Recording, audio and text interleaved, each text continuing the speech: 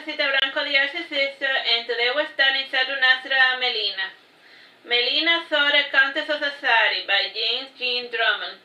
Like, that's just a fake author, but it's really bad. That's just a fake author because the book is reading from the perspective of one of the people that live in the world, you know? It's like you know how Don Quixote was, even though Cervantes wrote it, there's an inn world writer named Cide Amante. It's some nonsense like that. Alright, so let's just get started on it already. Now that you understand how the narration is gonna work. Chapter 1. I was ransacking through the personal effects of my dearly departed grandfather, and among his personal effects I found several crumbling letters, a scarf, and a small portrait, and the small portrait was simply titled Melina Sore. Melina was a famous heroine, and she was one of the generals who led an army of knights who finally defeated Bersame. And it had been 35 years since Bersame had been slain, and the tales of Melina's heroism circled far and wide. And her supporters claimed she was heaven sent, and those who were defeated by her military might paint her in the ugliest of colors. Just who was Melina Sore? And to solve this mystery, I traveled to the former capital of Veragero. And as of now, the capital was being managed by a strange group of knights who called themselves the Knights of the Realm. And in yonder times, I was told that this was the capital safeguarded by dragons. And it was an architectural masterpiece, and the capital now is twice as small, and during my journey I saw the old decaying towers and the ruined battlements. Surprisingly, the castle was still in one piece, and my grandfather had told me that the looters had tried to burn the palace to the ground, and although the pieces within had a strange resilience to them, and as such the castle of Bersame was still in one piece, and although the items that had been stolen were soon afterwards returned due to some strange superstition. And the local folk claimed that the castle was haunted, and it was within this castle where I hoped to find my answers, and after pleading with the knights, I was allowed into the fifth tower. And it took a bit of coins, but I was able to search the archives, and Bersame kept lengthy record of all of the financial transactions of his empire. And through these records, I was able to find some official document pertaining to Melina's life. And while searching, I was shocked to find a record of a slave purchase of a maiden named Melina. And Melina was a unique name, and it had become more commonplace as a slave due to Melina Sore's fame. And in the record there was a faded etching attached to the sales information showing Melina in all of her youthful elegance. There was no doubt the slave Melina was the same as Melina Sore, and from my grandfather's portrait. And this record dated 25 years ago, and keeping this in mind, I was able to narrow down my search, and I spoke with living veterans of the Great War. And although the soldiers held strong opinions about her, and a good number of the knights claimed to be her one and only true love, an important contribution to the story came from the berserker Countess Elaine. And at the age of 75, she had sound mind and judgment and sublime temperament to match. And at the time she had served as the lady-in-waiting of the Mad Queen of Veragero.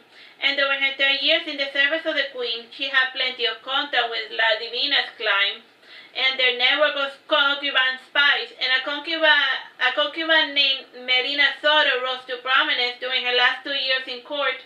And according to the Countess, Melina Sore spent most of her early life in Sassari, and Sassari was one of the few feudos to escape the ravages of war. And part of the problem lay in getting to the city, and bandits had taken a residence near the abandoned towers and forts surrounding the city, and as such traveling there was rather dangerous, and I was about to give up on the journey altogether when a chance encounter provided me the opportunity to safely travel to Sassari and back again. And when I arrived in town, I was surprised by the people's obliviousness of Melina Sore's existence, and most did not even seem to know the name of their illustrious general. And little by little, I was able to uncover the mystery of Melina and the strange power she had over the people of Sassari. And it wasn't that the residents of Sassari did not know Melina. Rather, they were greedily guarding her secrets with the same fervor akin to a cult. They said, we don't know Melina. I said, yes, we know Melina, but you're an outsider, and we won't tell you about her. Something like that. It took much persuasion, money, and liquor to get the first-hand anecdotes on Melina Sore's early life, and much of the contribution came from Francesca Dasrimi, and she was a gentle 65-year-old lady of questionable background, and she spent most of her time grieving for her lost mistress, and indeed Melina Sore had disappeared 30 years ago, and there were no records of her death, and some even speculated that she had been taken to the lands of Albion of the North, and Lady Francesca was Melina's lady-in-waiting for most of her early life. And like me, she had done research on Melina's true identity, and her work, though earlier, was a bit superficial, and it focused on hearsays, and it did contain some lurid and bizarre details on Melina's private life.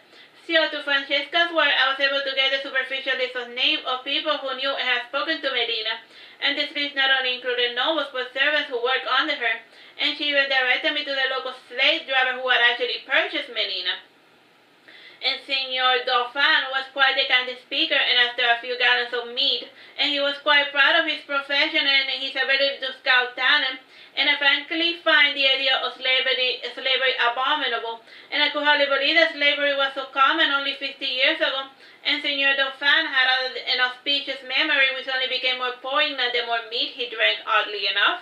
And he had acquired Melina 50 years ago, and from all of whom I had spoken to, he was the one person who had the earliest record of Melina's existence, and he directed me to the forest where we had actually found her living among the nymphs.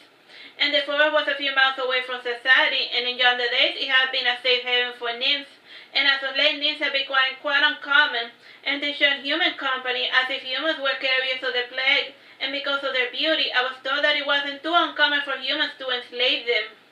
And I searched the forest for days, and like I had expected, I did not run into a single nymph. However, I was able to understand the surroundings, which helped in the foundation of Melina's character. And aside from the slave driver, I also had the chance to speak with one of Melina's old customers, and a good number of them had already expired, and others were too ashamed to speak the truth. And the most colorful accounts came from Lucrecia la Divina, and she belonged to la Divina clan, and she had nothing but bizarre tales to say about Melina's sorrow.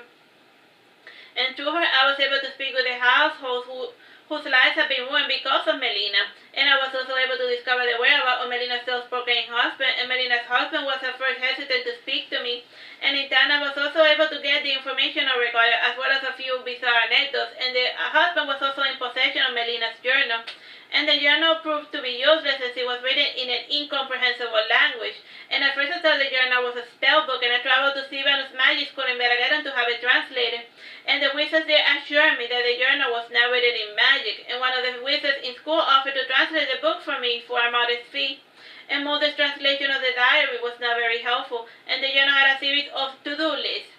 And the list included food items that Melina liked to smell and favorite perfume and words she liked. It also listed names of people and the number beside them. And the same was done with words, and from time to time there were drawings of stick figures, and there were other sections that had genuine gibberish about them.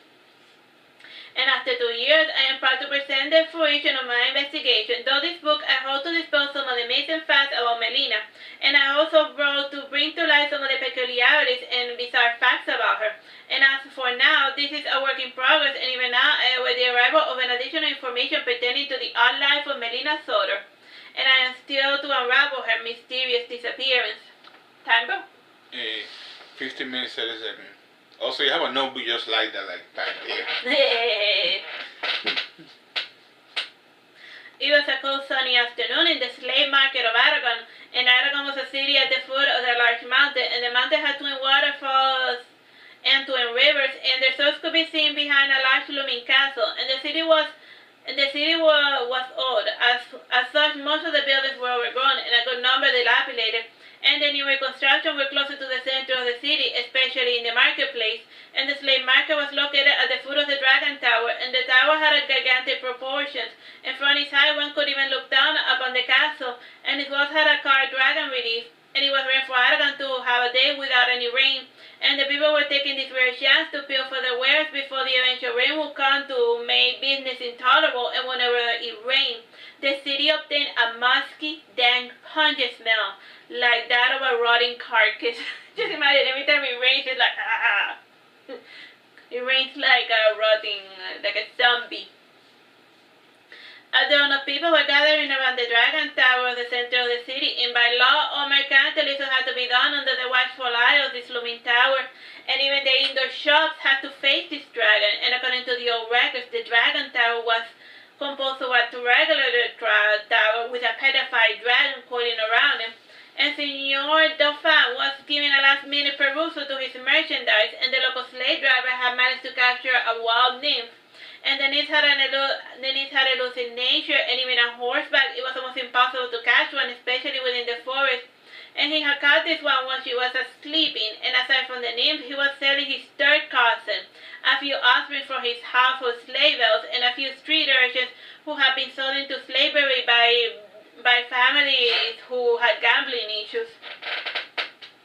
His inventory was chained together except for the little nymph, and she was currently sitting down beside the other slaves, and she was wrapped from head to toe in a clean white robe, and the robe had decorated golden borders around it, and the decorations bore the semblance of a type of cursive script, though if read it was simply gibberish.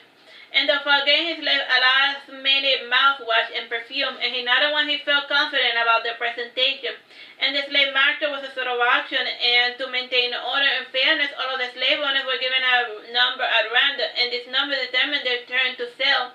And each slave owner was only allowed to sell 10 groupies, and for brevity's sake, each slave owner sold them in bulks, and those with finer finds or those with few slaves sold them individually. And Dauphin belonged to the latter, and he specialized in selling children. And Dauphin was growing a bit nervous with the passing of time, and the sales in the market were taking longer than usual, and by sunset his turn had finally come. And he almost dreaded having to do the line again to pick a turn for the following day. And on top of everything, most of the nobles purchasing the slaves have already left. And he sold his first net groupings for a fair price, and he hoped to make his true profit by selling his final slave. And Dauphin had carried his nymph slave on top of the wooden stage, and her mother's attire made it impossible for any of the auctioneers to get a good look at her. And Dauphin did this as part of the surprise. As usual, I saved the best for last, said Dauphin, pointing with his whip. The crowd whispered among each other with a mixture of disdain and curiosity. This rare gem is an impede maiden, and she was acquired in the Crooked Forest. Her age is estimated between 3 and 10, and she has all her teeth, and her mouth smells a bit like peppermint, and she has quite the docile personality, even though she has the bad habit of daydreaming, said Dauphin. And Dauphin removed the nymph's robes to show her in all of her youthful splendor, and she had the figure of a 12 or 14-year-old maiden, and is fully mature at the age of 5. And Dauphin had previously noted a strange oddity in the girl, and nymph, like most humanoids, had body hair, and this nymph had no carpet leg hair or even the small suggestion of a facial mustache. This is like, oh, that's weird. Time, bro? 11. At first, Dauphin believed that the nymph had shaved it off, and shaving had been trendy as of late, but it didn't make any sense considering that she came from the woods. And after 2 weeks, he noticed that no new hair had grown back, and another oddity was the nymph's eye colors, and normally all nymphs' eyes change color depending on their emotions, and the passivity and bored expression of this nymph triggered gray-colored eyes, and her eye color was never gray nor black, and Dauphin kept this interesting fact to himself. All that mattered was the visible beauty of his blonde slave. And Dauphin showed the nymph girl front and back, and during this proceeding, the nymph girl kept staring at the ground. And this faint shyness was useful for Dauphin, and a night asked Dauphin, "Does she know any tricks?" "I don't know. She does have a lovely singing voice," said Dauphin, putting the rose back on the nymph. And then I was getting chilly, and he did not like the prospect of selling a girl with a fever. And Dauphin made a gesture to the girl and said, "Sing something, anything." Dauphin could not remember exactly what the nymph sang, and the song had been sung in a foreign tongue, and all that he remembered was that it was a catchy tune about a lady named Melina. And it was thanks to this song that Melina's new owner had given her that name. And during the final negotiation, the stupid song had greatly devalued Melina. And Melina's new owners were 2 scoutmasters for one of the courtesan guilds. And the scoutmasters typically wore black noble attires and brown traveling coats, and the work was often more as a uniform than anything else. And prostitutes and courtesans had undergone a process of professionalism during the course of 100 years, and some courtesan and prostitution guilds had state subsidies, and historians believe this professionalism came as a result of the kingship of Bersamin, and King Bersamin was famous for using high-priced courtesans for keeping tabs on his enemies. And the scoutmasters paid with banknotes, though the banknotes were genuine. The fans suspected that the scoutmasters were simply using a pseudonym. and the final negotiations were done within a nearby notary's office. And his offices were located all over the city, and there was always at least two near the market. And the notary was related to Dauphin, and as such he always did business with him. And one of Melina's owners said to the notary, "Do you have a tattoo kit?" "Yes, why do you ask?" inquired the notary. "Instead of traditional branding, we would like a simple tattoo. It is an aesthetic choice of our host, of our master," explained the scout. I have quite a small brands. And if you're worried about scouring the merchandise in the notary, bringing out different brands of different shapes and sizes, oh, for the love of me, just find the tattoo kit, and we will compensate you for the time you waste on it, snapped the second scout. Melina said, "Tattoos are so ugly. If I wanted to run away, I would have done so, and there's no need to brand me." "Who said you could tag?" said Dauphin, slapping Melina in the back of her head. "Now, Mio, you're not the boss of me, and these fine gentlemen are now the boss, so you have no earthly business scolding me," yelled Melina. Dauphin was about to whip her when one of the scoutmasters stood in the way, and he said to Dauphin, "The girl has a point. We own her now, and as such, the duty to reprimand her falls on us." "Well, don't you stand there. Do something about that sassy mouth," demanded Dauphin. "Slave or not, we will strike you down if you raise a hand against her," warned one of the scouts. Dauphin laughed heartily when he realized that the scoutmasters were actually in fact nice, and he found the knight's hypocrisy quite laughable, and knowing full well that he could not reason with their kind and their stupidity, Dauphin moderated his temper. It's like they're nice, or are supposed to stand up for like females and damsels in distress, but yet the knight bought a female slave. Oh, the hypocrisy! Oh, don't hurt her. You get it, right? Don't hurt her. Only we are allowed to hurt her. Oh, the hypocrisy! But yeah. The notary eventually found the tattooing instrument, and one of the scouts brought a sketch of a 7-sun rose. And the tattoo was done with a needle and black ink, and normally girls would make a big fuss about the tattooing process. Melina seemed bored and a bit sleepy. Is she like an high level power, or just No, just a very bored one. Yeah. Yeah. But she doesn't feel pain then? No, she doesn't feel it, but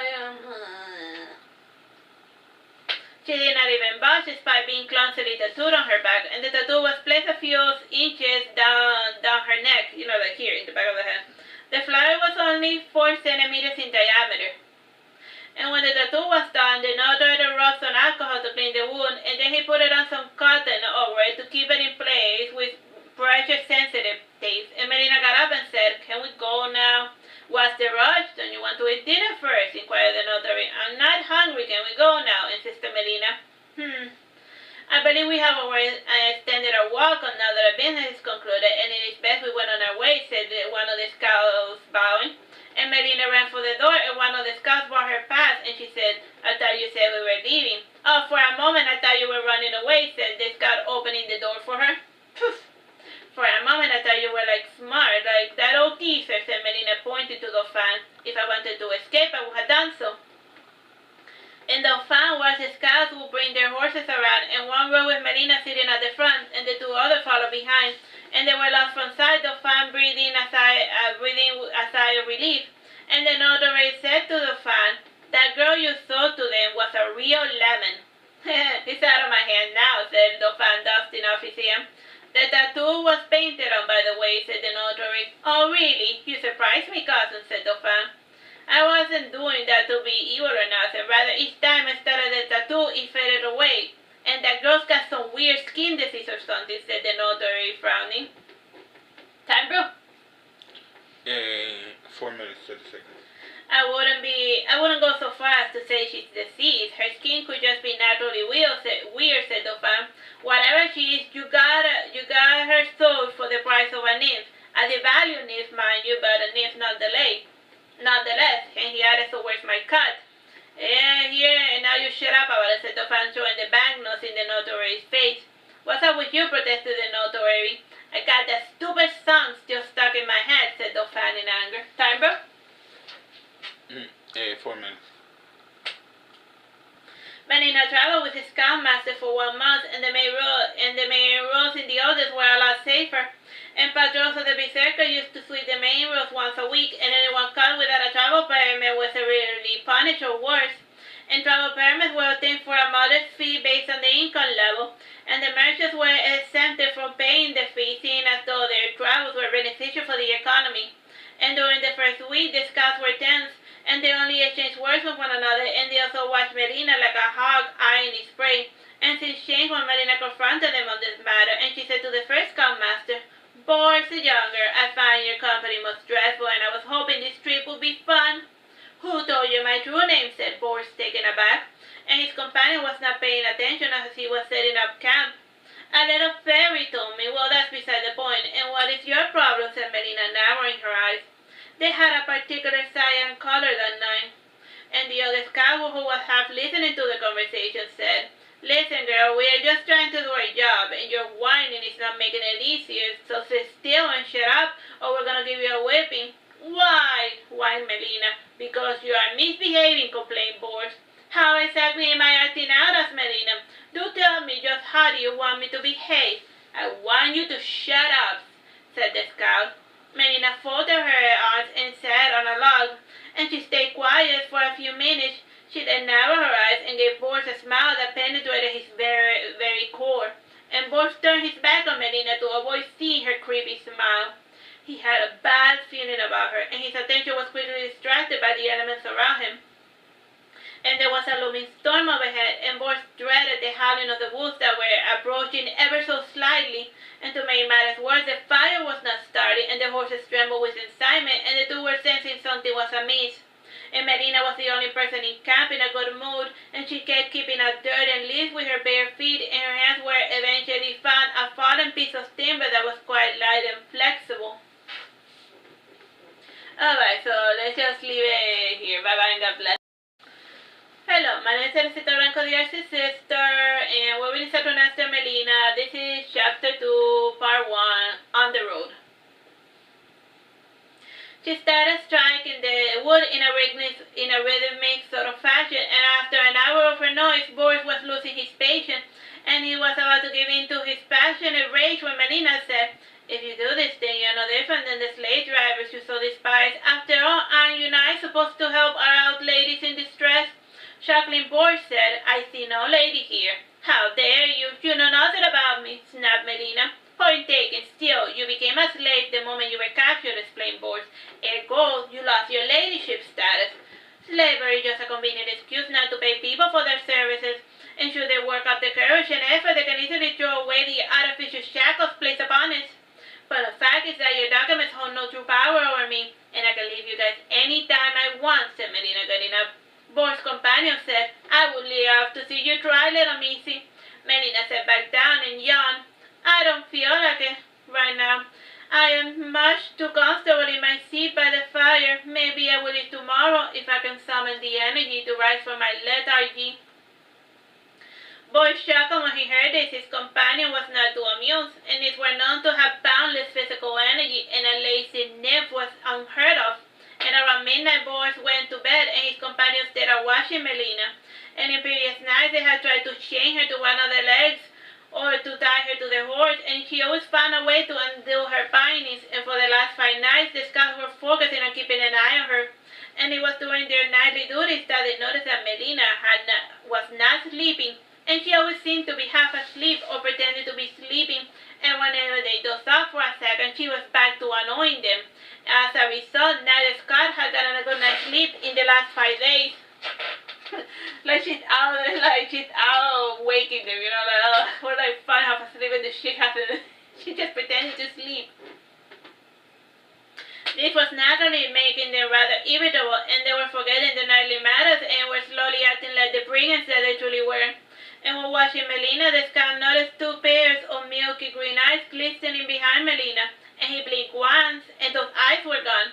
And sighing, Melina said, "And why don't you go to sleep, Gareth? I will keep watch for the wolves for you, and they won't harm you as long as I'm awake." "Forgive me, my lady," said Gareth, "but I don't trust you." "Why? I haven't given you a reason not to trust me." "Or are you afraid that I will cut your throat while you sleep?" inquired Melina shockingly. Gareth thought a moment, and then he asked, "When did I tell you my name?" "You didn't," said Melina, yawning, and she started writing cursive letters with a stick in her hand. "How old are you, Melina?" asked Gareth, and he tended to be more sociable when Boris was not watching. "A gentleman never asks, and a lady never tells," said Melina.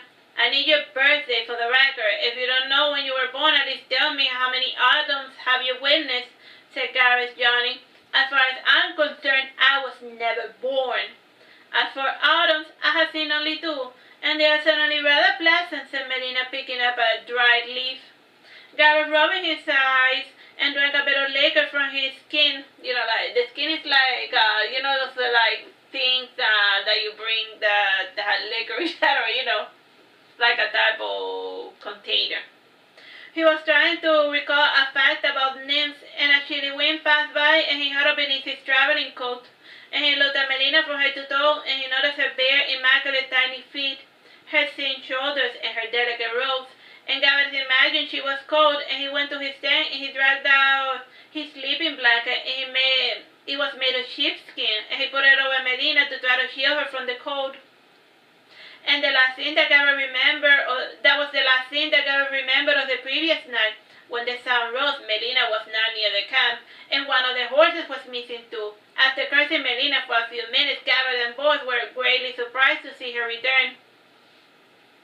She explained, "I went to the river to take a bath, and I greatly recommend you take one as well." "You could have run away," said Gareth, smiling sadly. "Why do you come back?"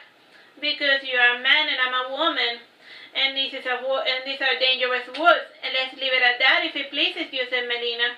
Her explanation was quite unsatisfactory. However, Gareth and Boris chose to leave it at that. Neither were in the mood to argue with the wench, and she had returned, and that was all that mattered. And again she said, "The river is not too far away. I strongly recommend you men take a bath."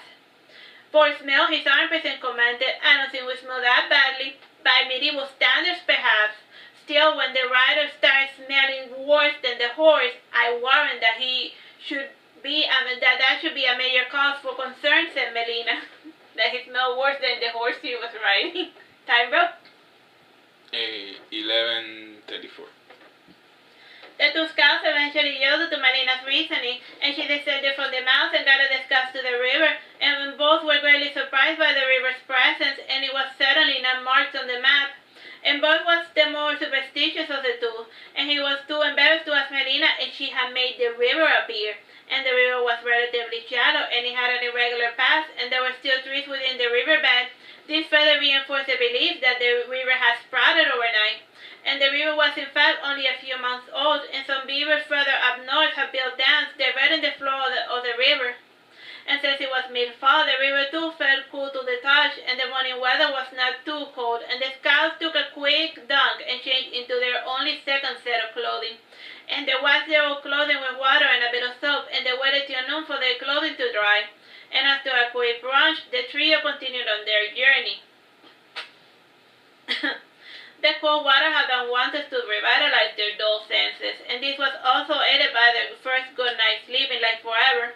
And to pass the time, boys tried to fill out the form pertaining to Melina's birth certificate, and the certificate was needed to do any official business among humans, and he was writing the basic information on a little traveling notebook with a tiny wooden pencil. And he had to tie the reins to the other horse, and as such he had his hands free as he rode along, and Melina was riding with Gareth that day, and Boris asked Melina, "So what's your name again?" And it would be quite a bother to look through my satchel to find the receipt. "It is Melina. Melina. That is what you people call me," she said, yawning, and she rested her forehead against Gareth's back. And Gareth, looking back, suggested, "Why don't you wait till our next stop to do this?" "If I postpone it, I'll forget it again, and I would prefer to get this bureaucracy out of the way," answered Boris. "Suit yourself," said Gareth, turning his face towards the road. When were you born?" asked Boris. Melina shrugged her shoulders in response, and both put it on the 5th month, 15th day of the year 817. Each race had its own calendar, and the human calendar had started counting from zero about 870 years ago, and and the reason for changing the calendars remain a mystery. And based on the birthday, Melina was supposed to be 3.5 years old. And do you have the name of your parents? Asked Boris. Yes, said Melina. And their names are? Inquired Boris. Put whatever name you like, seeing as though you arbitrarily named it Melina Soros, snapped Melina. She does have a point, said Gary. Just fill out the information with whatever. Nobody reads these birth certificates anyways. They belong to the slave. And the notaries only need to make certain that you have a birth certificate. Still, I would like to have some semblance of accuracy, said Boris. And I could give you 2 random names for you to put. If only to get you to stop badgering me with boring questions, said Melina. And she then said, just put the names Cecilia and Ed Thoreau. Don't you know any nymphs' names? Asked Boris, growing somewhat annoyed. Try Harpina. That sounds like a nymph's name, suggested Melina. That sounds a little too much like Harpy, but whatever, said Boris, writing down Harpina instead of Cecilia. The father's name was Kes, since it was not too uncommon for nymphs to mate with regular humans. All nymphs claim to have divine blood flowing through their veins. They neither age nor suffer any illness. They could still be killed in the old-fashioned way, like stabbing them with a pointy end. Time, bro? 14:50. 14 minutes? Yeah. According to Undine, nymphs could reproduce with either humans, light elves, or not giants, and if the child was born female, the nymph's traits would become dominant. And male children were adorable, but were more akin to their human counterpart, and they aged and grew sick like regular human beings. And the female litters were born in trees or higher groupings, and males were only one at times. And Boris finished his final notes by writing that Melina had been born in the forest surrounding Aragon. And after Boris was done, the ride continued in its usual silence, and a few scant raindrops occasionally broke the silence. And truly the roads were quite peaceful in those days. And Melina arrived to Sassari one cold winter afternoon, and the grounds in the pavilions were paved in a thin layer of snow. And the pavilions were free-standing structures located in the gardens or linked by a small hallway to the main building. And at the main building, they were large, 1 to 4 story high, and the pavilions housed the courtesans of Sassari. And in the main palace lived the Imperial Divina, the queen of the courtesans. And all her descendants had the name Impedia for a last name. The Imperial Palace, the Imperial Palace, and the pavilions all faced a large freshwater lake, and the lake was large enough to require a lighthouse, and its pavilion was connected by a small marble road, and their architecture was more modern and no longer bore the semblance of a medieval palace like the main building. And the main palace was shaped like an L facing the outside, and it had very small first floor window, and the ones in the second floor were larger, with iron bars holding the decorated glass design. And the roof was triangular, made of iron tiles, and most of the palace today lies in ruin. And according to the logos, the main palace burned 20 years ago, and it is currently being reconstructed. And the pavilions were still in one piece. And the pavilion that Melina inhabited was the most pristine, and all of Melina's possessions were intact. And like the writer's talking about, like when he visited Melina's room in like the modern times, yeah. And I was like back to the past and whatnot. And when Melina arrived, she was greeted by the disdainful stares of the other courtesans, and a good number whispered about her while walking across the garden. And the pavilion Melina was doing, however, was only 1 floor high. However, the roof was high enough to fit 3 floors, and it was called the Dame's Pavilion. The Dame's Pavilion, thanks to its checkerboard pattern floor. And this pavilion too was L-shaped. However, it had an open hallway connecting it to the 2 other halves, and the visitors could pass through the hallway and enter the elegant geometrical garden. And the hallway had a lovely red marble columns with white roofs, and the windows were large and wide and arched, and the interior hallways were white with wooden floors. And these white elegant colored hallways were decorated with paintings, and in between each pair of paintings there were massive portals that led to the living quarters of the courtesans, the salons, the tea rooms, and the playroom. And the structure was ahead of its time, and it was completely devoid of militaristic applications. It was truly a genuine leisure palace.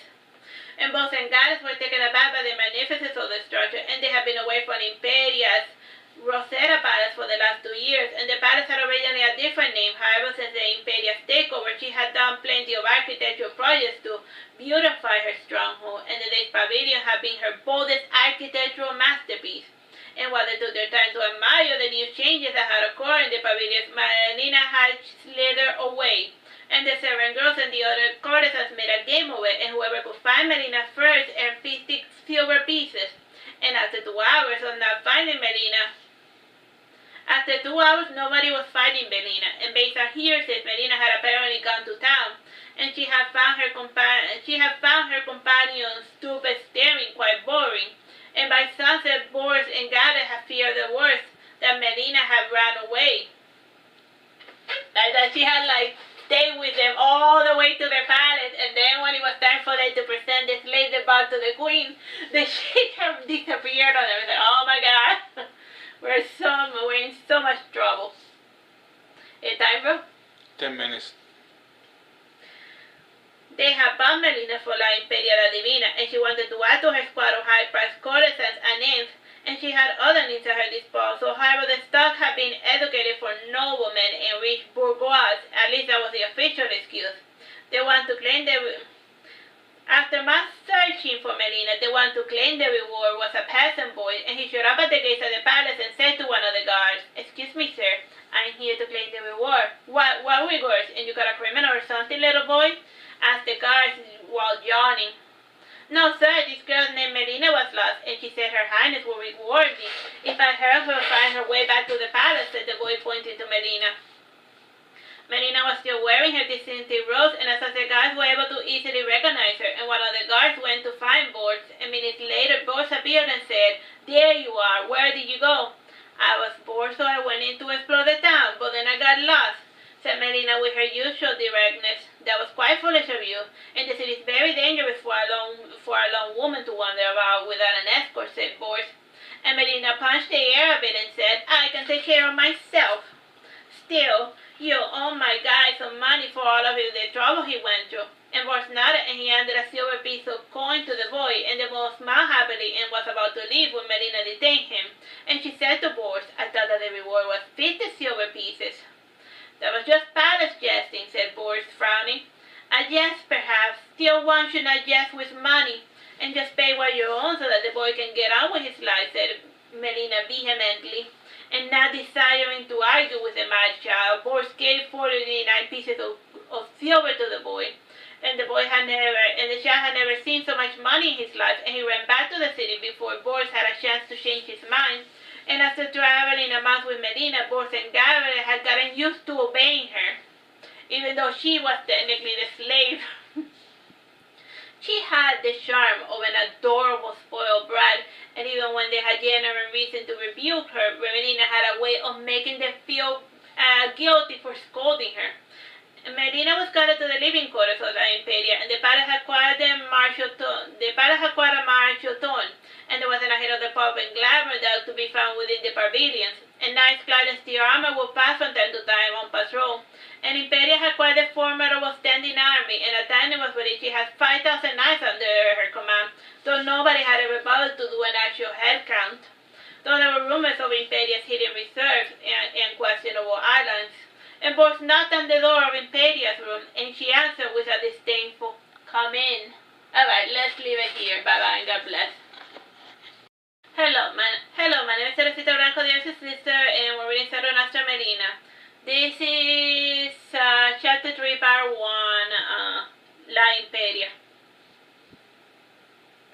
Like her castle, La Imperia's living quarters were dread, and the bed, though comfortable, was devoid of ornamentation, and the same could be said of the furniture, and her wooden bookstand and writing table. The same could be said of the furniture, her wooden bookstand, writing table, and closet. At the age of 47, Imperia still retained all of her youthful splendor, and her body was still solid despite having given birth to 5 children, and her long, dirty blonde hair had few gray hairs. And both went inside Imperia's room while Melina and Gades waited outside, and both removed his feather hat and he saluted his queen. And Imperia got up and did a slight curtsy before sitting down, and she said to Boris, "You are late, and I was told your party had arrived around noon." Forgive me, my lady, said Bors, and my companions and I were distracted by the magnificence of your new pavilion. It is truly an architectural wonder, so unlike anything I have ever seen before. There's nothing to apologize for, Boris, dear, and new acquisitions are always a bother to house trains, and no one blames you for losing track of the little nymph. And she added, what is she like? Other than her little disappearing habits and whatnot. And both answered, she talks like a little boy, but at times she can be sweet, and she has all of her teeth. That's a first, said Imperia, and her cold blue eyes glowed with a strange fire for a second. Yes, she has very nice teeth, pure white too, and her breath smells like a peppermint, said Boris, remembering. Imperia frowned and looked up, and her velvet dress rustled a little as she shifted her sitting position. And she then said, yes, now I remember, Undine had all of her teeth. She was always very fussy about her hygiene. Perhaps, and this is a habit of purebred nymphs, suggested Boris. Maybe. Up until now, all of our stuff have been considered third or fourth generation, and slave nymphs, and it is rather refreshing to engage with a nymph whose humor has not been tainted by modern vices, said Imperia, smiling. And she added, speaking of her human, what wellspring of knowledge does her mind contain? She seems oblivious to her customs and fashion sense, and when I cite the words of contemporary writers, she yawns and goes on about her business. It is truly impossible to have an intelligent conversation with the girl since she has such short attention span, and most of the time she seems either bored or sleepy, said Bors. One cannot blame her for finding your company boorish, my dear Bors. And as for her insomnia, a simple potion or a comfortable bed can remedy that problem, said Imperia, dismissing the problem. And Bors was silent for a moment, and then seemed to incline to inform Imperia of the other peculiarities, and a month was enough for everyone to notice them, and Imperia's institution told her that she was not getting the complete story, and so what alarmed, she asked, is her chastity intact? Garrett checks, all of her goods are intact, said Boris, sighing in relief. Imperia was still a bit suspicious, but she decided not to press the issue, and she said, well, bring her in. Gareth, who was eavesdropping, opened the door for Melina, and Melina did not wait to be allowed to be seated, and she unceremoniously sat in an armchair facing Imperia. And the Queen Imperia looked at Melina for her to do, and Melina also eyed Imperia with bored disdain. And taking a serious tone, Imperia said, do you know why you're here? This man bound my freedom, and as a favor, I agree to see you and aid you in whatever it is that you might need, answered Melina. Imperia glared at Gareth but said nothing, and her bargaining position was slowly being diminished, and she then said, I was under the impression that you were but a mere child, yet you dare speak to me as if I was your equal. The laws of man and the laws of nature rarely coincide. As for power relations, I am not your equal, Galatea, said Melina. Bors reminded Melina by saying, girl, we have already told you our mistress was called Imperia la Divina. Sure she is, said Melina. And by now Imperia was starting to grow annoyed, and Imperia quickly scribbled an invoice with the payment that was owed to Bors and Gareth. And Melina behaved just like Imperia had expected, and then some. Though careful grooming, she could become one of her most successful courtesans. And as for Bors and Gareth, after Bors and Gareth received their dues, they went to take Melina to her governess, and this was the last time they were going to see her, or so they believed at the time. And while walking there, Bors asked Melina, why do you have to be so mean to our mistress? She was showing you the utmost courtesy. Just because someone is insulting you in a nice way does not change the fact that they are being mean to you, said Melina. I believe no insult was implied, commented Gareth. That's what she wanted you to think, said Melina. Still, that does not change the fact that she saved you from becoming a common prostitute or worse. You should have at least tried to be polite, said Gareth. I was being nice. I just did not see the reason to kiss up to her, said Melina, putting the hood over Rose back on. This response made Bors and Gareth laugh heartily, and when they were done laughing, Melina asked, so what happens now? Our lady has assigned you one of the strictest governesses in the business, meaning you will get whipped on a regular basis, explained Bors. Why, I don't need a teacher. What can she teach me that I don't already know? Whined Melina. She can teach you how to act like a lady, said Boris. Point taken, said Melina. If anything, she can help me pass the time. This conversation lasted until the group was at the door of the drawing room, and Gareth said with a trembling voice, "Our journey comes to an end, my lady, and it started a bit rough, but you certainly made the ride interesting." "The pleasure was all mine," said Melina, doing a curtsy. Boris dragged Gareth by the shoulder and said, "Come on, we have more work to do." And he added, whispering to Gareth, "The sooner you get away from her, the sooner you will be cured of your unhealthy infatuation." "I hope so," said Gareth, giving one final look to Melina. Time, bro? 17 minutes. During her first few months, Melina went through governesses very quickly, and she was such an unruly child who had a knack for driving her governess to the brink of madness. And the rumors about what she did to the governesses were a bit sketchy, and only the end result ever became public. And the first governess who tried to dominate Melina attempted suicide, and she was ironically saved by her pupil. And the second one got into a fist fight with Melina. Though Melina was smaller and weaker, she easily bested her contender. And the last one was a real fiasco, and one of Melina's sweethearts, a knight belonging to the Danes pavilion, noticed Melina's governess was depriving her of food. And he noticed that the governess failed to feed Melina for 3 days in a row. And he brought a complaint to Impede, who was greatly mortified by the news that they were starving her courtesan in training. Impede had invested a lot of resources in Melina. She was not about to let her starve to death, and after meditating on the problem, Impede decided to use a light touch with Melina, and for this purpose she hired a maiden named Francesca d'Asrime, and she was the young 15-year-old daughter of the lesser courtesan. Lesser courtesan was the name given to the high-priced prostitutes, and a month ago she had made a plea to the palace to have Impede hire her daughter, and Impede used to get pleas like this on a regular basis. And this plea was somehow got mixed with her official correspondence. And Impede was about to throw away the envelope when she heard Melina's loud, thunderous song echoing through the hallways. And Impede read the letter over the top, and she was a bit skeptical about the talents of this so-called Francesca d'Asrime. And in the end, she decided to grant Francesca an audience, and it took Francesca 2 months to travel from Marseilles to Sassari, and Marseilles was located in the southeast of the continent, and Sassari was 2 cities west of Veragerum at the heart of the continent, and during this time, Melina was left to her own devices.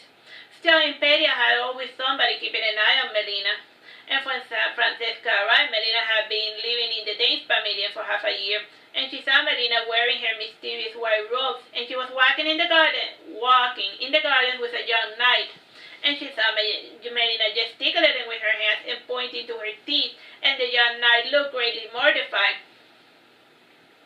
And the maid escorting Francesca said, "She is probably scolding him about his dental hygiene, and the girl is quite a neat freak, despite wearing the same outfit 30-15. It's just that the weeks and the day are partitioned differently, and in that world, the day doesn't last 24 hours; it lasts 30. And the week they like to cement it in 15 by 15 instead of 7 by 7. Yeah. So like the months are split in half. Yeah. Because then it creates a great symmetry with days that last 30 hours a day. Yeah.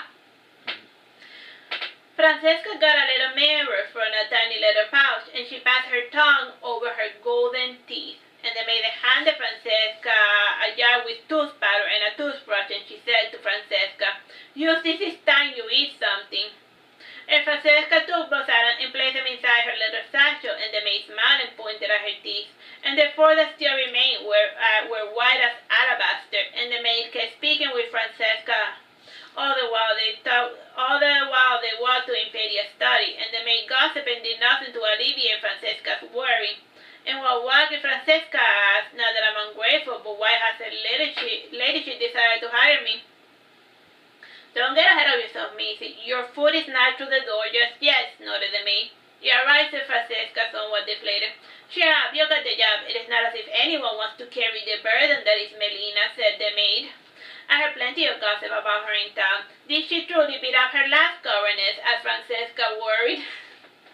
The maid looked left and right before saying in a low voice, the bitch had it coming, beating up little girls just 'cause they can't serve a master cursive, and she was the real reason I did not land that cushy job as a scribe. And what does the letter she put up with Melina? Inquired Francesca. Who knows? Why don't you ask her yourself? And I would ask her too, if only I did not have 2 mouths to feed, said the maid. It would be out of line if I were to ask such an impertinent question, retorted Francesca. And the manner chicha was put to an abrupt end when the bear entered Impedia's study, and the maid looked loudly to make her presence known, and taken aback, Francesca said, Don't now so loud. Do you wish to arouse her anger? That's not my problem, giggled the maid, and she then said loudly, My lady, I brought Madame Francesca. And the maid waited to get Impedia's permission to enter, and after 5 minutes of silence, the both opened, and a voice said from within the room, Come in. Time, bro? 11 minutes, 50 seconds.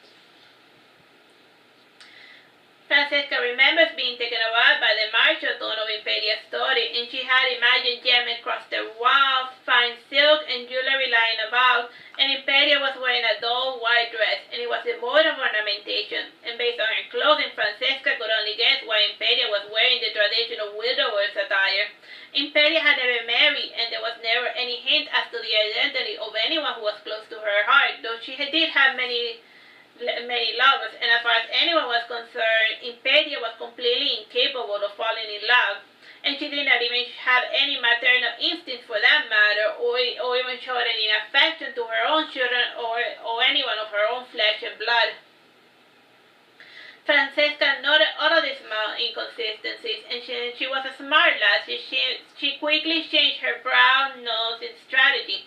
And while Francesca studied Impedia measured her guess, and this unspoken battle of wits lasted for minutes that felt like hours, and eventually it was Impedia who broke the silence when she said, Sit down and have some tea with me. Alright, let's just leave it here for now. Bye-bye and God bless. Hello, my name is Teresita Blanco, the Artsy Sister, and today we're reading Saturnastra Melina. This is chapter 4, The Godliness. Francesca sat on a couch facing La Impedia, and the maid closed the door and left the 2 women alone.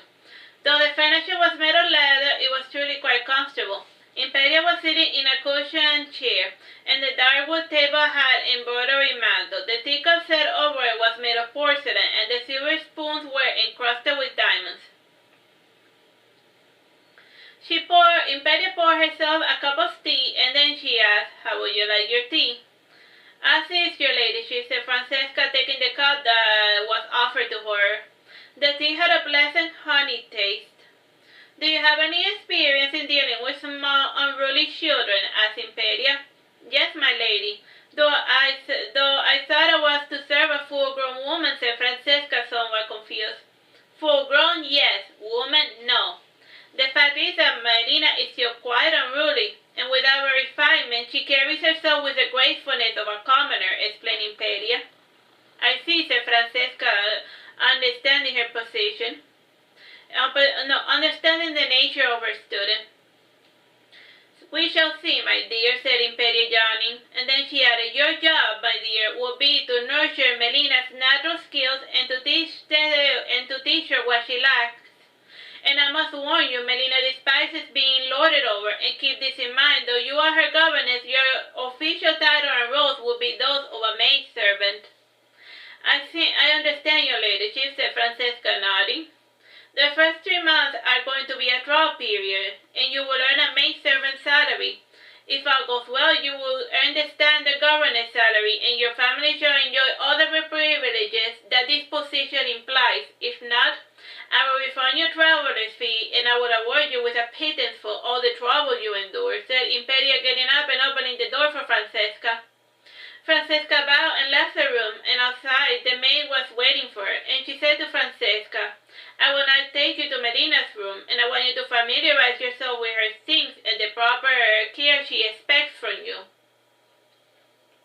Francesca nodded in response, and the pair walked over to the Danes' pavilion, and Melina's room was on the far western side of the palace, and this section faced the rose garden, and while walking the pavilion, Francesca was naturally distracted by the luxurious design, and she failed to listen to the complicated explanation of Melina's living arrangement, and when the maid noticed Francesca was not listening, she stopped talking altogether.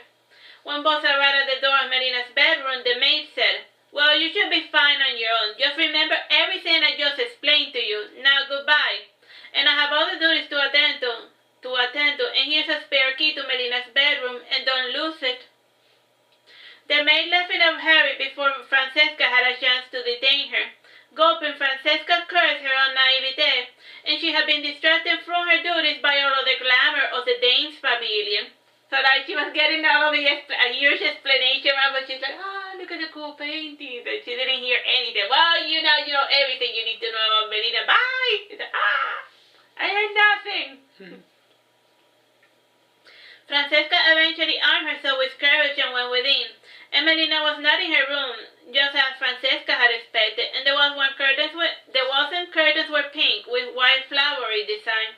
There were 2 windows on each side of the room, and aside from the entrance portal section, and instead of windows, it had 2 bookshelves, and the windows facing the bed had twin fireplaces with a large square mirror.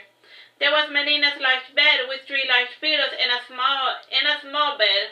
The bed had elegant scroll designs and a white curtain, and the red wooden floor had large white carpet decorated with red roses.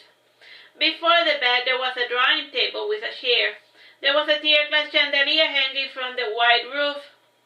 There was also a chandelier stand attached to the wall, and there was also a single dress drawer and a small bed a few legs away from the drawing table. The left side of the room led to the modern toilet room and the closet, and aside from these items, there were a few portraits decorating the walls, and Francesca looked through all of these items over the top to get a hint as to Melina's character. She did note the cleanliness of the floor, and the wood was glistening after a recent polish. And while searching around, she noted her own bedroom slippers at the foot of the smaller bed, and she guessed she had to share the same room with Melina, and this was not an uncommon practice among maidservants.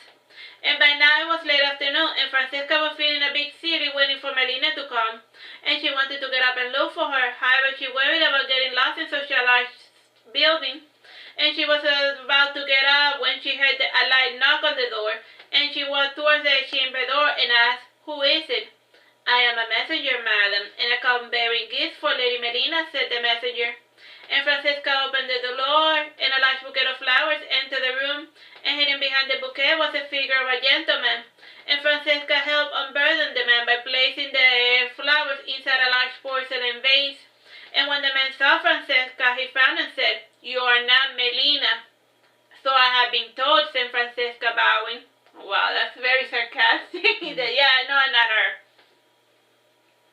"Do you know when Melina plans to check in?" asked the messenger. "I am new, so I wouldn't know," said Francesca, apologetic. "More the pity," said the messenger. "If you see Melina, tell her Sir Walter came to visit her."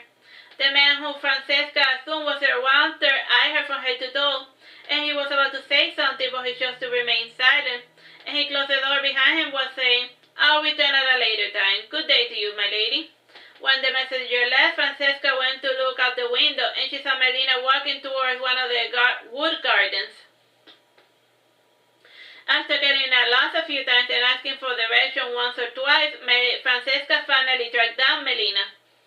And unlike all the other maidens in the palace, Melina was easy to spot, and in impede later she had mentioned Melina's odd dressing habits, and that day Melina was wearing a pink dress, and it had short sleeves and a pink sash below the breast, and the long dress partly delineated her curves, and however the skirt started below the chest, though the dress lacked ornamentation, it was made of pink silk, and her shoes were pink ballerina shoes, and her blonde curls were done up in a bud. Francesca found Melina resting in one of the garden hammocks, and a handsome man was sitting on a chair beside her with his hat removed, and Melina was not looking at him, and she was disdainfully hiding her face from him while using a white fan. She said, "Oh." Francesca cut half their conversation. Trial period, but my heart yearns for you, and my father will die soon, and I'm an only child. If you marry me, I can make you a wealthy, honorable woman, implored the young man. I don't care about the money, and I haven't been here long enough to sully my honor, as you like to call it, said Melina, yawning. And Melina suddenly closed her fan, and she shifted her position, and she caught Francesca's inquisitive gaze. Smiling, she said, "It's rude to eavesdrop, girl." And the young man turned around and he greeted Francesca. Since he no longer had his privacy, the young man left the two maidens alone. And Francesca sat in the empty seat, and then she said, "It is a pleasure to meet you, Melina. I am Francesca Dasrimi. I was appointed, and to be your new maidservant." "Sure you were, Franny," said Melina, flapping her fan. "I haven't been called Franny in ages," said Francesca with an air of nostalgia. "Why not? The name suits you a lot better than Francesca Dasrimi." "That name makes you sound too serious," commented Melina.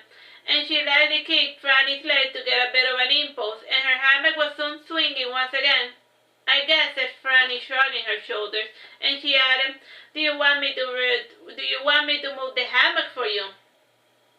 "If you had no better use of your time, then I would certainly appreciate it," said Melina, yawning wildly to showcase her beautiful, perfect teeth. Diente. "That's not a very ladylike habit," said Franny. "At least cover your mouth or something when you yawn." "I don't care. As a courtesan, I will never be considered a true lady, so why pretend to be something I'm not," said Melina.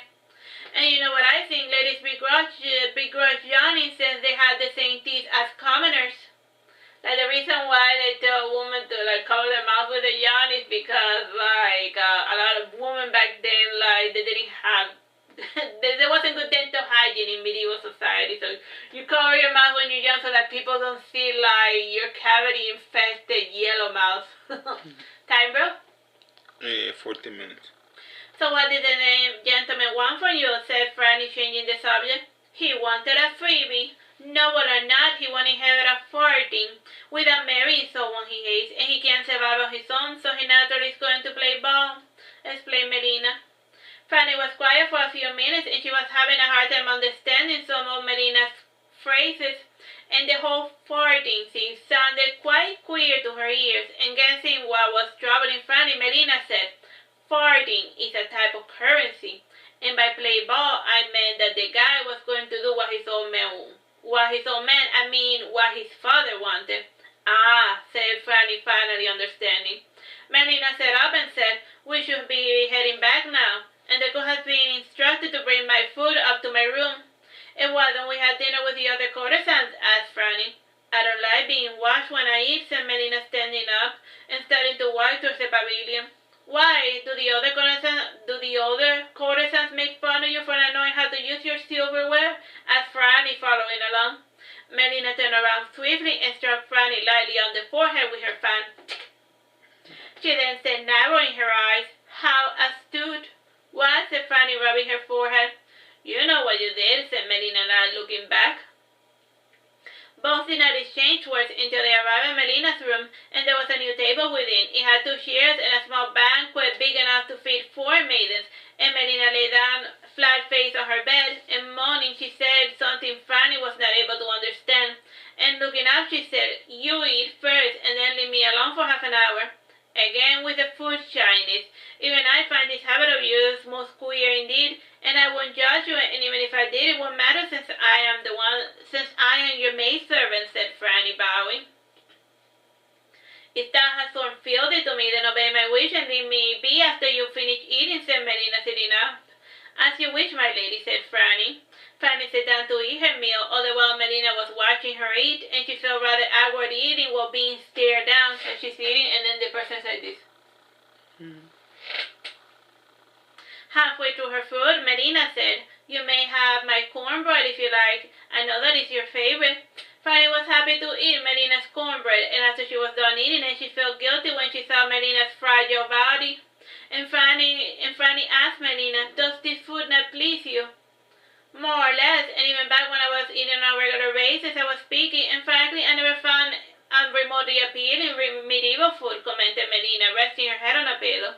And she was slowly removing the hairpins one by one, and in no time her hair band had come undone. If you want something in particular, I can always ask the cook to make it, said Franny, sipping her wine. There will be no point. There isn't enough spices in the region to cook for me what I truly desire, said Melina, licking her lips. And she added, consider my current state of affairs, it will be a wasted effort on his part. And Franny frowned again before saying, you speak in riddles and forgive me for being out of line, but just tell me, what do you want already? I want you to shut up and eat your damn food, and also eat mine as well too. And then have the others take away the food and tell everyone how much I ate, and that I will be getting big and fat like those pride hogs that they prance about as if they were the last coke in the desert, said Melina, sitting up. And her eyes were wide open, and the lethargic look from her face had completely dissipated, and there was a strange gleam in her eyes that made Franny sit up and take a staggered step back.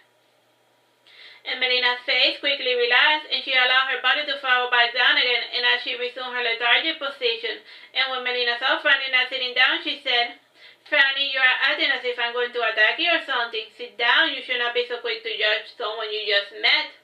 Franny answered with downcast eyes, I am sorry, but you are terribly frightened of me. That is what you wanted to say, and there is one thing you must know about me. I don't like to be messed with, and as long as you don't mess with me, I won't mess with you, and in my defense, your three predecessors had it coming, said Melina, looking at the roof. Apparently, one of Melina's many bad habits was not looking at people in the face when she spoke to them. What did they do to you that was so terrible? Asked Franny, sitting back down again. Nothing, just standard industry practice, said Melina, yawning. Franny was hoping Melina explained this a little better, and she decided not to press the issue since she was a young maiden, not to press the issue, and Franny still remembered how mean her governess was to her, and her mother had always had convinced her so that the whippings were for her own benefit, and looking back, Franny thought that most governesses were sadistic monsters who enjoyed torturing little boys and girls. And at the moment, Franny resolved not to be a mean-spirited governess like the one that had taught her. And following Melina's order, Franny ate part of Melina's meal, and she made it seem as if Melina had eaten something or other. And after a whole week of doing this, Franny wondered what the nymphs truly ate. And the food issue was certainly a cause for concern for impede, and one day Melina had her measurements taken, and despite not eating or drinking anything, and despite not being seen eating or drinking anything for a whole week, Melina maintained her weight. And it was around the weekend when Franny awoke to find Melina's bed ending, and Franny was a heavy sleeper, and an earthquake wouldn't wake her. And lighting was another matter, and her house had been burned down as a result of the lightning storm, and for this reason she awoke when she heard the lightning falling. And Franny at first could not make out Melina's assets from the bed, and she lighted a nearby candle and walked towards Melina's bed. And when she removed the cover, she saw Melina was gone, and trembling from head to toe, Franny reached for the wall and activated the enchantment that would light up the chandelier, and its warm golden hue casted a chase away the darkness. And a bolt of lightning fell close to the garden, and its light caught Franny's attention, and she noticed that one of the windows was open, and it was flapping to and fro, letting a good number of leaves fall within. And Franny ran towards the window to close it, in case it started raining. And while closing it, she noticed a piece of cloth stuck to one of the rose bushes, and reaching for it, Franny saw that it was a piece of Melina's nightgown. Time, bro? 7 minutes. Heavy droplets began to fall on Franny's hand, and she cursed when she saw Melina running into the gardens. And she was going to go around, however, she feared losing track of Melina. And against her better judgment, Franny tried to jump the rose bush, and she scraped her leg on the thorns, and the other was smashed against the floor, and Franny did not notice till this much later, and she ran in the direction of the forest. Another lightning bolt fell, and this was fell in the center of a nearby garden, and it was close enough to make Franny's ears start ringing. And at that moment, Franny was at an impasse. Did she dare run after her crazy mistress, or would she scurry back to safety of her bedroom and see how things turned out? In the end, Franny decided to chase after Melina, and in the darkness, the forest garden was painted in the most odious colors, and even the beautiful flowering trees had dark, sinister vibes about them. And she eventually heard an echo of Melina singing, and the elements combined with Melina singing made Franny think she was having a nightmare. And the raindrops started falling harder and swifter. And she grasped when she saw Melina, and under the pale light of the sky, Melina seemed like a pale white specter, and her white gown danced around her, crawled nearer. Franny yelled, Melina. Melina did not seem to hear her. Again, Franny yelled, Melina. And Melina beckoned Franny with her hand, and she said, Oh, Franny, the night is simply marvelous, and I have never seen anything quite like this. What nonsense do you speak? It is just a lightning storm, snapped Franny. Come play with me, Franny. Let us dance to the elements of nature, said Melina, who started humming while she walked, facing the night sky. I'm not playing with you, Melina, and get back to your room now, said Franny, coming closer and pulling Melina's shoulder. And Franny had hoped to muscle Melina back to the castle, however, the girl seemed rooted to the ground. And Melina took Franny's hand and forced her to assume a waltzing position, and the pair waltzed for a few minutes that felt to Franny like an eternity. And Melina then released Franny after making her do a twirl, and laughing she said, You are no fun at all. What do you have to be afraid of? I don't bite, and the bad weather is going to clear up in a couple of minutes. You don't know that, said Franny. Please don't make things harder for me. I need you to act like a proper lady if I am to stay here any longer. You shouldn't worry about La Imperia. She and I have a queer understanding, if you get my drift. And if I ask her to let you stay, then you will stay, explained Melina. Still, I can't take my chances. Please, please, I implore you. Let's go back to your bedroom, implored Franny with her hand.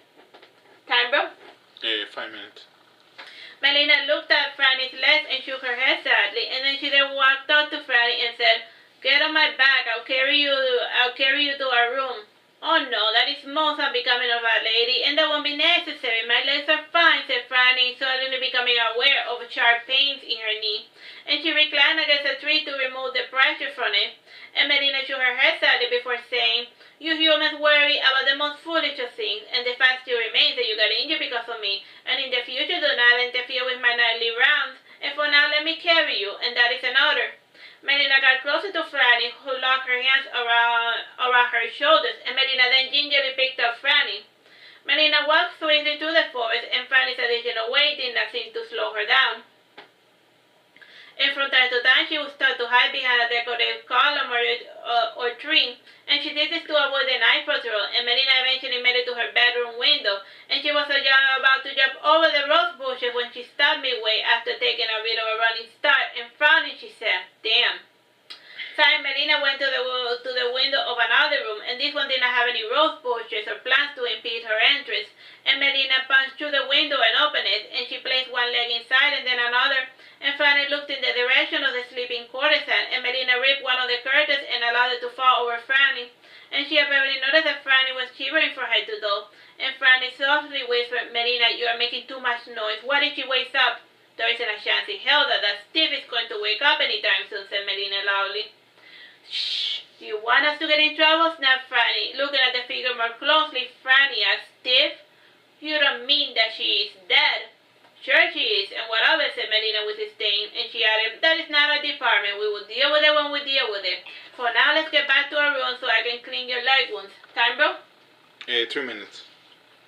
Yawning, Franny said, Fine, let's go. The sooner we get to my room, the sooner this nightmare will end. Melina opened the door and carried Franny to her bed. And Melina set Franny on the bed and then went to the bathroom to fetch a cloth and some warm water, and she fastidiously cleaned Franny's scratches and knee bruises, and then she poured a strange white liquid over Franny's leg, which made her flinch. Patting her scratches, Melina said, It is just alcohol to disinfect your wounds. Ugh, I don't care what it is, it burns. Take it out, said Franny, frowning. Fine, said Melina, rubbing soap over the wounds. Soap. And after she cleaned out the alcohol more or less, she put a bandage over Franny's knee and over the scratches, and the bandages felt cool to Franny's aching legs, and in no time the pain was gone. Melina then started unbuttoning Franny's nightgown, and then she said, Let me take this off, and I will get you a change of clothing. And Melina took Franny's nightgown and the curtain and threw them in the dirty clothing basket. And she brought out from the closet one of her own silky white nightgowns, and when Franny felt the texture, she said, This is one of your dresses. Were you not able to find one of my spares? Now it's not important. Just worry about yourself, said Melina. Melina helped Franny lie back on her bed, and she got one of her pillows and placed it underneath Franny's wounded knee. And Melina then gingerly wrapped Franny in the bedsheets, and when she saw that her mate was well, Melina went to her washroom to bathe.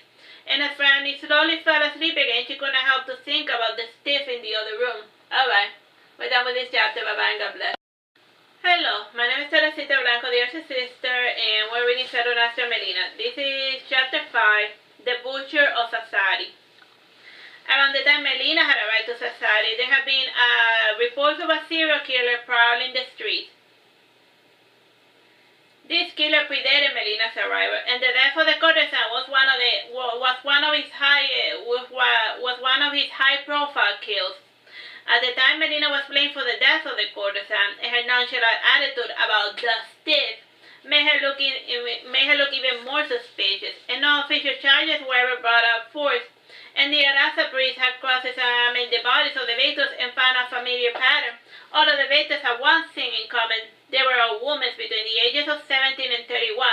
They were in pristine condition, and there wasn't a sign of a struggle or anything, and their bodies had simply died for no apparent reason. And foul play was eventually suspected when more and more bodies started turning up.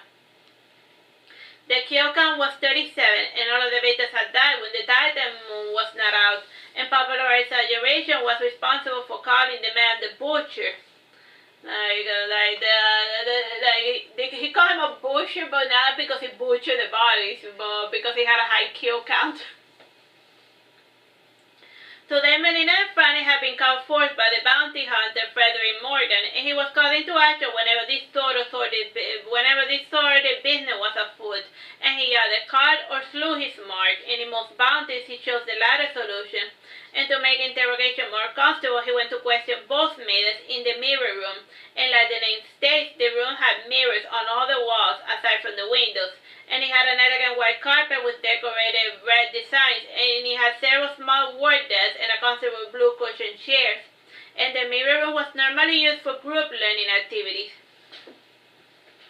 Melina was sitting facing Frederick, and one of the small work desks separated them, and Frederick had a quill and paper ready to scribble down anything he thought was important, and Franny was sitting beside Melina.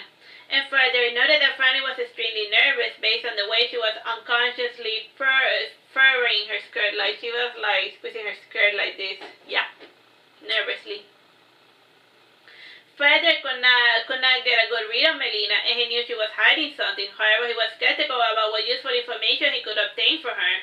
His skepticism was based on Paolo's hearsay about Melina's so-called insanity. And Frederick started as thus: I hear that you were in the gardens in the night of the murder, and can you tell me exactly what you saw? Melina reclined back on her seat and yawned, and then she said, Freddy dearest, do you want to know everything that I saw that night? All the things I saw that pertain to the stiff. I prefer that you tell me everything, and I will decide if the information you have to provide is useful, said Frederick, somewhat annoyed by Melina's informal tone. This won't do, Fred. The trail is probably cold by now, and you took too long to make it here, commented Melina. You may be right, Miss Thorough, and I pity there isn't a faster way of traveling than by horseback, said Frederick. You are mistaken, my good man. May just get around this continent rather fast without the need of horses, commented Melina. This is all well and fascinating, Miss Thorough, but please let's get back to the question at hand. Did you see or notice anything unusual the night of the murder? Said Frederick, getting back to the matter at hand. Melina frowned and said, I can't say. I haven't been here very long. Everything is brand new to me, and still. Like, she wouldn't be able to tell him if she saw anything unusual, because since she's new, she doesn't know what is usual there. Like, what's normal? What is normal here? Well, do you see anything unusual? Oh, well, what's normal? Melina's eyes shifted to a bizarre cyan color, and Freddy noted this change and made a slight note of it. Melina then said, The weather was a bit freaky the night of the murder, and I know that it doesn't rain so much this time of year. Also, lightning storms are a rarity. Why do you think the weather has anything to do with the murders? Asked Frederick. Melina shrugged her shoulders and said, I don't know, you tell me.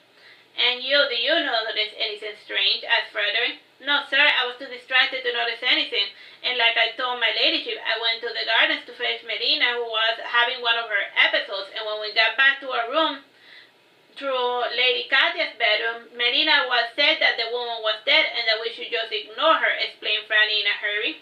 And Franny had omitted the part when she had spoken to Impede, and now Frederick asked Melina, When did you notice that Lady Katya was dead? 2 weeks ago, answered Melina. How can it be so? I had tea with her just the other day, said Franny, surprised. So did I. Didn't you notice anything odd? Asked Melina. Well, she did look paler than usual, and when she spoke, it almost seemed, said Franny. Melina interrupted. Empty, devoid of life, automatic. Interesting, said Frederick, jotting down this last bit of information. So what you're saying is that a witch killed her, said Franny, trembling from head to toe. It doesn't seem like it, said Melina. Witches usually murder men or drown small children. The whole killing blonde woman of a certain age seems like something a guy would do. And don't you think, Freddie? Certainly, said Frederick. But why blonde woman? Asked Franny. Melina said nothing, and her eyes changed to a thoughtful pale white, and her eyes usually had the same lethargic expression, and Frederick broke the silence by saying, one last question, if you would indulge me. Certainly, ask away. It is not as if I have anything better to do than answer your questions, said Melina, yawning. Her eyes had turned to pale green again. Do you know if Lady Katia had any enemies? Asked Frederick. Franny started to list enemies, but Melina placed her index finger to silence her, and then she said, Lady Katia had hundreds of men and women who would do her harm. As such is our profession. However, none were too inclined to do anything about it. No, this killing was nothing personal. She just got really unlucky, and if I were you, I would avoid the usual suspect. Try asking people who know of her usual routes, and if you plot them on a map, it should help narrow down the search. It's gonna take forever, said Franny, and she added, and in the meantime, this killer is gonna keep killing. You don't have a point, said Melina, but remember, you weren't called until someone important was killed. Ergo, the killer is getting bolder. Seeing as though he got into the pavilion, his next victim could be another blonde courtesan.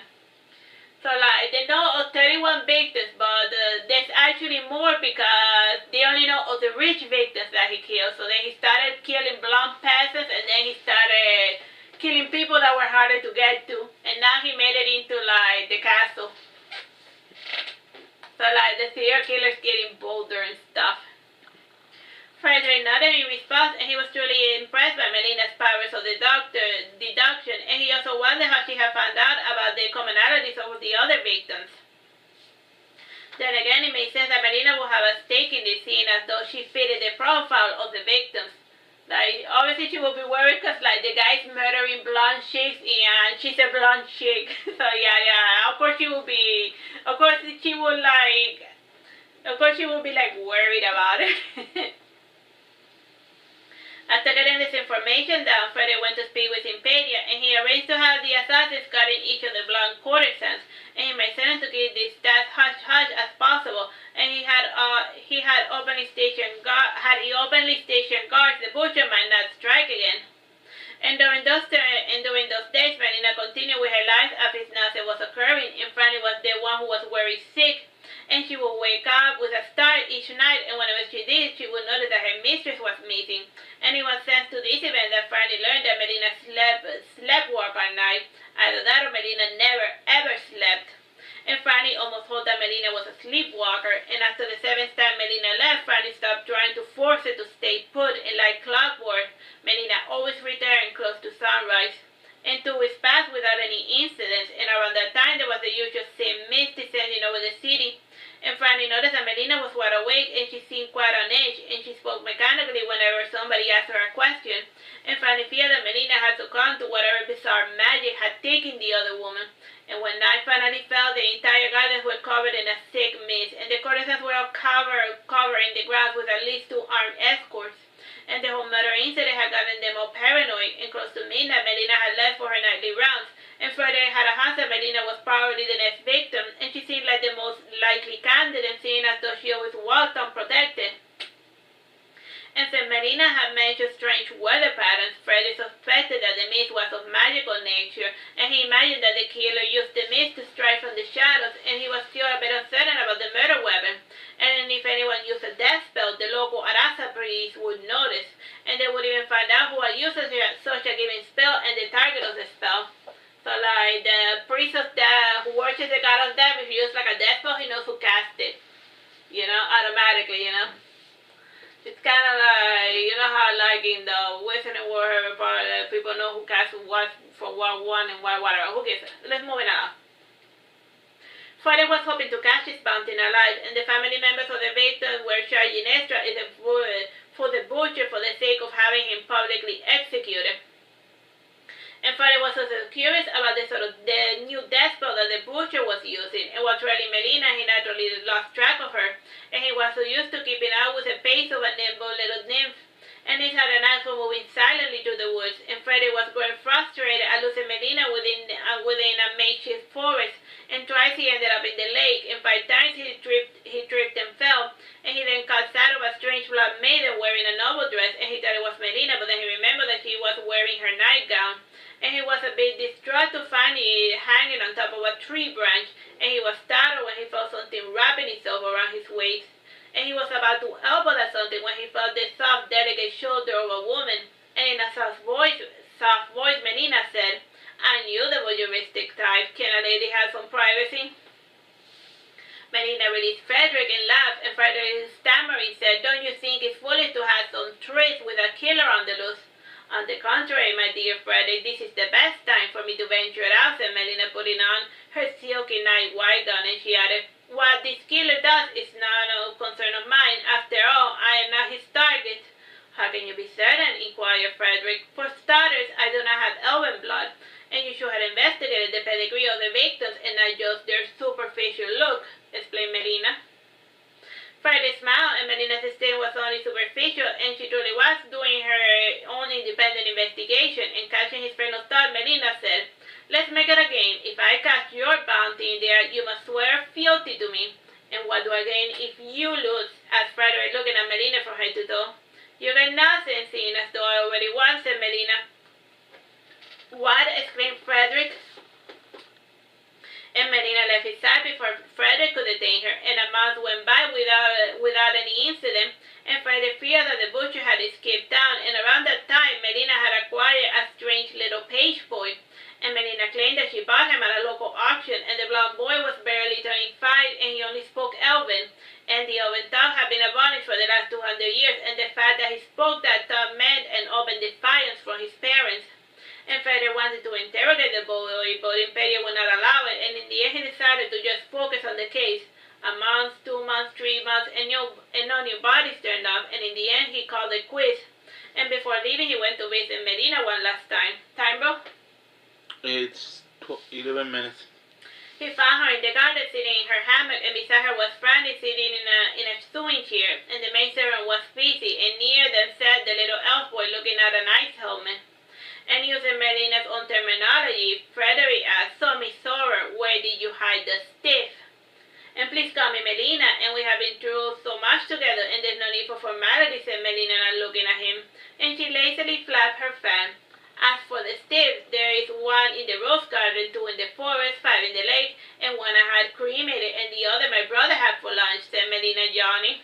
"And now with your morbid jokes, Melina. Where did you bury the butcher of Sassari?" said Frederick, putting Melina by her shoulder.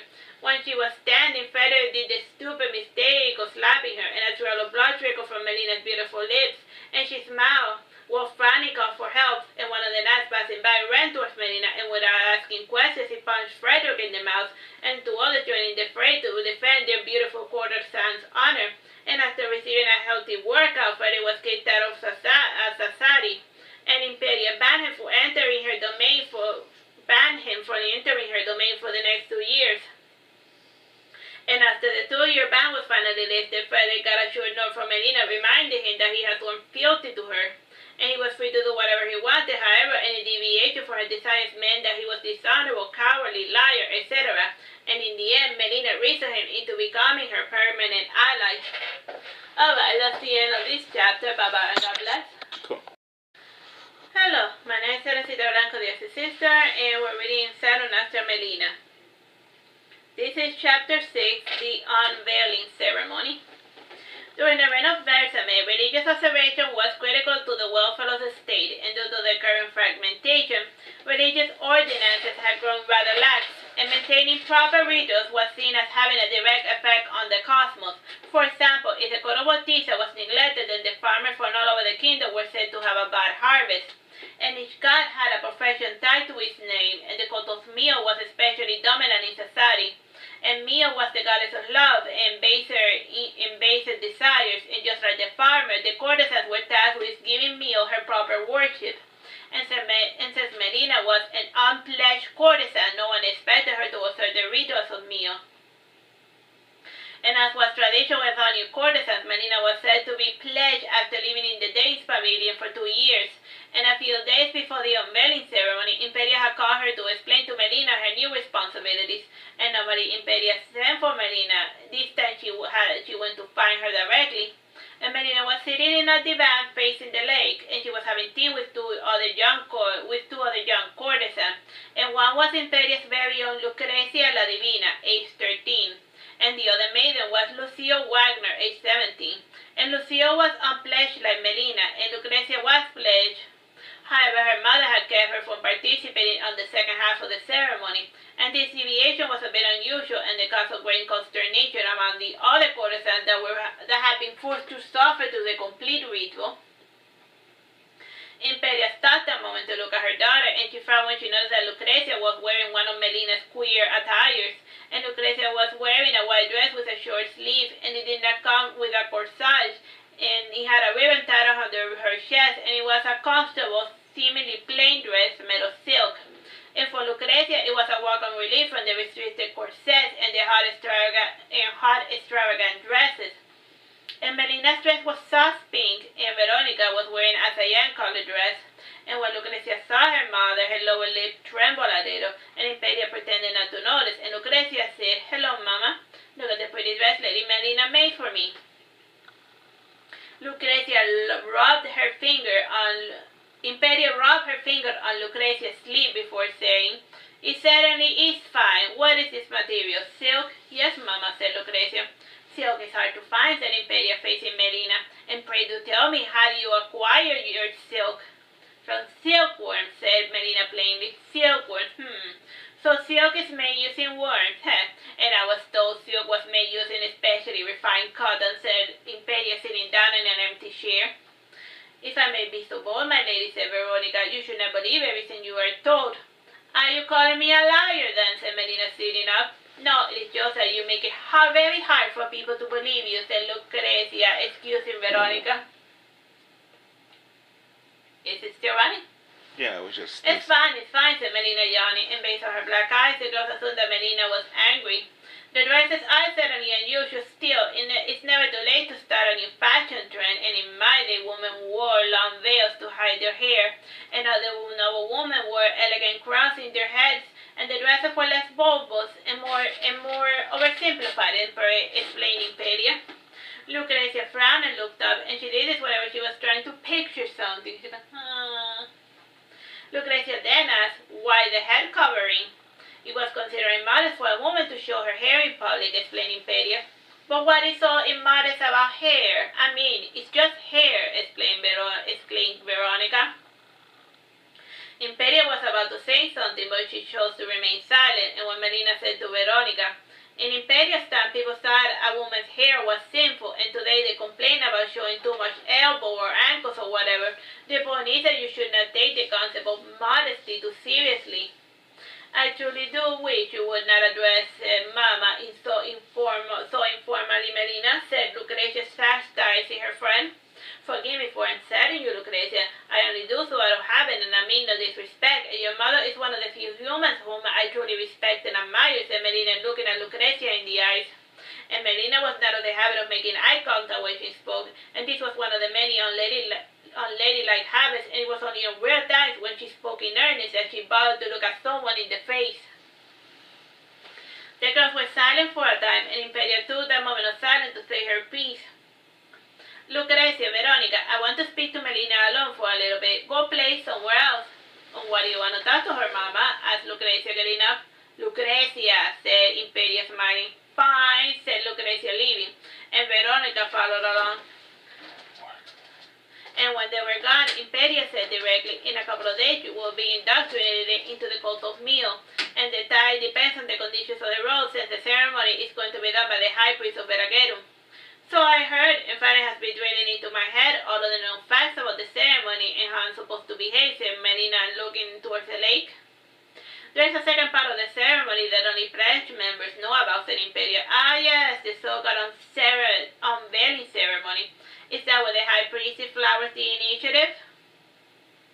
You surprise me, Melina, said Impedia, surprised, and the Sassari and the clergy of a cult has become corrupted, and they no longer preach the gospel of love, which was the core of the foundation of the heart of Mio, and I totally wish we could have the unveiling ceremony like yonder times. I will be happy to indulge your sense of nostalgia, said Melina, smiling, and her hand absentmindedly reached for her teacup, and she moistened her lips with its tea, but she didn't drink it. This isn't something to be taken lightly, Melina, and if not done correctly, it will be Melia who will be invoked and not her sister Mio, explained Impedia. I know that there's no way for either the high priest or the followers to tell the difference between Melia and Mio, said Melina. I wonder. And from the pair of divinities, both made it seem like the hardest ones to tell apart. Because, like, one is the goddess of love and the other one's the of hate. So, but you don't know, but if you mess up the ritual, you summon the bad one. Perhaps both goddesses are one and the same, suggested Melina. I hope not, just thinking about it brings me great displeasure, said Impedia, shifting in her seat. I don't see why they should accept you. It makes sound more, and it makes for more three-dimensional character, don't you think, said Melina, yawning. Melina, I sometimes have no idea what you're talking about, said Impedia.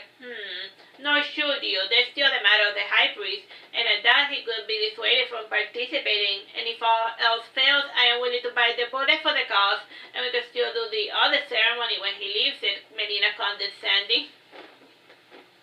Impedia was silent for the moment, and she got up and paced a bit, and Melina watched her with disdain, and she then drew near Melina and whispered something in her ear. And Melina sneered and nodded in response, and her eyes turned light brown, a color not common for nymphs. And the following day, Impedia sent letters to the high priest with a new arrangement.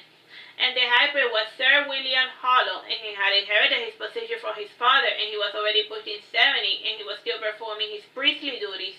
And he was always putting on pressure on the concubines and prostitutes to have their daughters pledged as soon as possible, and most of these desperate ladies complied, since their intellect was ruled by silly superstition. And Impedia was different, however, and having her daughter unpledged was an open confrontation to Sir William's dogma. And the opening ceremony took place in the garden. Oh no, let's drink some water.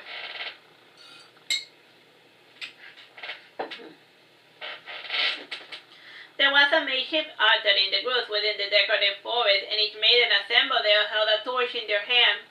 And there were white robes and garlands of flowers on their head, and behind the altar there was a tent with large white curtains. Lucrezia took the first rite by drinking wine and honey, and she made her vows to the high priest, and he kissed her on the forehead, and thus Lucrezia was ritually married to the high priest. And the unveiling ceremony was done in a room apart, and instead of being greeted by Lucrezia, Sir William was greeted by Melina. And Melina was not even trying to disguise her voice, and her eyes were fiery red, yet Sir William could not tell the difference. And to prevent any mayhap, the ceremony had been observed by 4 knights, and one of them was Garrett, the knight who had bought Melina, and he grimly wondered if Impedia was going to get away with the hoax. And the other knights had their doubts, and they were taken aback when Sir William removed Melina's veil and said, "My, what a pretty child you are, my succulent Lucrezia." So that basically the unveiling ritual was supposed to be done on the princess of Lucrezia, but Melina took her place so that the queen wouldn't have her little princess child deflowered by a creepy cultist priest. I know, my dear Willie, said Melina, and she was lightly clothed in white robes, and her blonde hair had been braided and was decorated with garlands of flowers. And Gareth fiddled a bit with the handle of his sword, and one of the knights nearest to him shook his head with disapproval. And Gareth's vision went red, and yet he stayed rooted in place, and he would not dare make a move, and the ceremony only lasted minutes, but to Gareth it felt like an eternity. And while it progressed, Gareth thought he saw Melina mouth the word coward while looking at him. And after 7 minutes, Melina was getting dressed again, and Sir William was panting, and his wrinkled face was red like an apple. "Is that all?" said Melina with disdain. "I am surprised the old fire could even work up the energy for 1 round, and it is no wonder that he prefers virgin if this is all the energy he can muster." Staggering to get out, Sir William said, "Shut your mouth,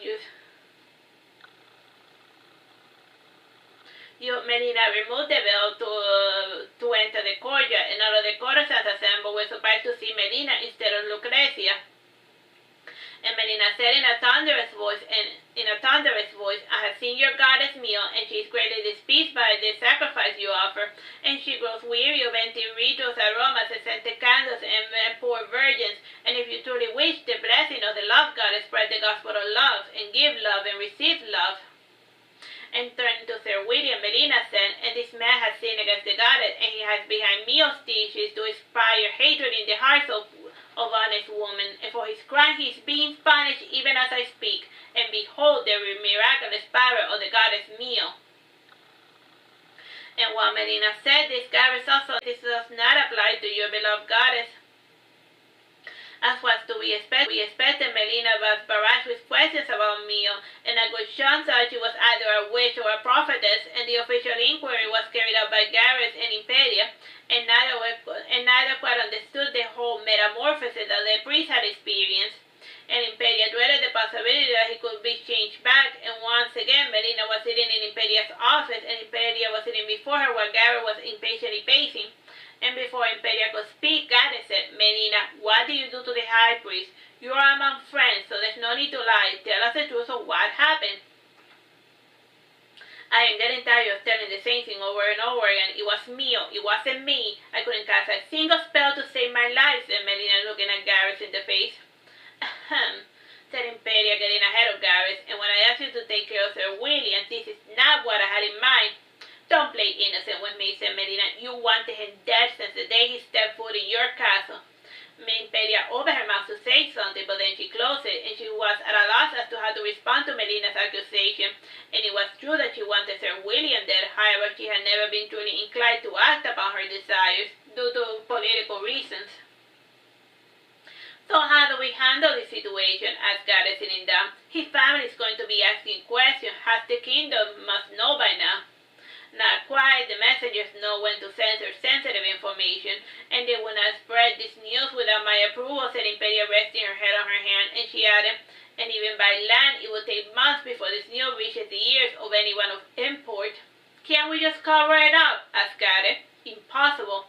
When a person of such high profile often vanishes, our lords make an inquest, and sooner or later they will find out the truth. No, far too many people saw what happened. I will not put their livelihood in danger by incurring the wrath of His Majesty."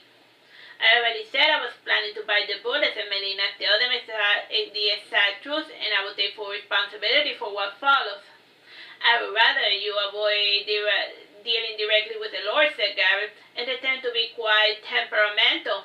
"That's putting it lightly," said Melina, laughing, and then she added, "On another matter, when are we going to do the true unveiling ceremony?" "At a time like this," said Impedia. "Fine, if you're no longer in the mood, we can postpone it or not do it altogether. Frankly, I wasn't too keen on the whole idea of joining your cult anyway," said Melina, reclining on the couch. Alright, so we finished that chapter. Bye-bye and God bless. Alright, there we go.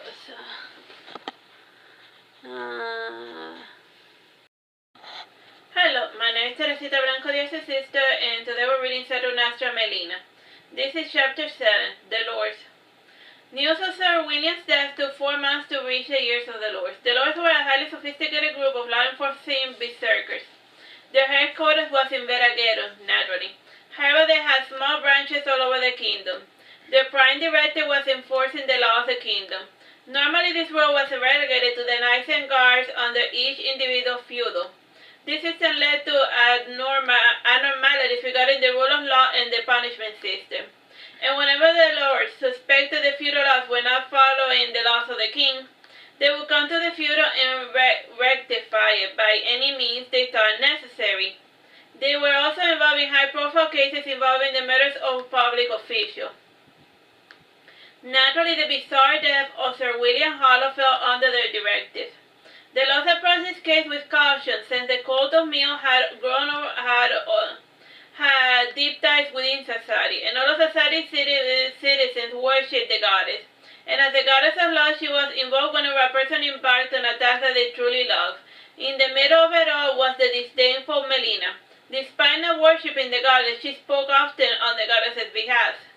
And the Lord feared that mistreatment of Melina could cause a mass riot, and Sassari was an important territory for their king.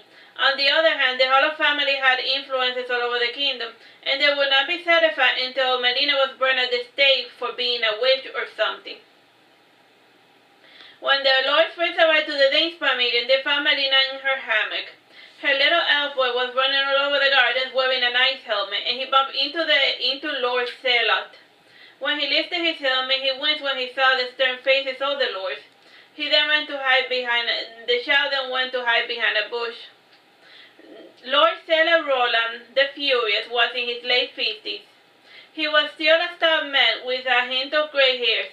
He had retired from the battlefield to focus on his little side project, raising a family. When he quit the field work, he was reassigned to the stable, safer profession of Lord. When Lord Selot saw Melina, he frowned. She looked so sweet and innocent rocking on her hammock. He could not, with a straight face, convict such a sweet maiden. And guessing his friend of mine, one of the men commented, "A poisoner, perhaps. She doesn't seem to like any magical talent." Without looking at Lord Selot, Melina said, "You come to place me under house arrest, but there's no need to do so. Impede never allows me to leave the palace grounds."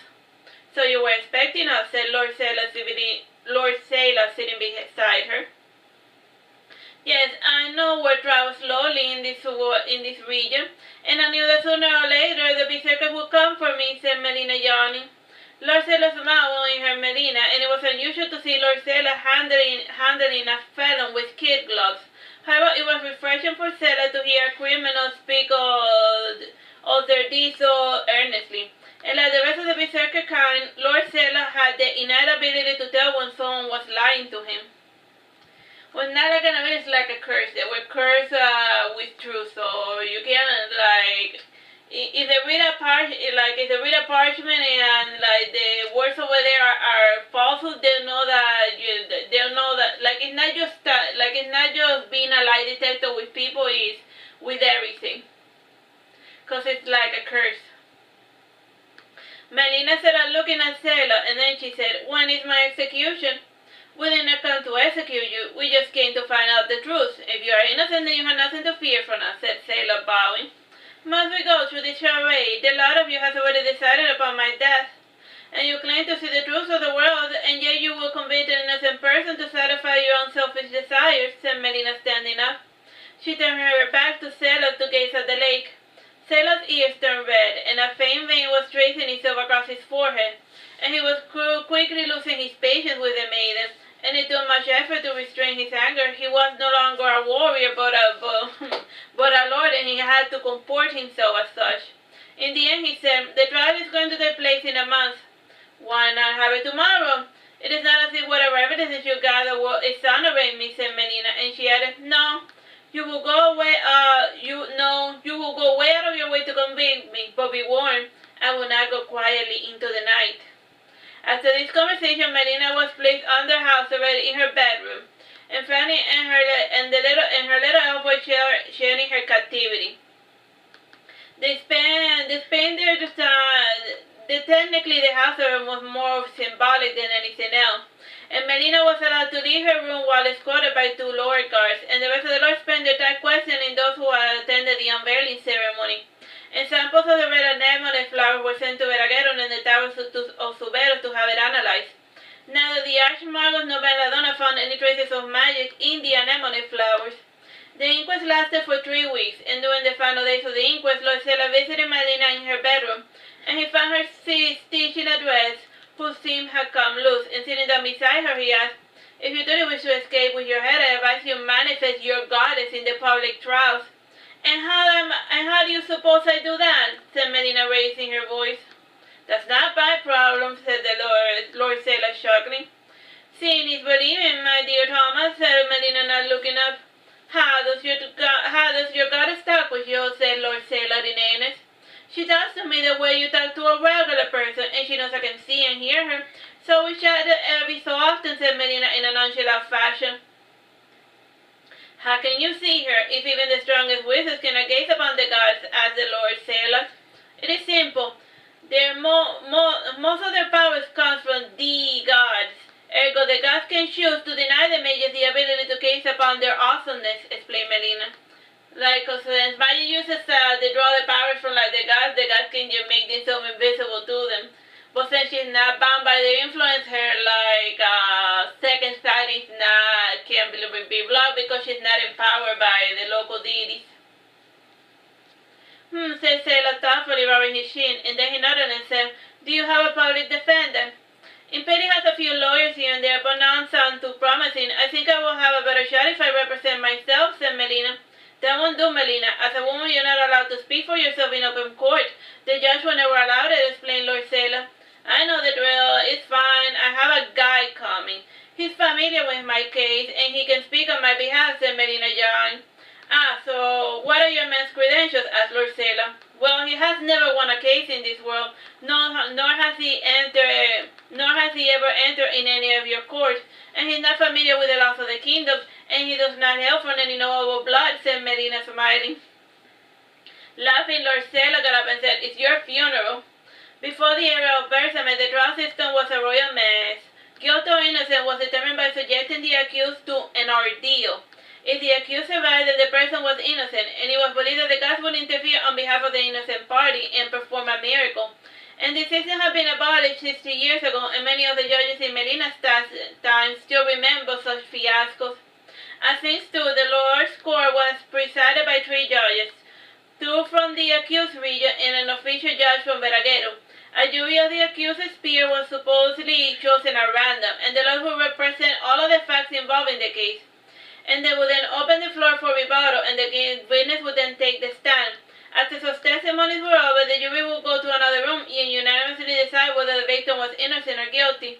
If the accused was guilty, then it was up to the 3 judges to decide on a suitable punishment. The trial took place in the open court, and the place chosen for the court was the assembly hall, with a high stand for the 3 judges and a podium for the accused and a throne-like chair for the witnesses. On the left side, there was a row of chairs for the jury. The prosecuting lawyer and the defendant's lawyer were supposed to stand while each gave their testimony. The trial took place around noon, and the Hall of Family had made arrangements to have Melina be brought into the court in a cage. And much to their displeasure, the rods were thrown at the armed escort, and the Lord removed the chains from Melina's arm, and she sat on her stool. Yawning, she lazily rested her head on her hands. Lord Sailor was pacing impatiently to and fro, and Melina's lawyer was supposed to have come 5 hours ago, and there was suddenly a lot of commotion outside, and in the end the doors were parted to allow the entrance of Melina's lawyer. The man was unlike anything that Lord Sailor had ever seen. The man wore a strange armor. His breastplate was a perfect replica of a man's abdomen. It had leather-strapped shoulder and the bottom for a skirt, and below it he wore a red dress with a white short sleeves, and the armor had 2 golden medallions holding the long red cape in place. The court had spent his time illustrating the long character. Like he was the better way to, like, imagine a Roman legionnaire, like a Roman looking person just walks in there to be the lawyer. Aside from his strange armor, the man was 2 meters tall and was stout to boot. His eyes were a strange brownish color whose shades were not uniform. His short hair was pitch black. When Melina saw her lawyer, she said, "Took you long enough. I must thought you weren't coming." "Not that my presence would matter much, seeing as though this trial is rigged," said Melina's lawyer in a hissing voice. "Not that my presence seems." When the local audience heard this, they grew restless. The Hall of Family shifted uncomfortably in their seats. Melina then said to the judge, "This is my lawyer Titus of Dokai, and he will speak on my behalf during this proceeding." Lord Sailor nodded, and one of the judges said, "Proceed." While Lord Sailor showed the evidence he had collected, Titus would interrupt him by saying, "Objection, Your Honor," and somewhat annoyed, Lord Sailor asked, "Are you talking to me?" "No, to the judges," said Titus. "And what do you object to?" asked the judge Nigel of Sassari, Johnny. Lord Sailor is presenting the evidence in a way which paints my client in the grimmest fashion, and I must also add that most of the evidence is based on suppositions and hearsays. And you have also failed to mention the fact that my client lacks magical powers," said Titus, gesturing with his hands. Lord Sailor was not used to being interrupted so often, and then he said in a hoarse voice, "Silence, outsider, and you will have your turn to say your piece. On the meantime, shut up." 'Cause their conscience doesn't allow the judge. You know how like in modern day lawyers they be like, objection, objection. No. Like in these people, no. Every person says their piece with no interruptions. Even if they're just saying hogwash most of the time. You're not allowed to object. But then they be like, why you keep interrupting me? Shut up.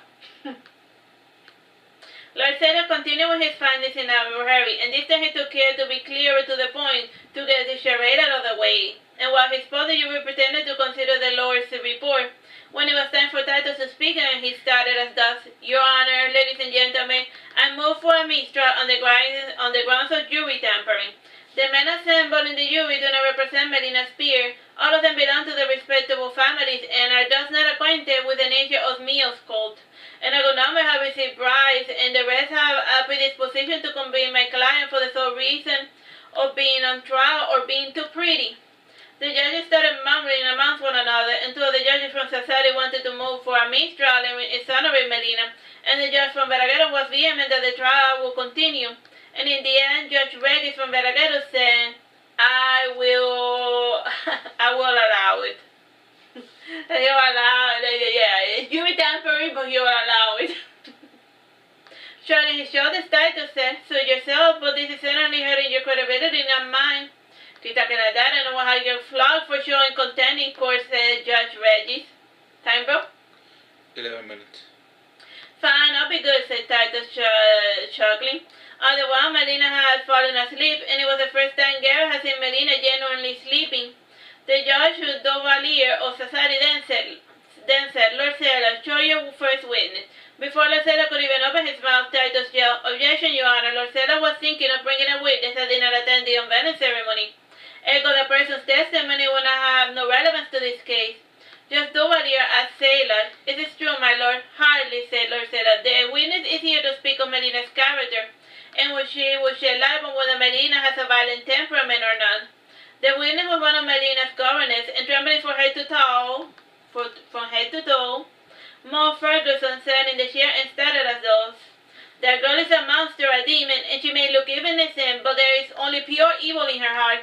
And all I did was strike her hands with a ruler to correct her impudence, and suddenly she turned and attacked me like a wild animal, and I'm glad that she's finally getting what's coming to her. Titus went up to Sailor and asked him, May I badger your witness? It is not customary, but you may. I am eager to see what you would do in this part, said Lord Sailor, chuckling. And standing before her, Titus said, Molly, do you remember when you were 5 when your own governess used to hit you? That was a long time ago, sir, said Ma, lowering her hand. Did you enjoy it when she struck you? Asked Titus. No, sir, said Ma. So then why do you strike my client? Asked Titus. Because she wasn't doing what I asked. All of the governors do it. Corporal punishment is a standard procedure in child rearing, explained Ma. Ah, in this you earn, my lady, for you see, according to the laws of nature, nymphs are considered adults when they turn 5. And as such, you were not striking a little girl, but a grown woman. And as a grown woman, she was in her right to defend herself. And as you yourself have done whenever you engage in catfights with your sister, said Titus. How do you? I stopped fighting with my sister years ago, said Maud, taken aback. Lord Sailor couldn't help but laugh when he heard Maud's life, and one by one Titus dissected all of the witnesses, and even Lord Sailor had to admit that it was an interesting gimmick. And he made a mental note to add Titus' methods to his repertoire. Eventually it came time for Titus to bring out his own witness, and Titus was silent for a moment, and then he went to Melina and he flicked his finger on her forehead, and this caused her to wake up, and yawning she said, Is it over? Can I go home? And she fell asleep in the dark. I'm still here? This nonsense is still going. Titus whispered, Who do you want to call to the stand? No one, just finish this already. This trial is boring me to tears, said Melina, yawning. And this time she did not care to cover her mouth, and the jury noted her beautiful, perfect white teeth. Judge Regis asked, Is the defense ready with this case? Pity poo, Your Honor, said Titus. 1,100 gold fine for speaking in a foreign tongue, said Judge Regis. Titus got a pouch from behind his cape, and he took the pouch at the Judge Regis before saying, I hope you choke on it. And Judge Valier interrupted Judge Regis by saying, Please continue, Sir Titus. I call to the witness stand Baron, said Titus, bowing in the direction of the crowd. Baron what? Asked Lord Sailor, looking about. He did not know the existence of any barons willing to speak positively of Melina. As small elven boy pushed his way through the crowd, and Lord Sailor frowned when he recognized Melina's little page boy. Baron, he's not a baron, he's just a little boy called Baron. Baron had the loveliest reddish cheeks, and he was only matched by the charm of his rouged lips, and his face was as pretty as those of a little girl. In imitation of Titus, Lord Sailor said, "I object, Your Honor, the child does not have the legal age to require to testify in open court." "I am 12, Your Honor. I'm just a late bloomer," said Baron.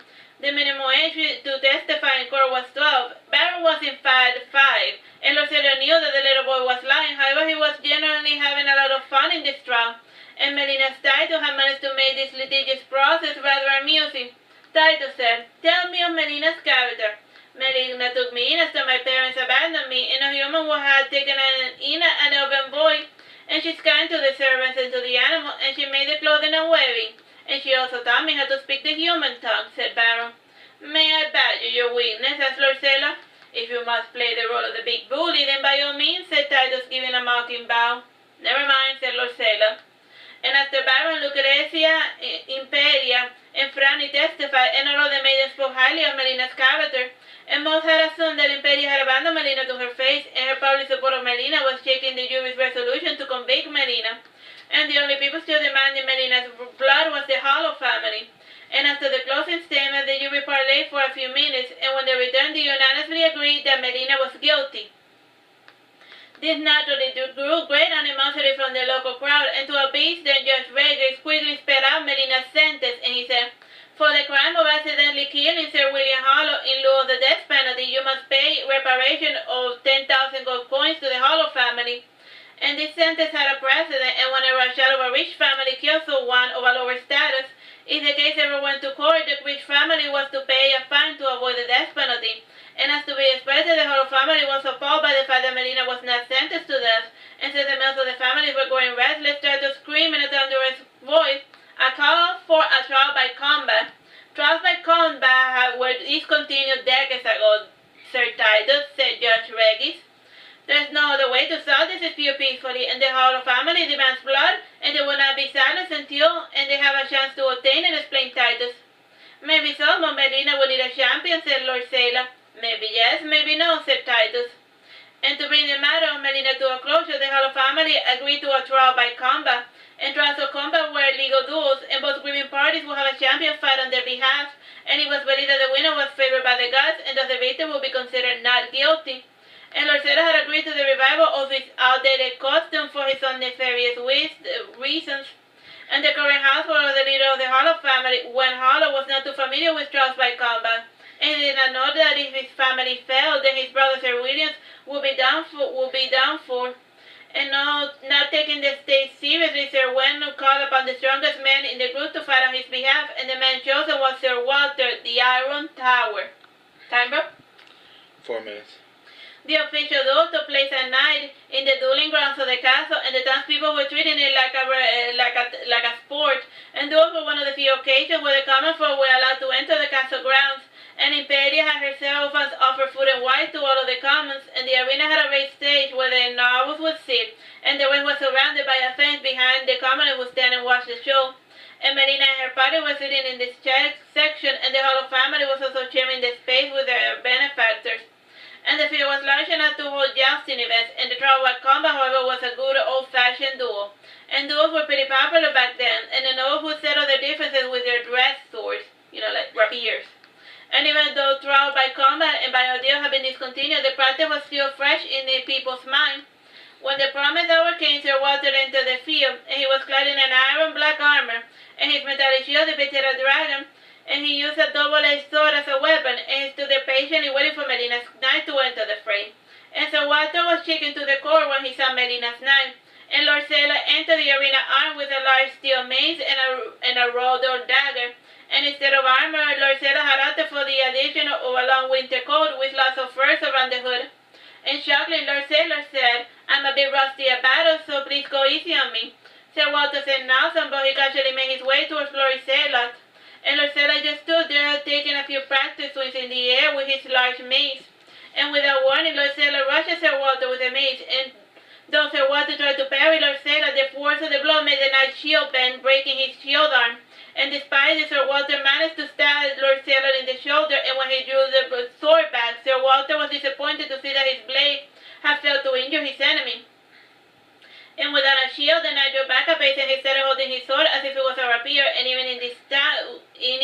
his stance changed, Lord Sailor tried again and again to strike at his foe. But Sir Walter kept avoiding any fatal blows, and from time to time Sir Walter managed to give a surface wound to Lord Sailor, a stab here, a scratch there. Now that he had gotten used to Lord Sailor's pacing, Sir Walter could play the waiting game and bleed Lord Sailor out. And during this section of the game, Melina yelled, "Boo! The fight is boring and you should feel bad. Sailor, win already, will you?" And Lord Sailor caught Sir Walter's sword with his bare hand, and before Sir Walter could retrieve the sword, Lord Sailor had pulled it from his cold dead fingers, and Lord Sailor turned to face Melina, was still holding onto the blade with his bleeding hand, and in a thunderous voice he said, "You ungrateful bitch! This is the sense I get for defending your honor?" "No one asked you to," said Melina. "Just win the battle already, and who are you trying to impress?" Time, bro? 1 minute 40 seconds. She added to the knights, "And you, Lord Sailor, has turned your back to you. Why don't you take the kill shot with your hidden blade?" "Who sat on your arm?" said Lord Sailor, shaking his fist. I'm on my side, of course, and it's just that these honorable duels make tedious matches. I mean, both of you fools are fighting for your life. It is natural for one to do everything you can to survive," asked Melina. And Gala's elbow Melina and whispered, "You are not an knight, you wouldn't understand, and quiet, you are hurting your own cause." "Fine, I'll be good," said Melina, "but only because I want this dreadful day to end already." And Lord Sailor nodded in response, and he felt a strong wind coming from the south, and he dreaded having to drag this battle in the middle of a storm, and for this reason alone he made a mad rush, and he drew his mace at Sir Walter's hand, and it took a few seconds for Sir Walter to recover from his dizzy blow, and by then Lord Sailor had stabbed Sir Walter with his rubber dagger with his good arm, and with both arms wounded, Sir Walter was no longer able to continue fighting. Alright, time, bro? Hey, less than a minute. Alright, we'll leave it here. Bye-bye and God bless. Hello, my name is Teresita Blanco, the Artsy Sister, and today we're reading Saturnastra Melina. This is chapter 13, the Metamorphosis. By some fluke or miracle, nobody has seen Augustus change into his new form. A knight in guard duty did saw Augustus challenging Melina in mortal combat. However, he did not pay any attention to the fight, since he had grown weary of Augustus constantly dueling everyone he ran into. And finally did awake as a result of the sound of lightning, but she returned to sleep. And the next morning, Impede noticed the armor and the sword near the lake, and it wasn't too uncommon for some maidens to take a dip in the lake, and she started suspecting foul play when Augustus disappeared for one whole day, and he always ate dinner with her whenever he visited Sassari, and even if he had left, he would have given notice, and after searching for Augustus for a big week, Impede questioned the last person he had spoken to, and the first person she questioned was Lucrezia, and she found her in the study playing and petting Melina's bizarre new pet, and she was feeding it spoonfuls of honey. "What has become of your sister, Lucrezia?" inquired Impede, referring to Augustus. "I am not my sister's keeper's mother. She is old enough to take care of herself," said Lucrezia, petting the large weasel-like creature. "I know, but what was the last thing she said to you before she disappeared?" inquired Impede. "Nothing, just the usual infatuated ramblings about Melina," said Lucrezia. "Ah, so you understood," said Impede sadly. "Everyone has noticed. She has become a completely different person ever since she was defeated by Melina in battle," said Lucrezia. "Melina should have held back, or she should have at least pretended to struggle a little before winning the fight. Maybe then losing would not have affected her so," said Impede. "I am glad she lost, Mama," said Lucrezia. Augustus whimpered when he heard this. It was at that moment when Impede noticed a strange creature in Lucrezia's lap. "What is that?" "A weasel or a badger, I think. Melina said she found it by the lake," answered Lucrezia. "Are you certain that is what she said? This is a closed area. No animal of this type could sneak inside the palace grounds without going unnoticed," said Impede, pointing at it. "I would not be so certain about it, Mother, and we do get rodents from time to time, and a street cat or two," said Lucrezia, putting Augustus on the floor. Augustus was still not used to walking on four legs, and from time to time he would have the reflex of walking on his hind legs, and he would quickly revert back as a result of the added stress to his back legs. And one of the toy dogs of the palace passed by Augustus, and he started barking at him. As was his habit, Augustus started whimpering and growling, and the dog quickly backed away when he noticed that Augustus was serious about fighting it to the death. Augustus made his way to Melina's room, and ever since his transformation, Melina at least tolerated his presence. Augustus scratched at the door to make his presence known, and he showed his fangs when he noticed how easily the paint had fallen off as a result of his claws. And it was Baron who opened the door for him, and Baron was carrying his puppy, which started whimpering and barking when he saw Augustus. And Baron said to Melina, "When are you going to get rid of that thing?" "Why, it certainly may not be the cutest pet, but it is a lot more knightly than the puppy you always carry around, Baron dear," said Melina, laughing. "Does it have a name?" inquired Baron. "Her name is Agustina, I think. Or maybe Augustus," responded Melina. "Oh, I see what you did," said Baron, laughing, and he added, "This weasel certainly looks like her a lot. And look, it's just as grumpy as well." Augustus stoically ignored the fibbing, and he walked towards his doggy bed, and he sat down, and he noticed that Melina was combing her hair up, and was putting on a hat, and she was wearing one of her bizarre, simple-looking pink dresses with a magenta ribbon in her high waist. And she had a picnic basket and a large purse linen, and Baron looked to the side and commented, "Are you going somewhere?" "I am going to the city," said Melina. "Even I get bored of the paradise life from time to time." "You should dress like a peasant girl to avoid muggers, mother. Or even better, you should dress like a knight the same way as Augustus and take a sword too," said Baron, brandishing an imaginary sword. "If I wear anything else, then the people in the city will not recognize me, and it's fine, nothing bad will happen, and you can be certain of it," said Melina, picking up Augustus and putting him inside the picnic basket. "How can you carry something so heavy?" commented Baron. "It's fine, Baron, it's fine," said Melina disdainfully. Baron did not look too convinced, and Melina left her room carrying Augustus in her basket, and from time to time he would peep out to observe his surroundings. And Augustus was able to see how arduous Melina worked in the day she did not entertain her benefactors. And Melina visited the paupers and noblemen alike, and she also delivered 2 babies, and she pulled out 30 cavities. And she delivered dangers and gave generous alms to whatever drifter she ran into. Anyone in the city of Sassari seemed to know Melina. And close to that, she went to the gaming house, and she sat at the teetotum table, which already had a player. And among them was Boris, who had a controlled gambling addiction to gambling. And when he saw Melina, he saluted her and said, "Hi, Melina, did you come today to clean out the table?" "Not today, Boris." And she added, "Did you complete my little errand?" One of the gambling men laughed and said, "Ah, so Boris is running your little errands, aren't you?" Ah, my, how the mighty have fallen. Boris ignored the player's remark, and he blew on the spinning top for good luck, and Melina crossed her hands while the top turned, and Boris ended up winning the entire pot loot, and it had grown to a whopping 500 gold coins. And Boris took his earnings and he left the table, and Melina followed behind, and whenever Melina's presence helped him win, Boris started the share part of the profit. And Boris sat at the bar while Melina sat beside him, and she put up her picnic basket on the table, and Augustus reared his head out of the basket. The barkeeper, a brawny dwarf, frowned when he saw Melina's odd pet, and he pointed to the sign that said, "No pets allowed." Melina gingerly placed a few golden coins on the table, which the barkeep took, and then he removed the sign that said, "No pets allowed." Boys and a dear drunkard said, "What type of critter is it?" "I was wondering the same thing," said Boris.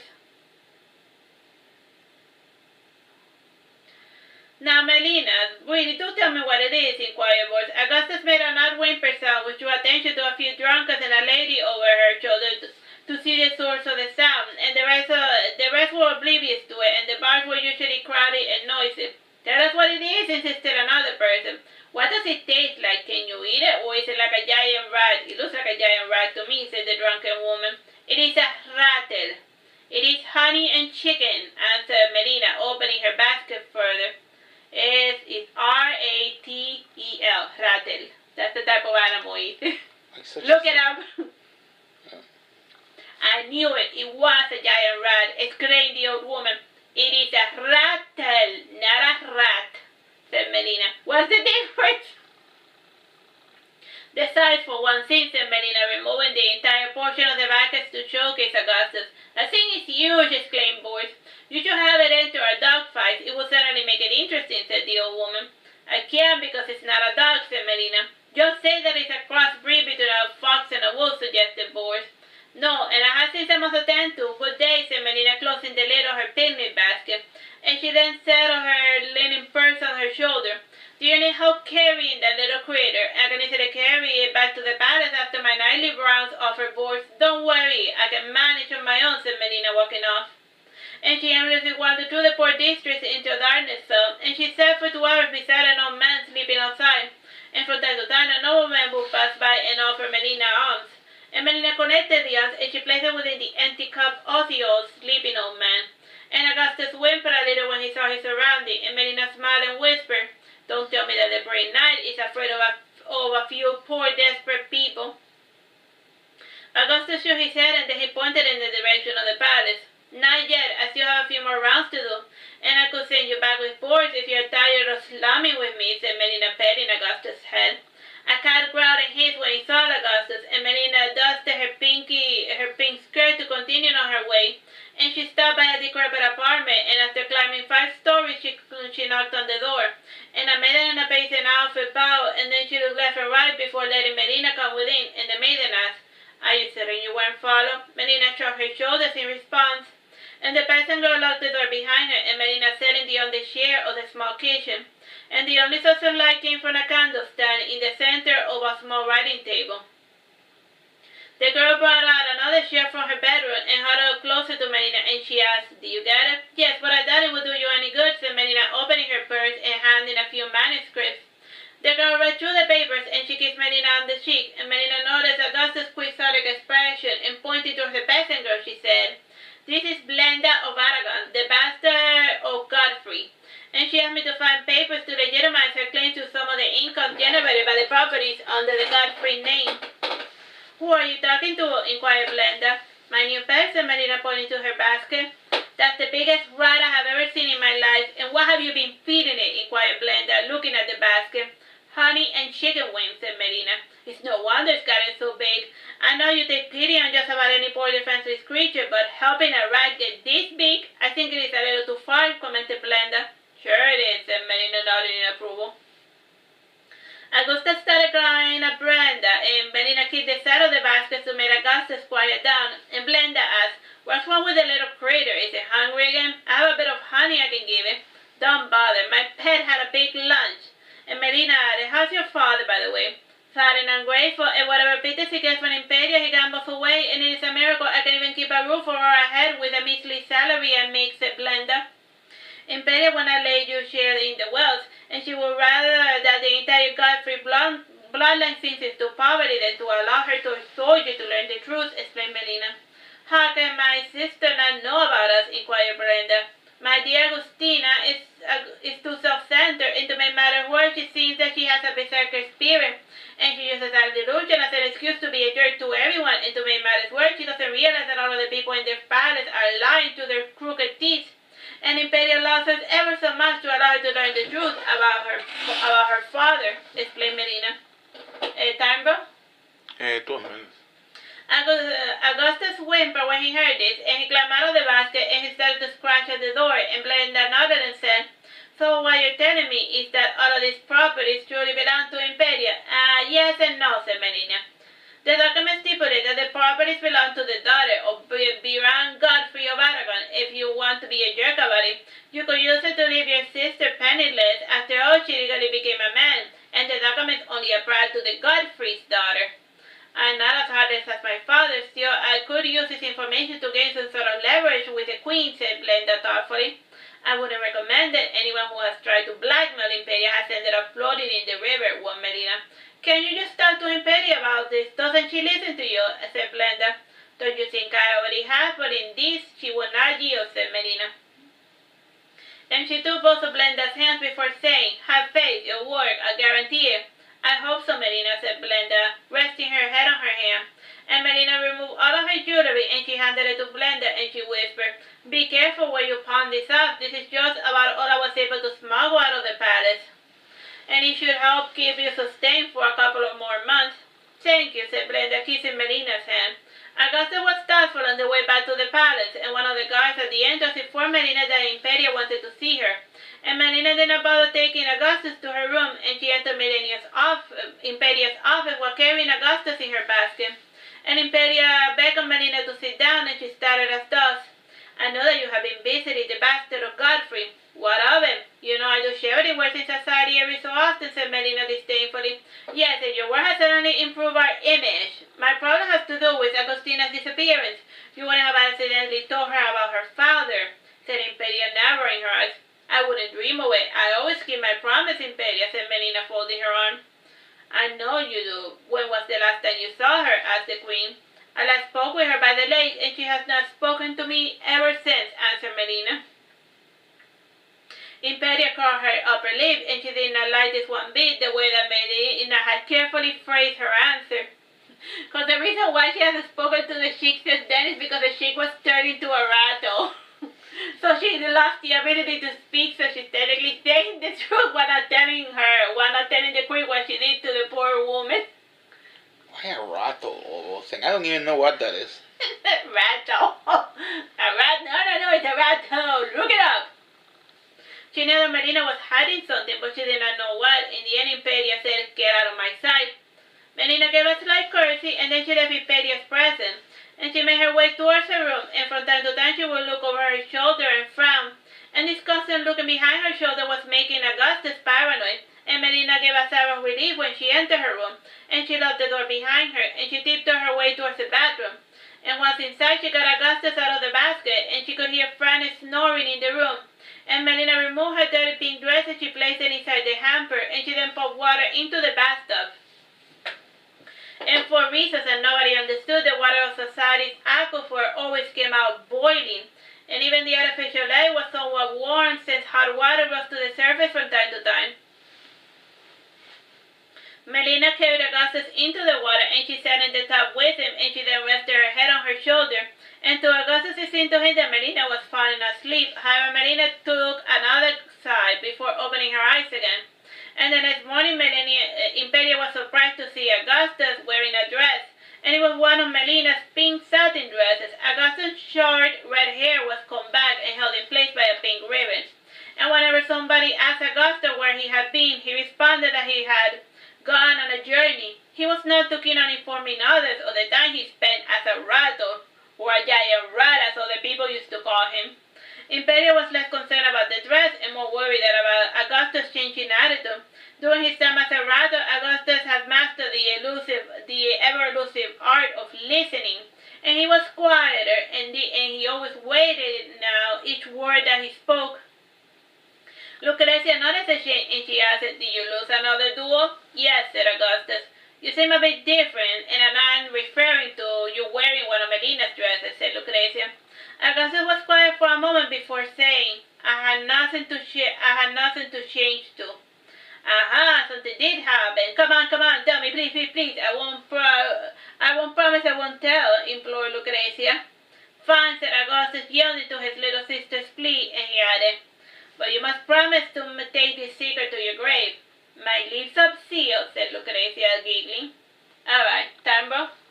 7 minutes. Okay, well, we made it to the end of the chapter, but I'm going to chapter 8 now. Hello, my name is Teresita Blanco, the Artsy Sister, and today we're reading Saturnastra Melina. This is chapter 8, Melina's birthday. Larcero stood up and he picked up his mace, and shockingly he said to his opponent, do you so fealty to the foul-mouthed Melina Soro? Never. My household will lose honor if I so fealty to a common whore, said Sir Walter. It's your funeral, said Sailor, raising his mace to smash his opponent's head into a bloody pulp. Before he struck down, Melina yelled, stop, please don't kill him. What? Said Lord Sailor, glaring at Melina. If the poor fool is so obsessed about his honor, then the right thing to do will be to allow him to commit seppuku, said Melina, smiling. Lord Sailor repeated the word seppuku, not understanding what it meant. It is just a fancy word for ritualized offing oneself. The guy stabs himself in the belly with a knife until he dies, and the more stab wounds he gives himself, the more honor his family gains, explained Melina. That is the stupidest thing I have ever heard, said Lord Sailor. So it is the concept of honor in this world, said Melina. In the absence of a centralized government, honor was necessary for keeping a semblance of peace. But now, with our beloved lords, are codes of honor really necessary? Fine, I will spare that thing's life, if it pleases you, said Lord Sailor, walking away. A group of healers then entered the arena to carry Sir Walter away on a stretcher, and when he was gone, Lord Sailor said, "As per the rules of trial by combat, Melina has been declared innocent, and for Sir Williams, he will be posthumously charged with rape and blasphemy, blackmail, treason, and tax evasion, and all other properties tied to his name will be confiscated by the state."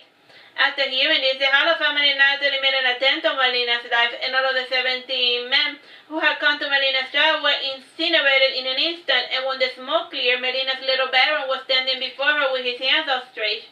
And despite not having any official training, Baron had a strong control over his powers, and he managed not to burn any of Melina's party, and Melina sat her Baron on her knees, and she hugged him, and after kissing him on the cheek, she said, "It wasn't necessary for you to do this. But they were going to hurt you, and I wasn't going to let that happen," said Baron sternly. Melina got up carrying Baron, and then she said to her queen, "I am going to put Baron to bed, and it is past his bedtime, and he gets grouchy and watching when he doesn't get enough sleep." "Sure, put the little demon to bed. It is past his bedtime," said Impede, yawning.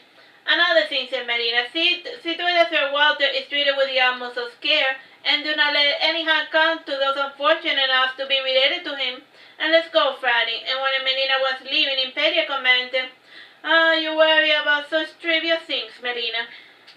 Melina dropped out of the picture altogether for half a year, and she seemed to be maintaining a low profile to wait for people to forget about the trial's unpleasant business. And with the coming of spring, a strange sense of normalcy returned to Sassari, and during this time, Impede was trying to initiate Melina, and she wanted to use her as a prophetess, and through her boost La Divina clan's influence over the kingdom. Unfortunately for Impede, Melina was unwilling to play such a dishonest role, and in the end, Impede allowed Melina to profess whatever religion she desired, which was unusual at the time. As Melina once said, "You can force a person to worship a certain god, but it's impossible to force a person to truly believe." In any case, she had doubts that Mio existed or that she was even a goddess, and yet she chose not to openly worship anything. And to make matters worse, Melina did not do any religious rites, and whenever anyone asked about what god she worshipped, Melina would say, "It is none of your business." She said, "What god do you worship? Mind your own business."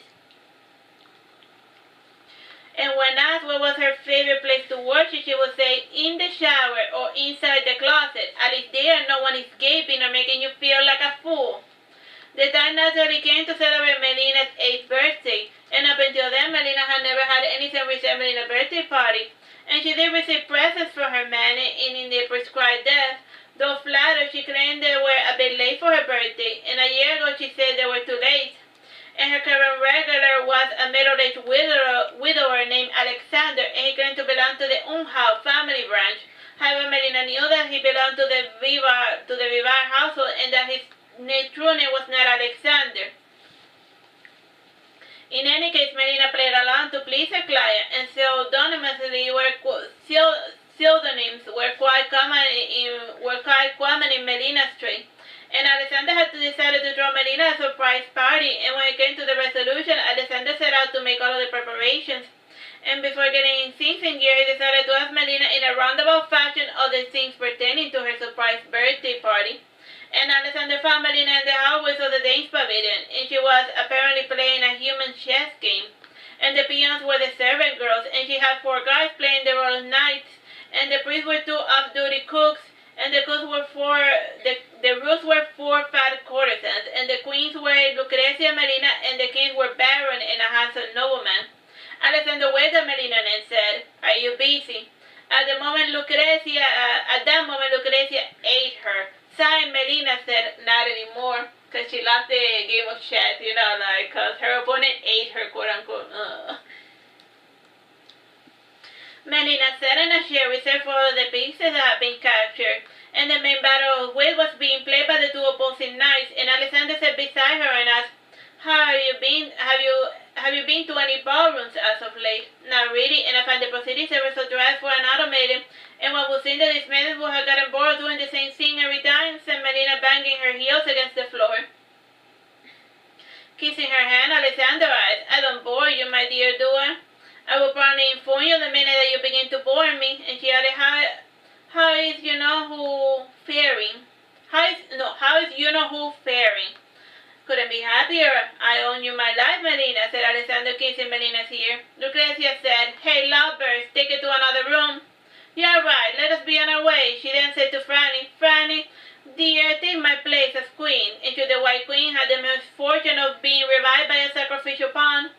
But Lady Melina, I do not know how to play the game, said Franny, taking Melina's seat. You're fine, just do what Baron tells you and all will be well, said Melina, walking in hand with Alexander. And we're walking back to the room. Alexander asked, and what sort of pastries do you like? I don't need anything of this world, my dear Alexis, said Melina, chuckling. I know, but if you could eat, what sort of pastries would you like? Asked Alexander. I hear croissants with caramel taste delicious, and round cake is to die for. And I give you the recipe for them before you go, said Melina, smiling. Thank you, that would be lovely, said Alexander. Alexander returned a smile, and he still had perfectly white teeth, and Franny Melina said, I think the bridge is a bit loose. I can patch it up for you before you leave. You certainly do spoil me, and I think you would have done better as a healer than as a courtesan, said Alexander, opening the door to Melina's room. Yes, but as a healer, I would only have been able to remedy the problem when it is too late, and in my position, I can make hygiene fashionable. Leading by example, as the saying goes, said Melina, sitting on her bed. Alexander then went to lock the door behind him, and he also closed all of the curtains in the room. And sighing, Melina said, you're no fun. And one should at least have a bit of privacy in one's room, said Alexander, frowning. It is impossible for a person to ever truly be alone. There are eyes and ears, always watching, said Melina, lying back in the bed. Don't joke about that, Melina, said Alexander in a high-pitched voice. I haven't got all day, and do you want the usual or something a bit more panache? Asked Melina, entering the closet. When Melina was inside the closet, Alexander stripped himself bare, and he sat down in the bed after nearly folding his attire. When he was done, he said, I don't know, surprise me.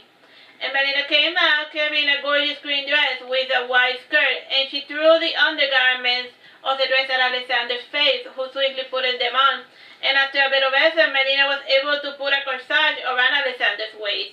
And this was followed by the delicate underdress. And then finally, Alexander was able to wear one of Melina's lovely green dresses. After the hard part, all that remained were the minor details. And Alexander rose to sit before Melina's mirror. And meanwhile, she was looking to her jewelry box to see which one would look better on her, Alexander. And while she did this, Alexander asked, So what sort of music do you like? You know the classics like store dance, minuets, quadrilles, the fandango, you know the words, explained Melina. Fandango? Asked Alexander, raising an eyebrow. And they didn't jump to do it, like, she just got him to wear one of her pretty dresses. Because that's what was he in the mood for, you know, to wear chic dresses away from, like, evil society's judgmental eyes, yeah? Was still saying that he's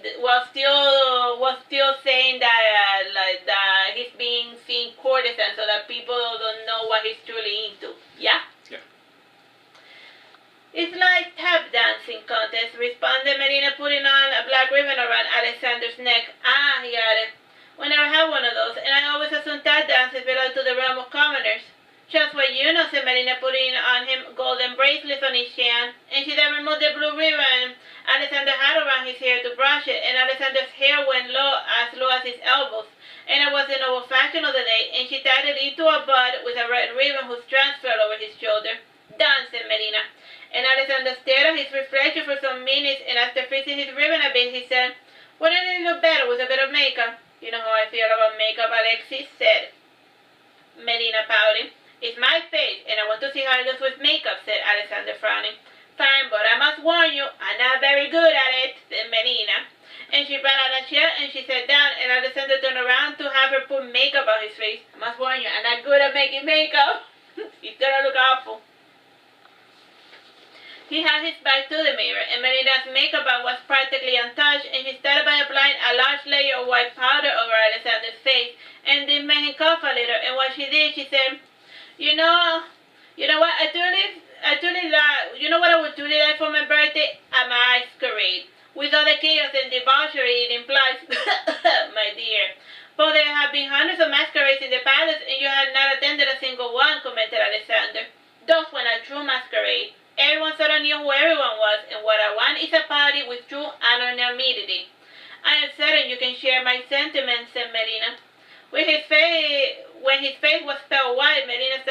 applying powder to his shoulders, and Fran and Alexander say, "Is that really necessary?"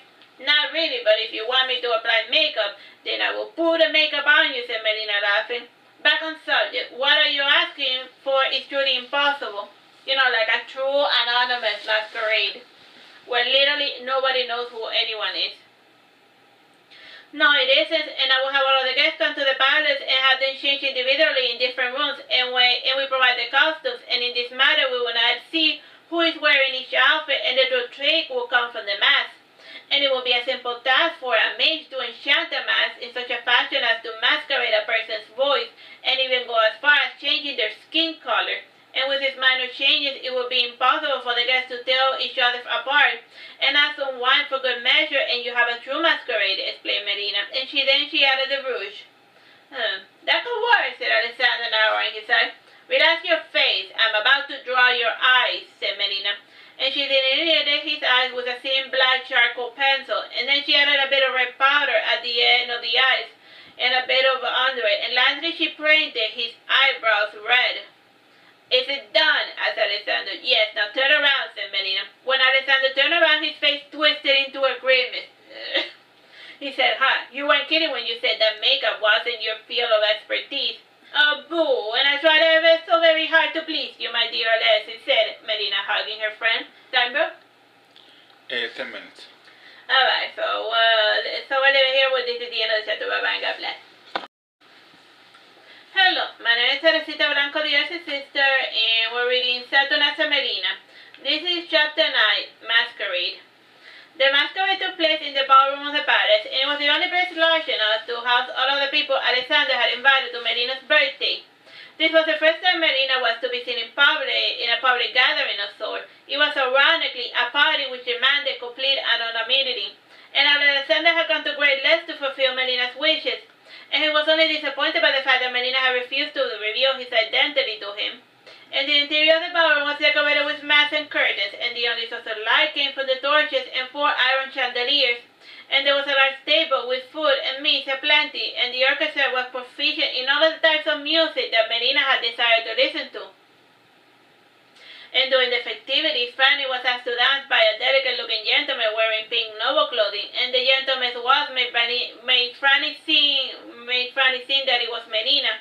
And she was about to comment on it, but Melina whispered to Franny, "Keep quiet about me, my little minx." And Franny nodded in response, and when a few nobles started peeking out, Alexander noticed that the pink blonde noble wasn't eating, and he walked up to the nobleman and he commented, "Did you cut your beautiful hair? How could you?" "You must have me confused with someone else, my good sir," said the pink nobleman. And Alexander was disappointed to know that there were at least 3 other blonde noblemen wearing the same attire, and he figured that Melina must have used the 2 others as decoys. And after some effort, he thought he recognized Melina, and she was the pink nobleman talking with 2 other gentlemen. And she was saying to the gentleman, "And you see that peacock lady over there? She has been eyeing you guys for the whole evening." "But I never," said the gentleman, disguised as a jester. "I am a married man that has never stopped men before, Melina. Just talk to her and possess her with your mask on, and even if she tries to take off your mask, it's glued to your face by magic, and only you have the power to remove your mask willingly," explained Melina. "I will take this matter up into consideration," said the jester. "And while you consider it, I shall be claiming my prize," said his companion, who was eyeing somebody in a dragon mask. And when Melina saw Alexander approaching, she scuttled away and was lost in the crowd again, and I seen to Alexander that there were 10 pink noblemen. And while Alexander was training one of the decoys, Melina was speaking with Impedia. And she pointed to a lovely maiden disguised as a man and said, "Now there is something you don't see every day." "Yes," said Impedia, "she is certainly quite charming." "Are you going to stand there knowing nothing?" asked Melina. "How dare you?" snapped Impedia. "And do you have any idea who you're talking to?" "I have a hunch, though if I knew, it would defeat the whole purpose of a true masquerade," commented Melina. "I do see your point, girl," said Impedia, nodding in response, and Impedia then walked towards the crowd to speak with the charming maiden. And outside in the courtyard there was a bit of a commotion, and Lord Sailor, who was attending the party, was watching a good old-fashioned game of boxing. And he was admiring the resilience of the mask, and regardless of how many punches the face of the boxer received, the and it got to such a point that the boxers ignored the face altogether and only went for body shots. And during the match, a maiden who was playing a blind man's buff wandered into the ring, and she received an uppercut that took the life out of her, and her friends who were playing with her raised an uproar. And from the shadows Melina emerged. Alice Lorcela imagined that the nobleman in pink was Melina. And Melina asked Lorcela, "Why don't you join in? You seem kind of bored or just watching the game?" "In my line of duty, I must show restraint in all occasions, lest my fire consume everything I try to build," responded Lorcela. "But consider this, if you bottle up your fire, you will get an ulcer. Or worse, you will explode in front of someone who doesn't truly deserve it," said Melina. And Lorcela finished drinking, and then he grabbed his gun, and then he went to enter the arena, and at the top of the voice he said, "I shall save you, fair maiden in distress," and after this he literally punched to death the man who had accidentally struck the maiden playing blind man's buff. And after winning his fight, Lorcela was disappointed to notice that Melina was gone, and he got sight of her on her way to the forest and used the party as a distraction. Bounty hunter Frederick Morgan was trying to dig up a corpse, and he had been obsessing about Melina ever since she had gotten him exiled from Sassari for 2 years ago. And now that the ban had finally lifted, he used his chance to find some evidence of Melina's culpability. And he used as a clue the nonchalant way that Melina had said that she had buried 2 people in the forest. And if he could find the bodies, then he might bring Melina to court on different murder charges. And he was startled when he saw a pink nobleman staring at him, and the nobleman said in a somewhat girly voice, "Looking for buried treasure?" "No, and get lost," snapped Frederick. "I don't think you have permission from Impede to dig up the forest, Herr Freddy," said Melina. Frederick realized that the pink nobleman was Melina, since she was the only person who called him Freddy. And shaking his fist, he said, "Damn you, Melina. And what are you going to do about it? I simply made an educated guess. And only a sniveling little toad like you would continue to obsess about something that occurred 2 years ago," said Melina. And Freddy got up from the hole he had dug for himself, and he grabbed Melina's collar. And Freddy felt a cold tip of the dagger on his belly, and taking a step back, he put his hand on his belly, and laughing, Melina said, "Why are you being so melodramatic? The cut isn't even that deep." She added, "And if you have Melina so much, then why don't you try and kill her? This roundabout ways is truly unbecoming of a man." And this final provocation was the last straw, and ignoring the danger of the dagger, Frederick lunged at Melina, and she dodged dexterously, and he was then able to pull at the seams of her collar shirt, which came loose, and Frederick was shocked to see the delicate chest of a man. And this sight struck him harder than any blow that the pink nobleman could have ever done. And lying back against a tree, Frederick said, after taking hollow breath, "I'm sorry, I had you confused with someone else." Like, he thought he was fighting Melina, but then when he, pulled out the shirt, he was like, wait, this is a dude I'm fighting. "It happened," said the pink nobleman, laughing. And the nobleman quickly fixed his costume, and before leaving, the nobleman said, "A word of advice, Freddy, you must learn to let things go. This obsession would only bring you great suffering. And why must the innocent suffer for your mistakes? Think of this while I report to Imperia of your latest transgression." Frederick made a motion to detain the pink nobleman, but the man in pink had disappeared as quickly as he had arrived, and for a moment Frederick sat down gazing at the grave he dug for himself, and after thinking this through, he was comforted by the fact that the pink nobleman might be bluffing. After all, no one knew who at the party, and Frederick took care to close up the gaping hole and bury the shovel with it as well, and he put some leaves over it for good measure, and then he returned to the party. And while surveying the games at the masquerade, he was drawn to a tug-of-war game being played, and the team which had the fewest number of players had the pink nobleman. And it almost seemed to Frederick that the pink nobleman was the only person using any force in the team. And taking this into consideration, Frederick noticed that the pink nobleman was slowly dragging 20 people into the mud at the center. And with a strong jerk, 5 people fell into the mud, and with his victory, the pink nobleman returned to the ballroom. And Frederick followed after this nobleman, but he got lost within the whirlwind of dancers. And the next person to interact with Melina, or somebody they thought was Melina, was Countess Elaine. and she was a prominent berserker countess, and she was the second cousin of Lord Zealot, and she had heard rumors of Melina in all of the social gatherings that took place in Imperia's palace. And not once had she seen Melina, and yet all men Elena spoke to could not seem to stop talking about Melina. And since she was pushing 40, Elena did not feel too energetic, and for this reason she was amusing herself by trying out all of the games of chance.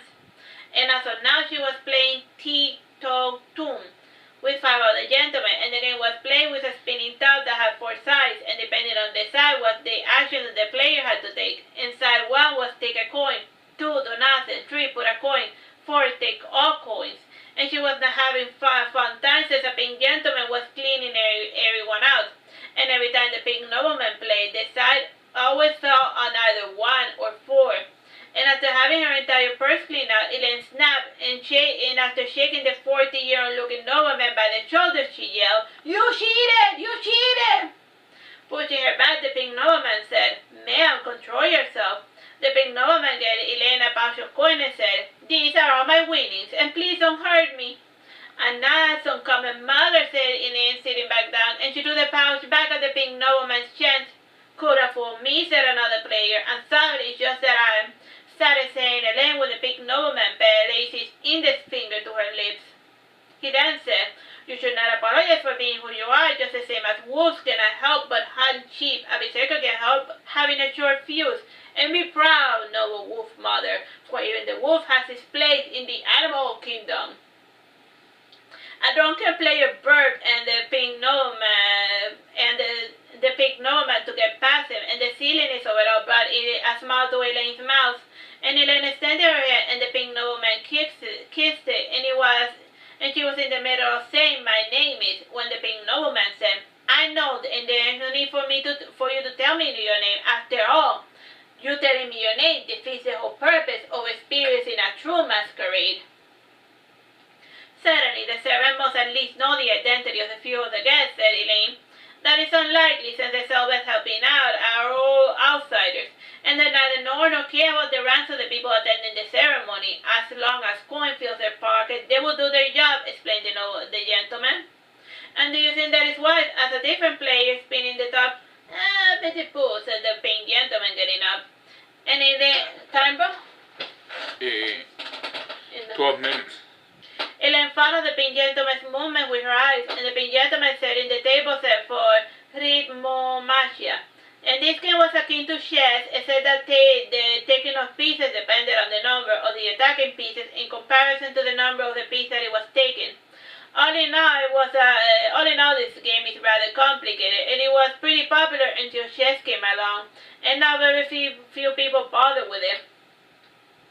Elaine attempted a game of Rhythmomagia with a pink gentleman, and the gentleman smiled when Elaine sat before her, and after putting on her spectacles, Elaine was able to clearly see the pink gentleman's perfect white teeth. And at the moment, Elaine realized that she was sitting before the true Melina, or so she fancied.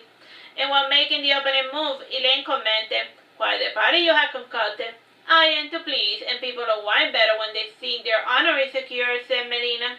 "But the masks, only we can take them off, right?" said Elaine, concerned. "Ideally, yes," said Melina, moving her piece. "Unfortunately, such conditional programming was beyond the specs of your modern enchanter, and the magic will wear off eventually, and the enchanter estimates that the magic will start working around 3 a.m. "Oof, whatever it is, the night is still young," said Elaine, glancing at her pieces. "At 11, a servant will be making the announcement. That is assuming that the staff is sober enough to remember," said Melina, yawning. "It was foolish to hire an outsider instead of relying on the regular staff," said Elaine, finally moving a piece forward. "Which person is talking, the Countess or the Berserker?"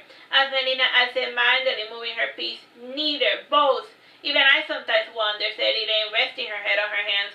And on the floor above, Elaine thought she heard the sound of metal crashing against the stone floor, and Melina said, "You won't best me with your attention distracted." When the clock struck 15 a.m., Elaine was a victor, and she was mightily pleased at finding a worthy opponent to play Rhythmomagia. And she also liked that Melina was not hurrying her up, and Elaine hated playing with people who insisted on using an hourglass to play board games. And at that moment, Elaine saw a crack in Melina's mask, And Melina commented, the magic seems to be wearing off a lot sooner, and my drunkards forgot to inform the guests. I'm going to be heading off now before the party begins, said Elaine, gathering her skirts around her. And Melina held Elaine's hand and said, stay, what's the worst thing that can happen? Unlike you, I'm not too eager to find out, said Elaine, releasing herself from Melina's gentle grip. After the party, Melina's study had been a great success, and the mask started breaking down progressively, and the earliest mask to shatter had been the mask of one of the boxes, and his opponent assumed that his fist had broken through the magic. And it naturally made him feel quite proud of himself, and all the mask fell in moments which led the nobles attending in uncompromising position. And about 4 people were found dead in different parts of the castle, and no one could say for certain how these people died. And Imperia was in a feud with Melina for reasons she was too embarrassed to explain. And she was also not speaking with Lucrezia, and she wasn't even aware that Lucrezia had attended the party since she had forbidden it. And a good number of the artifacts were believed to have been stolen by the temporary staff.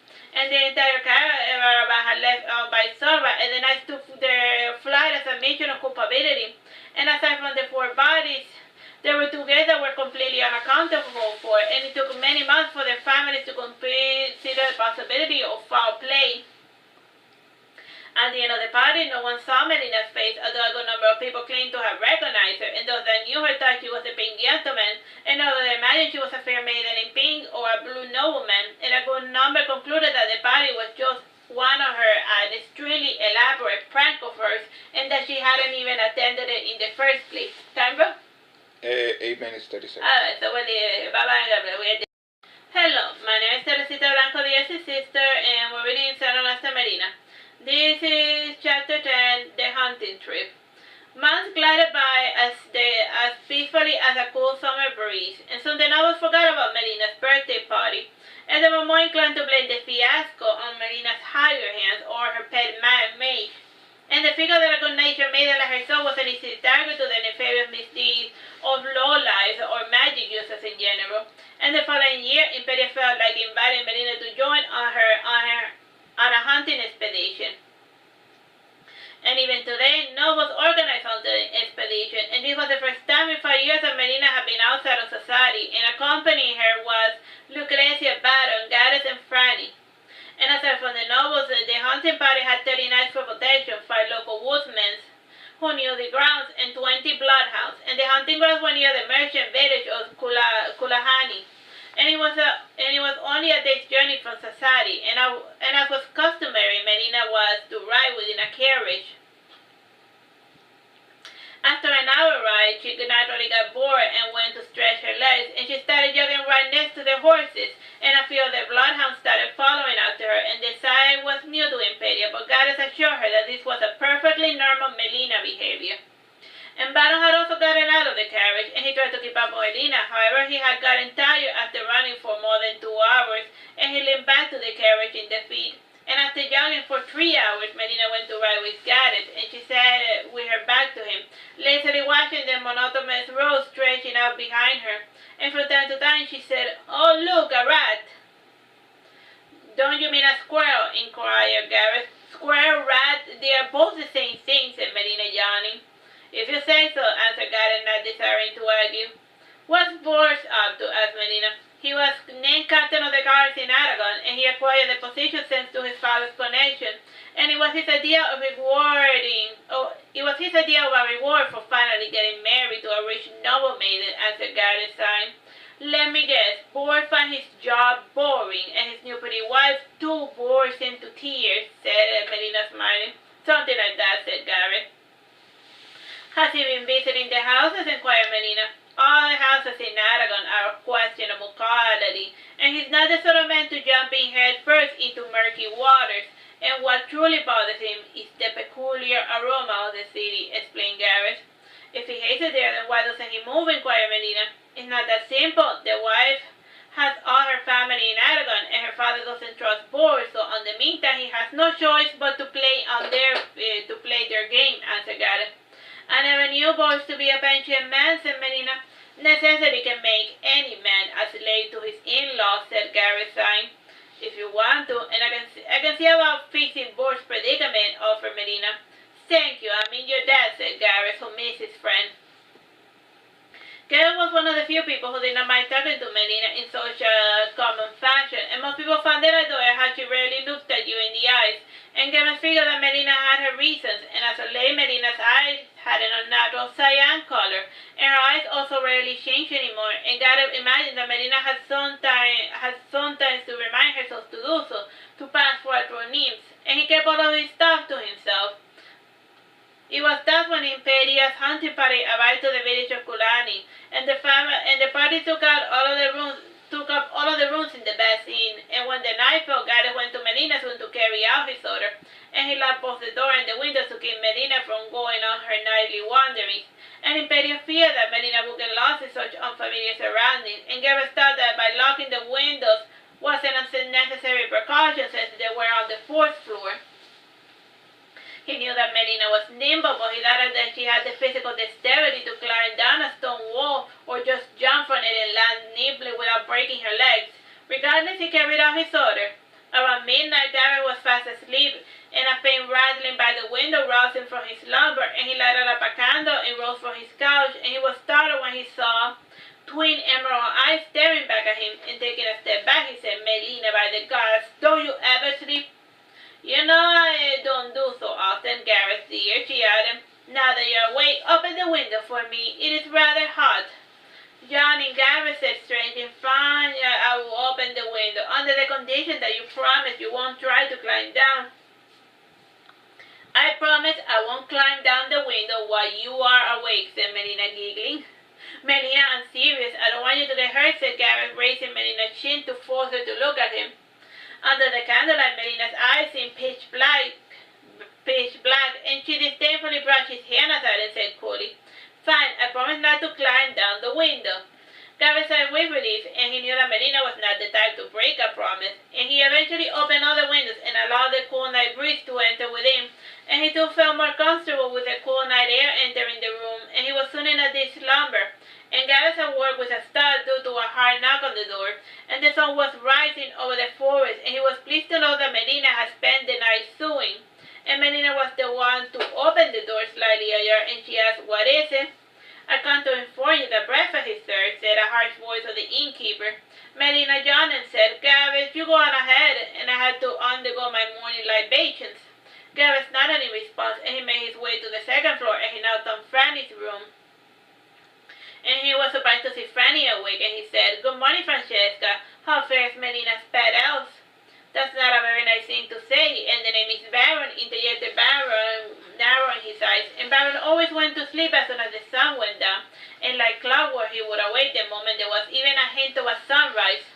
"Forgive me, young master Baron," said Gareth, giving a mocking bow, and he uncombed Baron's blonde hair before going to the dining room. You know like how you do with little kids, you messed up their hairs? Stupid kid.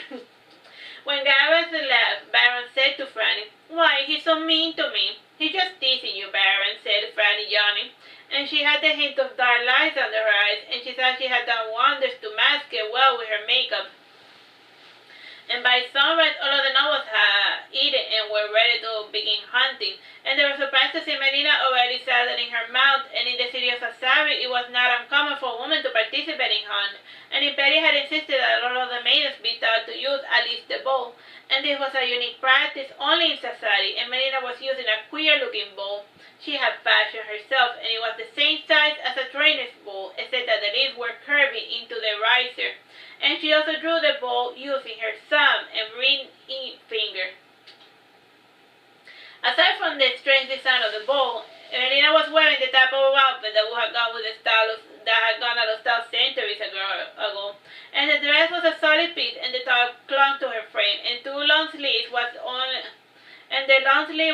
in one hand which held the bow, and this hand had a golden armband on her shoulder, and 2 simple hoop bracelets in her hand, and the other hand had a sacred golden bangle, and the dress itself was had golden elaborate red patterns. Melina mounted her horse without anyone's help, and she rode out of the stables and waited for the others to hurry up. And riding beside her was Gareth, followed by Baron riding his little pony. The pony was of an unknown breed, and Baron's gleaming eyes betrayed his excitement at participating on his first hunt, and his pony shifted nervously, sensing his rider's excitement. And and when now were assembled, the hunt commenced, and Imperius hunting party was searching for a hart. The hart in question had 10 horns, and the hunters and knights had already laid down the strategy during breakfast, and this group was the first to disperse with the hunting dogs, and Melina slowly rode through the forest, and she was followed by Franny and Baron. And Franny was a bit unnerved by the darkness of the cedar forest, and there was a thin mist blocking out the morning sun. And she asked, looking about, "What if we run into a wolf?" "Then we shoot it," said Melina nonchalantly. Their conversation was interrupted when the hart scurried by them. It's like a type of deer. He was running in frenzy due to the insistence of the barking dogs, and when Baron saw it, he shot it with his bow swiftly, and instead of hitting the target, the arrow whizzed past the shoulder of one of the knights, and finally the knights yelled, "Melina, watch where you're aiming!" Brushing Baron waved his hand and said, "Sorry, mister, it was me who shot the arrow." The knight laughing and said, "What sort of an elf doesn't know how to shoot?" Baron's face turned deep red, and sighing he lowers his head in shame before saying, "He's right. I am an embarrassment to the elven species." "It's fine, you're fine," said Melina, bending his head. "At least you can fire an arrow," said Franny, "and I'm still trying to manage to shoot a single arrow without prickling my fingers." Time, bro? 14 minutes. A cold wind lifted up hundreds of leaves from the forest, and Franny huddled in her traveling coat, and she was startled when her horse neighed and gave 5 sudden steps backwards, and her eyes opened when she saw a bear approaching, and the bear was lazily coming closer. "Look, a bear, what do we do?" asked Franny. The bear turned his head around for a second to listen to the horns, and based on the sound of the horn, the knight had cornered the hart, and Melina commented, "It depends if you want to kill the bear or not." "This is no time for jokes, Melina. Do we run away or not? Do we run away slowly, or do we shoot at it? What?" said Franny, turning her horse around to hide behind Melina's mount. "Calm down, Franny. Do you want the bear to know that you're scared of it? It's bad enough that we ride mares and that we have a pony and a shout with us," said Melina, taking out a single arrow. "How bad is it?" inquired Franny. "For starters, male bears like to kill small children, even if it's their kin. And that is true, like bears, if the baby bears are not related to them, the bears will eat them in order to force the mother to be fertile again. Yeah, nature's dark. They can only be killed with a sharp enough spear, and when attacked, they can grow quite ferocious, and to make matters worse, this kind of bear is known to be a good tree climber," explained Melina. And Melina's explanation was cut short when the bear started running towards Baron, and Melina slowed it down by pinning the bear's back leg with a single arrow. And in the meantime, Baron shot arrow after arrow at the bear while yelling, and the arrow wounds were only skin deep, and annoyed by the shower of arrows, the bear forced its leg to walk despite having an arrow stuck in it. And as it drew closer, Melina shot the bear in the nose, and the arrow pierced one of his eyes, and Baron winced when even his shot seemed painful to him. And with the last roar, Melina shot him twice inside the mouth, and when the bear stopped moving, Baron breathed a sigh of relief. The hunters were all gathering about Melina, and Franny had gone in search for help, or so she claimed. The moment that the bear started running towards Baron, she had fled. And Melina had not deserted Baron, since the pony would not have been able to outrun the black bear. And Gareth was the first to exclaim, "Good gosh, Melina, are you alright?" "Impressive," commented Impedia, eyeing the bear. And her hunting party had been drawn by the commotion that Franny had raised. "It's no big deal," said Melina, yawning. "It is a big deal.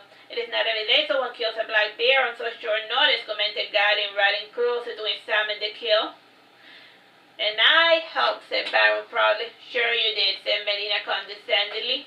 And a few of the knights stayed behind with Gareth to help transport the bear back to camp, and while they worked on the bear, Melina asked Gareth, "Did you get your deer thingy?"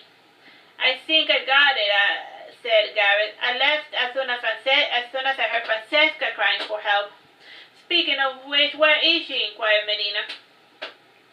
"Some of the knights are escorting her back to the inn. The poor maiden is hysterical, and her first hunt may also be her last one," commented Gareth, shaking his head sadly. "Not all maidens are cut out to be huntress," said the knights. And by noon, the hunting party reassembled, and Lucrezia's party had been considered a success, and she had personally sniped out 7 rabbits, 2 ferrets, and Gareth's party related using Gary's hunting party told the tale using regaled them with the story of how Melina had single-handedly slain a black bear, and they carried the carcass as proof, and during lunch Baron was pouty, and the knight had completely omitted his participation in the kill. He had stood his ground when Francesca had run away like a coward, and while the hunting party feasted, Melina had gone to bathe in the river. Though it was spring, the water of the river was icy cold, and one of the local huntsmen had seen Melina walking towards the river, and he was planning to spy on her, as was the habit of all peeping Toms. Before he managed to get the desired look, he was intercepted by Sir Walter.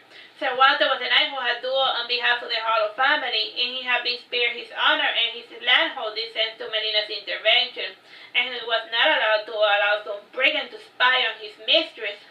Sir Walter said to the hunter, "There is nothing to see here, go back to camp." "Oh, let me just take a peek," said the hunter, "and you'll speak of her beauty, but to me, Melina looks like any typical 16-year-old brat, and I'm just curious to see if she looks hotter without anything on." "How dare you, such insolence! Do you have any idea who you're speaking to?" said Sir Walter, reaching for his sword, "and I will not tolerate your knavery. On guard!" And Melina left the river and stepped between the two, completely in the nude, and she said, "Sir Walter, put your sword away, and you, my little toad, now that you have seen me, be on your way." The hunter looked at Melina from head to toe, and he was about to commence something when Melina struck him in the face with her high heel. And Sir Walter put his coat over Melina while she struck the hunter again and again with her heels. And the hunter left after the fifth strike, which was really close to his eye, and when he was gone, Melina removed Sir Walter's cloak before returning to the river. With his eyes focused on the ground, Sir Walter said, "I was under the impression you were done bathing." "I was, but your sweaty coat made me dirty again," said Melina, jumping into the water. "My apologies," said Walter, bowing, and he added, "I have been making the effort to maintain the level of hygiene you demand of those who follow you. Alas, I find river water to be a tad too cold for my taste." "Something's gonna be helpful, Sir Walter," said Melina, "and I wouldn't want you to catch a cold just to amuse me. I am at least happy to see that you're brushing your teeth on a regular basis. They are as white as alabaster." Sir Walter smiled happily, and he was one of the few knights in Sassari court who wasn't ashamed to show his teeth. When Melina was done bathing, she put on her hunting dress again, and she came to stand before Sir Walter, and she took his hand, and in a pained voice she said, "You haven't been eating much, haven't you?" "I am fasting, your grace, the same as you," said Sir Walter. "You haven't been with me as long as the other, and in high time you will realize that I do not require much sustenance to survive." Said Melina, squeezing his hand to make more of an emphasis. And it was the first time Sir Walter was able to see Melina's clear blue eyes, and normally she would not look at him in the face when she spoke, and his brown eyes watered a little, and Melina playfully pulled at Sir Walter's brown hair before running away. And Walter tried to follow, but he was weighted down by his black iron chest plate. And when Melina was away, Lucrezia had decided to try out archery. Time, bro? 7 minutes. And Melina had described to her such type of archery competitions, and this involved setting up targets at random distances with marked locations in trees of the forest. And the target was sometimes placed in flat silhouettes in the shape of animals. And one of the hunters that were shooting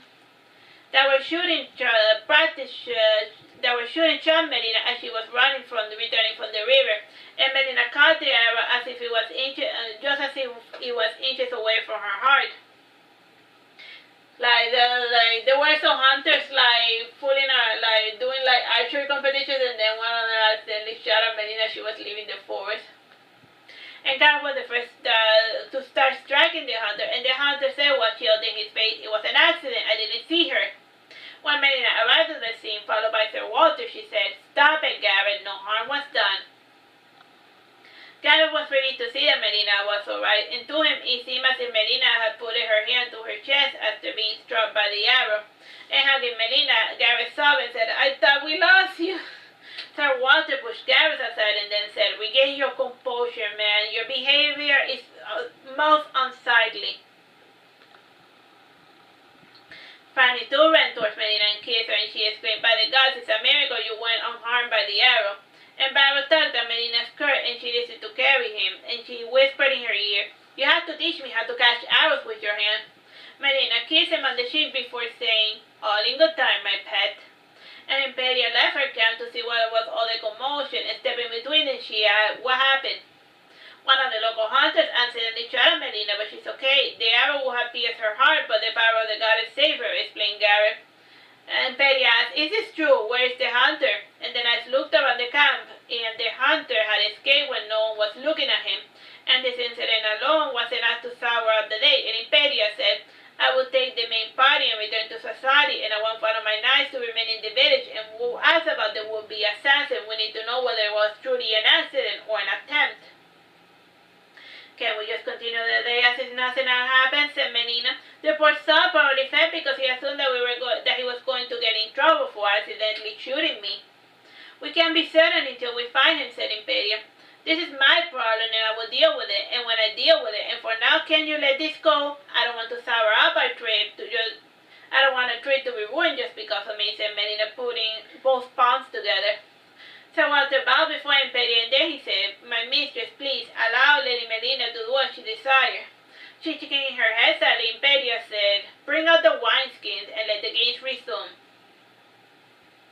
Melina sat with Baron in her arms and both waited patiently for their turn to shoot, and when it was Baron's turn, he was consistently off the mark by a few inches, and when finally tried her hand at the bow, she failed time and time again to even get an arrow to fall remotely close to the target. However, she was finally able to shoot an arrow, which was an improvement, and Lucrezia shot out of the target's bullseye. As for Melina, all her shots were consistently dead center. And around dusk, the hunting party returned to the village of Kulani, and Gary was given new instructions. And tonight he was to allow Melina to roam the forest, and he was to trail her and to see if the hunter came back to finish the job.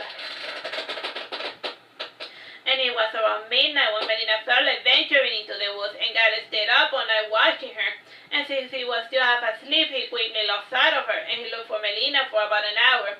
And the only two light sources came from the lantern he carried, and the moon had been opaque by the passing of a dark cloud. And from time to time he heard the howling of wolves, and he felt their presence near, but the wolves still did not dare to attack.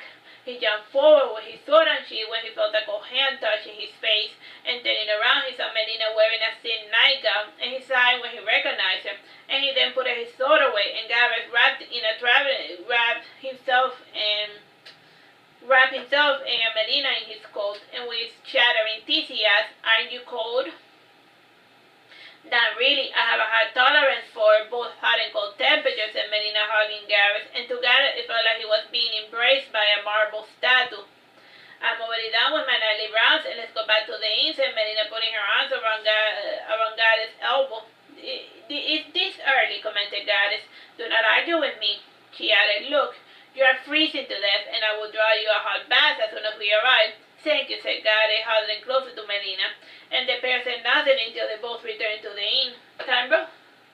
2 minutes, 30 seconds. Alright, well, we're done anyway. We're finishing this chapter. Bye-bye. Hello, my name is Teresita, Blanco, Artsy Sister, and today we're reading Saturnastra Melina. This is chapter 11, Ceric, the Glass Wizard. After the hunting trip, Impedia did not orchestrate another trip outside of Sassari. 3 months passed by without any incident, and despite Melina's protestation, Impedia did eventually search for the hunter. His body had apparently turned up in the forest 2 days after the party had left, and she regretted not finding out who was after Melina's life. However, she had a good idea who might be the culprit. While Imperia was consuming resources in her mindless pursuit, she failed to notice the arrival of a shadowy figure. At first she thought that this strange figure was just a temporary thing. And after 2 weeks, Imperia was starting to become acutely aware of his unwelcome presence. It wasn't too uncommon for the Sassari courtesans to cater to traveling magic users. Most concealed the fact that they had any magical powers, and what they all had in common was their evasive attitude towards their past and what they did for a living. As for the unwelcome guest, he was proud of being a magic user. He wore his ocean blue robes with pride, with all of his magical accoutrements in plain sight. Within the magic user community, he was known as Ceric, the Glass Wizard. This was more of a derogatory title, since all of the items he enchanted broke really easily. He was the same man whom Melina had commissioned the mask for her birthday masquerade, and before then Cedric had barely any funding for his magical research. When Impedia could tolerate his presence no longer, she called him to her office, and Cedric was expecting this call for quite some time, and he gingerly sat before Impedia with his legs crossed like a dainty lady, and his hands were manicured, and from where Impedia sat, she caught the faint, pleasant smell which clung to his robes. She naturally assumed the smell came from his spell components, and she was mostly struck by his clear blue eyes and his olive skin. Cedric crossed his hands and asked Impedia, "How may I help you, my lady?" "How have you been enjoying your stay in the Dane's pavilion? Is everything to your liking, your eminence?" asked Impedia casually. "The accommodations are excellent, and you have made certain of this, my fair lady," answered Cedric. "Cedric, was it some then I feel that you are taking advantage of our hospitality. Pray do tell me, under whose authority do you continue to reside with us?" inquired Impedia. "Under Melina's authority, of course, and I ought to well the rules of your court, and Melina is my benefactress, and she said I could stay in the court for as long as I want, or at least until I get back on my feet," said Cedric, lowering his eyes. Most of his face was cast in dark shadows. "Melina is still but a child, and I care for her as if she were my own daughter. And remember this, Cedric," said Impedia. Cedric was quiet for a moment, and then he nodded and said, giving a faint smile, "I will keep that in mind, my lady." Impedia pointed to the door, and Cedric got up, and he gave a slight bow before leaving. When he closed the door behind him, he gave a sigh of relief. He fanned the top of his robes to get some of the air to circulate into his body. He had been sweating from head to toe. The knights who had brought him to Impedia started chuckling. Cedric narrowed his eye, and he stoically walked away, and he wandered through the labyrinth of Impedia's palace, and he eventually found himself in the gardens. From there he went to search for Melina.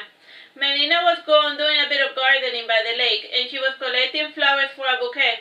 Without looking at him, Melina asked, "How did it go?" "How do you think it went? Her ladyship hates me," said Cedric, sitting down on a marble bench. From the corner of his eye he was aware of Melina's shadow, Sir Walter. Sir Walter was reclining in a hammock with a book in his hand, and the fine summer weather had completely overcome him. He was at peace with his surroundings, and he was allowing himself to drift into sweet serenity. Closer to the lake, Cedric saw Baron with a fishing rod, and sitting beside the boy on a blanket was Franny, and she was practicing her sewing under a bright satin parasol. Cedric lowered his hood to allow the warm sun to bathe his face, and he brushed back his long jet black hair with his hand. Melina said nothing while she sensed Cedric's attention was drifting off, and when she felt that Cedric was actually paying attention to her, she said, "There is no need for you to fear Impedia, and if you want to, I can speak with her to set her mind at ease." "I would prefer if you didn't," said Cedric. "I do not want to earn her any more animosity. Maybe it would be best if I return to the tower." "But you hate it there, and aren't you here more comfortable in your suite?" inquired Melina. "It is an improvement from the storage closet that I used to call a laboratory. Alas, no one in the tower appreciates my work, and I had to scrape and beg for each morsel, and in the end all they give me is enough to sustain myself and nothing more," complained Cedric. "Some things cannot be helped, my dear Cedric. The Archmago sees your talent and seeks to start your process for his own benefit," explained Melina. "How can you be certain of this? He seems like such a just and honorable individual," said Cedric, fiddling with the end of his sleeve. "It is because he is just and honorable that I suspect him. People who want to be perceived as honorable tend to be rotten on the inside and without pity. They try to distance themselves from people of ill repute and will never lift a finger to help out anyone in true need. Take my word for it, Sassari. Honorable people are the scum of the earth," said Melina, cutting with her scissors the stem of one of her roses. "By your logic, His Highness is good on the inside as he portrays himself as evil," chuckled Cedric. "Bersamin isn't inherently evil, nor is he good per se. Rather, he has a vision of a perfect world, and he will make it come true by any means necessary," explained Melina. "Pray do tell me, whether we fit in his grand scheme of things?" asked Cedric. "We do not," said Melina, tying her bouquet. She then placed the bouquet in Cedric's lap, and she sat down beside him. Cedric smelled the flowers, and then he commented, "These flowers are lovely, and the bouquet as a whole lacks any logical consistency. You should study a flower arrangement, Melina." I could say the same thing about your magic, said Melina, retrieving her bouquet. I fear you may be right. On another note, would you like me to teach your little baron some magic? He certainly has the talent for it. If only he could stop burning everything in his path, said Sarah, pointing to the boy. I think not. Baron will not benefit in the least from the teachings of a novice like you, said Melina, laughing. Sarah flinched when he heard this, and he started getting up, but Melina detained him, and she said, I meant no offense, Sarah. I am simply stating a fact. That is all, and in your effort to gain acceptance, you have allowed your magic to be corrupted, and you're not high in child of Gideon Bash, and you will never be.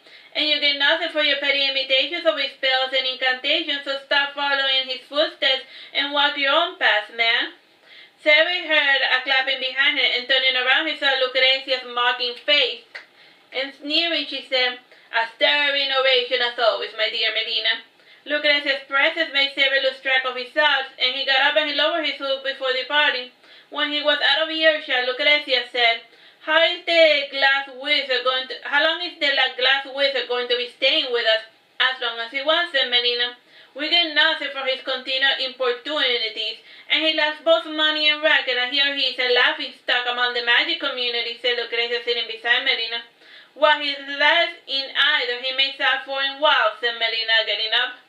He certainly is a man with ambitions, but wealth can only take you so far in the world, said Lucrezia, facing Melina. Melina opened her mouth to say something, but she chose to remain silent. Lucrezia knew that Melina only did this in order to preserve their friendship. Baron noticed that Melina was leaving, and he dropped his fishing rod to run after her. Franny, raising her voice, said, Baron, wait. Baron stopped beside Franny, and she took her small hand in hers, and she said, You know that Melina works today. Please do not interrupt her. Baron sat down beside her with downcast eyes, and he said, Yes, I know. Franny got up from her picnic basket a parcel, and when Baron opened it, he quickly closed it, and narrowing his eyes, he whispered to Franny, Is this? Yes, a fragment of the genuine article, said Franny, smiling. But how did she find it? Inquired Baron, putting the parcel under his shirt, and he looked over his shoulder to make certain that nobody was looking. He pouted his lip when he noticed that Lucrezia was looking in his direction. Just ignore her, said Franny, petting Baron's head. I'm going back to my room to get started on this right away, said Baron, running towards the Dane's pavilion. Lucrezia then went to stand behind Franny, and she asked while looking down at her, what was in the parcel? Nothing, just some little drawings Melina had acquired for Baron's birthday, lied Franny, focusing her gaze on her sewing. Isn't Baron a little young to have such drawings? Then again, Melina's an orphan, so she wouldn't know how to raise a kid properly, said Lucrezia, sitting down beside Franny. What makes you so certain that Melina's parents are dead? Asked Franny. Think about it. No self-respecting parent will force a child to play the role of a courtesan, and she never talks about it nor even makes the attempt to send clandestine letters or even money, said Lucrezia, fanning herself. Maybe they are illiterate, suggested Franny. Or perhaps they abandoned her or sold her into slavery, said Lucrezia, and she added, Ditching kids in the woods is a common practice these days. While Franny and Lucrezia continued to debate about Melina's birth parents, Melina had arrived to Sarah's room. Sarah was in the middle of packing his things, and Melina placed her bizarre bouquet in a basin in Sarah's room, and turning around she said, Leaving so soon? They are right. I have overstayed my welcome, and I will return to the tower in the morning, said Sarah, putting away his ink set. You will learn nothing if you go back there. The teachers are lazy, and they have mages guard their secrets greedily. It is not possible for young upstarts to usurp their place of power, said Melina, closing the door behind her. Then what am I supposed to do? Just sit here doing nothing? Nothing won't change if I continue here, said Sarah, sitting down on the bed to cover his face with his hand. Melina took his hands and squeezed them firmly to show her support, and with the other she stroked his back as if she was soothing a sobbing child, and then she said, There is one thing you can do. Just grow stronger.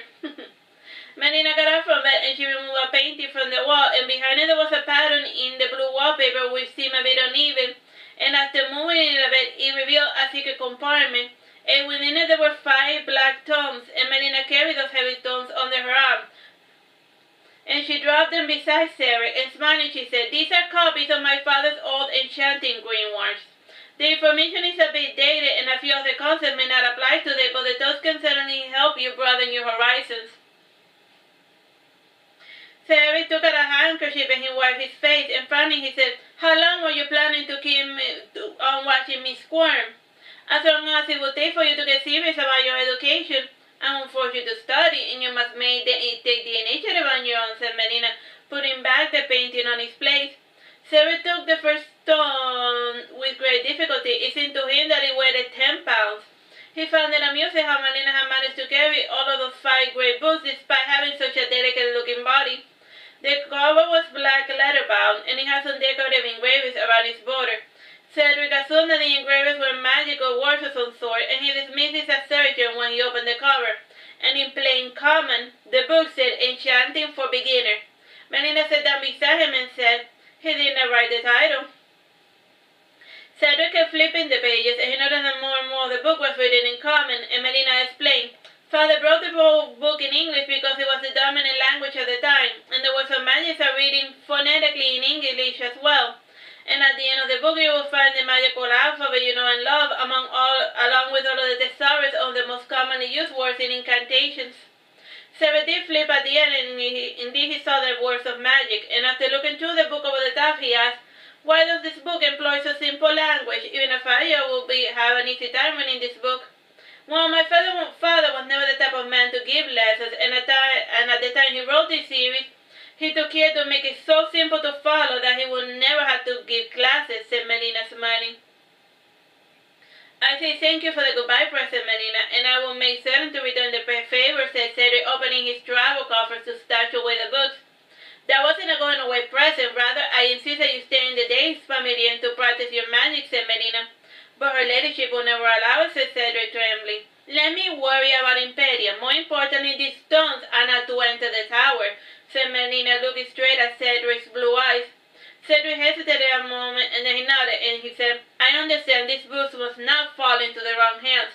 Melina said nothing, and she let Cedric alone as he unpacked, and while walking towards her room, she saw Lucrezia waiting for her in the hallway, and she said, "Is your pet wizard going to stay?" "Yes," said Melina. "I see what you're doing, and those others are not onto you, but I am not your little game," said Lucrezia, pointing at her. "Whatever do you mean?" said Melina, giving a sardonic smile. "First the 2 knights, and now your 2 mages, and the peon you call a maidservant," said Lucrezia, counting. "Don't you have anything better to do than imagine false conspiracies, Lucrezia?" said Melina, looking at her friend. "Not really," said Lucrezia, yawning, and she did this in part to avoid looking at Melina's bizarre, cyan-colored eyes. "If you are done, then I will return to my room," said Melina, touching the handle of her door, and she purposely stopped midway since she said that Lucrezia wanted to say something. "Ah, yes, I did have something," said Lucrezia, and she handed Melina a letter. Melina looked at the envelope over the top, and recognizing the handwriting, she quickly tore the letter into many tiny pieces, and she handed the crumbled remains to Lucrezia. "See that my secret admirer gets this response." "Certainly," said Lucrezia, smiling. "Time, bro?" 9 minutes. Alright, well, we finished the chapter. Bye-bye and God bless. Hello, my name is Teresita Blanco, the Artsy Sister, and today we're reading Saturnastra Melina. This is chapter 12, Melina's Secret Admirer. As of now, Melina had been living in the court of Sassari for 6 years, and all the nobles who visited the court greatly admired her beauty, wit, and cynicism. Melina kept things interesting, as some of her lovers would say, and her most common patrons were men over 50, of the old noble families. Melina did engage younger men, though apparently she did not consort with them, and at times she had 4 regulars, and this older widower gentleman visited her twice or even thrice a week, and Melina arranged things in such a fashion to avoid their visitations overlapping. And in one cool spring morning, Dalmir Culpepper of Aragon visited Melina, and Dalmir had not seen Melina in quite a long time, and while visiting the gaming house, he was approached by a lad clad in a steel armor, and the lad stepped beside him and said in a low voice, "Are you visiting the Danes familiar today?" Frowning, Dalmir said, "Are you drunk, child? You have either neither the wealth nor the right to speak to me in such an informal fashion." "Sir, I am not drunk, nor am I a pauper. Think of me as a messenger." "Stay away from Melina," said the young man before leaving. Dalmir yawned, and he continued with his game. Bors, who was acting as his bodyguard, asked, "What was that all about?" Dalmir shrugged his shoulders and said, the lad must be mad with love, and did you see the glint in his eye? "Ah, lads, possessing men like that, I was a great headache for my pretty Melina." I think I know the identity of the young man, said Bors, throwing the dice. And pray do tell me, who is that unscrupulous young man, said Damir, smiling. I would if I could, and I'm not too eager to die in a pointless duel, said Bors, yawning. Damir laughed when he realized the identity of the armored lad. Bors chuckled, and then he noted that his charge had gotten the hint. Around us, Melina was usually off duty, and she rarely received people at night. And at the time she was being trailed as usual by Sir Walter, and while Melina performed her dust libation, Sir Walter was approached by a young man clad in a steel armor, and he was guarding the door into the bathroom when he was while he was dozing off within his seat. He looked up and he saw the young man in the armor, and he had heard rumors of a recent commotion caused by this stranger. And the young man said to Sir Walter, "You call yourself a knight, not lifting a finger to help a maiden in need?" "And good evening to you as well, stranger," said Sir Walter, yawning, and he added, "Aren't you hot inside that armor?" "Mind your own business. I am here to challenge you to a duel to take your place as Melina's guardian," said the young man, unsheathing his rapier. "You misunderstand me. I am not Melina's guardian, nor am I her consort, as your tone seems to imply. So there is no need to show animosity towards me. My relation with her is purely professional. She hired me to follow her around and keep people from interrupting her bath time," explained Sir Walter, yawning. "Swear on your honor as your knight. Swear that you speak the truth," said the lad in a somewhat high-pitched voice. "My honor is my life," said Sir Walter before settling down on his seat. The lad sheathed his sword and then he left, and when he was gone, Melina opened the bathroom door and she peeped outside and she asked cautiously, "Is he gone?" "Yes," said Sir Walter, nodding. "Good grief. I wish I had never dueled that little turd," said Melina, entering her bedroom while clad in a bath towel. "What's done is done, Melina, and one cannot blame you for having a competitive nature, and truly it is one of your most positive qualities," said Sir Walter. Like clockwork, Franny entered the room to comb Melina's hair and to pick out a new dress for the evening, and after she was done, she said, "I saw him on the way to your room, and he asked me to deliver this letter to you, Melina. Do you want to read it?" "No, just send him my usual response," said Melina, looking through her jewelry box. "But I feel sorry for him. He means well, and he wants to marry you in spite of everything," said Franny, admiring a large, heart-shaped topaz ornament. "You mean he wants to marry me despite being used goods," corrected Melina. "I wouldn't put it that way," said Franny.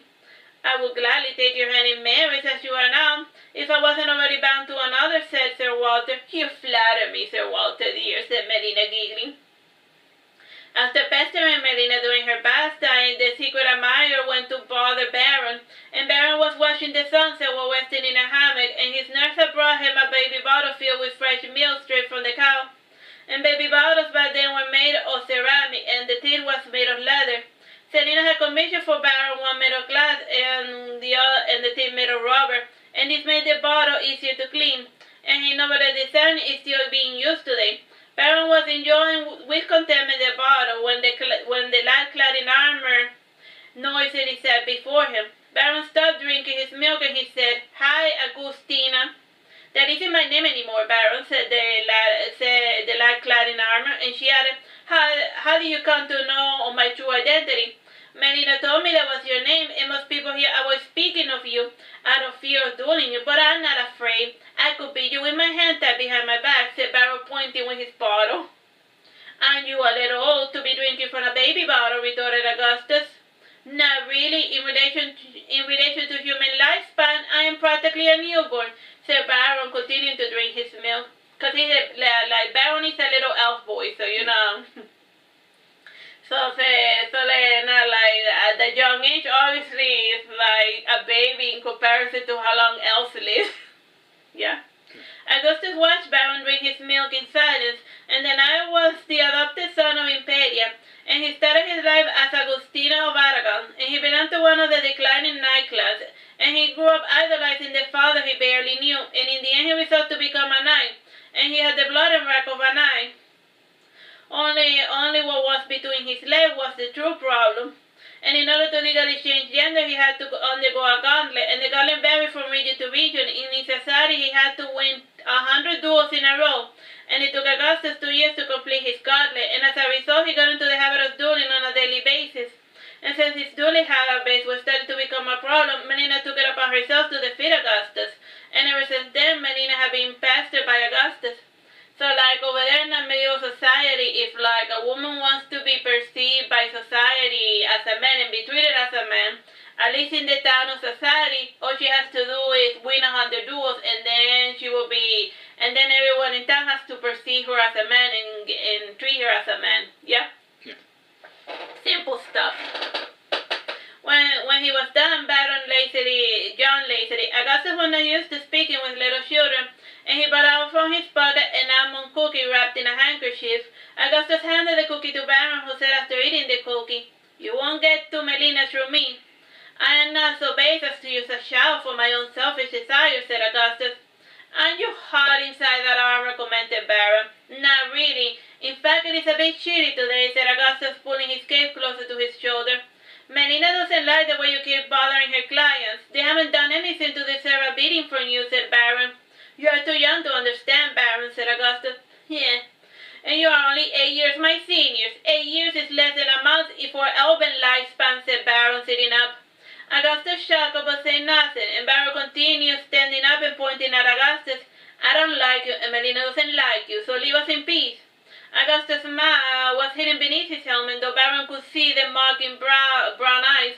Baron's attention was distracted when he noticed that his bottle had fallen to the ground, and he was relieved to see that the glass had not shattered. And Baron narrowed his eyes before running off to the Dane's pavilion, and his nurse followed behind him. Augustus was left alone in the darkness. A few hours before midnight, Augustus knocked at Cerric's door, and Cerric was known to have irregular sleeping habits, and he usually went to sleep either at midnight or an hour after midnight. So he expected Cerric to still be wide awake. Cerric opened the door, and he swiftly closed it as soon as he saw the still night standing before him. Augustus tried opening the door, but it was bolted shut. "Melina already warned me about you, so go away. Shoo, shoo," said Cerric. "I'm not here to quarrel with you, wizard. Open the door. I wish to speak to you," said Augustus, knocking. "It's late. Can't this wait till tomorrow?" said Cerric. "I know that you sleep later at night, and please open the door. I will break it down," insisted Augustus, knocking louder. Gareth came from another room wearing his nightgown, and he pushed Augustus aside and said, "Cerric, let the poor bastard in already, and I want to get some sleep." Cerric hesitated for a moment, and then he said, "I will let you in, but only under the condition that you behave yourself." "I am not a child, Cerric. I know how to comport myself," said Augustus. "Sure you do," said Cerric, chuckling, while hiding behind the safety of his locked door. He waited a few minutes to let Augustus inside, and Augustus had never been inside Cerric's room, and he was much disappointed to notice the absence of pentagram, piles of spellbooks, and other visual signs of a wizard's residence. Cerric did have all of the above when he was immersed in some magical research. However, he always took care to clean up afterwards. He was a fastidious neat freak, and no different from Melina in this regard. So yeah, so like he had all of the magic stuff, but you know, he cleans up after himself, so you know, you'll never see the place untidy. Augustus pulled up a chair near the writing table and he sat down, and Cedric sat on the bed facing his unwelcome visitor. Augustus asked, "How fares your magical research?" "It's progressing steadily," said Cedric. "Does your research have any wartime applications?" inquired Augustus. "Why, do you want me to enchant your sword with an element? What sort of gimmick you warriors are so fond of?" inquired Cedric, yawning. "Other than elemental enchantment, what other sort of magic can be applied to a weapon?" inquired Augustus. "It all depends on the limited scope of your imagination." What today's warriors consider useful," said Cedric. "Tell me, what do you really want?" "And why pretend to be interested in my work? You wish to speak about Melina, so out with it. I haven't the time to waste on petty small talk." Augustus sat a moment to carefully plan out his words, all the while Cedric watched Augustus with his disdainful blue eyes. In the end, Augustus said, "I want a sword with enough magical powers to defeat my enemy." Yawning, Cedric said, "What sort of powers do you want the sword to have?" "I want a steel sword that shoots lightning, and I wanted to amplify my physical abilities tenfold. And I wanted to give me the ability to fly and to walk on water, and to have a magic shield to protect me from arrows. And I wanted to also help me see into the future far enough to predict my foe's next movement," said Augustus. "Would you like the sword to also turn lead into gold, water into wine? I can also make it wipe your bum after you use the bathroom," said Cedric, laughing. "Spare me your petty sarcasm. Can you make it happen?" inquired Augustus. I have such a sword already made, said Cedric, entering his closet. In one side he had 20 identical mages, on the other hand was a bizarre armor filled with the weapons of all shapes and sizes. Augustus wanted to take a closer look, but Cedric closed the closet quickly after finding what he was looking for, and he came out from there carrying an exquisite gem-encrusted bastard sword. The bastard sword were the length between a short and a long sword. You know, so like it's like not too short. It's just right. It's the Goldilocks sword. It's not too long, not too short. Just right.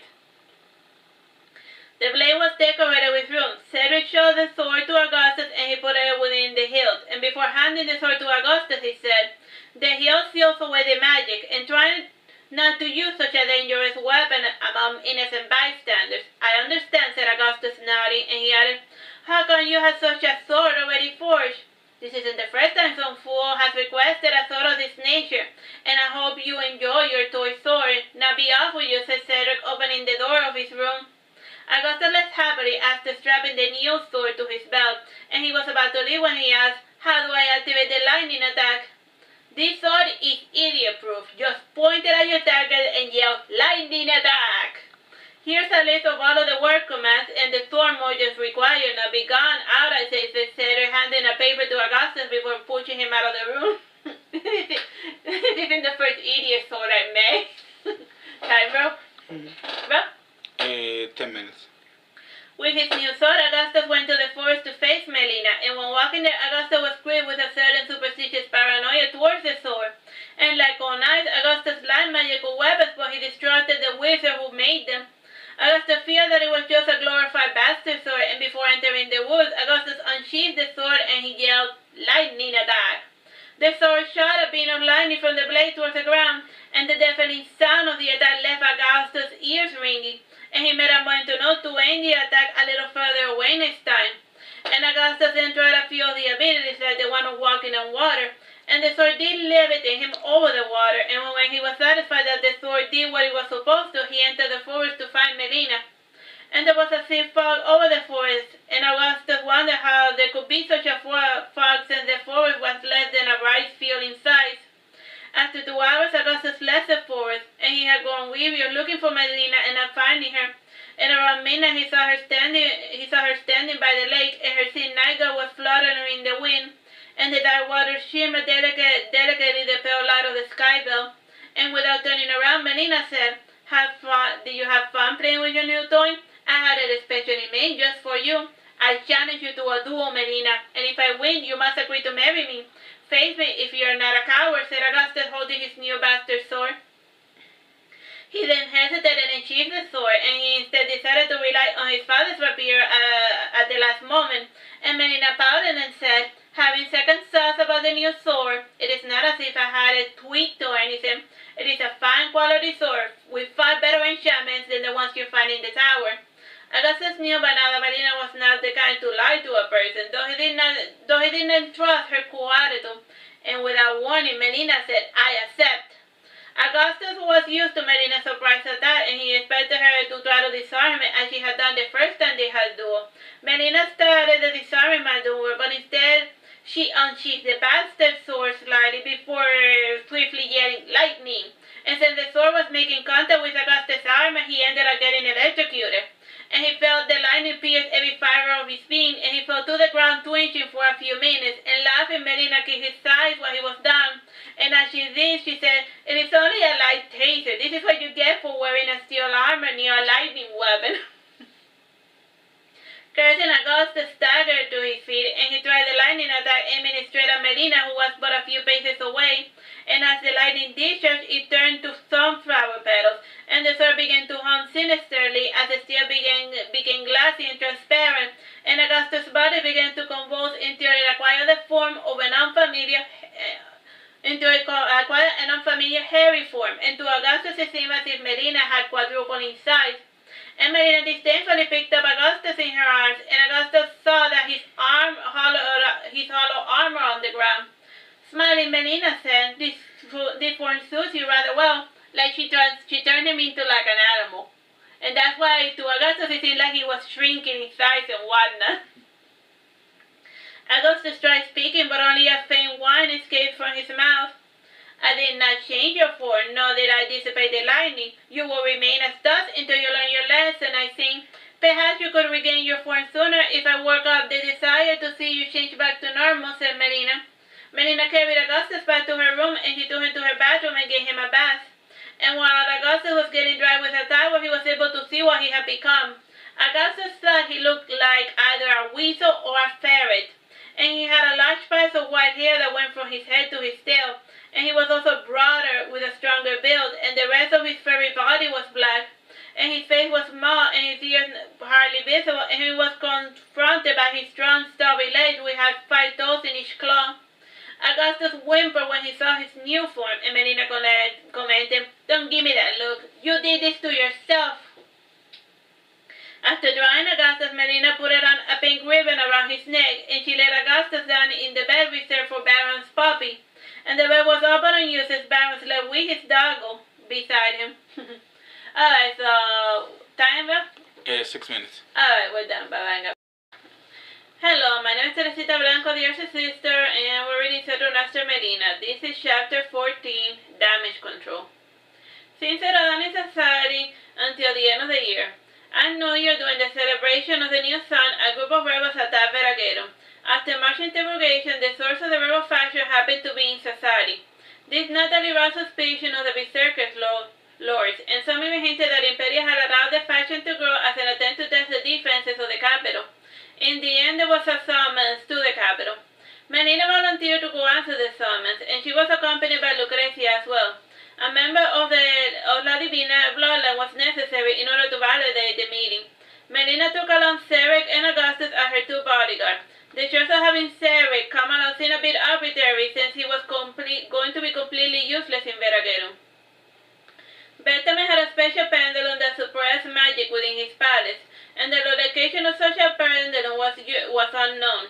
In the second month, Melina's small body was picked up by a band of Berserker lords. Lord Celo was among them, and he rode with Melina within Melina's carriage, and Augusta was sitting beside her, and Lucrezia and Celo rode in a different carriage.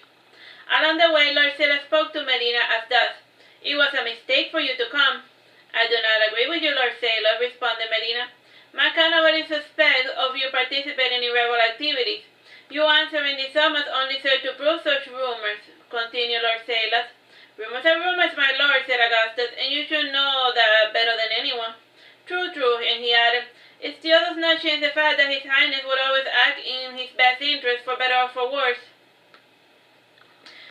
I have gotten out of stickier situations before, Lord Sailor dear. If anything, I will throw the dog a bone for him to maul at," said Melina. Lord Sailor laughed in spite of himself, and shaking his head sadly, he said, "Ah, Melina, you never change, do you?" "Why bother changing? It is very rare for people to change for the better," said Melina, looking out the window. "She is fine the way she is, my lord," said Augustus in earnest. Melina's party arrived to Veragero in the 4th month, and Lucrezia was overwhelmed by the magnitude of the new city. The smallest building was at least 5 stories high, and the roads were large and well paved, and it seemed to Lucrezia that one could easily eat off the ground. Ceric and Augusta had been to Veragero before, so they were hardly impressed. It seemed to them that the city was always expanding, and the crowning jewel of the city was the palace. It rose like a mejime from the stones of the mountain, and according to legend, Bersame had carved the entire palace himself from the mountain wall. Some stories claim that he single-handedly completed the palace in a month, while others claim that it took him at least a year. Bersame was said to be possessed by a feverish energy whenever he was working in an architectural project, and as of late, Bersame had been heavily investing in the infrastructure of the kingdom. The building project had been a welcome boon to revitalize the agrarian economy of the area, and aside from damage control, Melina was supposed to return one of such projects to Sassari. The only investment of the cities came from Imperia, and she did this to buy her people's loyalty, and for this reason, Imperia's request was a bit unusual. As for Lucrezia, she was sent there to make contacts. Imperia was starting the slow transition of power slowly transition power and influence to her daughter, and when Lucrezia entered the audience house, she was smitten by the bizarre architecture, the blue dragon colors, the azure marble. It was all quite mysterious and very beautiful. Her bewilderment turned to fright when her eyes landed on Bersame. and the rumors didn't even come close to the truth. Indeed, Bersame was a beast of a man, and a living chimera of all of the humanoid species put together, and it was also Cedric and Augustus' first time looking at their king. And Augustus' knight trying to help him maintain eye contact, though his eyes could not disguise his shock, and Cedric used his hood as an excuse not to make eye contact with the king. He was as afraid that the man was going to turn him to stone. Only Melina watched Bersame coolly. King Bersame wore a golden ceremonial armor, and he normally wore his blood-red armor on such auspicious occasions. However, it had gotten badly damaged in a recent battle. Behind Bersame's side, in golden cushions, 7 elders, and they were the brains behind Veraguero's entire operation. Overall, there were 21 members of the High Council. However, the bulk of them were handling other businesses around the continent. It was very rare for all 21 of them to be gathered in the palace. Bersame regarded his guest with cold disdain, and he chuckled when he noticed Melina meeting his terrifying red eyes. She too mirrored his eyes in both hue and intensity. She bowed as did the rest of her companion, and her bow was a slight curtsy while the rest prostrated themselves to avoid gazing at Bersame. Bersame chuckled and said, "Rise, I am your lord and guardian, King Bersame, and I make it my sworn duty to maintain peace and order in the realms. As long as you obey my laws, you do not need to fear me." "It is a pleasure to meet you, King Bersame," said Melina, standing erect, and her companions followed in suit. "Flattery will get you nowhere, my dear, though I do find your candor quite endearing," said Bersame, smiling, and Lucrezia noted Bersame's perfect white teeth. "Now it is you who flatters me, your highness," said Melina, bowing again. "I find traditional palace etiquette to be quite banal and devoid of meaning. You will find that palace life in Veraguero is quite unlike anything you are used to," said Bersame more to Lucrezia than Melina, and he added, "Now to address the matter at hand. Some of my generals are under the impression that the esteemed Madame Imperia Divina allowed a little rebellion to flourish for the sole reason of testing my fortifications. Do you care to explain this?" "Even you must admit that this little conspiracy theory is a bit far-fetched. Surely there is no need to test your fortification. It is common knowledge that the fortitude of your architectural powers, your highness," said Melina. "That may be true, but it still does not change the fact that the Madame Imperia knowingly housed rebels in her domain," insisted Bersame. "The seeds of rebellion are endemic to every form of modern government, and even Madame Imperia has people living within her own domain that would dare challenge her authority. A ruler cannot be bothered with every little ant he must step upon. Such is the game of my mistress. She underestimated the seriousness of their intent, and a mistake she promises to rectify," said Melina, making excuses. "A pitiful excuse," said the Mad Queen, entering the scene. Librana belonged to an unknown noble clan, and she was married off to Bersame at the age of 10 with the hopes of restoring her family's wealth. Instead of helping her family, she influenced Bersame to eradicate them. Ever since then, Librana earned the nickname the Mad Queen. "A pleasure to meet you as well, my dear Libra," said Melina, bowing. "It is Librana, my dear little minx. And are you the sacrificial little lamb descent from the Imperia's palace?" inquired Librana, sitting in her throne beside Bersame. Librana was at the time 16 years old, and she was the oldest of Bersame's consorts, and the de facto queen of Veraguero. "It is not my intention to pay for my mistress's mistakes. I only came here to inform His Highness of my mistress's criminal neglect of her duty. Nothing more," said Melina, maintaining eye contact with Librana. When she gazed at Librana, Melina's eyes were black, in the same colors as the queen. Only Bersame noted the discrepancy between Melina's emotions and her eye color. Librana, laughing coyly, said, "Ah, I see. So you admit that Imperia neglected her duties." "It is just an observation, nothing more, and at the time it seemed to me that my mistress was far more preoccupied with family matters than to take a rebellion seriously. And I would not even go as far as to call an army of 237 a true rebellion," said Melina. "Ah, yes, my dragons went mighty, so the bulk of them in less than 10 minutes," said Bersame, sneering. "Truly, I think my lords are taking this out of proportion. The group's true intent was to cause unrest, nothing more. They were not planning on actually winning, and such vain tactics will only grow more common if punished through exaggerated means. And the culprits have been dealt with, and their family members have been stripped of their rank. Let's leave it at that. It does not go well to be constantly chasing at shadows," said Melina, brushing off the problem altogether. Bersame was silent for a moment, and his elders spoke in harsh whispers to one another. In the end, one of them rose from the ground and whispered something to Bersame's ear. Bersame nodded and then said, Madame Impede will be pardoned of her crimes under the condition that she resigns from her post, and from here on out Lucrecia la Divina will take over her duties, and she will also remain in Veraghetum for the duration of 5 years. At that moment, Lucrecia understood her mother's tear for goodbye, and she thought that she was just being melodramatic. She never did understand why her mother had worked so hard to try to make Augustus her true legitimate heir, and in the end her mother had failed to protect her daughter from Bersame's court. Lucrecia was to become the proper ruler of Sassari.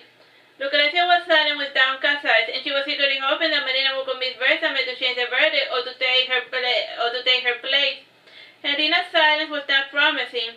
After hearing Bersame's sentence, Lucrecia was escorted to a room which was to become her permanent home for the next 5 years. It seemed to her that she was going to be serving her mother's sentence in her stead. She was angry at her mother for not warning her, and she was angry at Melina for not defending her. However, Lucrecia was angry at herself, and as soon as clarity returned, she realized that her petty jealousies had been her undoing. And Lucrecia stayed in her bed till dusk, and in the meantime, Augustus, Sarah, and Melina were walking the palace ground. Time, bro? 14 minutes. Okay. Augustus walked closer to Melina to whisper something. Melina brushed him aside and shook her head sadly. Augustus then realized that everyone was pensive about everything they said, and as for Sarah, he was busy counting beneath his breath. And Augustus was far too nervous to casually observe the marvelous architecture which surrounded him. And to distract them, they were approached by Undine. Undine was one of the sages, and if like Melina, and she casually saluted Melina by saying, "Hello, are you the infamous Melina? The one who turned one of our men into flowers, was it?" "What a shankly exposition. Care to try again?" said Melina, bowing. Undine took a deep sigh before continuing. "In what way are you a nymph?" "Is this an official interrogation, or are you just curious?" inquired Melina. "A little of both, and I want to know what sort of magic you wield, and I will find one way or another, so you might as well tell me," insisted Undine. "I have business to attend to in the city, and I will indulge your curiosity at another time," said Melina, bowing. Undine detained Melina by grabbing her shoulder, and then she allowed Melina to go. Augustus was a bit suspicious, but Melina simply yawned to illustrate her boredom. Augustus saw a strange gooey syrupy liquid in the palm of Undine's hand, and did not know what to make of it. Augustus walked beside Melina, followed by Ceres, who was starting to fall behind, and both waited for Ceres to make it to the entrance.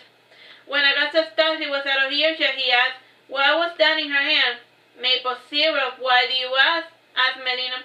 "I sometimes wonder about the past strange power you wield," commented Ceres outside the palace, and he was about to say more, but Melina closed his mouth with her hand.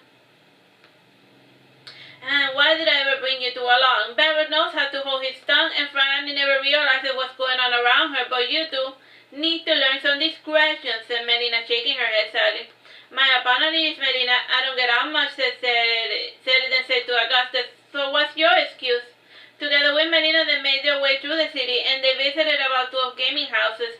Since it was Melina's first visit, she cleaned them out, and on the way of the last one of the owners wanted Melina to share part of her earnings. And he said angrily, "I know you cheated, so give me half your earnings, or I will call the guards."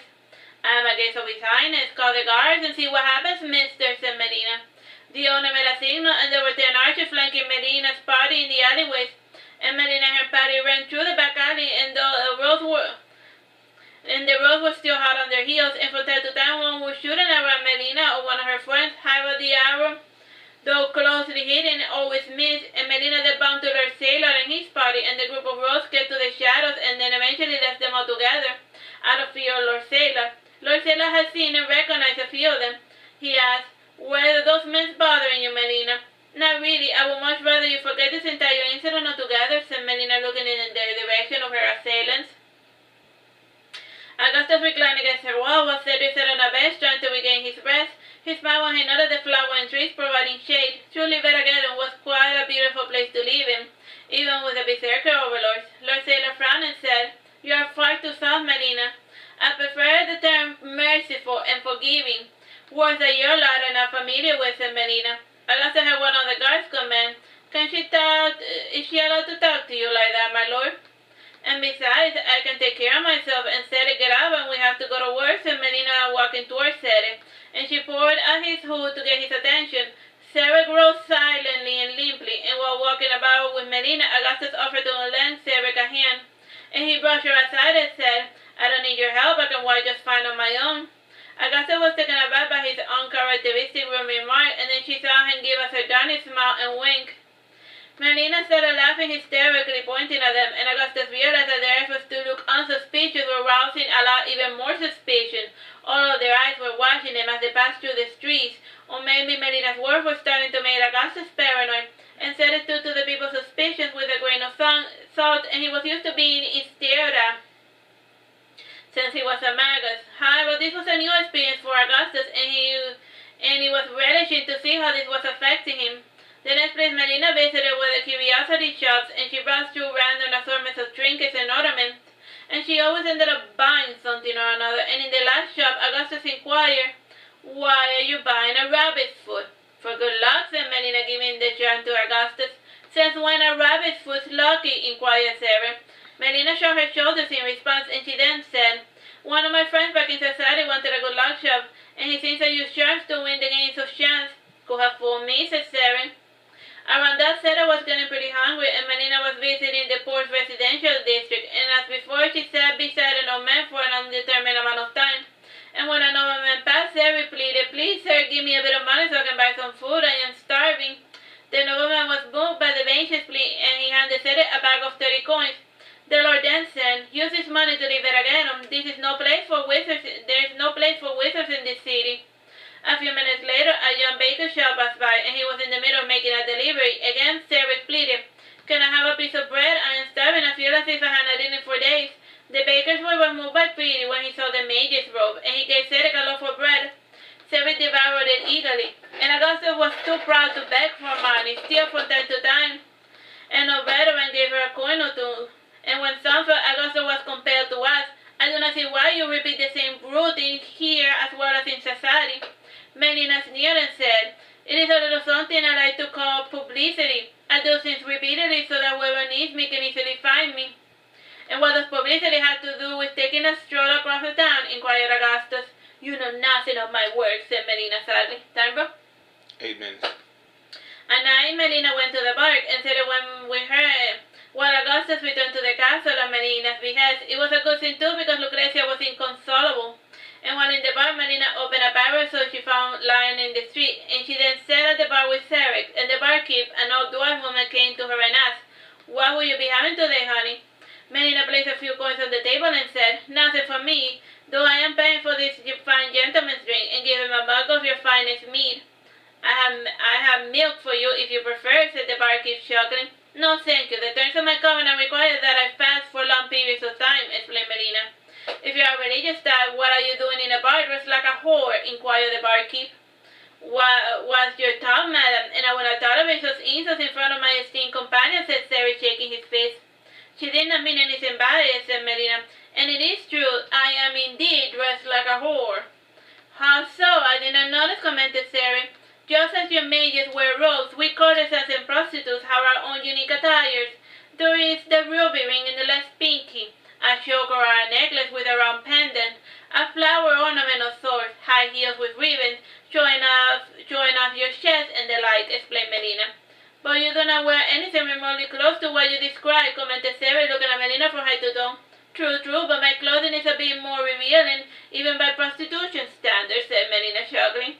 "Then why has no one approached you at all day?" asked Cedric. "Because I am an unfamiliar face," said Melina, giving another coin to the barkeep, who was eavesdropping on the conversation. That's a new face, because the city of Veragenum, new faces are sus. She's a new face, uber sus. Even though it's like a huge city, everyone knows who everyone is. We don't know who this is, and we're nervous. Cedric powdered his lip and he looked at Melina from head to toe, and he gulped the honey mead, and then he commented, "I do not mean to offend, but I never once found you remotely attractive, nor any of the other maidens that I showcased in the palace." "Maybe because you are a fear babe, or not a person," said the barkeep. Cedric felt his masculinity insulted, but he chose not to retort, and after drinking a mug or maybe a fizz, he said, "Madam Barkin, now that I think about it, I don't remember ever seeing a dame in the tower, and there was a time I thought there was a woman or two, but upon closer inspection, they turned out to be girly men." "I am not surprised," said the barkeep. "The person and women were already taught how to read, and it may not seem like it, but our condition has improved greatly in these past 200 years. On the whole, the human lot tends to be forgetful and rebellious of any signs of authority," said Melina, yawning, and she rested her head on her hand. A real shame, though the same could be said of other species, mind you, said the dwarf, embarking, cleaning the table. But now Cedric only had a vague idea of his surroundings, and he had lost track of how many mugs he had drank. And the last thing he remembered was Melina talking with someone, and when Cedric awoke, he was in one of the guest rooms in the palace. Augusta was sleeping in an armchair beside him. Time, bro? 5 minutes. Oh, yeah, I'm finished this chapter. I'll be back. Hello, my name is Teresita Blanco, the Artsy Sister, and today we're reading Saturnastra Melina. This is chapter 15, The Houses of Barrillas. Melina stayed in Veragero for 1 year to help Lucrecia settle in, and while she was away, Sassari got attacked by a mercenary band of no more than 327 soldiers.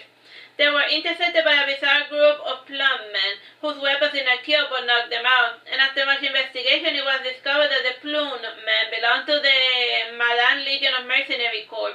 Plum is like they have feathers. A large segment of them had been hired to learn a new way of fighting, combined with mastering some bizarre weapons made of cloves and obsidians, and this was their first maiden voyage. What became of those mercenaries that had been captured was unknown, and they were sent on a suicide mission to test the Sassari fortification, and they were ambushed on the way there, and it was almost as if they were expected, and there was plenty of talk of this issue in the palace, and the nobles and lords that Melina had something to do with it. However, she had not sent any messages, nor did she have any visible contact with the Madame's Legion. All this crazy business made the Mad Queen of Veragero paranoid, and she tasked the Countess Elaine to keep tabs on Melina from time to time, and Elaine had a large spy network, and as such she watched Melina's moves carefully. And in spite of her network, her spies had a knack for losing track of Melina, and it got to such a point that her spies started sending funny reports to excuse their failures. And regardless, she was not noting the rise of prominent members of society that were consorting with Melina.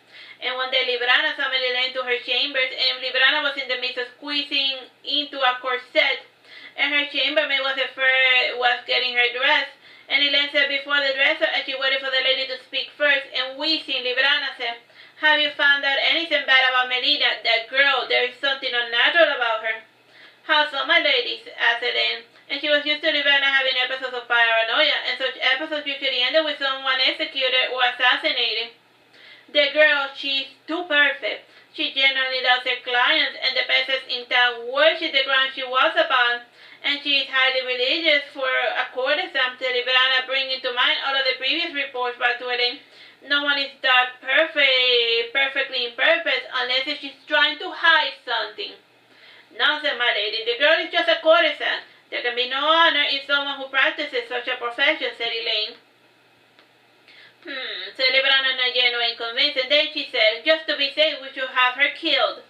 "I wouldn't recommend it, my lady. The girl has a threat of important dignitaries at her heels, and her death will make us look highly suspicious," said Elaine. "They have her suffering an accidental death, a heart attack or something. Get the high priest of Arasa to work on this right away," suggested Librana, putting on the first layer of makeup. Like the high priest of Arasa, that's the death priest, so like, just get the death priest to cast a death spell and be done with it. "Yes, my lady," said Elaine, bowing. Whenever Librana was possessed by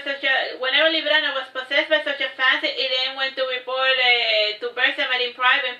Bersamet was in his study within the speech section of the palace, and each part of the palace was themed after a creature that Bersamet had slain.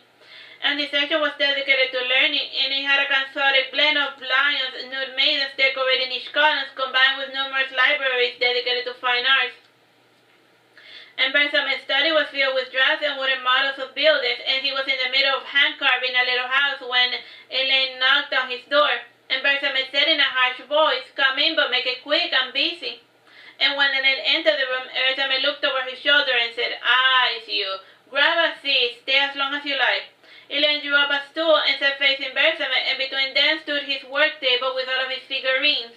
And she started as thus, "I came to talk to you about Melina." "What about her? Does she keep singing in Spanish? Normally I would have her publicly shamed, though I find her singularly enchanting," said Bersamet, smiling. "Yes, but it's not about that. You see, your wife wants Melina dead," said Elaine. "Which one?" said Bersamet, chuckling. Your wife wants her dead. Which one? "Queen Librana, sir," said Elaine. Bersamet heard Elaine's take on Melina, and laughing, he said, "Tell my wife to leave Melina alone. She's a good girl, and I love her, and she's a great person, and I wish my people were more like her." "You surprise me, sire," said Elaine, bowing. Please do not bow. How long have we known each other, Elaine? And I do ever grow bored of the boorish noble politics. And since you were simpler during my primes, when all you needed to form an alliance was a sharp axe and a severed head or two, said Bertha, sighing. Ah, the good old days when all you needed to do was kill a fool to get people to do what you want.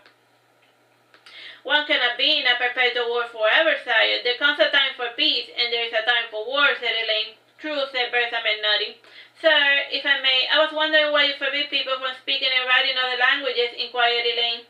If people spoke other languages, it would make the job of my spies masters all the harder, explained Bertha. That can't be all, my lord, insisted Elaine.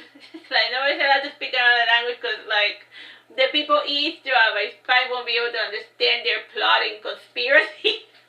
Yeah.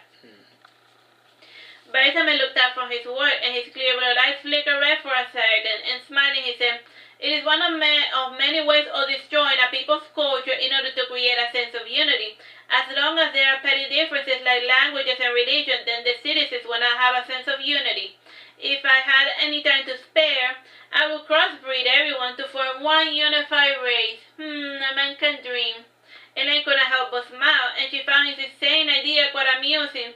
Elaine was about to say something, but then she remembered that this man had decapitated her mother, and she left his presence in grim silence. It was at the Bertha did sense that she was withholding information, but he chose not to inquire about it, for he didn't consider her a threat. Elaine did have some key information about Melina, and the girl was spreading the wild rumor that Bertha was dying, and this rumor was causing uncertainty among Bertha's rank. Though not speaking a word about it, a few key generals were preparing for such an eventuality. So, like, while wandering around there, she's telling her, oh, did you know that Bertha is, like, about to croak? Is it that they know what Marduk is gonna do, or just... Well, she's Marduk's sister, so, yeah. She knows that her brother's planning something, so then she's just breeding the seeds of... Like, this one takes place parallel to the Marduk story. The next day, Melina had an audience with Bertha, and Lucrezia was attending this proceeding, and she was making a mental note on how Melina handled politics in Veragerum, and the intrigue in this court had to be subtler, since the lords could easily sniff out liars. Bowing, Melina said to the enthroned Bertha, I would like to request a portion of the tax surplus to fund a few public projects for Veragerum, and I would only require that your eminence match half the amount already provided by my patrons. I could easily just give you double the sum, said Bertha. Your generosity knows no bounds. My patrons are eager to get this project underway, said Melina, bowing. And Lucrezia handed Bertha a message with the information pertaining to the project, and he then added the message to his scribe, and then he asked, why a public bath? I am deeply concerned about the people's hygiene, as you may have well known, and even with all of the renovations, people rarely use their home baths, and this public bath will serve as a public reminder that they need to bathe at least once a day, said Melina. Do you have a blueprint already drawn out? Inquired Bertha. Certainly, said Melina, making a sign, and Cedric appeared from behind a column carrying a large parcel with papers. Bertha signified with his servants entered the audience hall carrying a large desk, and Cedric spread out the design for the 5 public baths as well as the map. Bertha frowned when he noted that each of the baths was located in a different neighborhood, and this would allow easy access to the bath regardless of status and position. What was the entrance fee for the bath? 2 golden coins, said Melina. That's a little cheap, don't you think? Said Bertha, shaking his head. I was planning on selling one-of-a-kind perfume and rejuvenating cream ointments as well as amenities, and this item would in part subsidize the cheap entrance fee, said Melina, smiling. How often will you clean out the stagnant water? Twice a day, said Melina. Clean water is not a free commodity, Melina, and even if the fools in the city would like to pretend that it's never-ending, said Bertha, frowning. No problem. Cedric can enchant the post to make themselves purifying, said Melina, pointing at Cedric.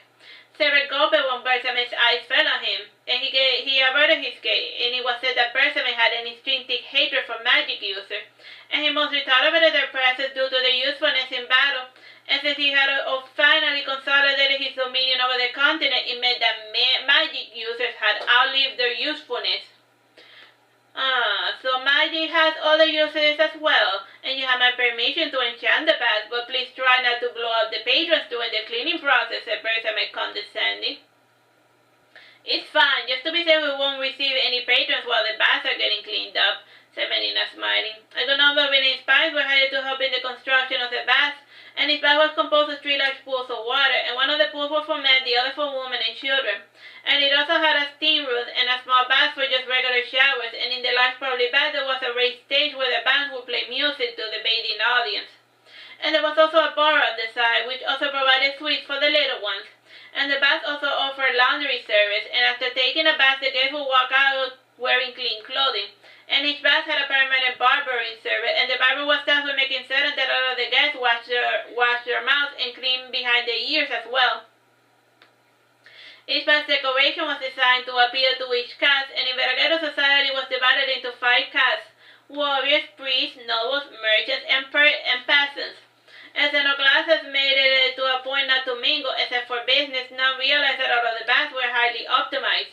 And the quality of the items and the nature of them was catered to match the visitors' wealth and status, and each bath house had a unique theme. And even till this day, the baths are still in use, and the magic still holds despite the damage the building suffered during the war.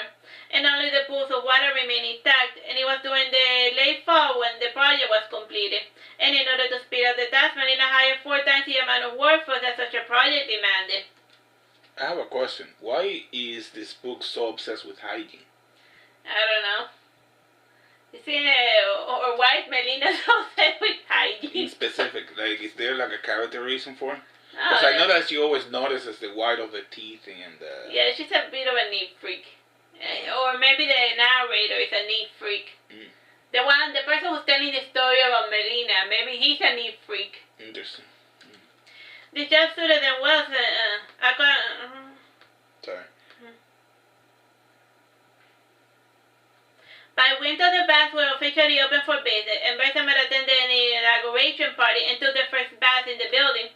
Following this, the sages who were available also bathed, and his concubines also populated the women's section of the bath. And since Bessemer was from the warrior caste, he went to the warrior bath, and this bath was closest to the palace. All of the baths in total could accommodate 2,500 patrons. Elaine also joined Melina in the women's section, and while the maidens were joining a comfortable conversation, Elaine commented, "This is rather pleasant." "I know," said Melina, coming to sit beside her. Our pools were 5 feet deep, and they were surrounded by steps which slowly led into the deeper end of the pool. Melina mused a little while dipping the golden strands of her hair, and Elaine commented, "This is certainly a lot larger than we had expected." "We got some last-minute funding, so I decided to add a few extra pools," said Melina, smiling. "Yes, but was it really necessary to tear down those old manors?" inquired Elaine. "Those old wooden manors were a fire hazard, and no one has lived with them in years. Their marble flooring was at least useful for our purposes," said Melina. Elaine narrowed her eyes and said, pointing to a couple, There's a man and a woman there." "I see them. I'm not blind," said Melina, shrugging her shoulder. "Aren't you going to do anything about it?" asked Elaine. "Why should I? They are bathing together, and Bersamin is bathing with Librana in the other room, so it's okay.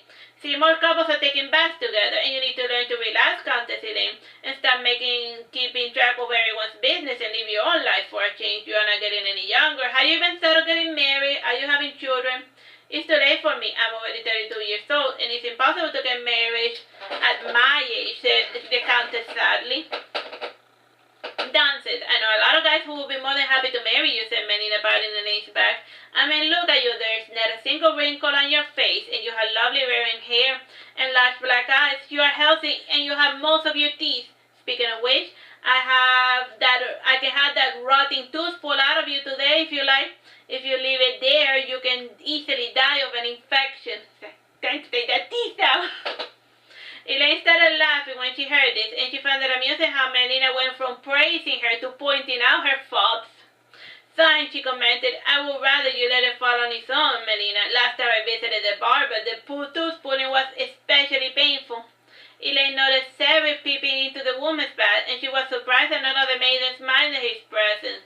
And Melina explained, "The warrior caste of Veragero has a nomadic classman roots, and it was traditionally typical for warrior men and women to bathe together, only they immediately follow the caste system to the core, and it is just their way of resisting integration into the empire." So, like, the warriors are more chilled about stuff, while all of the other ones, while all of the people from the conquered territories are still stuffy in their old ways. Elaine smiled when she saw 2 children running across the pool.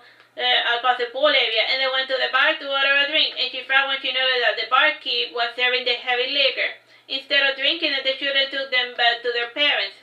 Melina noted where Ellen was looking, and pointing to the left, she said, "The children have to bathe with their nannies, and it is more of a precaution to keep them from drowning.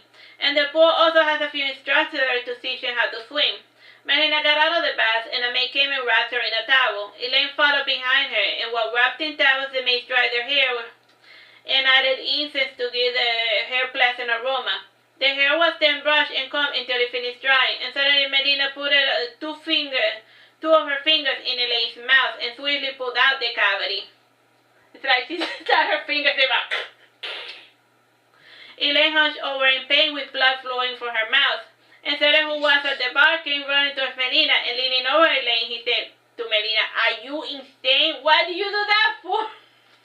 Well, I see why there's so much emphasis on hiding, because like Melina's like, if she really sees a rod too, she'll pull it out without any anesthesia. "Forgive me for trying to help. Make yourself useful and heal the hole left in the tooth," said Melina, holding the tooth. When the pain went away, Elaine left the bath and returned to the palace in a fury. Sarah sat down beside Melina and said, "If people don't want help, then you needn't bother with them. You would not be here with me if I followed that mantra, and I want Elaine to live. That is why I did what I did," said Melina, cleaning the bloody wisdom tooth with her towel. "How strong are you? It is not every day somebody pulls out a teeth with just 2 fingers," said Cedric with admiration. "She should be glad she jumped when she did. I was this close to punching her," said Melina, shaking her fist, and she added, "My dear Cedric, have you been washing your teeth often?" I'm gonna go wash my teeth right now. Cedric smiled, showcasing his lovely white teeth, and then he said, "I better consider what I need. I need to remember what a neat freak you are." And he added, "And what are you going to do with that tooth? Are you going to eat it?" "You know, I don't need much, dear Cedric," said Melina, holding the tooth. "I am going to put it under my pillow." Cedric shook his head sadly, and he returned to the bar. He was not in the mood to hear more of Melina's nonsense. At times like this, he wondered if she was all right in the head. Alright, we read the chapters. Hello, my name is Teresita Blanco, the Artsy Sister, and we're reading Saturnastra Melina. This is chapter 16, Paranoia. 1-6, yeah. When spring came, Melina and her companions started their journey back to Sassari. The Lords offered to give her an escort for the return home, however, Melina insisted on traveling along with just Cedric and Augustus. After half a day's walk, Cedric teleported himself along with Melina and his friends, and they were materialized in the forest garden, and Boris was waiting for them to return. And when Augustus saw Boris, he asked, "Anything interesting happened?" "The usual," said Boris, pointing to the palace. "Is Imperia still performing her duties?" inquired Melina. "More or less, and she has suppressed the news of His Highness's mandate," said Boris, walking with Melina. So the queen hasn't told them that she's no longer in charge. She hasn't told her people that her daughter's not the one in charge because the king said so. Augustus and Cedric followed behind, and John and Melina commented, "That may not be the wisest course of action. The walls in Sassari are paper thin. If you will be so kind to point out the spies, we will be more than happy to deal with them," said Boris, gesturing towards the courtesans in the garden. "That won't do, Boris dear," said Melina. "If I point out the spies, you will naturally alter your behavior towards them, and in no time they will figure out that the cover has been blown, and thus they will be replaced. By capturing them, we essentially blind Bersamet, and the man will grow paranoid, and he has destroyed entire kingdoms for less, and it is best not to provoke his ire." So then, if they capture the spies, the king will be like, "Well, I don't know what's happening there anymore, and that makes me nervous, so I'm just gonna destroy them all to be safe." You're gonna leave the spies there. So there is more than one spy," commented Cedric. "Certainly," said Melina, yawning. "We'll send one more when you can have thousands of them eroding in the foundation." "But you do know the identities of all of the spies," insisted Cedric. "Yes, I know that you're one of them, my dear Cedric," said Melina, giggling. Augustus made a motion for her sword, and she removed her hand from her hilt when she saw Melina shaking her head sadly. Boris stopped as well to face Cedric. "How long have you known?" Since the first day I saw you, said Melina. And what will you do to me now that you know the truth, now that the truth is out in the open, said Cedric, narrowing his eye. Augusta slapped his back, taking Cedric's wind away, and laughing, he said, what are you getting so tense for? We are friends, are we? And the fact that you are a spy for... Tuberus, interjected Melina. Ah, yes, him. Won't change how we feel about you, said Augusta, smiling. If it makes you feel any better, your bossman has his days numbered as well, said Melina. And my sources tell me that there was going to be a coup d'etat soon. Coup d'etat? I don't understand the word. I understand the word coup, said Augustus, folding his arm. It means a violent overthrow, said Melina. And she added, then again, no overthrow has ever been done through peaceful means. You know, that saying that violent overthrow is redundant. There's no peaceful overthrow of anything. Both heard a chuckling behind him, and he saw one of the courtesans passing by, and she was looking in his direction, and says to Melina he was gripped by a sudden burst of paranoia, and in a hushed voice he said, we should talk about this later, and let's meet in Melina's room after dark. Sure, if anyone asks, tell them we are having an orgy, said Melina, laughing. Others assembled to Melina's jest seriously, and they each went their separate way. And close to noon, Melina visited Baron in his study room, and when he saw Melina, he ran towards her with his arms outstretched. And she picked him up with ease, despite the fact that he had grown quite a bit. And Baron kissed Melina on the cheek and mouth and forehead, and smiling he said, Mom, you're back. Mom, said Melina, chuckling. Whatever happened to Melina? Why do you leave me alone for an entire year? Said Baron, resting his head against her cheek. Oh, suck it up, Baron. You're an elf. What is a single year for an elf? Said Melina, kissing his forehead. It still felt like a pretty long time, said Baron sadly. Ah, yes. The others already know about our little spy problem. Poor Susan seemed to be taking the news rather well, said Melina, putting Baron down. He should grow up here. I had known about the spies for years, and I'm not afraid, said Baron, striking his chest with his fist to make it for more an emphasis. I'm not afraid, yeah. Melina removed her travel hat and allowed her blonde curls to cover her face, and pushing her hair back, she commanded, people should always be mindful of what they say. A word once given cannot be taken away. Demon said the same thing all the time, said Baron, scratching his head. Baron walked Melina back to her room, and she was greeted by Franny, who was playing with Melina's harp. And one of Melina's patrons had gifted the maiden a harp, since he had heard that Melina played the tune for him. It is interesting to note that Melina had never shown an interest in instrument, and Franny didn't know how to play the harp, though that did not stop her from didn't know how to play with the harp, though that did not stop her from playing with it. And she was also wearing one of Melina's dresses. She stopped playing when she heard the door opening, and the color returned to her face when she recognized Melina. And smiling, she said, welcome back, my mistress. Melina fell face first on the bed, and she sighed, I miss you. How so? I never see you sleeping in your bed, commented Franny, somewhat annoyed. Like she said, I miss you, but then she just fell on her bed. She didn't miss her mate, she missed her bed. I miss you. Baron jumped on top of the bed, and he sat down beside Melina, giggling. He said, I can't blame you for missing your bed. It is quite bouncy. Melina sat up and went to the bathroom to bathe, and while soaking inside, Franny put out clean clothing. Afterwards, Franny returned to play with the harp. Baron couldn't help but yawn while he listened to Franny play, and he eventually lay down to nap for a bit, and he was roused from his sleep when he heard the bathroom door opening, and Melina entered the room wrapped in a towel. Franny dried Melina's hair, and he helped her put on a delicate satin pink dress. She also tied her mistress's shoes, and while Melina was getting dressed, Baron instinctively looked away. And despite being raised by Melina, Baron still had a few elven habits, and he abstained from eating meat, and he practiced his bow and arrow, and he was always in bed by sunset, and since he had gotten older, he tried to stay up a little later, and despite his best effort, he could not help being afraid of the dark. After she finished getting dressed, Melina said to Franny, tonight we are having a little get-together with our friends. And pray to tell me what is the occasion. Are we having a welcome back party? Asked Franny. Not really. Impedia is not even aware of my return, said Melina. No, they want to discuss a little spy problem. Oh, that, said Franny, laughing. It is a wonder how they went so long without noticing, commented Baron. Alas, they know nothing of my work, said Melina sadly. It might be beneficial to impart some of your wisdom, Melina, suggested Franny. The knowledge would only burden them so, said Melina, yawning. And yet you let that little piece of information slip, said Franny. I did not let that piece of information slip. I only wanted to make them mindful of what they said, said Melina. And close to that, Boris, Garrett, Augusta, and Sarah went to Melina's room, and it was said that Melina had expected Boris to tell Garrett about the spy problem. And Sir Walter came of his own accord, and he noticed a small number of people gathering in Melina's room, and recognizing Augustus, he figured that Melina had returned, and he was still a bit sore by Melina's refusal to take him along on the trip to Veraguero. Baron and Fanny too stayed, though neither contributed to the conversation, and they pretended to play chess while observing with disdain the drama that was unfolding before them. And Boris was the last person to enter, and he locked the door behind him, and he closed all the blinds in the room.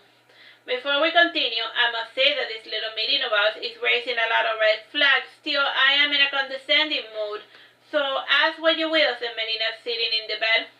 Sarah sat beside Melina and crossed his legs, and Boris reclined against the wall by the door, and Gareth stood his post by the window, and from time to time he looked outside, all paranoid-like. And Sir Walter sat in the backless chair, and by the harp, and Augusta sat before Melina's vanity, and once they were all settled, Boris was the first to speak. How long has this spy business been going on? Since the start of time. Spy business is endemic to all planets, explained Melina, yawning. Wouldn't it be wise to get rid of the spies? No offense, Eric, said Boris. None taken, said Eric, smiling. No, really, why kill people for gossiping? Humanoids cannot help but gossip, and sure, some are professional eavesdroppers, but on the whole their resistance is not malicious, and sometimes pretending that they are not there is the best course of action, said Melina, yawning. You cannot compare idle gossip with spies, said Augustus, raising his voice. Why not? Both are out to gain something, and they always report only negative aspects, said Melina. I did not come here to find out negative things about you, Melina. Rather, Suberos wanted to know what sort of magic you yielded, explained Ceric. He could have just asked. You could have just asked, instead of pussyfooting around me, said Melina, shaking her head sadly. If you wanted to know, just ask, dude. Yes, you should know by now that Melina is a magic lover, and she knows nothing but kindness toward your lot, and you reward her with distrust, said Sir Walter, glaring at Ceric. Forgive me, but we wizards have a long history of persecution, and we have every reason to be cautious, said Ceric caustically, like acid. True, but you make no effort to earn our trust, commented Gareth. We came here to have a friendly chat about spies, and I would implore you to refrain from ganging up on Ceric. It is bad enough that society is trusted for being a mage.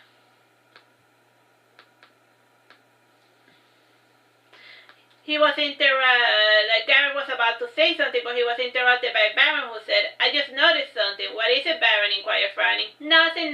Checkmate, Franny, said Baron, laughing. Dad, I should have been paying attention, she pouted. What we said in the board? Said Boris, rubbing his chin. Care to share your thoughts with us, Boris? Said Sir Walter. I was wondering who is spying on us and for what purposes, Boris, narrowing his eye. You give yourself too much credit, Boris. A lowly Ignacius and yourself does not warrant the attention of spies, said Melina. Ouch, said Boris, taken aback. I didn't mean it as a bad thing. Sometimes it is good to go unnoticed. Remember, the nail that sticks out the most is the first one to get hammered, said Melina. And besides, the spies here are mostly for me. My work has brought me much infamy, and such is the curse of my profession, and you need not be troubled by it. But doesn't it bother you? Asked Augustus. Not really. I am used to having my actions scrutinized by higher powers, and since I feel all those eyes on me, I am compelled to set an example with the hopes of making this world a little better, said Melina. Then why did you become a courtesan? Asked Gareth. How dare you? I did not become a courtesan. I was made into one, or haven't you forgotten? It was you who chose this life for me, dear Gareth, said Melina, pointing at Gareth. Sorry, said Boris and Gareth in unison. Remember that those two were the ones who bought her at the start of the book and brought her to Impede Palace to be a courtesan. I didn't choose to be a courtesan. You just chose that for me, jerks. Time, bro? 11 minutes. I did offer to save you from your miserable fate, said Augustus. If I did not want to be here, I would have left on my own accord. I am strong and I am blessed, and it's for this very reason that I can afford the luxury of worrying about my dear friend, said Melina, petting Cedric's head. It wouldn't kill you to be selfish from time to time, said Augustus. Melina opened her mouth to say something, but she then smiled and chose to remain silent. The rest of the night was spent in clever conversation, and it was the first time all of them had ever gotten together to converse, and they actually found that they had a lot in common, even with Cedric, and normally they would not associate with one another. However, they were bound by Melina's candor and altruism. Alright, we're done with this chapter. Hello, my name is Teresita, Blanco, Artsy Sister, and today we're reading Saturnastra Melina. This is chapter 17, Turmoil. Over the following months, Melina took care of Imperia's affair in Sassari, and she transferred all of the power to Lucrezia. Lucrezia had blossomed into a savvy leader in less than a year, and unlike her mother, she was not burdened by morality or tradition. And this was in part due to Melina's influences, and Lucrezia was determined to expand La Divina clan's influence by any means necessary. And like her mother, she shared in the dream of winning Sassari's independence. And in order to make this dream come true, she needed wealth and power. She was years away from earning the loyalty of the men her mother commanded, and she was thankful that Melina, in her own way, was keeping her ranks under wraps. And her first major decree was to free all of her slaves, and it was a bold move on her part. Slavery was quite commonplace in the kingdom, and this was a calculated move on her part, and Melina had hinted at the turmoil occurring in the Elven kingdom, and whenever there was a problem with the Alpha-Seer, all of the elves were compelled to follow in suit. And the Alpha-Seer was the king priest of the Elven lands, and he lived in a quasi-autonomous region in the Elven forest. And he had a sort of agreement with Bersame. In exchange of maintaining his autonomy, he would give Bersame his surplus of women and children in the form of slaves. This meant that the majority of the slaves were of Elven descent, and elves lived for centuries, so this arrangement was meant to buy them time. And it was said that the elves were waiting for Bersame to die in order to reclaim their independence, their place as the dominant species of the continent. And for this reason, the sudden slave revolt was unexpected, and the elves were too attached to life to reset over something as trivial as personal freedoms. And the slave revolt started in the human cities surrounding the Elven forest. And the violence only lasted a few hours, and the elves were pacified by sunset, and this burst of violence naturally attracted the attention of the lords. And the Lord sent an inquest to figure out what had spurred the rebellion, and the inquest was limited to the cities where the incident took place. And Frederick also participated in this inquest, and as a late Melina had Frederick employing his talents as a spying master instead of a bounty hunter. And unlike his peers, he had dared to brave the Elven forest to find answers. Though he failed to make contact with the elves, he acquired interesting information from the fairies that cohabited the forest, and he sent a summary of his observations to Melina. And these reports were read out by Franny, and she also signed on Melina's behalf, and she did this because she assumed that Melina couldn't be bothered to read or write. And when Melina ever wrote something, she always used a weird swirly cursive and dots under it and weird letters. And at one time, Franny got a bit creative with her role as Melina's secretary. However, Melina chastised her for taking such liberty, and now she was always keenly aware of what Franny wrote for her. After finishing her report, Franny placed the documents before Melina, and Melina only grazed over them before nodding with satisfaction. And at times like this, Franny wondered if Melina was only being stubborn about writing, or if she was just too lazy to bother with it. Melina used her Imperial's office as her own during this proceeding, and this was done so in part to allow Imperia a chance to keep tab on the happenings of her kingdom. And from time to time she would meet with Melina to offer counsel. And Franny asked, "You do not find this odd? The doors are full to consider this a true Elven rebellion," said Melina. "How so?" inquired Franny. "Read between the lines, Franny dear. Freddy was on site in Aragon when that happened, and he describes how the elves suddenly stopped what they were doing, and all simultaneously started attacking everything around them," said Melina, pointing to one of the letters. "I still don't see it, Melina," said Franny, shaking her head. Cedric entered the room and said, "She means that the elves attacked other elves as well. If it were a true rebellion, then there would have been intentional, some planning. This is more like a mad frenzy than anything." eavesdropping at you, Cedric, and here I thought that we had come to an understanding, said Melina, chuckling. Forgive me, but my habits are hard to break, said Cedric. How was your visit to the tower? Asked Melina. You already know what happened, my dear, so why bother asking, said Cedric, annoyed. Oh my, said Franny, taken aback by the outburst. Aren't you even remotely tired of being strung along by this, said Cedric, gesturing with his hand. See here, she obviously knows what's going to happen, but chooses to remain silent to string us along, and why not share some of your wisdom, oh mighty wise Melina? Cedric finished his exposition by giving a mocking bow, and Melina regarded him coolly, and when she spoke, she did so with the same tone, with the same mocking voice she used whenever her little baron was having a tantrum. I share with you all I deem necessary for you to know, and I may remind you that just a few months ago I told you that Suberos had his days numbered, and it's not my fault that you not take my words to heart. Cedric stopped pacing for a second, and he looked up and then nodded, and then he said, ah yes, you did mention something of the sort. Just yesterday you bored me with your long-winded expositions to keep me from leaving. I do not understand what happened in the Tower of Suberos, inquired Franny. Suberos is scared that he is God, said Melina, laughing.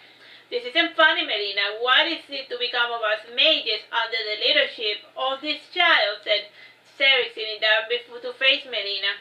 You are just jealous that Sibano got to be leader instead of you, and in less than 2 years he mastered magic you could never dream of weaving. And you should be happy that the new master knows what he's doing instead of casting shadows in his direction, said Melina, smiling. But how am I to approach him? He knows of my association with the previous master. What if he has me killed or worse, said Cedric, gulping. Sibano is too much of a dandy to hold grudges for very long, and try some good old-fashioned bootlegging. It will go a long way with this particular character, said Melina. If there is no other choice, said Cedric, bootlegging is something that I'm used to.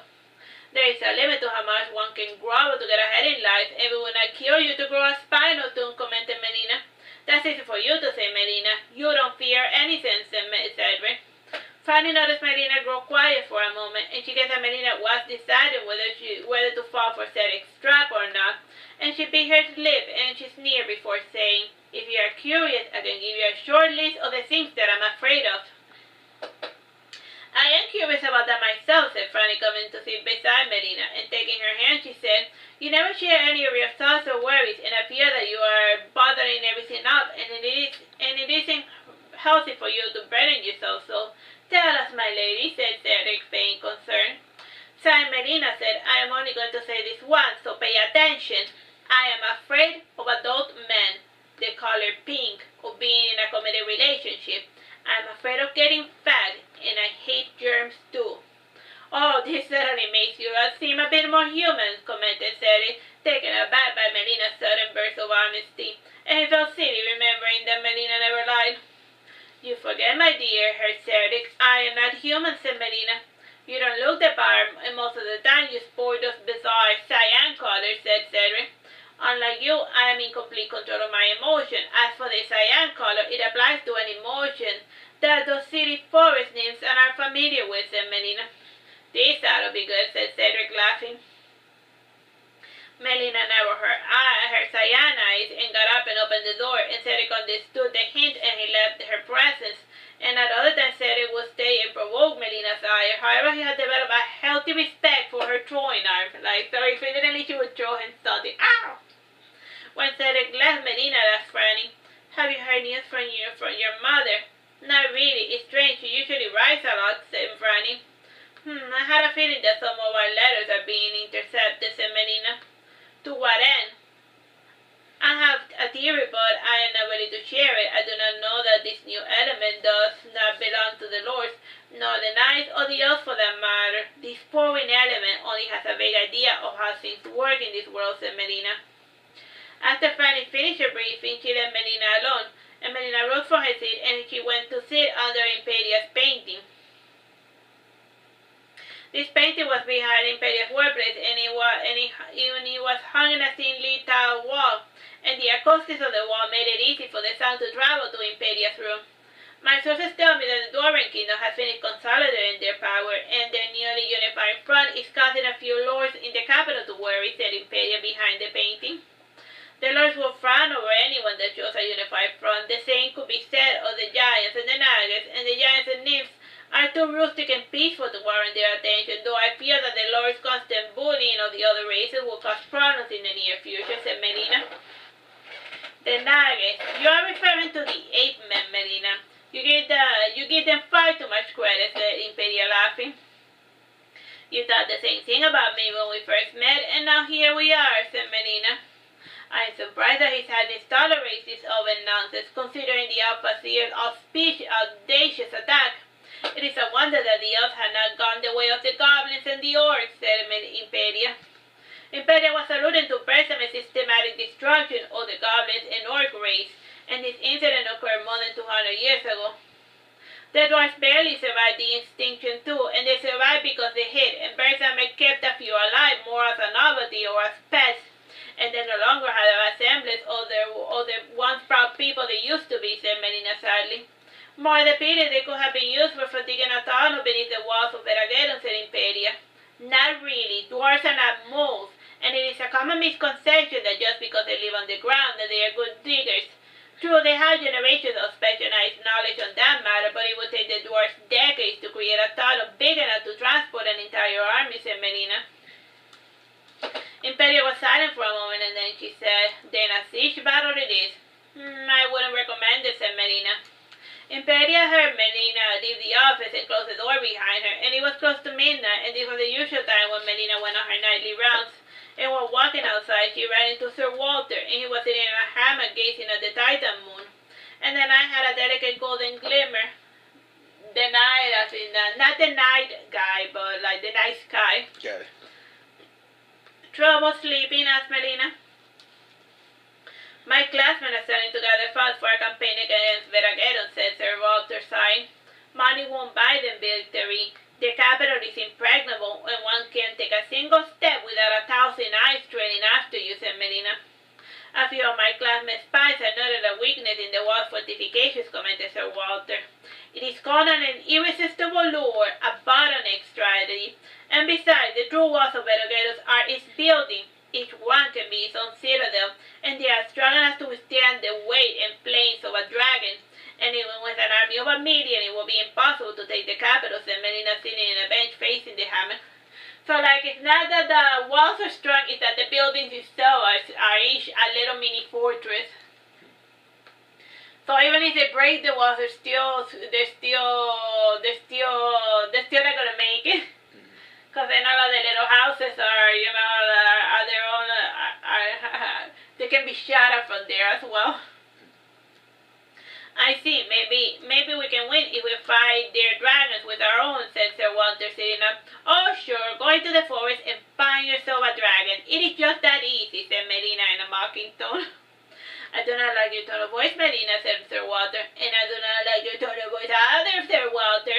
You are thinking of joining your classmen in a foolish fight that has no hope for success, and take a cue from the elves, and wait and bide your time, insisted Melina. The elves and the nymphs had time on their sides, but we humans grow weary of living under the yoke of Pertame, said Sir Walter, standing up. Joke, please. Your classmates have greatly benefited from Pertame's rule, and your patron simply wants a chance to lord over the masses, and he's sending his clan to die or to satisfy his own ambitions, said Melina coldly. Watch it, Melina, that's my father you're bad-mouthing, said Sir Walter, shaking his fist. How long have you known me, Sir Walter? I say things as I see it. As for your father, we became acquainted during my time in Verageddon. Trust me, he's a selfish, good-for-nothing prick. And what is a father, really? And his failure means that your mothers and sisters are going to become slaves. And is that the kind of life you wish for them? Said Melina, looking at Sir Walter with a clear, white eyes. We became acquainted. You know what that's another way of that. I said, with your daddy, Sir Walter. Sir Walter turned pale when he heard this, and he was too caught up with the idea of an honorable death to consider the fate of those who will be left behind, and his wife and his newborn daughter too. What was to become of them without his protection? Melina came to stand to face Sir Walter. faltered, and she lowered his head so that his ear would be lightly graze her lips, and in a soft hissing whisper she said, "You know what you must do." Sir Walter never admitted to killing his father, said Gregory de Alba, though he was the prime suspect during the investigation, and all those relatives secretly suspected of being loyal to Bersamin, and under Sir Walter's leadership, the Alba clan sheathed its blade. And they were content to wait 6 years to see if Melina's so-called prophecy came true. And as of now, the rumor that Bersamin was dying had widely circulated over the kingdom, and this rumor alone was enough to inspire dissent, and small bursts of violence were starting to become commonplace in the cities away from Veraguero. And Melina found these reports quite laughable. Bersamin's death was no guarantee for success. He was but a figurehead, a potent figurehead, mind you, with enough strength and charisma to even tame dragons. The true rulers of Veraguero were the 21 elders, and they were prepared to take the reins in the eventuality of Bersamin's death. So, like, even if the king crows, the Hydra still had 21 other heads. Alright, so we're done with this. Bye-bye and God bless. Hello, my name is Teresita Blanco, the Artsy Sister, and today we're continuing with Saturnastra Melina. This is chapter 18, The Tower of Suberus. Thanks to Melina, Sassari was left virtually untouched by the chaos engulfing the entire continent. Things calmed down somewhat when Bersamin marched his army through the problematic feudals. This act alone was enough to pacify the masses, and no one was eager to fight an army composed of 5,000 dragons, 100,000 cavalry and infantry, or more than 500,000. 100,000 cavalry and an infantry of more than 500,000. The army spread all over the continent, making their presence known, and for a few months, one of these small hordes camped out of Sassari, and the general was Lord Salot. Since he was a familiar face, the people of Sassari were relatively calm. The courtesans and harlots provided the service to the men stationed there. Melina chose that time of all times to leave Sassari. As she explained to Salot, she wanted to establish diplomatic relationships with the new head of the Tower of Suberus. And while in the Cambras, Lord Salot said to Melina, "Why do you want to establish a relationship with the mages? They are an old forgotten relic of an old order. With our new weapons and our dragons, their service have become obsolete." It's magic using when you got a freaking dragon. That is also resistant to mine. Yeah. New weapons, you say, my dear Sela, and what sort of weapons might those be?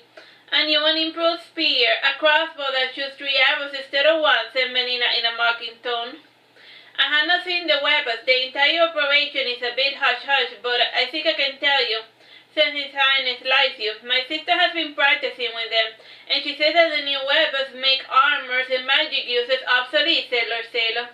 All armors are useless if you know where to strike the death blow, said Melina. True, said Lord Sailor. And 2 other matters. Do you have enough supplies to make it to the tower? More or less, said Melina.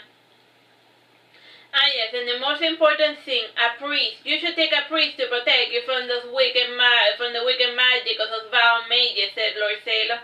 Ah, Sailor, you don't really mean that, said Melina, shaking her head. Well, as a lord, this is my official stance. It is all I can do to maintain my position, said Lord Sailor sadly. So, like, he has to pretend to, like, hate the mages, because that's, like, the official politics with regard to that. But he's like, he can take it or leave it. After this brief conversation, Melina went on her way. She was traveling with Baron, Franny, and Gareth. Sarah had gone on ahead to prepare the way for Melina. Aside from her party, she was accompanied by several courtesans.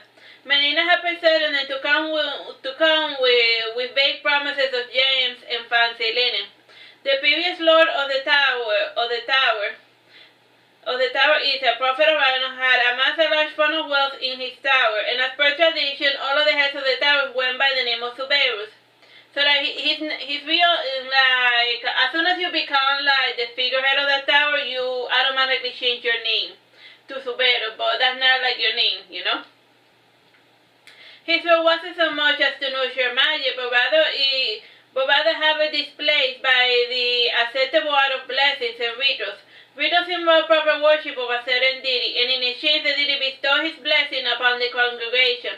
The blessings vary from gods to gods, and also the followers, and also the gods would bless some folks more than others. Isa was truly blessed, and his blessing gave him the power over the element of wind. And magic was deeply frowned upon because it fell outside the natural order of things, and wizards did not need to enter any covenants to use their powers. Gods would grant the wizards their blessings, but blessings were not necessary to cast magic. At the time Melina was coming to the Tower of Suberos, it was thought that she had the blessing of the goddess Neo. And as the prophet by reputation alone, Melina had the authority to speak to Siva, to the new figurehead on equal terms. The trick to mud and tree moths, in part due to the courtesan's refusals to use magic to teleport into the tower. They were afraid of accidentally biologically fusing to the furniture should the spell fail. Among the way Melina spotted made a quick stop at Veraguero for supplies. From there, it took another week's journey to the tower. The tower was located on a cliff overlooking the beach, and it was originally a lighthouse belonging to a deserted town. And about 500 years ago, a wizard by the name of Suberos took up residence in the tower. And over the years, it had become a haven for magic users. The town never got repopulated. As per tradition, all of the masters of the towers had killed the previous owner, and this was apparently part of a sick magic ritual required to take ownership of the tower. And there were plenty of rumors circulating. However, this was recently confirmed as a fact by Sivano himself. And when Melina arrived, they were overtaken by the desolation of the town, and they had originally planned to camp at the base of the tower, and the rules made them change their mind. The tower rarely got any visitors, and the number of wizards staying in the tower had greatly reduced as a result of Sivano's hostile takeover. And as of now, there were 5 high wizards, 20 teachers, 40 apprentices, and 30 new inductees who were acting as the servants. Half of them spent their time on the top floor, which was undergoing massive reconstruction. The tower itself looked as if it had been the site of a major battle, and the whole floor looked as if it had been burned to a crisp. The 13th floors were missing 2 walls, and it was mysterious how the decrepit tower had not caved into itself. The interior itself was in shambles, broken beams, turned desks, books littered everywhere, and the walls with cracks and holes. The floor did not look too stable either, and while Melina was appraising the damage, she was greeted by a group wizard in grey robes. Based on his humble attire, he was probably of poor descent. I am sorry you had to see this tower in this sorry state, and we were hoping to have the tower completely restored by your arrival, but work has been progressing slowly, said the apprentice apologetically. It matters not, said Melina, and she added, once your master figures out how to work the enchantments, the tower should fix itself. Our master said so as well, but work has been progressing ever so slowly, repeated the apprentice, and then he said, I heard much about you. Is it true that you turned a priest to a garden of flowers? Oh yeah, like, when the myth of the tower frees itself, it's like a la house moving castle where, like, the thing expands room and gains room or loses room if you activate the enchantment, but like the new head of the tower has to figure out how to make the tower do that. Because obviously the previous owner didn't teach him, because each master has to murder the previous one. Because that's how the tower goes. Flowers, yes, garden, no. The flowers are still alive and well if you care to visit the palace one of these days, said Melina smiling. Heavens no, I am but a lowly student, and even after becoming a wizard, I was not a person of great import, said the apprentice bowing. You give yourself too little credit, in the sense that you have strong, undeveloped magical powers. If you apply yourself, you will become a formidable mage, said Melina, shaking her head. Really, said the apprentice happily, yes, and I'm not one prone to lie. And Sivano senses this too. He will invest in your training soon, once he has this tower in working order, said Melina. Sivano, who is Sivano?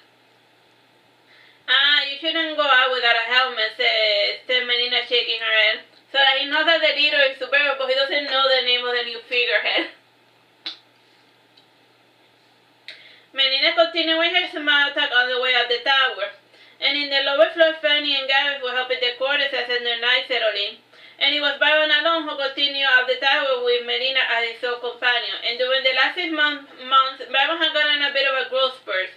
And he was not only a head shorter than Melina, he was still short for his age. And back in Sassari, He was known as a dwarven elf, and as for Melina, she was virtually unchanged, and even nymphs grew an inch or two every decade or so, and after 9 years, Melina still looked the same.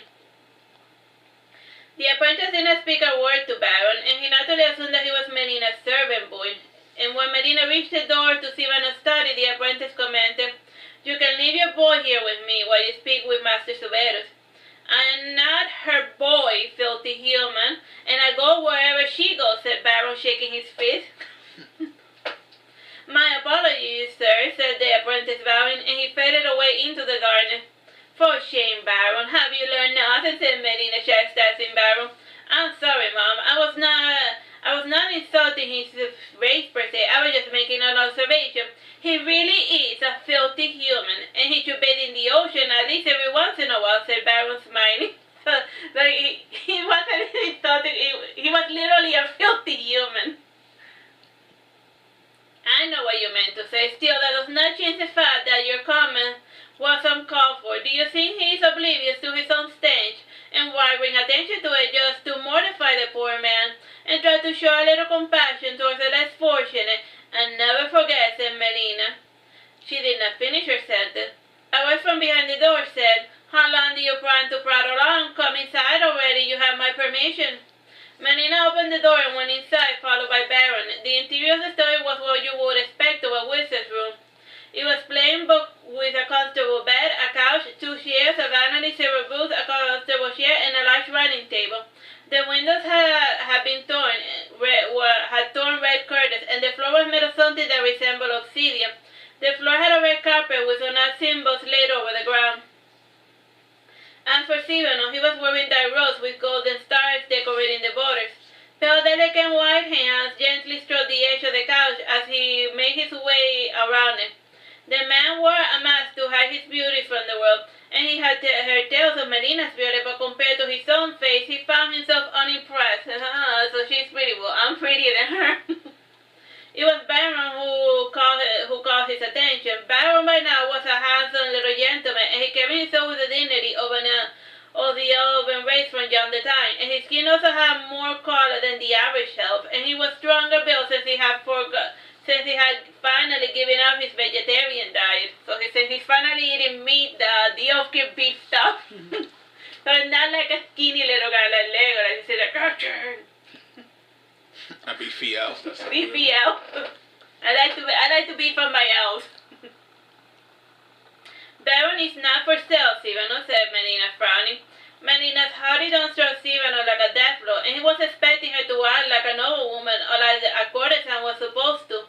He also started to secretly suspect that Melina could read minds, and this was impossible since Sivano had later learned magic users were immune to mind reading abilities for the most part. Gesturing towards the couch, he said, "Won't you sit down?" "Certainly," said Melina, echoing his disdain. Baron had not understood why Melina had started this conversation in such a fashion, and she was usually more candid when speaking with a prospective client.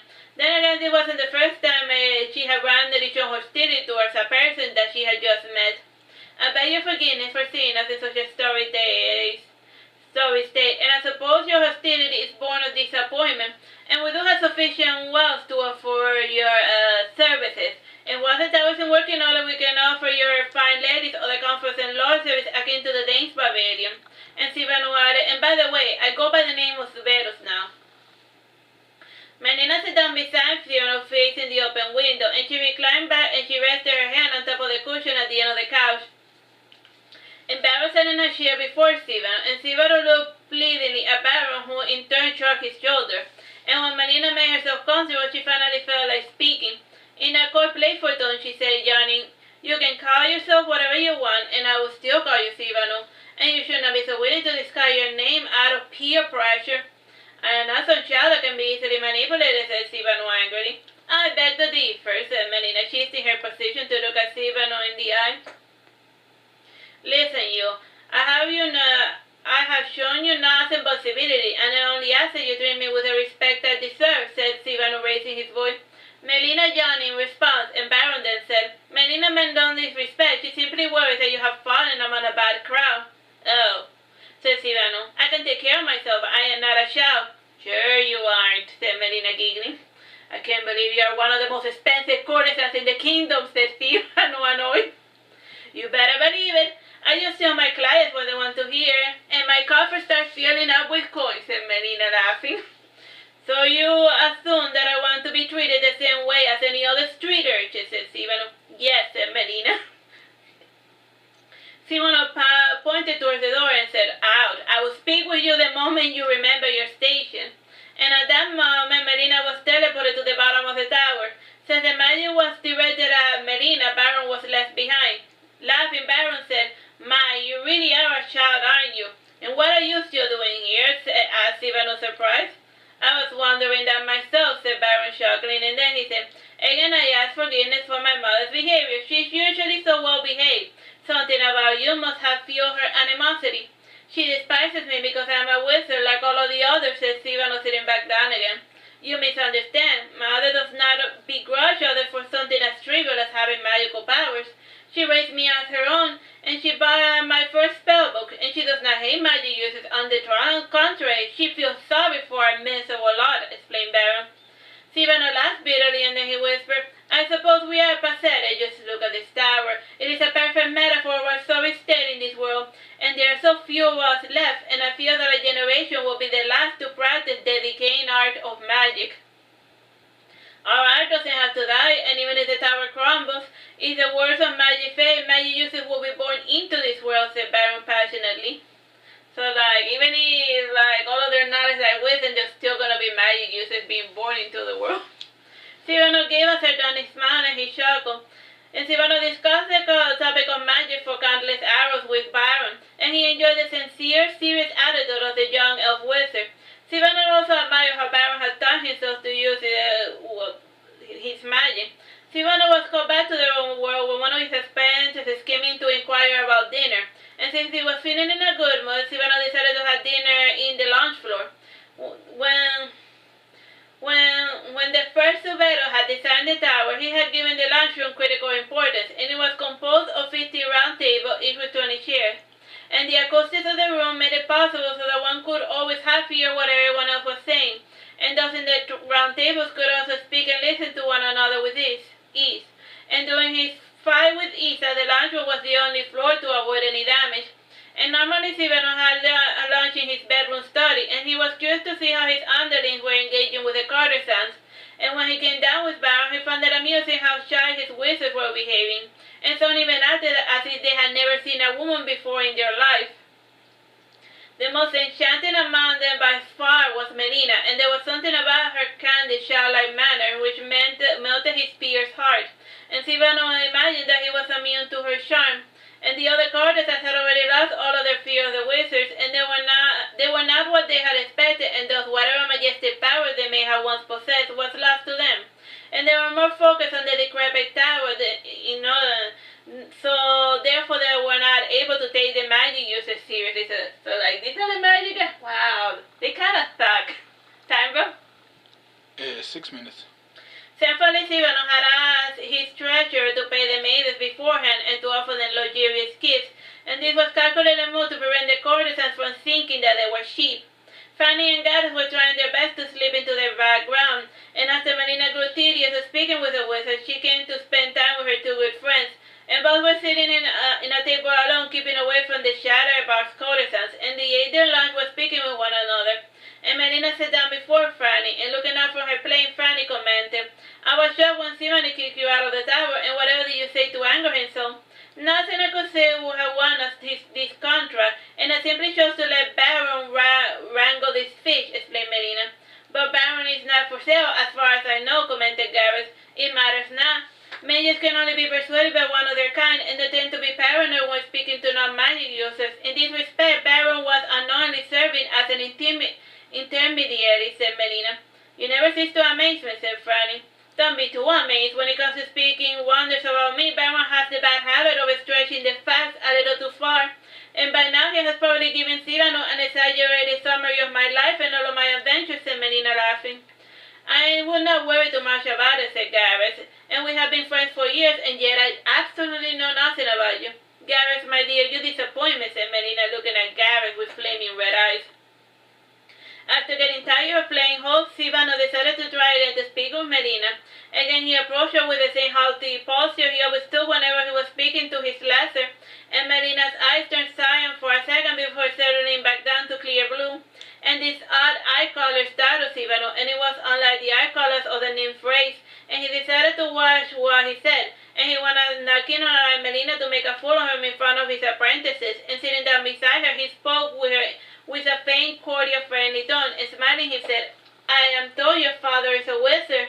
"Ah, yes, dear Sally has a loose tongue, and yes, my father is the wizard." "And what about it?" said Melina. Sivano was silent for a moment, and he was slightly confused by the way that Melina had said "the wizard" instead of "a wizard." In the end, he figured that she said it in such a manner out of respect. "I hear tales of his wizard, and I'm curious about meeting him. And by the way, what sort of magic does he use? And he certainly seems to have a deftly hand in enchantment, but is that all he does?" said Sivano cordially. "I'm not too familiar with his works except at the talent for magic, and as such he didn't get away so bold over time to impart his wisdom upon to me," explained Melina. "That seems a bit cruel, don't you think?" commented Fanny. "I mean, he has not even tried to teach you magic, and he already assumes you won't be any good at it." "My dear Franny, a big misconception about mages is that one simply has to study magic to become one, and without the basic ability to generate or absorb mana, casting magic is impossible," explained Melina. "I am impressed with someone with a magical talent, and you certainly know your way around magic," said Sivano, impressed. "A good number of my patrons are closet mages, and I must be versed in magical theory in order to converse with them," said Melina. "And are you still in contact with your father?" asked Sivano. "Define contact," said Melina, sneering. "I was under the impression you were seeing your father," said Garrett. "You speak so much of him as of late." "I only speak of him because Sarah keeps bringing up the subject, and you did not know I had a father until I get said in those tones, and let's just leave it at that," said Melina, raising her voice. "Time, bro?" 4 minutes. Anya and Melina were quiet for some time, and Sivano coughed a few times, and the silence was broken by Franny, who said apologetic, "We did not know you were in good terms with your father." "Such trivialities are common in my profession, Fanny, and you should know this better than anyone," said Melina, smiling sadly. Lunch ended on these sour notes, and since the tower did not have any good plumbing system, Melina went to bathe at the beach, and the beach was just below the cliff at the base of the town, and only the waves made sounds in that decrepit, long-forgotten town. And at first Baron was going to go with Melina, and something about the steely silence of the town made him hesitate. Franny got a deep venture with Melina, and neither had ever gone to the beach before, and there wasn't a cloud in the sky, and the breeze was gentle and warm, and the sand did not have a single pebble. It almost felt like steam powder. And the water was icy cold and crystal clear, and the coldness of the water dissuaded Garrett from venturing in, and Fanny did not show an inclination of entering the icy water. And when she started to undress, Melina held her hand and said, "Hold it, Franny, the water is far too cold for humans, and you will catch your death if you come with me." "I was wondering how you can stand such frigid waters," commented Garrett, sitting down on the sand. "Ah, poof, and I'm looking forward to bathing in the ocean," said Franny sadly. The waves splashed Melina back into the shore, and she was holding her sides while smiling, and it was this very thing which convinced Franny not to enter, and the waves were as large as Melina, and as was the fashion of the day, Franny did not know how to swim. From his high tower, Sivano spied on Melina, and even from that high up, he could half make out her tiny figure being tossed about by the waves. And he rarely bothered to look out the window, since he always painted the same lifeless picture, and there was never a boat or even a seagull to break the monotony of the crashing waves, and the ocean beyond the tower looked as desolate as the tower and the town below. So Beto closed his eyes for a second, and he nodded and whispered the words of magic, and slowly the waves of the beach died down, and eventually the beach was as flat as a pancake. Melina sat down on the sand, and the water was now chest deep for her in her sitting position, and she laid her head back and she floated aimlessly, and neither Franny nor Gareth wondered about the waves suddenly dying down, and the Azoni was one of those so-called low tides, and after 2 hours of sitting in the dirt, they both felt like going back inside the tower, and around sunset Sivano started missing Melina. Alright, we're done with this. Bye-bye and God bless. Hello, my name is Teresita Blanco, the Artsy Sister, and today we're reading Saturnastra Melina. This is chapter... okay, I did 18, right? So this is 19. Chapter 19. Ye a curse. Melina had been missing for more than 8 hours, and the wizards did inquire about her often enough, and by now the courtesans were used to Melina's little disappearing acts, and they were not even remotely alarmed by her absence, and they were too worried about Melina, but they knew that it was futile to look for her. And around dinner time, her light-hearted presence was sorely missed, and Sivano decided to inquire about her since his apprentices kept pestering him. And after a brief inquiry, Sivano found out that Franny and Gareth were the last two people to see Melina. And Sivano asked Gareth, "Have you seen Melina?" "No," said Gareth, looking up from his plate. "Did she at least return to the tower?" insisted Sivano. Gareth shrugged his shoulders in response. "Aren't you the least bit concerned? She could have drowned for all we know," said Sivano. "Why do you care? I was under the impression that you two did not get along," commented Gareth. "That doesn't mean I want her dead. I am going to send something to look for her," said Sivano more to himself. "Sure, waste your magic away. Melina's fine. She's a good swimmer. I have seen her floating upside down in the lake hundreds of times, so she's fine, said Gareth, giggling. Based on his ruby face, Sivano assumed Gareth was drunk, and he then tried to speak with Franny, but she too did not provide any important information. Signed, Sivano magic himself to his study, and he opened his ingredient cabinet to take out salt candles and matches needed for a standard demon summoning. And after completing his pentagram, Sivano went to light each candle by hand, and while lighting each candle, he felt to notice that something was putting it out. And after completing the circle twice, he felt a little groan on the wood, and he found Melina crouching beside him, putting out all of the candles. And she was wearing her pale white nightgown, so it was like trying to stop it, but each time he lighted a candle, Melina from his blind spot would like put out the candle, so then he just went in a circle a couple of times. Chuckling, Sivano said, "So this is where you've been hiding. I fear you have been lost at sea." "For a few hours, yes, but my sea cousins ferried me home. They reigned supreme in their element, though they did not appreciate how you calmed the Dead Sea," said Melina. "Ah, yes, the sea," said Sivano, chuckling, and he dusted himself off on the ground after putting away his spell component. "Most wizards throw away the used salt, and I prefer to reuse spell components. The Helios can't tell the difference anyway," said Sivano, giving a sardonic smile. "I find your frugality quite charming, Sivano. Then again, only the affluent can afford to study magic," said Melina, sitting up. "I am not poor," said Sivano. No. You just simply own lots of money to the bank," said Melina, sitting on the couch. And she added, "Some things cannot be helped, and these days it is impossible for mages to find sponsors. I can help with that if I may." "Fine, do whatever you want. Just start calling me by my name." "I can't do that, my dear Sivano. Lying violates the terms of my covenant," explained Melina. "Ah, yes, you have a silly little covenant with Mio. I do not see why humans worship her ill, and one can just as easily bind them to your will using magic," said Sivano, condescending. "That is only true for someone of your talent, Sivano, and most people can barely cast a light spell without simultaneously combusting." And she added, "Still, you must not assume that all omnipresent beings are demons or beings that you can bind." Sivano shrugged his shoulders in response, and he added, "If you continue to call me by my name, I am afraid I'm going to have to bind your tongue." "Fine, I won't call you by that name. And also, what's with that mask? You keep wearing it. People are going to think you have a skin disease or something," said Melina, pouting. "I know. What's your point?" said Sivano. "I think you should win more allies by showcasing your lovely face. People tend to be magnanimous towards those they perceive as beautiful," suggested Melina. "I prefer to be feared and respected. And have you any other business, or do you just come here to pester me with questions?" said Sivano, resting his head on his masked chin. "I will be getting out of your hair soon," said Melina, walking towards the door, and before closing it, she said, "I must say that you treat my courtesans with the respect they are due, and also try to get some female magic users in the tower. They are an untapped resource, and they will certainly make up for those lost during your little hostile takeover, and goodbye." Sivano pondered much on what Melina had said, and he had been taught by the previous master that women were clumsy magic users and prone to demanding possession. As the best of his peers, he had grown to firmly believe this lie, and it was only till recently when he met Warden that he started questioning the teachings of his master. Sivano's reverie was interrupted by the falling rain, and it seemed to him that it always rained at night as of late. And rising from his seat, he placed 7 buckets to address the problem of the leaky roof, and then he went to turn on the chimney, and when he reached for the firewood, he cursed when he noticed that the wood was damp. The culprit was in imperceptible leakage, dripping ever so silently over the wood, and sighing, he closed the closet and wrapped himself in fur. It was going to be a long, cold night, and with his hand trembling, he lighted up the candles to resume his night study. And he was also still nowhere near deciphering the enchantments of the tower, and he did understand the language and the commands, and he tried the demon summoning, the necromancy, and even the blessing, and yet the tower refused to obey him. Around midnight, he just decided to call it quits. The rain had somewhat died down, and he went to look at the window towards the beach, and he narrowed his eyes a bit in an effort to see through the darkness. And realizing that it was pointless to keep looking outside, he walked away from the window.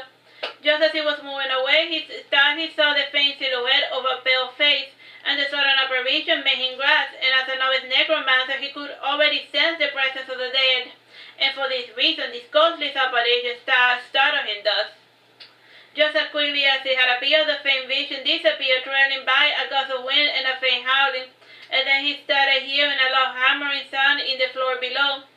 Silvano cautiously opened the door and went to inspect the sound and he held onto the railings for dear life since the partially broken wall was letting water in, making the stairs slippery. When he got close to the sound of the noise, he heard a rasping sound and somebody yelling, "Break the bed, seal up that window." "Yes, ma'am," said a high-pitched voice. And the door opened itself and Silvano's face shook. He said, "What is going on?" "Sorry about the door, and the low pressure sort of made it open in your face," explained Melina, hammering with several dozen people. "What's going on?" repeated Silvano as a cold rain shower splashed his back. Baron dragged Silvano inside and closed the door, and in a hurried tone he said, there's a really bad storm coming, and we need to water the place and brace for the worst." "A bad storm? How?" "At most all we get is some heavy showers and a lightning storm or two. There's no need to water all the place. And calm down and stop all that hammering. You're going to wake up the entire tower," said Silvano in a calm voice. "Too late for that, mister," said Melina after completely boarding up the window. "And the others are wide awake and doing their due diligence." Silvano shook his head sadly, and then he returned to his room, and Melina grabbed his elbow to detain him. And Silvano flinched away from Melina, unaccustomed to having people touch him. And in a soft whisper she said, "This storm is of a curse. It is best to ride it out." "Isa," said Silvano, narrowing his eye. And Melina's eyes turned cyan for a moment, and then she nodded before saying, "Most burials are cultural gimmicks, and only the burial rituals allow Barasa have any genuine power over the dead. Isa's death became the trigger for this curse, and its influence still circulates this tower. It prevents you from taking rightful ownership over it." "I know what I have to do," said Silvano, nodding. "May I suggest a different course of action?" said Melina. "Certainly, seeing as though meddling is your favorite pastime," said Silvano sarcastically. "I think we should just board out the place and wait it out," said Melina. "That wait-and-see attitude is the main reason why Bersamet is still in power," rebuked Silvano. "Fine, suit yourself," said Melina, stepping aside.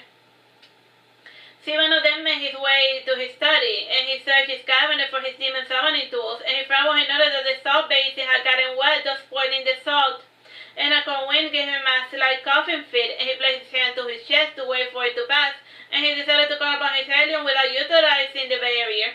And for safety purposes, the Hellion's true names would not be used in this book, and their grotesque forms came forth, and from the mouths of darkness grasping around Silvano, and they were always there amongst all humans, and when their names were invoked, their spirits obtained flesh.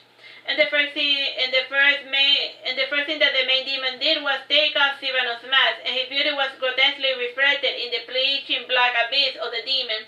And in a soft voice he said, "What is your wish, my master?" "Destroy the source of the curse afflicting the tower," ordered Silvano. "This we cannot. It will violate the terms of our contract," said the demon. "I see. So I am a curse. And what of Isaac?" inquired Silvano. "He's gone, so why keep making a fuss about him?" said a different apparition, pushing the demons away from Silvano. Unlike the rest of his demons, this one did not have a grotesque appearance, and he also had the bad habit of manifested even when he wasn't summoned. And he wore immaculate white robes with golden borders, and his face was masked by a pair of wings. And sneering, Silvano said, "Who invited you? Go away, you pest. Shoo." The white devil gave a low bow and started to leave, and he usually left by stepping through the mirror. And before departing, he said to the other Hellions, "It is best to sit this one out, guys. The Hatioja will be more effective in lifting the curse." "Hatioja?" inquired Silvano. The Hellions hesitated for a moment, and they looked at the mirror, and then they gazed at Silvano.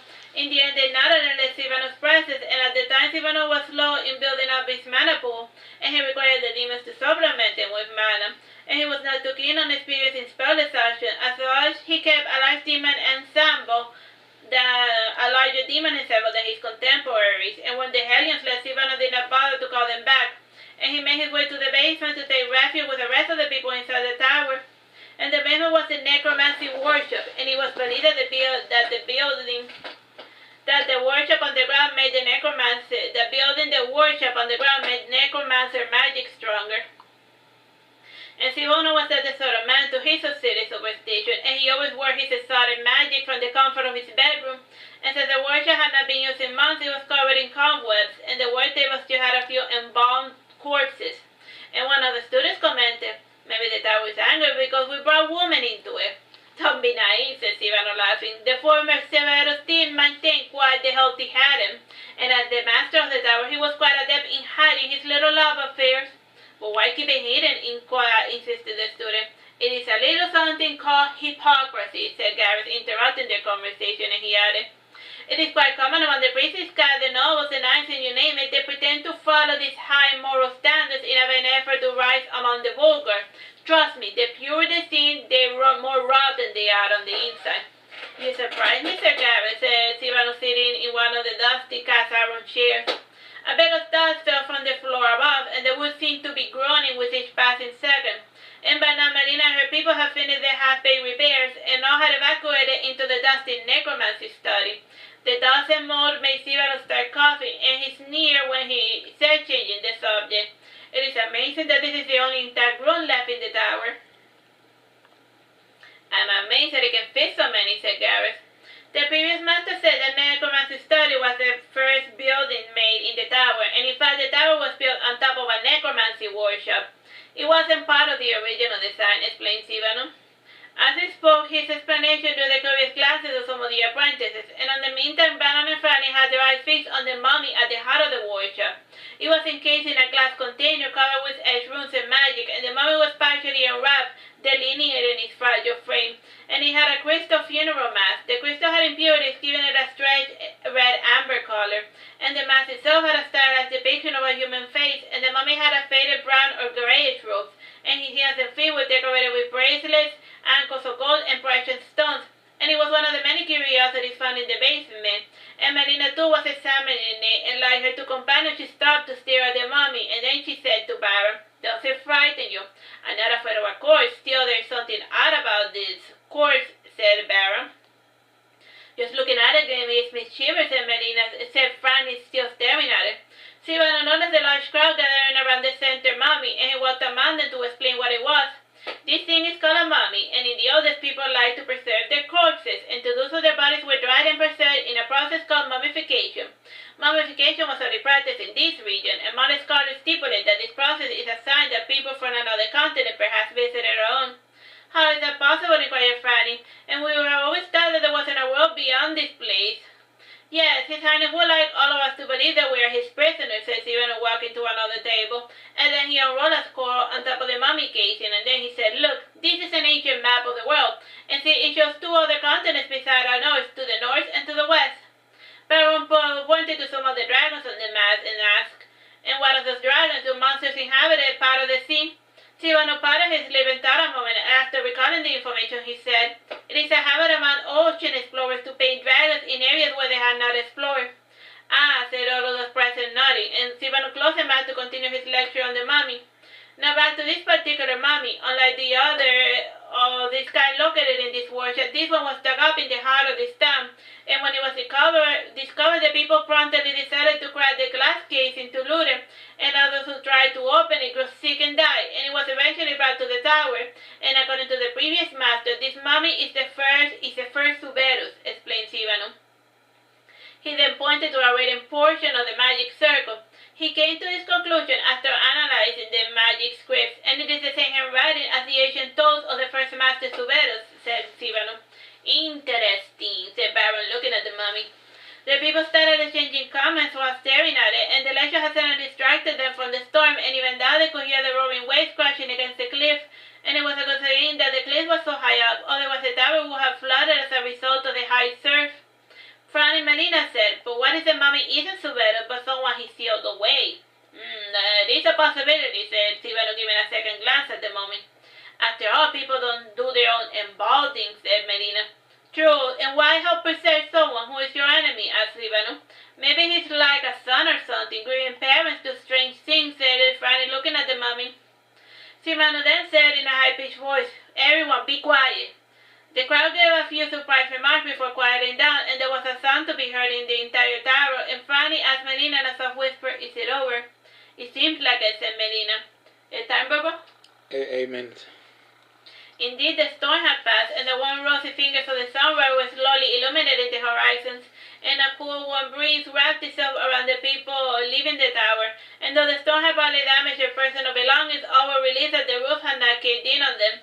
And the next morning, Silvano had come to terms with the guardian of the Hatilcha of the tower, and he was able to reconstruct and expand it in 7 days, and he would have finished in a day, but he got interminable requests for room customization.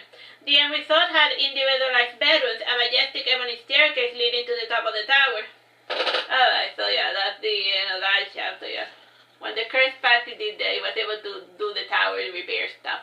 Alright. Hello, my name is Teresita Blanco, the Artsy Sister, and we're reading Saturnastra Melina. This is chapter 20, Recruitment. Melina only stayed in the tower for about a week, and she left after celebrating Silvano's 15th birthday. The poor fellow wasn't too keen about his surprise party, and he also hated the idea that his students knew his true age now.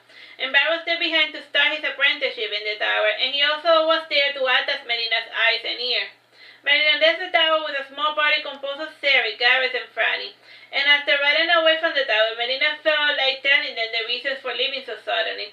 And while camping under the moonlight, she said, my superior recently tasked me with recruiting men to form a standing army, and we had originally planned to let things happen. However, the common army seemed most disappointing. Wait, what? Said Sari, taken aback. Can you repeat that again? I am going to recruit people for an army, repeated Melina. But why you, a courtesan? No one is going to take what you say seriously. No offense, said Sari. I follow her, said Gareth. But you're a whore, son, said Sari. Yes, my mother is a prostitute too, and I turned out alright, said Franny. Sure you did, said Melina, giggling. And she then turned serious, and she punched Sari in the back of his head. Flinching, he said, what was that for? You know what you did, said Melina, looking at him with fierce red eyes. I'm sorry, it is not my place to judge. Whores are held in higher regard than some that are magic users such as I, said Sari sadly. You can't please everyone, Sari, said Melina, and she added, at least you are honest, hard-working mage. And this made Gareth and Franny start laughing, and Sari's ears started burning red. And changing the subject, he said, so where do you want to recruit your men? Veragerun, Aragon, the Orna feudals, Fender, Walden, Lota, Pidel, Stockeye? That's where everyone goes to recruit people, and those ponds are fished out, and I was thinking about what in large metropolitan areas. It might also help visiting non-human towns, said Melina. So let me get this straight. You want to form a peasant army, asked Sarah. Farmers already come physically fit, and all that will be needed is to teach them how to use a sword. Plus, well-bred fighters are too set on their ways to be of use to anyone. Still, I'm not interested in targeting one economic group over another. Nor would I accept into the army any idiot that shows up, explained Melina. Phew, what a relief, said Franny. And then she said, so what do we have to do? I don't know, said Melina, chuckling. I'm familiar with a few recruiting tactics. Since there are 4 of us, we can each try them out. Oh, this seems like it's going to be a lot more trouble than it is worth, said Sarek. Do you even have a camp to send them to? Inquired Gareth. Yes, the camp has already been built in an undisclosed location, and this talisman was sent in there as soon as they agreed to the terms and services, said Melina, taking out a crystal pendant. She then took out flyers from her bag, and when Gareth read the recruitment slogan, he started laughing. He then passed it to Sere, who said, shaking his head, you crazy girl, no one is going to take this army seriously with this slogan. The slogan is meant to weed out the old geezers and the people with a traditionalist warlord mindset, and besides, I have never done this before. I have an idea of the kinds of soldiers I want and how to get them is still up for debate, explained Melina. Fanny looked through the flyers and decided to keep one, and whenever she was feeling sad, she would look up to it and laugh. The slogan was as thus: had no respect for exercise for excessive authority or obsolete traditions? Are you dangerous and depraved? Then come an audition to earn a chance to join Melina's army. The first town they visited was called Little Sofia, and it was a merchant town which dealt mainly in livestock and leather, and it was an intersection between several dozen villages. Instead, he had volunteered to teleport his crew to speed up the travel. However, Melina was riding in a sort of mood, and she gave her companions a bit of a leeway with their recruitment methods, and she also gave them a white scarf with a blessing designed to keep them from harm. And Gareth started his search at the center of the market, and Gareth went to the bars to pick up random drunken youth. And finally went to the residential district to recruit people under the guise of being a traveling silk merchant. And they had until sunset to bring the people to an old open-air theater. And even though it was in ruins, people still did performances there from time to time. And when they arrived, they saw that Melina had picked up a dozen or so street urchins. And the ages ranged from 8 to 14. Instead, it was accompanied by 5 or so witches who did a little prostitution on the side. Such were their terrible lot in life. And Gareth had like 40 drunkards trailing behind him, and Melina was standing in a raised stone stage, and others who had been lured there sat on the stairs in the staircase seat. And Melina said in a high-pitched voice, "Before we begin, I must warn you, you won't be allowed into the army until you pass a series of grueling tests, so those willing to take the tests, come to the arena and perform the dance that I will give you. Any questions? How much are we getting paid for this?" asked the man dressed in tattered gentleman's outfit. 10,000 gold coins a year, equipment, horse, and training included. If you don't know how to read or write, the army will teach you. Education-wise, there will still be plenty of apprenticeship opportunities. There is also free access to a healer, retirement pay, and childcare. Soldiers would also be entitled to 30-day vacations, sick days, and they will be free to loiter on 2 days of the week, and not applying to days when we march out, explained Melina. Can here be pay us that amount, truly, as a drunkard? I am a courtesan, so yes, and I have more than enough money. And it is not as if I would be recruiting a battalion. There are only enough trainers and equipment for 12,000 soldiers, and Little Sofia is the first time we visit, so you are in luck, said Melina. Sarah raised his hand and asked, "Are we going to fight Bersamin?" "Heavens no," said Melina. Those assembled breathing a sigh of relief. She said, "Are we gonna go fight the crazy murder king?" The no, relax, you're not fighting. Ooh, perfect. So we're listening. Who are they gonna fight? Well, I guess I'll find out soon enough. Well, we know in Marduk that Marduk is the one who kills Bersamin. So obviously, in the first book, so obviously the knight's never gonna fight the king because we already know how he died in the first book. You know, so yeah, so you'll fight literally everyone else. Oh yeah. I challenge the audience as, "What of dragons, demons, and other bodies? I will not make you fight demons or dragons." "Okay," said Melina. "We shall see, though," thought Sarah. And Melina danced the arena and sat down in the staircase chairs, and the audition started under the glow of the torches and the flaming oil cauldrons. And the first man to audition was a drunken man, and based on his clothing, he had a noble heritage. And he had no earthly business signing out to this questionable army, and thankfully he was somewhat sober now. "Sarah cast a magic ball of light," interrupted Melina. Sarah did as she commanded, and then said, Are you my good man? And you, my good man, try to follow the movement of the ball with your eyes. You are not allowed to move your head." It's like, just look at it with your eyes. Sarah shook his head sadly and wondered what was the usefulness of this test, and Melina shook her head sadly and said, "Sorry, my good man, you're not army material. Next." The next taker was a witch that Sarah recruited, and she said, "I am quite skilled in pyromancy, and I know a bit of herbs on the side." "Sure you do. Try to follow the orb with your eyes," said Melina. Sarah did as she commanded, and Melina then said, "I want you to take 10 steps heel to heel in a straight line."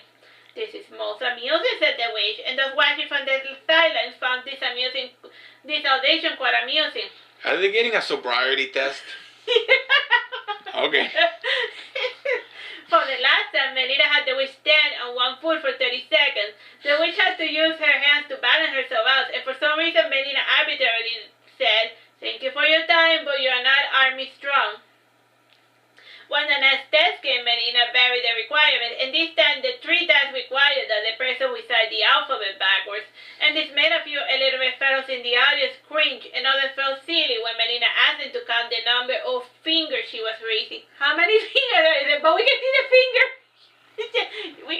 getting a sobriety test. Look at the finger, you freaking lunatic. To dismissar Melina weeded out those who had come to her call, and by midnight she had settled on 17 recruits. And using her magic talisman, Melina sent them on her way. After they were gone, Melina commented, "What a mess! I think we're going to need better recruiters."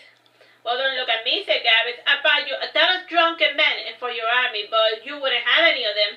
And it would also help us. It would also help us to tell us what you're looking for."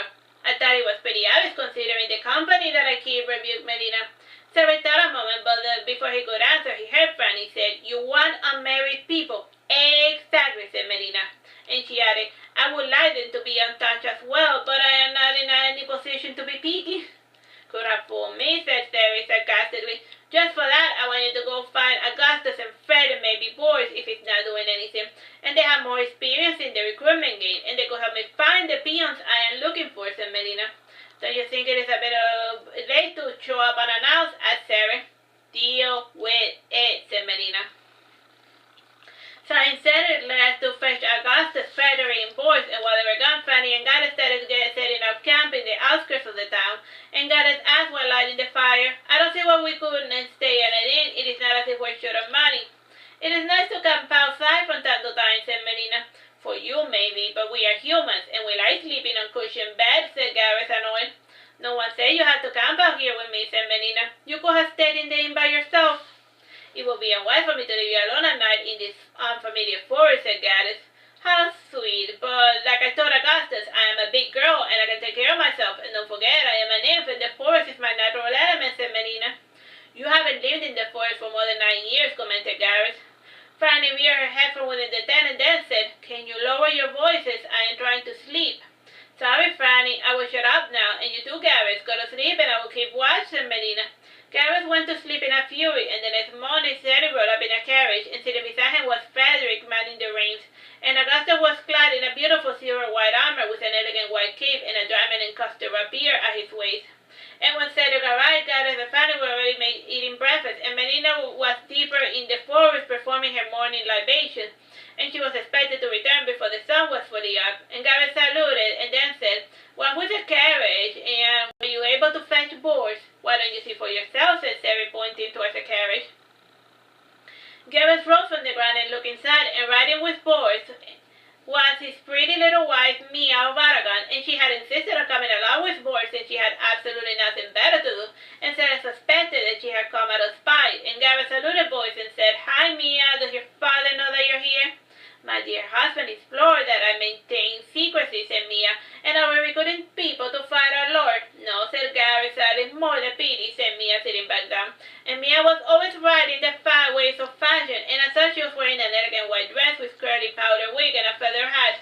And she also had made Boris wear a boorish outfit that would complement her attire.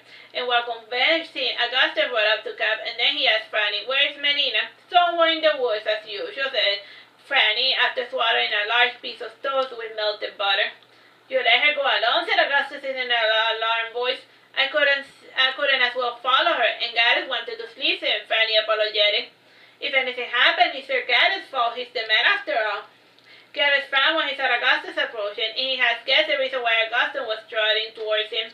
And Gareth raised his hand and said, "Before you say anything, I must inform you that I told Melina not to go into the woods, and the girl always does whatever she wants, and I would have followed her, but then I decided to sleep instead." "There's no need to apologize," said Gareth. "I know how she is like, and I was wondering if you knew in which direction she went," inquired Augustus. "Well, she usually bathes in the morning," said Gareth. He handed her a map and said, "Look, we are here, and about a short distance there is a lake or something." "That's a road," said Augustus, pointing to the ledger. "Oh, yeah, that's right," said Gareth, laughing. Their chit-chat was interrupted by Melina's arrival, and then she said, "I am glad to see that all of my friends are here, and Mia, welcome aboard." And Mia showed her face to the window and said, "Happy to help." Frederick said, "So, illustrious leader, where are we headed?" "We are going to Mayans," said Melina, pointing in a random direction. Mayans was a month's journey west from Little Sofia, and the summer wind brought out warmth to an otherwise frigid landscape, and the region was unpassable during the winter months, and after much coasting, Melina agreed to take Sarah's little shortcut. Thanks to his shortcut, they were in Mayans after a 3 days journey. Just pseudo went to Miami. I was like, what? Mayans. Oh, yeah. And the shortcut is a teleport spell. Gotcha. Can we just teleport? We have a magic. Why don't we just teleport there? Fine, we'll teleport there. You lazy walkers. Mayans was a fast-growing town, and it was soon to become a city. And it was lies in the middle by the twin rivers, and the river was the center of Mayan's economy, and it was used to transport and receive goods from other towns. And its reddish pigment alluded to the rich soil it carried. And all of the crops irrigated by the rivers produced 10 times its normal yield. And during Melina's time, the river was considered sacred, and as such, the town is used would often do water burials in honor of the goddess Lisa. And when Melina's party arrived, the first thing they noted were the corpses floating down the river. And Freddy covered his mouth with a handkerchief and then said, "How awful! What's that smell?" said Melina, looking outside her carriage. And Freddy, who was sitting within, also looked to the outside. God, there are corpses floating down the river," said Franny. "I can see that," said Garrett. "Why are there corpses floating down the river?" asked Cedric. "It's a religious thing," explained Augustus. "A pity," said Melina, shaking her head. "They are lucky the dragons pick up the body while they are still fresh, otherwise the corpses would spoil the water." "Dragons? What dragons? Where?" asked Boris, looking across the bank. And Melina pointed to one of the bodies adorned with flowers, and it was quickly submerged beneath the murky red waves. And Gary said, "That could have been anything. People naturally think when they are in water." "Not corpses," said Freddy. "Look, it's happening over there," said Mia, pointing at the other side of the river. And indeed, the corpses were disappearing one by one, and the people gathered around the river were whispering in awe. And all they saw was the effect, not the cause of the corpses' disappearance. "Just ignore the dragons," said Melina. "It is not as if they are doing any harm. Now let's get to work."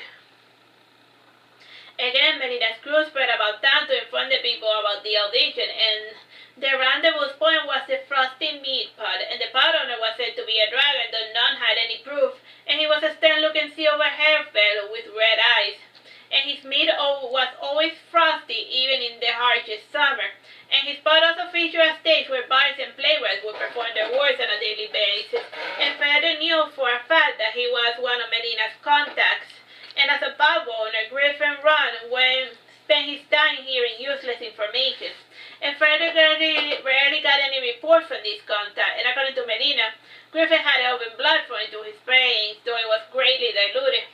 And it was around dusk when Melina's party brought all of those who wanted to audition. And Melina's companion lured a lot of different kinds of people, and they highlighted the benefit that Melina had mentioned in their last audition. And the line this time was a block wide, and in order to make room enough for everyone, the waitress took naming aside all the dates for the audition. And as such, Melina stayed in Mayans for almost a whole week. And they would have left after 5 days, however, Melina got a little bit creative with her stupid auditions. And in one audition, Melina had the people find the missing piece of an elaborate pattern, and another variation was picking the odd shape, and she also asked her participants which was the pattern that followed. And in one audition, the participants had 60 seconds to solve something that Melina called a Rubik's Cube. And the cube sides could be rotated vertically and horizontally, and one was declared the winner when all sides had one color. And Francesca still had this Rubik's Cube and Snake, and both were used during the audition process. And the one which caused them the greatest frustration was the one of getting an egg inside a bottle without breaking it. And even magic users had a hard time with this, and those who succeeded ended up teleporting the egg inside the bottle. Though they technically solved the riddle, it did not earn them the right to join Melina's army. And in the last day, Melina brought out her Vexier puzzle. Thus assembling the pod moaned when they saw the wire rope with the rings, and pouting Melina said, "What? Aren't you having fun?" "You are making it impossible for us to join your army," snapped one of the participants. "This lady cannot be blamed for being picky," said Griffin. "Since it is going to be our last day in town, I will let the participants choose between two riddles. One is to unsnap this wire loop and look for the between these rings and finger, and the other is to drink from a public cup," said Melina. Though most of us assembled opted for the public cup, and the cup had 3 ceramic cups linked together, and in order to win, the participant had to drink all of the contents. and this riddle seemed simple enough until Griffin started giving out free drinks for the audition, and this gave Melina a new chance to mate with her prospective soldier. Instead of a drink, Melina filled the fiddling cup with hot sauce or vinegar. I can't take it anymore. Why are all of you fools going around with what this bitch is getting you? One of the participants. She may dress pretty, but I bet she does not have a single coin to her name, and only fools join armies run by horse anyway. Sheesh, said Melina, giggling. Do I have your permission to hit him? Asked Augusta, standing up. Do you have a problem with me being a courtesan? Asked Melina, getting on the stage, and the barkeep Griffin made a sign to one of the stagehands who had a focus light on top of Melina. Yes, I have a problem. It is women like you who corrupt this world, said one of the participants.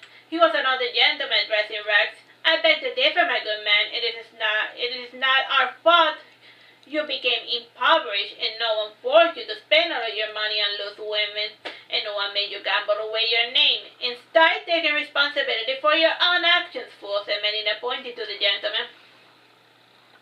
The crowd started cheering and hooting, and one of them even yelled, "Show us your undergarments!" How did you know, said the gentleman, taking a step back. I guess, said Melina, smiling, and then she reached into her pocket and she drew a little pouch at the gentleman's chest. And when he opened it, he saw a faint reflection of rubies, and with a trembling voice he asked, "Are they real?" "Of course they're real," she added. "I expect you to work twice as hard, seeing as though I gave you an advance." "Thank you," said the gentleman, leaving the bar. "I don't think he's coming back, Melina," commented Griffin. "He owns a lot of people, a lot of money in town, and he's probably going to go to another city and renew his cycle of self-destruction." "I know," said Melina, shaking her head sadly. "Still, it would not kill me to give him the benefit of the doubt. It is such a shame to give away so many precious gems to a lost cause," commented Mia. Time, bro? 2 minutes, sugar. The next morning, Melina and her party took the boats down street, and they were headed for the fishing village of Escara Bay. And this was one of the oldest fishing villages in the continent of Arxus, and it was believed that early humans first settled down the fishing town. And the village was composed of 50 houses. Melina's party arrived in the summertime, and no one knew the identity of the landlords, though the locals were familiar with their extended family, and this led them to guess that the landlords were either a goblin or orc, etc., and the fact that no one had seen the core family or the head of this household. And when Melina's party arrived, Cedric said, "I want to see those old fishing huts." "Sure, go for it," said Melina. "Isn't it a bit early for harvest?" inquired Mia. There are certain harvests that can be done in the summer," said Augustus. "Yes, like beans, tomatoes, sweet corn, and cucumbers," said Freddie. "Are we going to recruit farmers now?" asked Franny. "Yes, but I first have to make a quick stop at the manor," said Melina. "May we accompany you?" asked Augustus. "Not this time. I have to go there alone," said Melina ominously. Naturally, this brought up all sorts of questions, and Melina stoically ignored them. And Frederick naturally grew suspicious, and Augustus worried, and they secretly trailed behind Melina, and they lost track of her in the cornfield. And they spent several hours wandering around and peeping inside random windows of each manor, and at last Melina was nowhere in sight. Plus, none of the farmers remembered seeing a girl that looked like her. And Frederick then drew Augustus' attention to a strange-looking man clad in black armor, and upon closer inspection, Augustus noted his strong face and his masked face and his jagged battle axe. "That man is obviously guarding something," whispered Frederick. "Do you think that's where Melina went?" asked Augustus. "Don't you?" asked Frederick. "So what do we do now?" "Can you take him?" asked Frederick. "I prefer not to, and Melina does not approve of those who pick random fights," said Augustus, remembering his time as an animal. Chuckling, Frederick said, "Hey, it's fine if you're afraid, and we could bribe our way inside." "Hey, and you, what are you doing there?" said the guard in a gruff, guttural voice, and he swiftly made his way towards Frederick and Augustus. "Hello there, my good man," said Frederick in a thundering voice. From my clothes, the guard looked twice as big.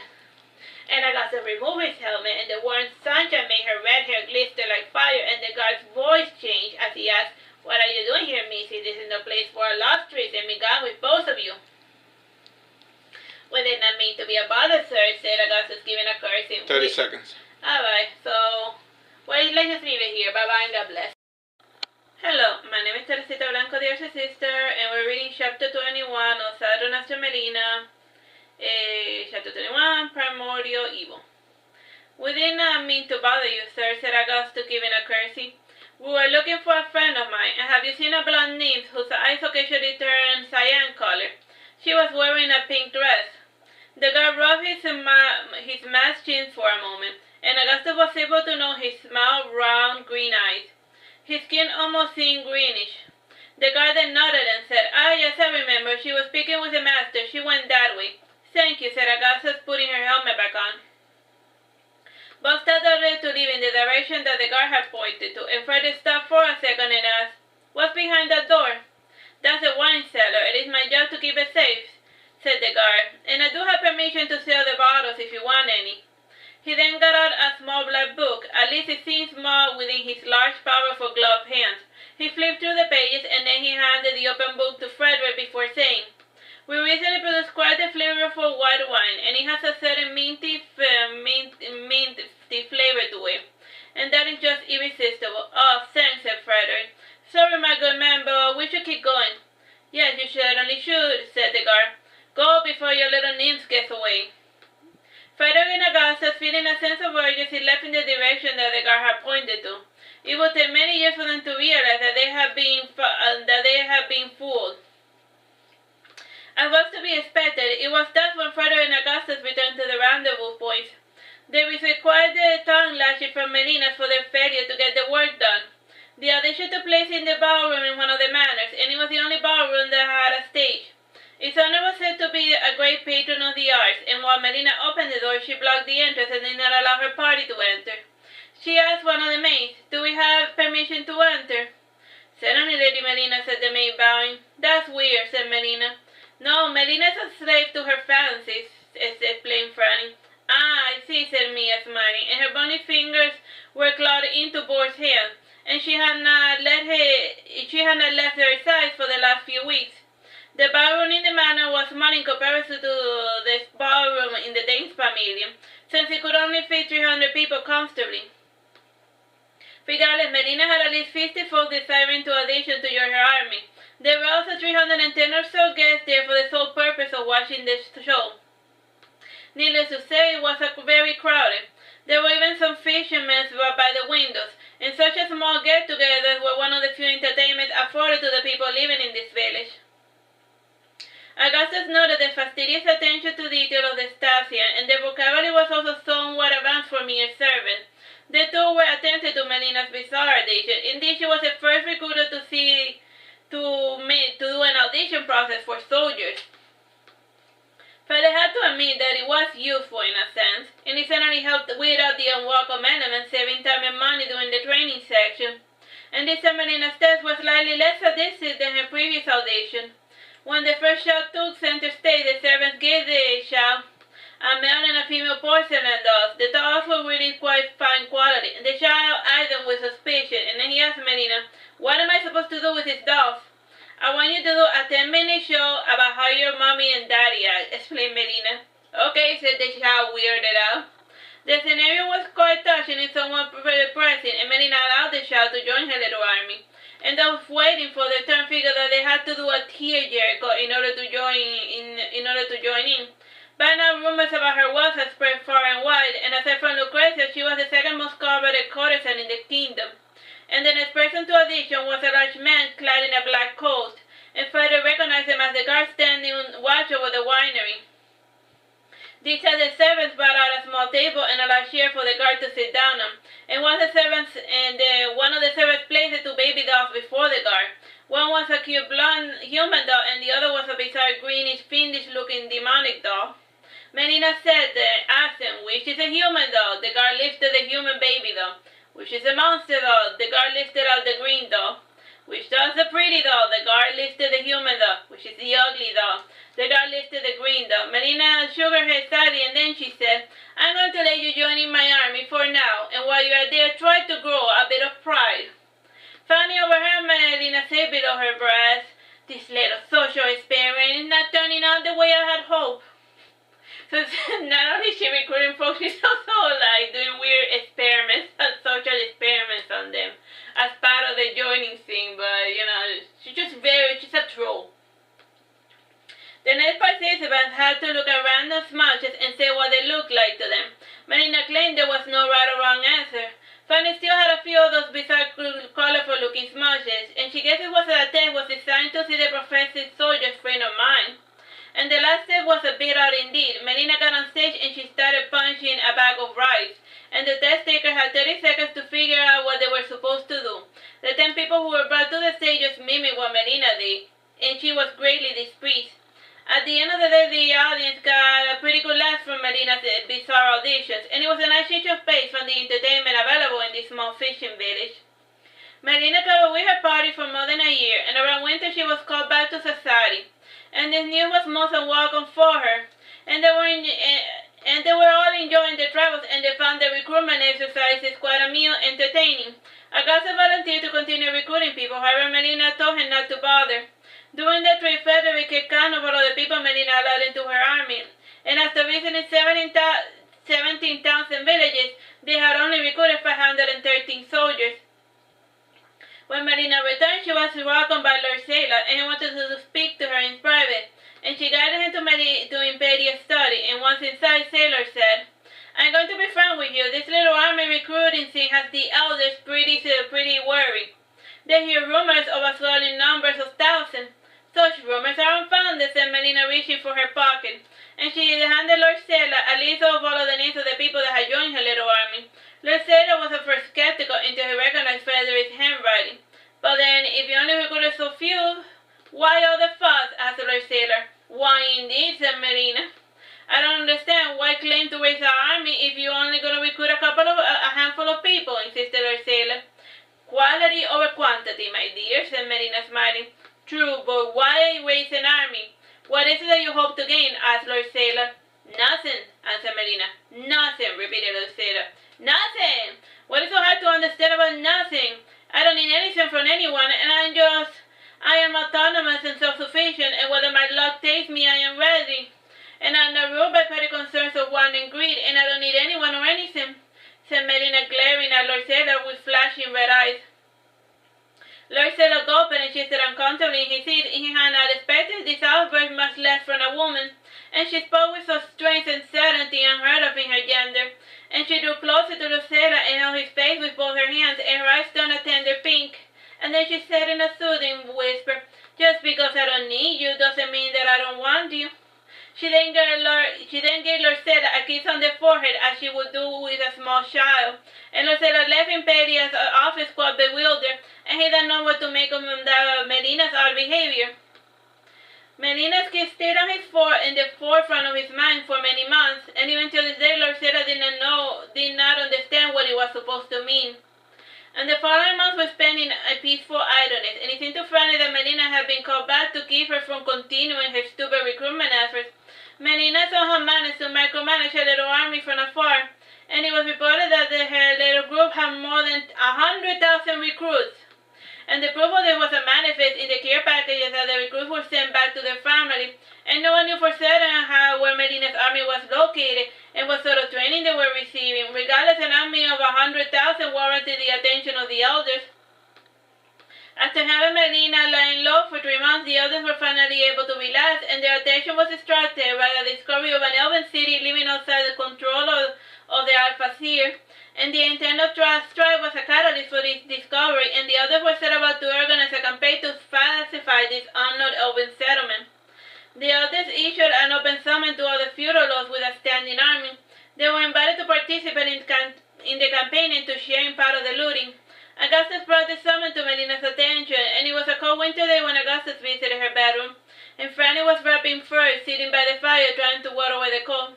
Augustus said to Melina, "Are you aware of the elder's summons?" "Yes," said Melina. "When do we march?" inquired Augustus. "For shame, Augustus, and just when I thought you had finally grown a bit," said Melina. "But Melina, this could be a great chance to show us the matter of your military might," said Augustus. "You're a fool, Augustus," said Melina. "If anyone were to jump off a cliff, would you follow?" "Like I told Sir Walter many times, for now we have to wait. Timing is everything in this game." "But our troops need field experience," insisted Augustus.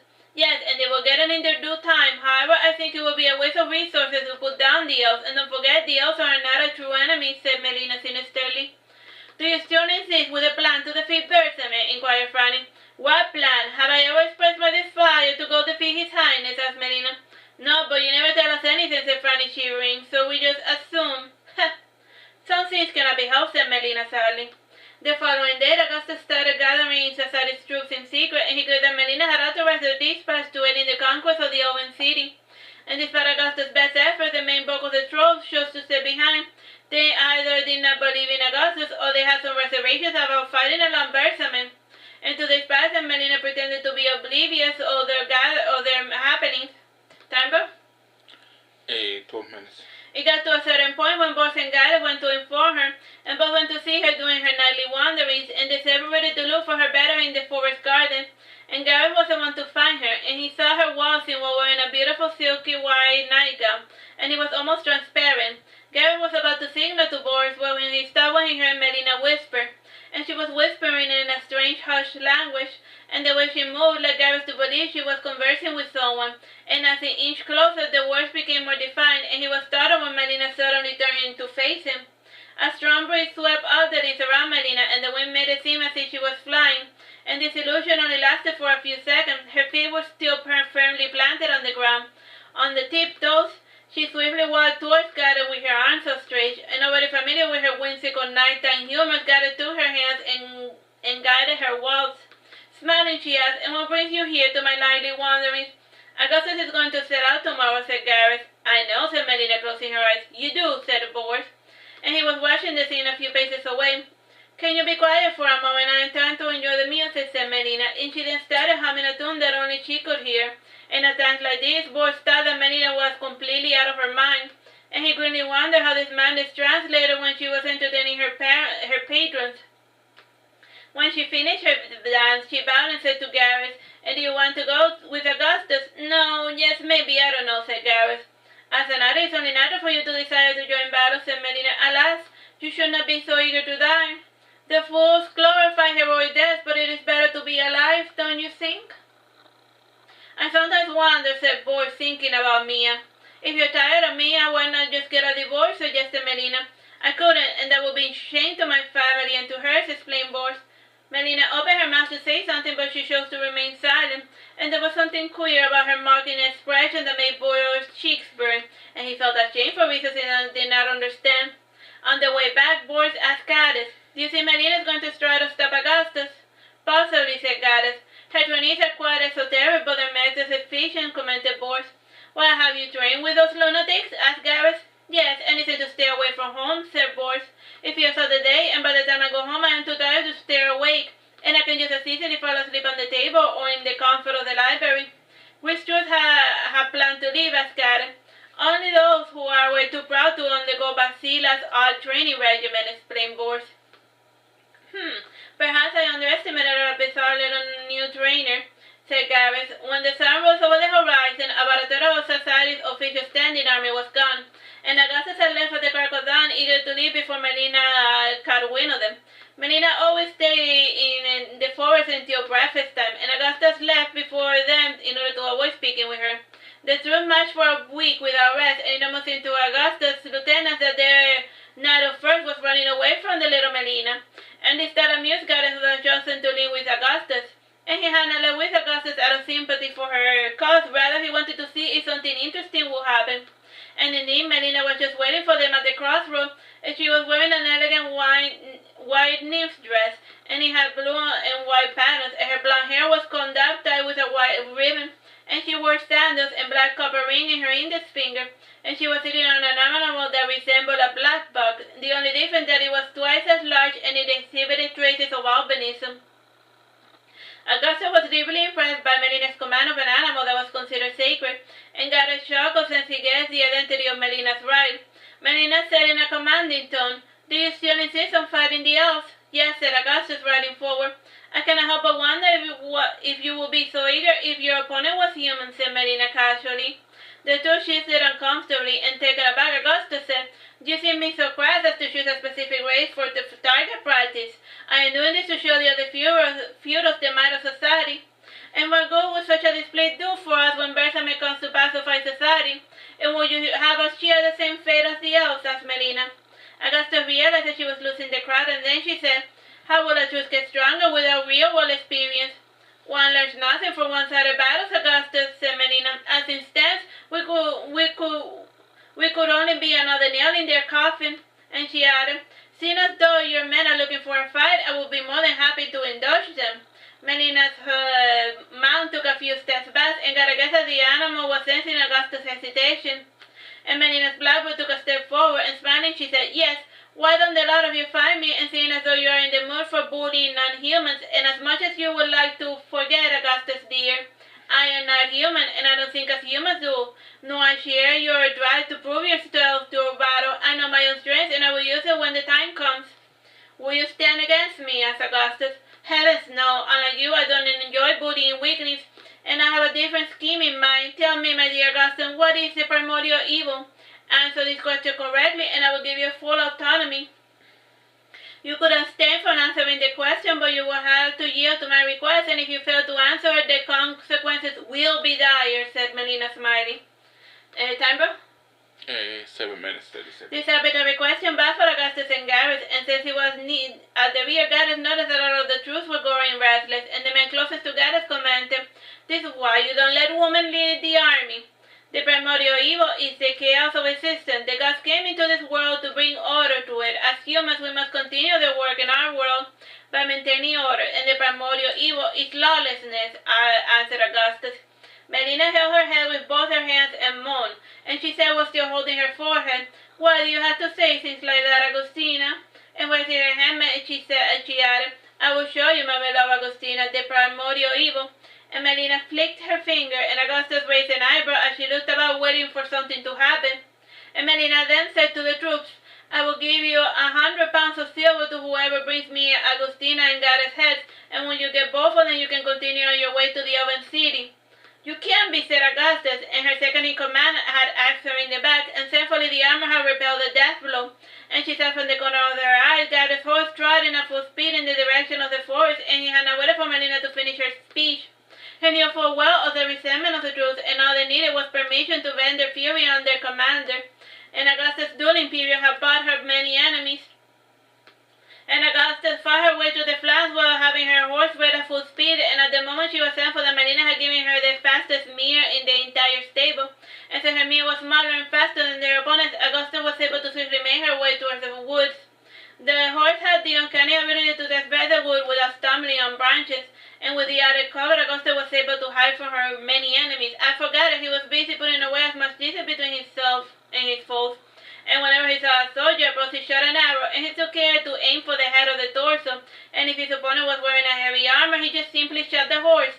And from time to time, his path would intersect with Augustus, and they would take down a large bulk of the enemies together. And in the end, Augustus just to flee out together, and Gareth started throwing fire darts in the woods. And in no time, half the forest was burning, and both escaped the blazing infernos by some miracle. Around midnight, the lads trotted their way back to Sassari, and that night they took turns maintaining lookout, and either they light a fire lest it would give away their position. And around midnight, Gareth spotted the campfires of the troops, and he said to Augustus, any suggestions? I have an idea, said Augustus. And she removed her armor, and she shaved her red hair, and she then ripped her clothes and made herself look in tatters, and she then dirtied her face and arms and legs with dust from the ground. Smiling, she said, how do I look? Like a lunatic, said Gareth, struggling, and he added, your stupid idea is never going to work. It's fine, homeless people are invisible, didn't you know that, said Augustus, and I have seen enough during my travels with Melina to know how to mimic one. Fine, I can let you go in this alone, said Gareth, dressing up in tatters, and he then took a nearby branch and fashioned it into a walking stick, and he made a few attempts to limp, and in fact he truly was limping, and he was badly bruised and burned, especially his left leg. And he too removed his hair and covered his face in dirt, and he was blindfolded as well. Gareth had distinctive eyes, and his right pupil was misshapen as a result of a blow to the head that he had suffered as a child. And at first he thought he could wear an eye patch, and he figured that it would draw attention to his face, and for this reason he chose to blindfold his face with a thin garment, and he could still have see through it. Augustus supporting Gareth made their way towards the camp, and once they arrived, they flinched when they noticed the banquet the troops were enjoying, and they had waited a small merchant caravan, and Augustus could not help but either they were the same men they had trained with, and while walking through the camp, the soldiers did accost them or strike them with sticks, and close to midnight, the camp had finally settled down, and with utmost stealth, Augustus and Gareth went to the ranks, slicing the troops in some of the tents. The sentries were more or less sober. And to distract them, Gary released some of the prisoners, and the sentries went to recapture them. And while they ran after them, Gary used the bow of one of the victims to snipe the sentries. And by sunrise, their bloody work was done. And together, and just the two of them, they had managed to slay an army of 1,000. Though Gary had to admit that the forest fire had done most of the work. And despite their hunger, the pair went to the river to wash away the blood, and they were hardly surprised to see Melina waiting for them by the river. And a heavy cloud of smoke was wrapping itself around the forest, and the strong wind was carrying its scent in their direction. And coughing a little, Melina said, pointing to Gareth, "Only you can start forest fire." Gareth rolled his eyes, and Augustus shook his fist in anger. And then he said, "What the hell was that all about? You said you wanted to battle experience, so I felt compelled to oblige," said Melina plainly. "You made me kill my own man, and half the forest is on fire, and who knows how many villages are going to be destroyed because of you," said Augustus. "Because of me? Please, did I tell you to kill your men? Did I tell you to set the forest on fire?" "You did that of your own volition," said Melina, laughing. "But why did you tell those men to kill us?" asked Gareth. Said Melina, scratching her blonde hair. "I wanted to see what sort of people they were, and I also wanted Augustus to see their primordial evil in action." "Primordial evil? By all that is sacred, what are you talking about?" said Gareth, exasperated. Melina shrugged her shoulders and then said, "Oh, I just thought it sounded cool, and there was really no answer to my question, and you should have realized that I did not want you to bully the elves, but alas, you can't take a hint." "I don't care. This is clearly your fault, Agustina, and you're a terrible leader. And Melina, I lost my horse while escaping the onslaught. And can you lend me your stag?" asked Gareth, walking towards Melina.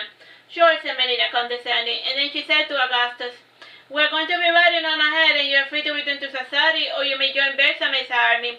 If you choose to return, then it will be up to you to explain what happened to your men."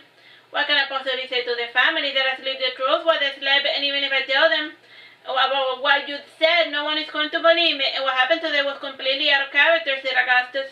"That's not my problem now, is it? Let's go back to Sassari." "Got it, dear. Time, bro?" 1 minute, 30 seconds. Alright, let's, finish the chapter. Hello, my name is Teresita, Blanco, the Artsy Sister, and we're reading Saturnastra Melina. This is chapter 22, intermediate. Augustus and I returned to Sassari into late summer, and since he was dressed for it, he lived as a vagabond for a few months, and from time to time he would start fights with strangers, and he was even once arrested for murder. Thankfully, Lord Sailor recognized Augustus, otherwise he would have been decapitated. As for Gareth, he was questioned by many about the fate of the army, and he claimed they had perished in the service of their king. And when asked for more details, he said that he did not want to talk about it. And after 2 months of silence, Gareth unburdened himself on board, and he told his story in harsh whisper, always looking over his shoulder, afraid to incur Melina's wrath. And after listening to Gareth's stories, Boyce gave us a darning smile, and he poured Gareth a drink and then said, "My friend, this was bound to happen sooner or later, and it was foolish of you to go along with Augustus, and you were not even part of her battalion." "How so? Did Melina tell you her sinister plans?" inquired Gareth, sipping his wine, and then he said, "This is some really good wine, and I can tell you how it was made." Melina made this wine, and she has her own little grape plant and makeshift brewery, and it's one of her many little bizarre little hobbies. And most she only produces a single bottle per harvest, and she gave me one of them as a wedding present," said Boris. "That's nice of her. Hey, wait, if you knew what was going to happen, why didn't you warn the others?" said Gareth. "I do not claim to know the mind of our crazy mistress. I can only speculate.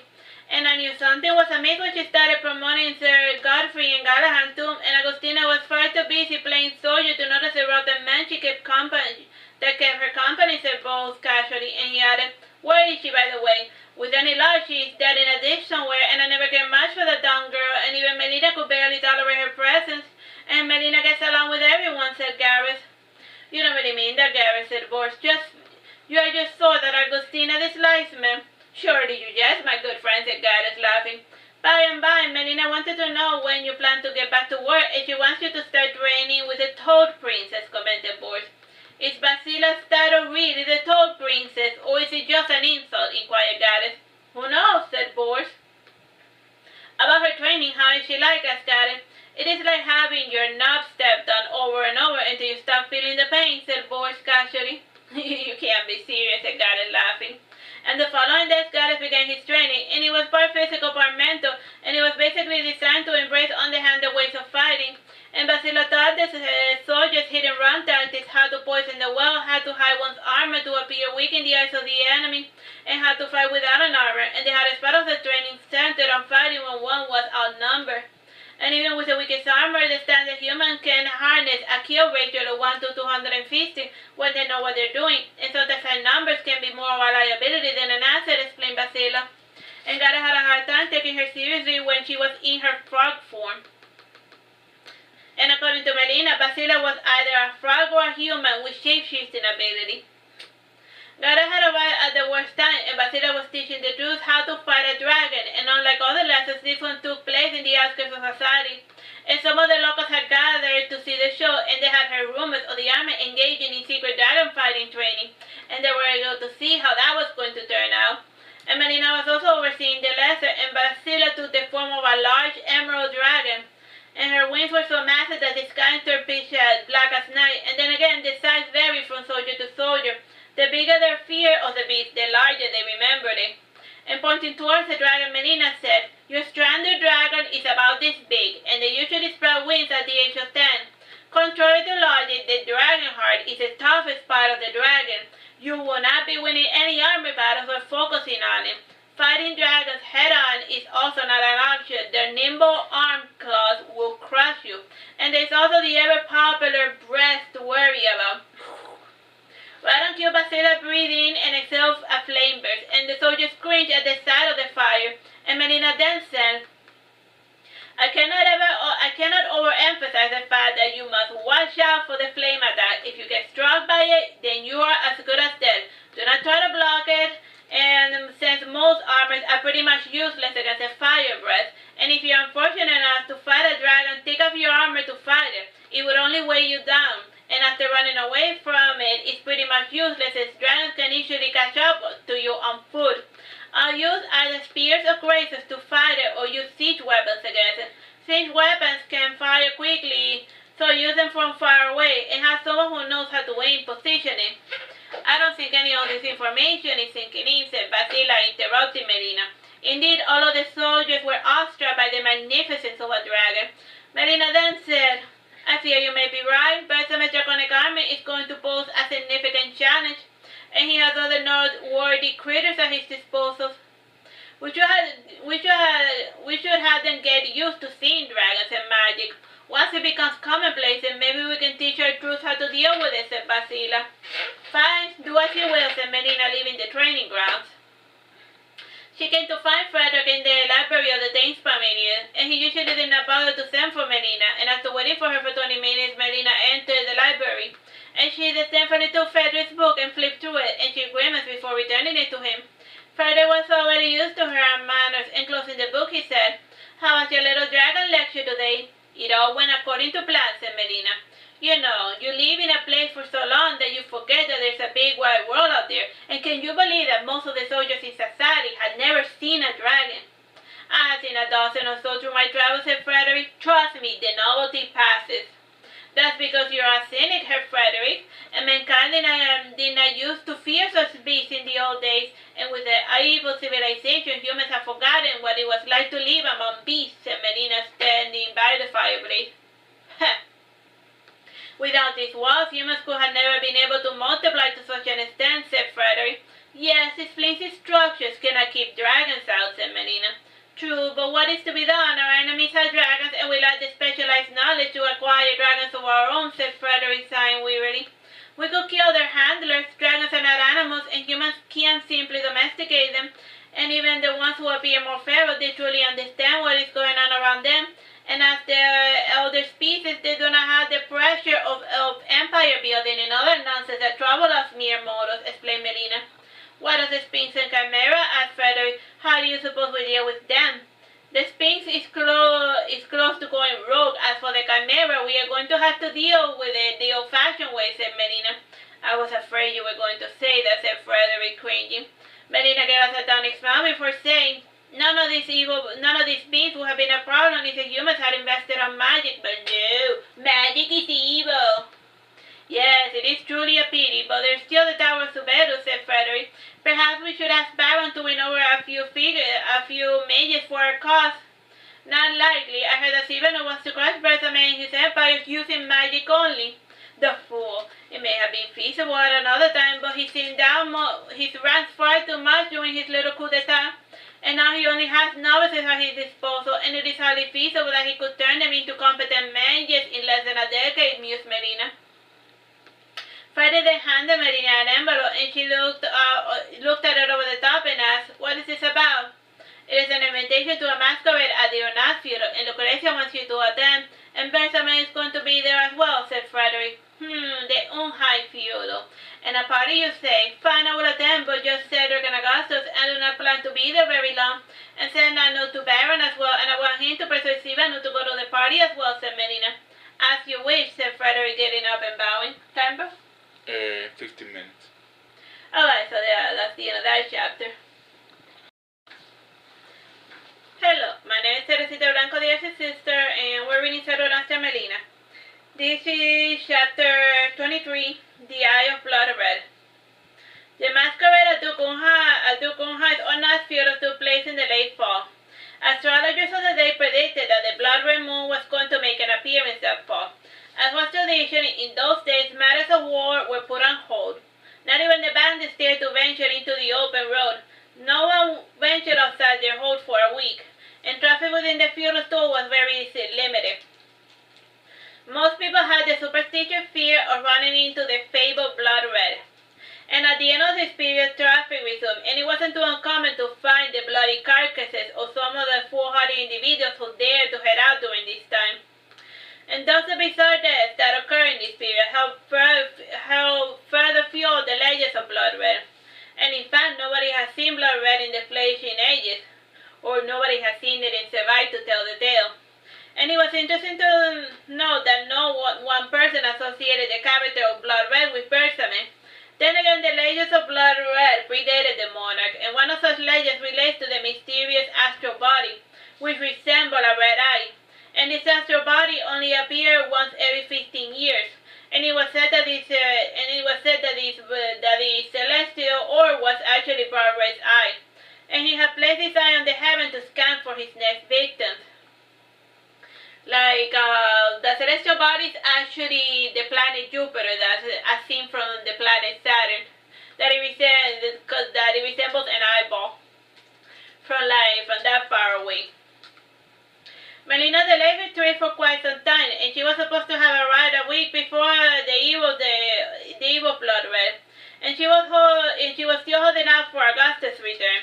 And when she saw him, she said, "Boy, what a mess. Go get washed up, and we have to leave right now, or else we will miss the party. And I will leave you in charge of clothing, and your costume is already packed." "I thought you hated me," said Augustus sadly. "No, why would you think that? No, I was just very disappointed," said Melina, leaving Augustus better. Augustus felt heartbroken when he heard this, and on his way back he had hoped that Melina would have developed feelings for him, and he had left more out of spite than everything else. And Freddy was there to greet him after he had gotten out of jail, and he rushed back to Sassari expecting anything. And indeed it was Augustus who was disappointed, and Melina just required his presence for another one of her little adventures. And Augustus resolved to follow Melina all throughout the party, more out of habit than out of devotion. And aside from Augustus and Cedric, Melina wanted Fanny to come along with her. However, she could not be persuaded to leave Sassari. And around dusk, Augustus was ready to head out, and it was a bit unusual to head out during such ungodly hours. However, this was the time when Melina was most active. And shining over the sky was the blood red's eye.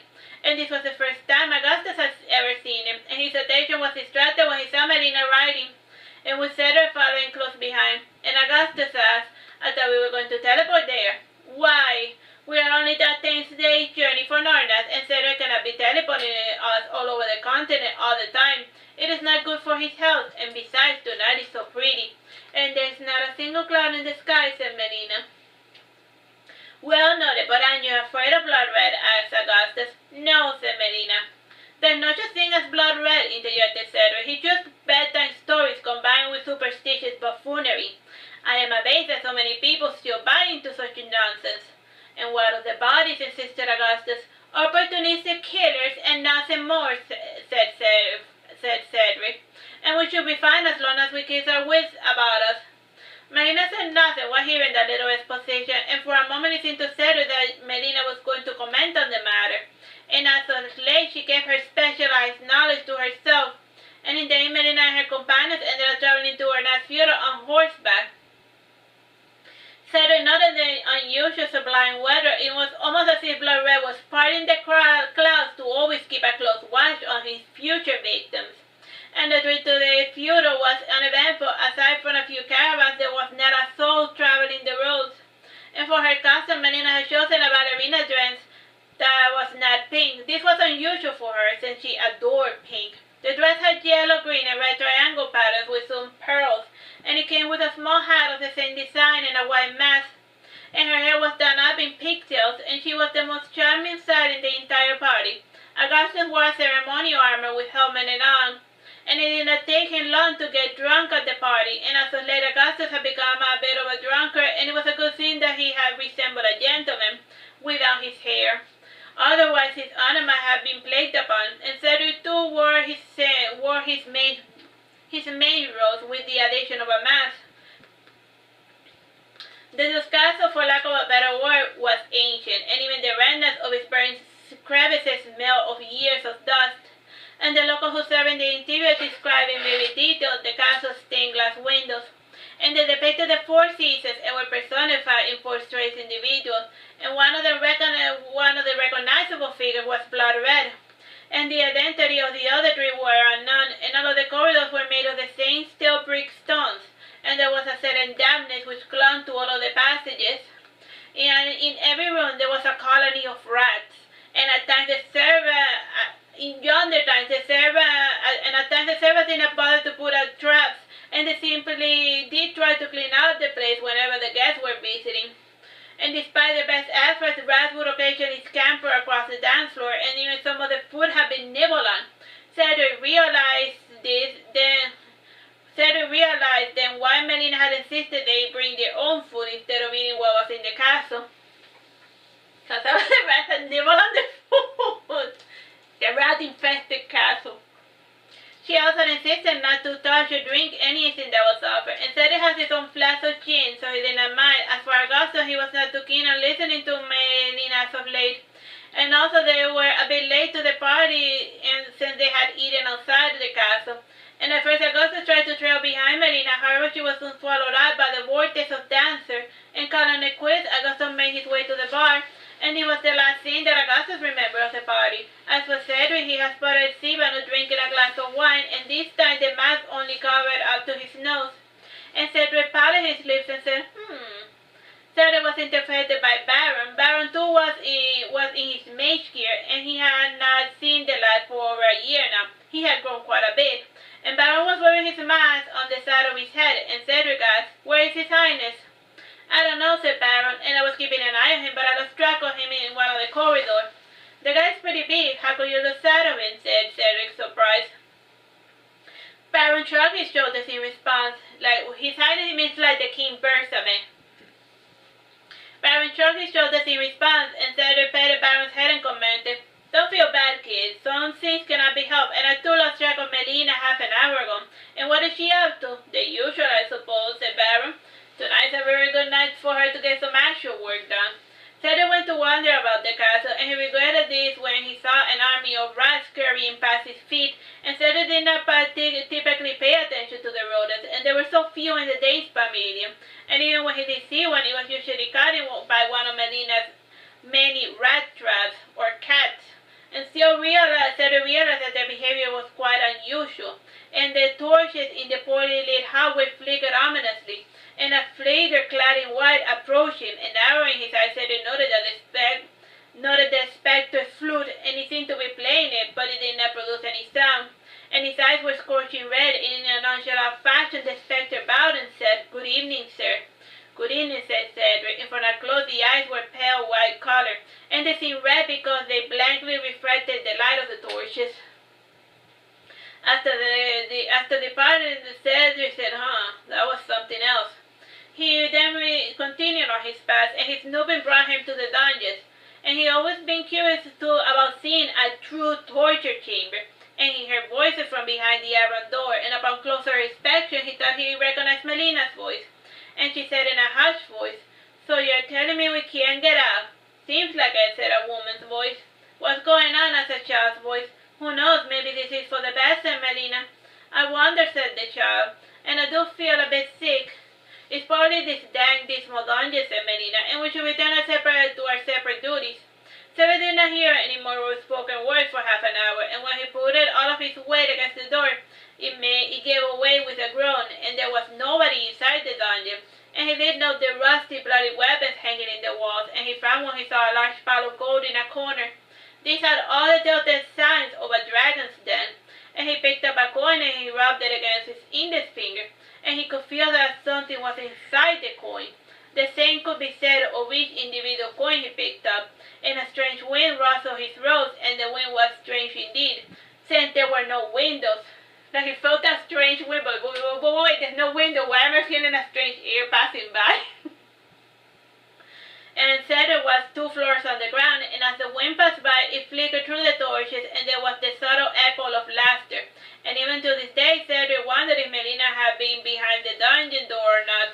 And indeed, there was something odd going on in this part of the castle, and he was tempted to investigate further. However, his prudence kicked in, and he decided to make his way back to the ballroom away from all the strangeness.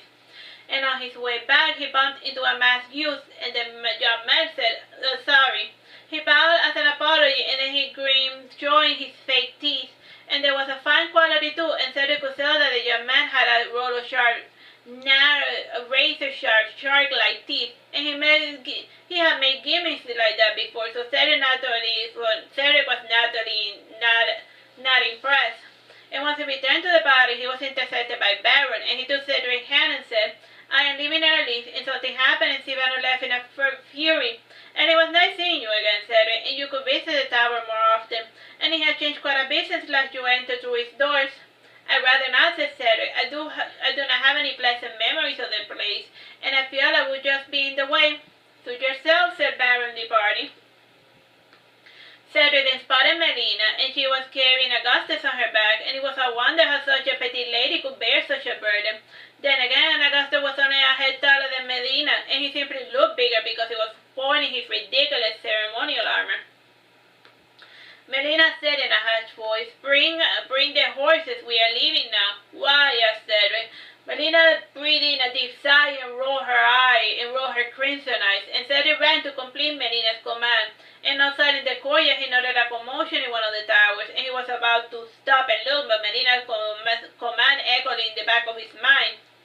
And Cedric saddled the 3 horses swiftly, and was not too used to doing this work, since Augustus or Melina normally saddled the horses, and around the time he was done, Melina had arrived to the stable. And with Cedric's help, she threw Augustus over the side of the mount, and she added a bit of rope to keep him from tipping over. And as he was heading out, one of the knights asked, "Leaving so soon?"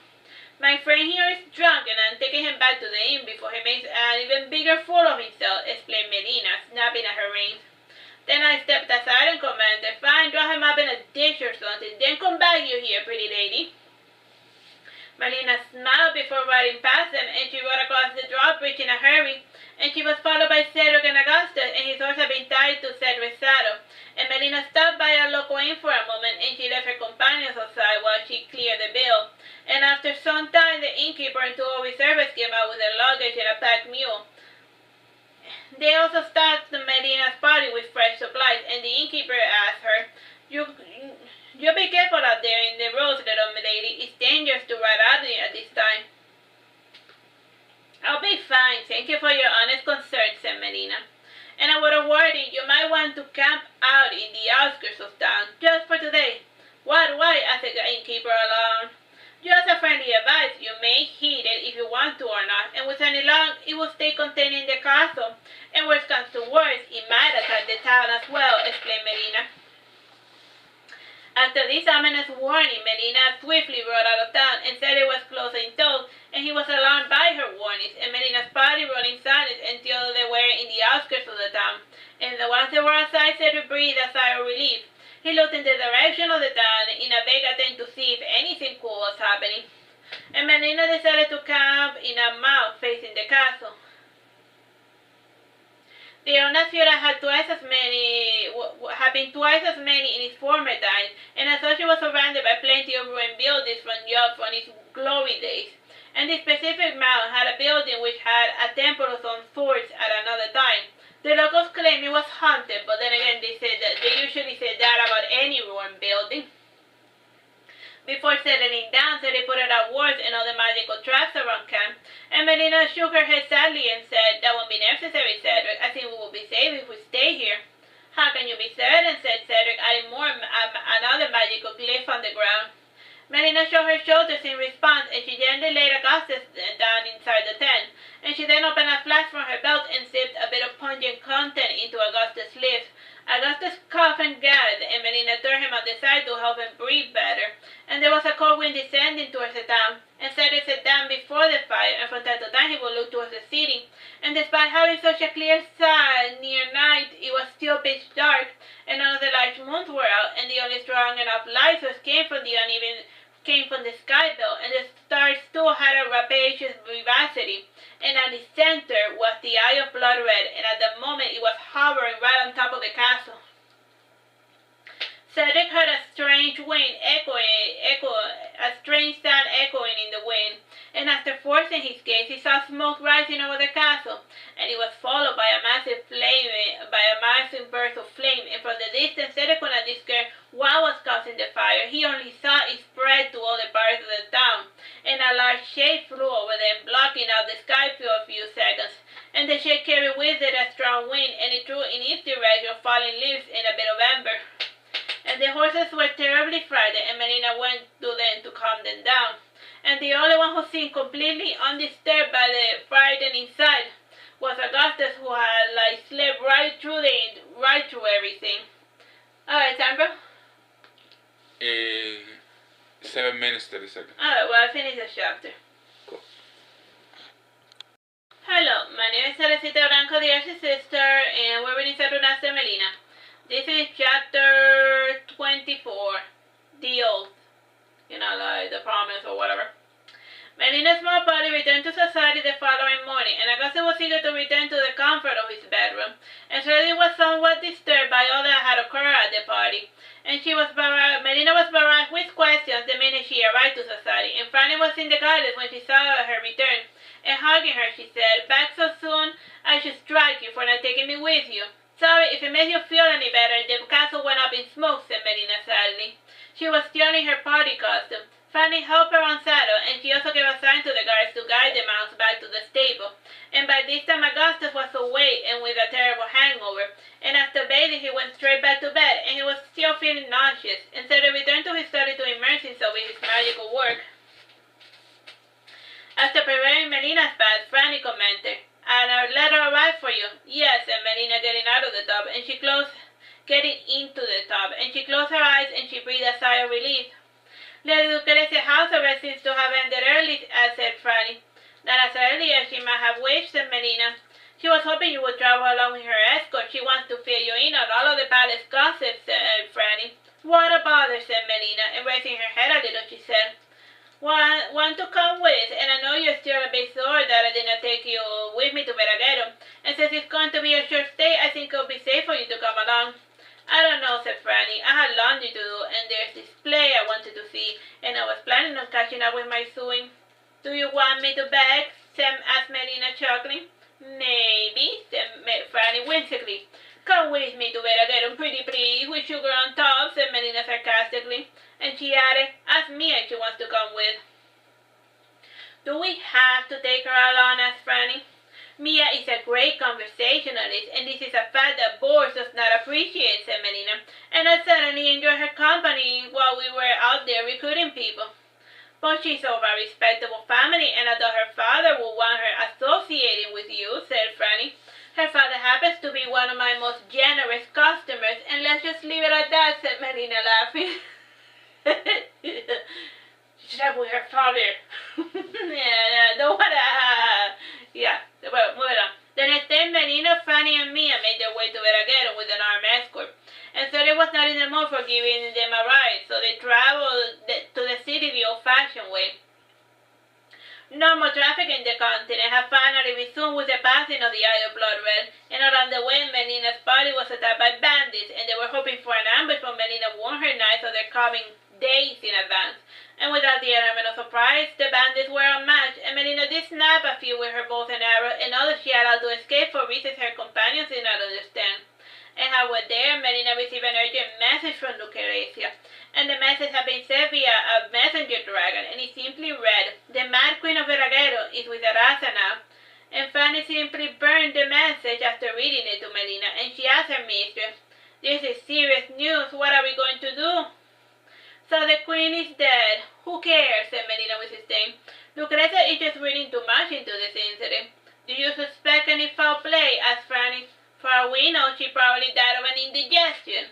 It is a common human death in this region, and most dummies go untreated, and then BAM! You wake up dead the next morning," explained Melina. "I see," said Fanny. "That is why I always tell my beast to go to the healer, even to get treated their mildest pain, and what may seem benign at first might be the final symptoms of something much, much worse," said Melina. "If everyone was as nervous as you, we would spend all our time at the temple after he is getting healed," remarked Mia. "You do have a point," said Melina, nodding. And after a month and a half journey, Melina's party arrived at Veraguero, and the trip had been much shorter than last time to Sassari sent to the new horses, though Melina's sources they had acquired quite stout mounts, and they could travel twice as long and only require half the amount of food, and they could also carry more weight, and they were a bit shorter than their usual steeds, though the stable master agreed that they were of superior quality. And as of now, they were in the middle of increasing the number of these new fancy little horses. And they had apparently been acquired in a newly discovered continent. Not a lot of people knew about it, and the sudden death of the queen had taken center for in the midst of the nobles and commoners alike, and no one knew exactly what this meant or if it really meant anything. And before entering the city, Melina told her knights to put on colors of mourning, and they agreed that this was wise and prudent, and not have any love for the queen, though they did feel the pain of their lord and master, and Bersame hadn't been publicly seen for the last week, and the others were for the moment the figureheads of the entire kingdom. Melina allowed Mia and Franny to explore the city while heavily guarded, and in the meantime Melina went to find Lucrezia in the palace, and Lucrezia had finally bloomed into a full-grown woman, and she found Lucrezia in her room, and she looked at Melina, and then she exclaimed, "You are the one thing that never changes in my life, Melina." "And Aristine ruler," said Melina sharply. "Don't even joke about that," snapped Lucrezia in harsh whispers. "Cause like, the King Bersame is another thing that doesn't change in that region." "So what do you want to speak to me about?" asked Melina. "Shh," said Lucrezia, coming closer to sit by her friend. Melina rolled her eyes, but decided to oblige. Lucrezia had grown paranoid over the years, and she did not even speak in earnest from within the carriage, because she imagined that the rider could listen to their conversation. "I have identified all the royalist dragon tamers in the kingdom, and I think if we kill them, then the enemy won't be able to use their dragons," said Lucrezia in a low tone. "That may be well and good for dragons that were captured in the wild, but the book is 100% domesticated, and they will not listen to a new authoritative human voice," retorted Melina. "I hadn't thought about it," said Lucrezia, biting her thumb. "There's no need for you to be alarmed. When I say authorities, I mean someone with a strong will, but such a character trait is rare this day. Dragons are sensitive to such things, especially the ones denied free will, and one need not fight them or kill their handlers. Rather, it must be useful to find a stronger voice to give the dragons conflicting demands. As of now, the man with the strongest willpower is Bersame, so we would just need to find a military leader akin to our king," suggested Lucrezia. "Willpower and leadership are two different things, and someone can be strong-willed and be a terrible leader. And I hate to admit it, but we might require a Leviathan," said Melina more to herself. "What? Is that some sort of beast stronger than a dragon?" asked Lucrezia. Melina blinked twice and seemed in updates, and then she said, Well, did you say something?" "Yes, I was asking you about your Leviathan," insisted Lucrezia. About your Leviathan." "Leviathan," corrected Melina, and she added, "What about it? It's just a silly concept, and I'm surprised you heard of it. Then again, Bersame is the Leviathan, and your generation has forgotten this crucial fact." "I'm trying to have a serious conversation with you, Melina," said Lucrezia, raising her voice. "Ah, yes, about the dragon problem. I have an idea on how to take care of them, but it will require a solemn oath be taken by all humans, said Melina, getting up and pacing about. Yes, anything to even the odds, said Lucrezia. Nah, this plan is never gonna work, said Melina, sitting back down again. Why not, said Lucrezia. She knew that Melina relegated to anyone her bizarre skin. She knew Melina rarely relegated to anyone her bizarre skin, though Melina always brought back positive results. You humans can't keep promises, not ever. It is not in your nature to do so. And when you do, you gradually keep your word while it festers, just like you, said Melina. Just tell me what the oath we must take and we shall do it, said Lucrezia. Truly, said Melina, smiling. After this quixotic conversation, Lucrezia gave Melina a report of all of the happenings of their allies. And Sir Walter had finally consolidated the power of his southern kingdom, and with the economy stabilized, they would soon have sufficient funds to fight Veragero in a year. Like Augustus, Lucrezia was of a mind of participating in the open race to get more supplies, and Melina stoically opposed fighting the newly discovered elven cities. And there were about 3 that had risen to the surface, and they all spoke completely different languages and were believed to have contained bountiful treasure.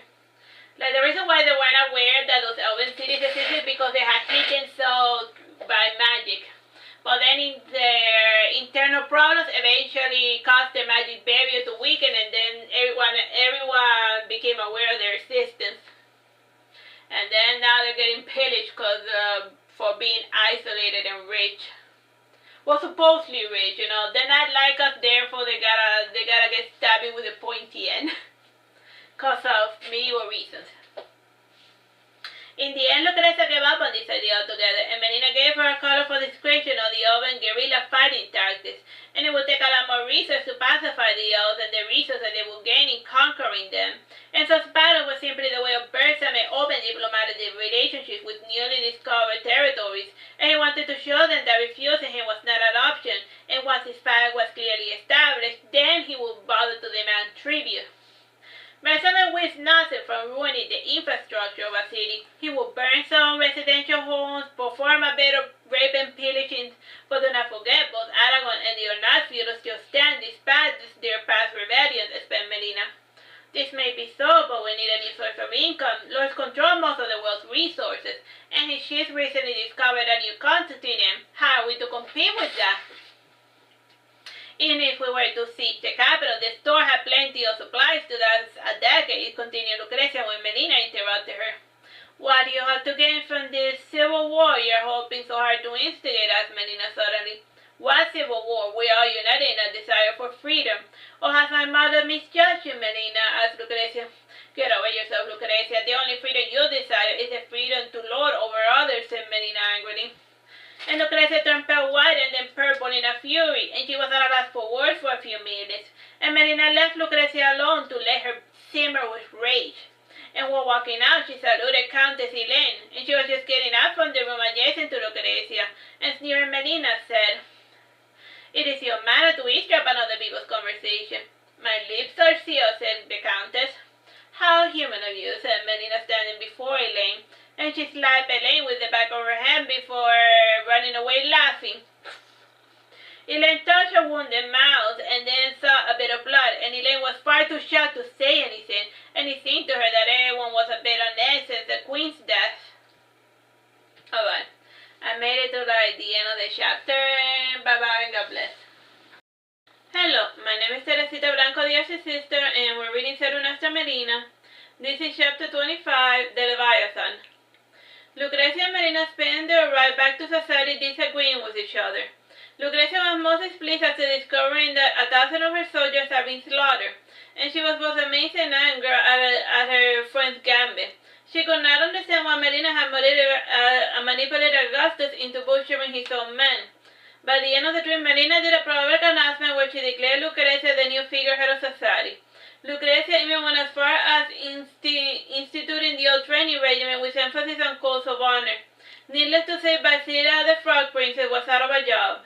The Golden Army resented a return to the old way, and Melina's daily rounds had done wonders to win over the populace. And Lucrezia knew this and resented this imagined usurpation of her power, and the army was thus internally split between those that supported Melina and those who sided with the legitimate ruler of Sassari. In order to prevent a civil war, Melina keenly suggested splitting the army into 2 battalions. The main force would be headed by Lucrezia, and they would thus focus on frontal assault, while Melina's unit would perform flanking and covert maneuvers. This suited Lucrezia well, since she was keeping the bulk of the army, and she had learned much during her 5-year stay in the martial court of Veragero. She knew the necessity of performing maneuvers that her kingly court would frown upon, and in order to fully release Melina's unit from its nightly restraints, Lucrezia had the brilliant idea of stripping them of their knighthood.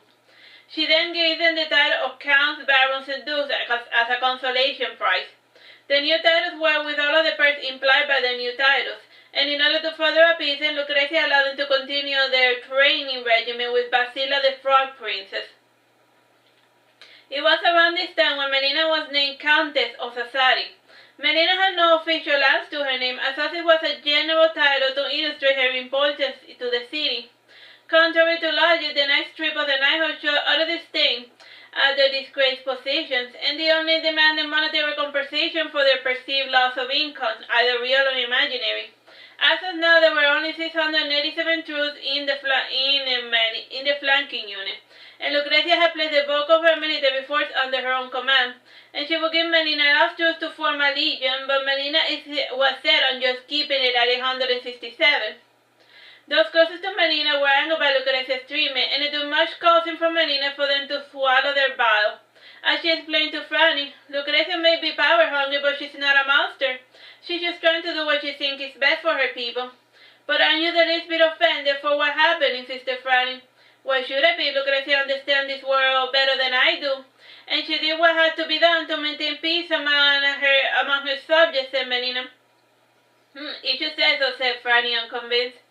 The following autumn, Melina summoned her most trusted allies for a secret mission, and it was of the utmost importance that only they would know about this new development, and she summoned to her side Baron, Frederick, Sir Walter, and Bors. Of all who came, Bors was the most flattered by this show of trust in his person, and they traveled stealthily to the countryside. Melina even dressed up as a man to avoid detection, and she shortened her beautiful long blonde hair, and the sight of Melina's fallen golden curls brought tears to Baron's eyes. And due to the clandestine nature of her work, Melina sent Basila on another mission for disguise of her, and with Basila traveling with Seri, guided Augustus, and Franny, and Mia. And there were rumors of a third Sori and another Melina lookalike traveling with Elaine and Lord Sailor, and the two were participating in their super-secret hush-hush mission importance. And what they all had in common was that each group thought that they were traveling with a real Melina. So there were like 3. They were like the main one and 2 body doubles after doing weird. Each of the units doing weird stuff. What happened? Nothing. Keep going. What were you like? What? I was just scratching my face. Why were you pointing at your forehead? You were making weird faces. Don't worry. Don't worry. After 2 months' journey, they arrived at the township of Praga. And Praga was a half-way toward Veragero, and the town was situated in the middle of the forest, and a single main road sliced the town in half, and it was surrounded by a forest on either side. Its economy solely depended on war, since they traded iron, wood, grain. In a sense, the town acted as a supply land, and the town was quickly growing as a result of a dragon egg. And Praga had quite a bizarre history, and it even had some registered cases of cannibalism during drought season. And there were many bizarre stories about dragons, dragon attacks, cursed dragon treasures, and of course, the blood red. And even today, the town was populated with many new bizarre stories, most of them centering around dragons. And when Melina's party arrived, Praga was entering a new stage in its development. And since the town had strategic importance, it was currently being militarized by the soldiers of Veragero, and for reasons that the locals did not understand, building a stone wall around the curiosity, or maybe the ire, of the feral dragons living in the nearby forest, and as of late the town was littered with their brood, and one could not even give a single step without being accosted by a dragon. Those are like the tiny little baby dragon. The dragon situation in Praga is still pretty much the same, even today. It was this dragon-infested town that stood before Melina's traveling party, and after making it to the shack, foreign boys exclaimed, "By the gods, I have never seen so many dragons before in my life." "Let me guess," said Frederick sarcastically. "Our super-secret mission is to buy one of these many SS dragon pups." "Feral dragons cannot be bought," explained Baron. "They are the only untamed draconic species." How come, Master Walter? They have an indomitable spirit, said Melina, picking one up. It was starting to eat in the ends of her traveling coat. Like she noticed like one was eating part of her clothing. The little critter seems quite tame for something we all keep calling Pharaoh, commented Boris. The dragon hissed at Boris before jumping away from Melina's grasp. He gingerly landed a few meters away with the same gracefulness as a cat. The dragon sniffed the air, and then he climbed over the wall and was back into the forest in less than a minute. Both whistled in admiration at the extreme speed and dexterity of the cat-sized little dragon. How big does that thing grow? Asked Boris. The females grow on average 17 meters, and the males only measure 9 meters, explained Melina. By the gods, those are some really large dragons, exclaimed Boris. Let's go to the inn now, and I'm quite weary from our travels, and we can continue this discussion later, said Frederick, interrupting Boris. So, like, the town is little with the little one, but the big ones are nearby washing. The inn was located parallel to the barracks, and it was made of bricks and limestone. The choice in construction material was most unfortunate. The dragonlings had a fondness for limestone, and as a result, one would occasionally see a little dragonling nibbling on the walls. The servants spent most of their time chasing those little critters with their brooms, and despite many attempts, no one servant had ever managed to strike a blow on the dragon. And the nights were at least quiet, since most of the dragonlings returned to their nests, and was settling in, Sir Walter took to finish scrap of food to a nearby dragonling. And like the rest of his kind, the little dragonling had lustrous, deep emerald scales, golden mane, and crimson eyes. Sir Walter found the critter's playful disposition most charming, and he even tried hand-feeding it, but Melina intervened, saying, "Do you want to lose a finger?" "But he has such small teeth, and what's the worst thing that could happen?" inquired Sir Walter. Melina opened her purse and threw an emerald at the dragon. The dragon swiftly caught it with his claw, and the dragon then bit down on the gem, and it crumbled in his mouth as if the gem was made of bread. So like if you can eat like a solid emerald as if it's like a piece of bread, imagine if it bites your finger. You're losing that finger. "So what are we doing here?" asked Sir Walter. "Are we here to tame a feral dragon?" "Not really, sorry to disappoint you, but feral dragons cannot be tamed." "What part of feral don't you understand?" said Melina seriously. "Then what are we doing here?" asked Frederick. "You are here as my pack mules, my dear Herr Frederick, and we went to the forest and picked up whatever dragon scales we can find, and a good bulk of them can be found near the nest," explained Melina. "Do you mind if I stay behind?" asked Boris. "Yes, I do mind. You need to get over your fear of dragons. Humans are not on their menu. As long as you don't incur their ire, they will not harm you. Still, I need you guys not to panic when you see one, especially in the middle of a battle," said Melina. "I was under the impression that we were not going to fight dragons," said Sir Walter. Lucrezia said as much. "It's a working strategy," said Melina, smiling. When the tiny dragonling was done eating, Melina picked it up and handed it to Sir Walter, and she said sternly, "I want you to carry him until he chooses to leave." "Aw, he looks so cute," said Baron mockingly. After they settled in, Melina's party made their way to the outskirts of the forest, and Boris noted the large copper dragon stretching itself beneath the sun. In answer to his perplexed looks, Melina said, "Her name is Flaminka. She is a crossbreed between an alabaster and a feral dragon." "Ah," said Boris, pretending to understand. Flaminka raised her head to gaze at Melina's body with interest, and there was a strange glint in her eyes that made Boris imagine that she could actually understand human tongue. Melina lingered outside the forest for half an hour, and her companions were not too eager to urge her to go inside. And Baron was terrified of Flaminka, and he dreaded running into her pure-blooded companions. Said Melina, staring at Flaminka. Baron opened his mouth to say something, but Melina said, turning her face to the forest, "Our guide has finally arrived." The guide was a stout man of more than 6 feet tall, and he had a satirical smirk and the strangest hat anyone had ever seen.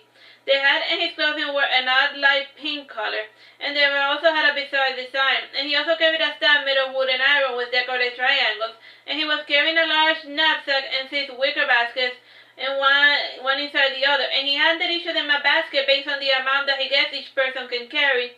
Sir Walter felt somewhat offended that Melina was carrying the largest backpack. As Melina put it on the backpack, Boris noted the clanking sound of something which sounded like glass, and the strange man said in a deep voice, "Be careful when settling down that basket."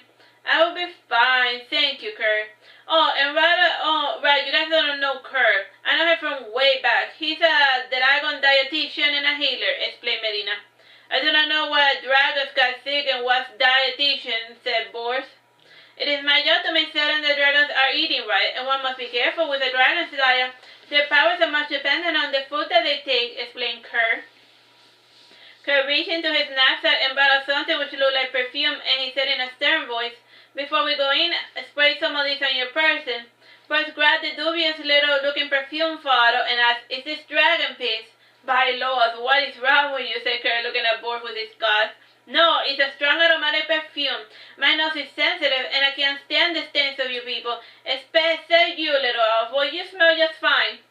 Friday, Sir Walter and Rose put it on the perfume, and since it was nearly winter, they had stopped bathing regularly, and they could not even stomach the cold, freezing plunges that Melina and Baron used to take in the river. And it wasn't that Baron was immune to the effects of cold water, rather he used a spell to make the water around him warm. Once they put it on their baskets, Kurt danced and shouted with his staff, and then he said, "I have put it on a charm that will make the dragons ignore your presence." Feeling reassured, Melina's party entered the forest, following Kurt. And while walking, Baron came out behind Melina. He whispered to her, "Was that some kind of spell?" "It's not a spell," said Melina. "I don't get it. Is it like a blessing or something?" insisted Baron. "No, it's like a hex or a curse, but with positive effects," explained Melina. "Ah," said Baron, and he regretted not paying attention to what Kurt had done or said. After walking for an hour, they had not run into a single feral dragon, and Sir Walter felt that they were nearby, and the leaves in the tree branches were constantly rustling in a bizarre fashion. And though the woods were thick, Baron noticed a large spacing between each tree, and only small growths and shrubs conveniently grew between each tree. And they eventually arrived at a large clearing of the forest, and this clearing was around a watershed, and smaller streams from different sources were combined in this very location, and from beyond the watershed grew the seasonal Emerald River, and its stream was always changing location, and it only appeared during the rainy seasons in the south. And they found there several feral dragons roosting, and the larger heavy-built females guarded their eggs jealously, and while nesting there, a large green female scratched off excess scales, and Frederick noted that some of the eggs weren't guarded, and he asked her, where are the mothers of those eggs?" "Hunting," answered Kurt. But why aren't they incubating the eggs?" insisted Frederick. They are for whoever wants to take them. Feral mothers can only rear one young at a time, but they lay a cluster of 5 to 10 eggs, and the first egg that hatches is usually the one they raise," explained Kurt. "And what happens is they hatch and there is no mother to look after them," asked Baron sadly. "What do you think happens?" said Kurt sarcastically. "They starve to death," said Baron, frowning. "Not really. Feral dragons can survive on a diet of just about anything, and without their parents, infants have enough instinct to stay with one another. And without a number, they can have more prey, even if it takes them longer to master stealth skill. And the instances are rare, since lone females and even males often rear the young of their peer. Adoption increases the survival rate of their kind," explained Kurt. "We are not here to listen to lectures about dragons. Now hop to it. Go get the scales around the nest, and if you find any large oak trees, go there as well." And males tend to wrap around those trees to shed their whole skin at once. And also get some of those tiny little baby dragon scales," said Melina. Melina's party found around the nesting ground, and Baron noted a large nearby oak tree, and indeed he found an intact dragon hide, and it took much effort to pry it from the tree. And even though it was hollowed out, the skin was 5 centimeters thick and white and heavy. Baron folded it as best he could, and then he placed it inside his basket, and he was forced to drag the basket across the floor. And a baby feral dragon saw Baron dragging the bag, and he decided to pull out the leather strap, and it took much time for Baron to notice, and it foolishly seemed to him that the basket had gotten lighter. Boris busied himself by sorting through the gravel around the nest, and he found scales missing with silvery pebbles around the watershed, and most of them were untapped, since the dragon hunters prefer the larger scales of the adult dragons. And close to sunset, the watershed got a bit crowded. Feral dragons of all sizes were gathering there to drink from the lake, and their presence greatly alarmed Melina's companions. However, Kurt and Melina's serene behavior placated their fear. As for the dragons, they coolly ignored their tiny visitors. Only their smaller dragonlings showed any interest. So like the adult dragons were like, they're the humans coming to pick up our dead skin, and the baby are human? So like only the little baby dragons like take an interest in like the humans, while the big one will be like, meh. I've seen humans for like the last 500 years and I am not impressed. Meh, they'll be dead in an hour. A few took to apishly imitating both behavior, and thanks to their help, Bob was able to fill up his basket with dragoning skills. Kurt was the object of most admiration, and he would get on top of the dragon and trim large strands of mane, and he would cut it using a special opal-like knife whose blade had a glistering diamond edge. Melina gathered a healthy stack of even-sized hard skills, and Frederick gathered whatever he could find. As for Sir Walter, he was half drawn to the odd, shiny items in a few of the young garden nests, and he found a jest of the size of a fist, and he was about to put it inside his basket when Kurt struck his hand. Sir Walter snapped, we're collecting dragon scales only, and if we loot the dragon's treasure as well, we can easily fund 10 armies. For shame, Walter, stealing for an unborn dragon, said Melina. So Walter felt quite ashamed indeed for stealing the unborn dragon's food, and he even imagined that the adult dragons were looking at him with disapproval. And when the sun was no longer visible over the canopy of the trees, Melina felt it was time to head back. Kurt easily tracked down those who had wandered off, and when they got outside the forest, Frederick noted a traveling merchant's caravan camping outside the outskirts of towns, and most merchants prefer to camp out outside the towns and city. Melina came to one of the cars and knocked at the door twice, and the door was open ajar, and there was an empty cart inside, and Melina put her basket in with the others. And she then said to Frederick, I want you to set up shop here for 2 years, and this merchant will pick up the crates of dragon scales once a week.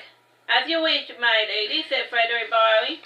Sir Walter then reached into his pocket and brought out a tiny book, and he wrote down some numbers in charcoal pencil, and then he handed it to Frederick, saying, these are my measurements, and I want made with the thickest dragon scales you can find. We move a couple of inches away, Sir Frederick, and you have been getting fatter, Mr. Walter. When was the last time you wielded your sword? Asked Melina. 6 months ago, said Sir Walter, flushing. A pity, said a stranger who was eavesdropping. Also, Baron, I want you to return to Sassari, and you're going to stay there permanently until I tell you otherwise, ordered Melina. Yes, Mother, but I see Master Suberos is not going to like this, said Baron, frowning. His name is Sibano, and it is not your master, Baron. I am. Now do as I say, or else, said Melina, shaking her fist playfully. Or else what? Asked Boris out of curiosity. Or else he will suffer a painful death, said Melina, looking serious. Baron took it as a hint that something bad was going to be happening in the tower, and quite soon, perhaps. And he was inclined to warn Sibano, however, he knew that Sibano was likely to dismiss Melina's ominous warning. After the delivery to the merchant cart, Kurt returned to the forest, and with the word that Melina's party returned to the inn. And they were all feeling famished, but all but Frederick ate their meals in their respective rooms. And while drinking at the bar, Frederick imagined that he saw a familiar face. He could not place where he had seen that man before, and he mentioned this to Melina. Since there was a forest nearby, he figured that Melina had entered within to perform her night wanderings, and when he came to the outskirts of the forest, Frederick was happily surprised to see Kurt waiting for him. And with his help, Frederick was able to track down Melina, and she was whimsically following the stream, and unlike her previous night, she was dressed in black robes, and her short blonde hair tucked away within a nondescript hood, and aside from her pale, handsome face, she could easily pass for a shadow. Melina stopped and she gazed at Frederick, and quick to the point, he said, I saw a strange man eyeing a group at the bar. I can't say, but there's something familiar about him. Ah, yes, sterling guy. I know when you speak. I noticed him traveling with the merchants, and he was also one of the foot soldiers training with the army, and the guy plays many roles, and he takes full advantage of his nondescript looks, explained Melina, coming to stand before Frederick. Sterling guy. Never heard of that guy, said Frederick, chuckling. I'm not surprised. He's a spy master of the eldest, and he has one of the largest, most complex spy networks in the kingdom, and most of his underlings do not even know that they work under him. If he is here, that means that they are onto us, said Melina. That could be a problem, said Frederick, frowning. Not to worry. I have a diversion on the way, said Melina, smiling, and she added, for now, just focus on the task at hand. Alright, I finished the chapter. Hello, my name is Teresita Blanco, the Artsy Sister, and we're reading Saturnastra Melina. This is chapter 26, The Diversion. After returning home, Melina's companions were able to get the big picture. Melina was collecting rare materials from 3 different locations, and the first was within a cave near an active volcano, and at the time the local study was a gold mine. However, soon they discovered that the gold-looking substance was not the genuine article, and to make matters worse, the newly formed mine had a smell that was intolerable, and Melina's agents had paid a handsome fund to mine the bizarre gold-like material and all the impurities that grew around them. Melina called this newly discovered metal sulfur, and she also arranged to obtain a regular shipment of clay and other ceramic items and bamboo. And the second group was also collecting white copper and obsidians, and based on these materials, Guerra figured that they were going to use them to make weapons, and the group could not rely on traditional metals of iron, silver, and copper. Persame's army had a monopoly on these metals, and all of those mines were always carefully guarded. Naturally, all of these bizarre purchases and acquisitions drew the attention of Sterling Guy, and it was said that this man wanted to get to the bottom of this. However, a different matter drew his attention, and for some reason, all of the elven slaves were mysteriously disappearing. And according to eyewitnesses, the slaves were approached by a youth of their own kind, and others had interactions with a girl trailed by an army of fairies. And regardless, all of the elves were said to be headed to the ancient forest, and it was believed that this forest was the last bastion of free elves, Inemorensis.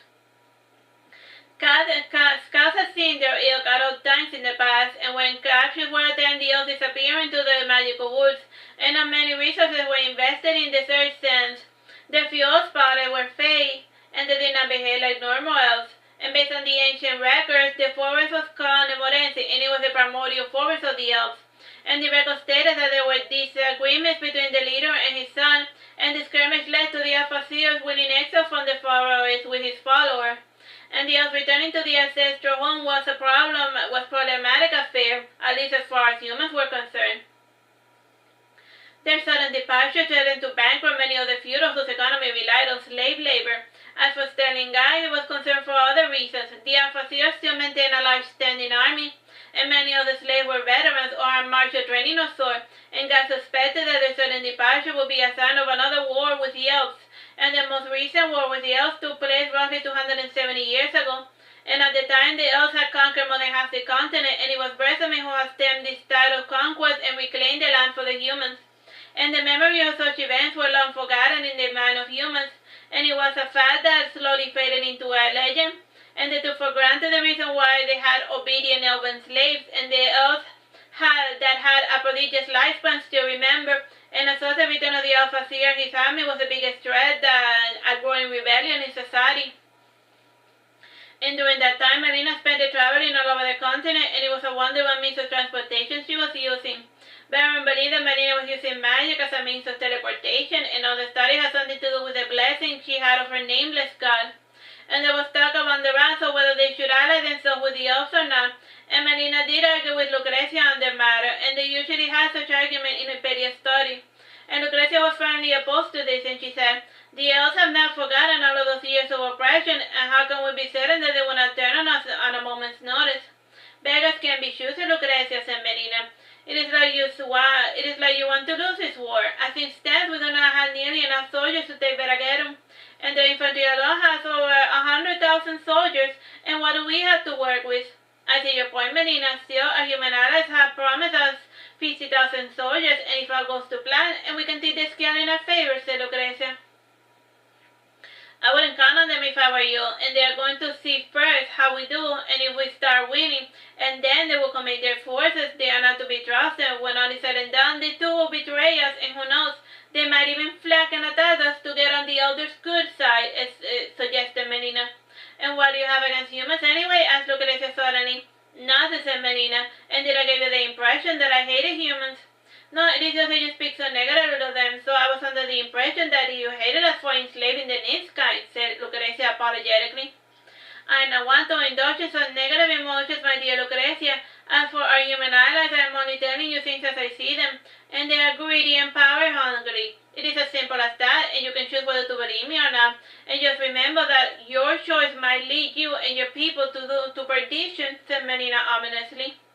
You do have a point, and I'm not blind to the scheming of the men around me, and many do envy my position of power, said Lucrezia.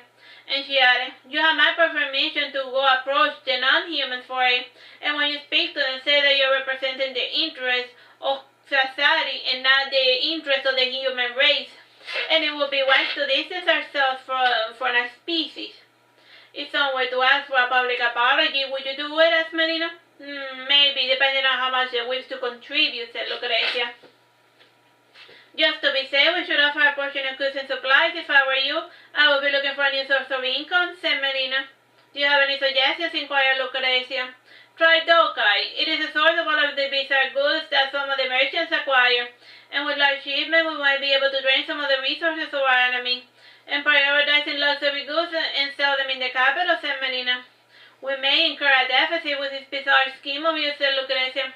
Not if you sell them for twice the amount, and haven't you noticed that our peers prefer expensive items instead of cheap ones?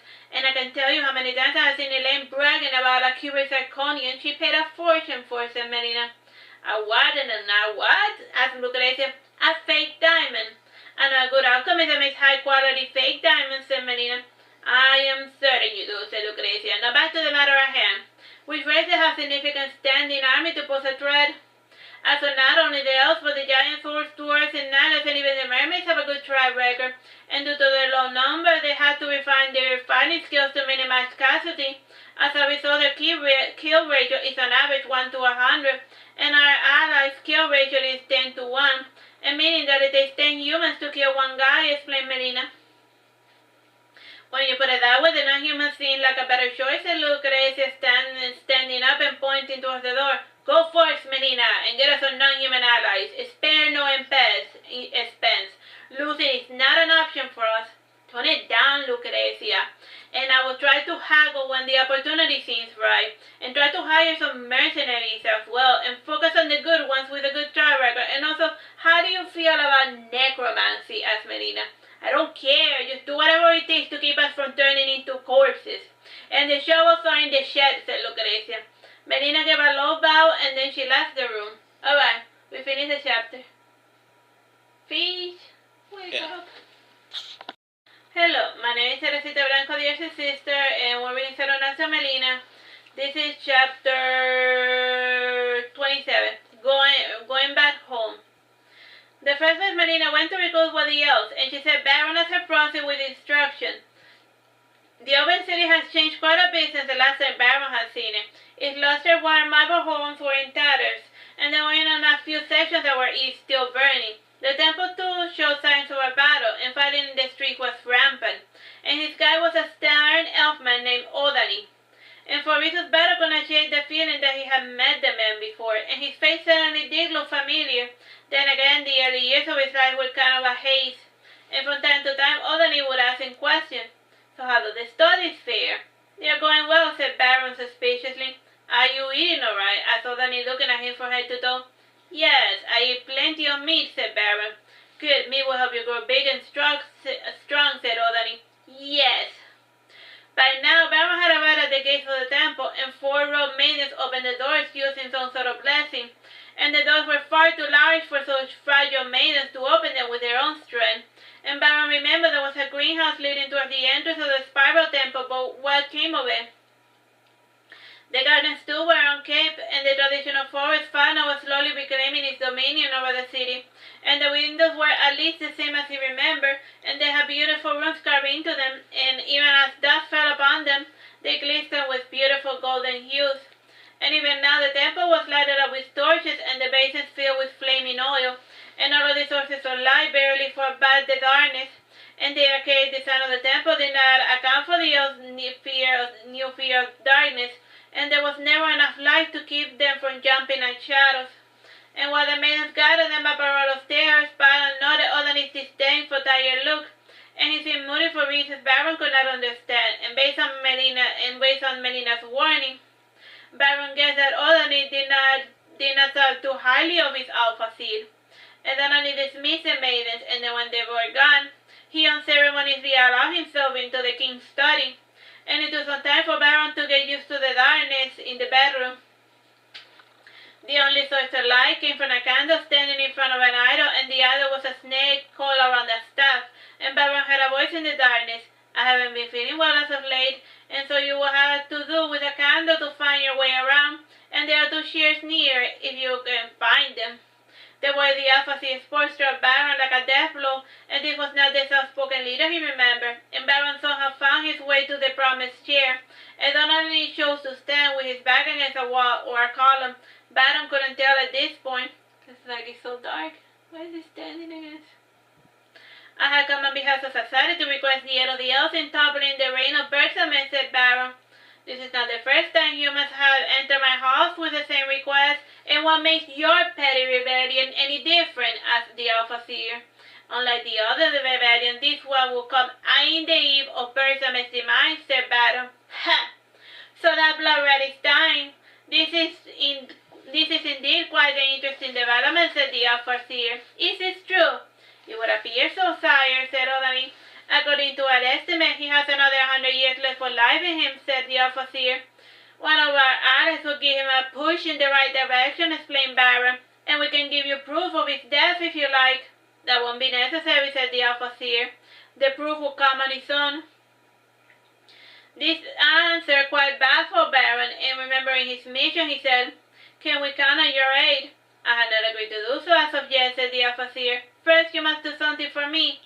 Name it, said Baron. There's a pesky little pest who causes some Nalini, and she has been causing a lot of problems among my people, and we have tried any means to get rid of her. But alas, even from the Morense, she still casts an ominous shadow over my people, said the Alpha Seer. Ah, yes, I know whom you speak of. Frankly, Baron didn't know any Nalinis, so he just said, to get rid of her, use the bond she has with the other Nalini and make her self-destruct, and make certain she is away from the continent when she does so, to avoid damaging the land. Interesting. I hadn't thought to do so, said the Alpha Seer. Baron imagined that Onani was shaking his head sadly, and Onani then said, There's another important issue to discuss. What is going to happen after we take Veraguero? I had no love for the human capital, and you human allies can keep it. And our only demand is to maintain our autonomy and to abolish elven slavery. Consider it done, said Baron. So you will abolish elven slavery in society, but that still does not fix the plight of my people and the other feudals, said the Alpha Seer.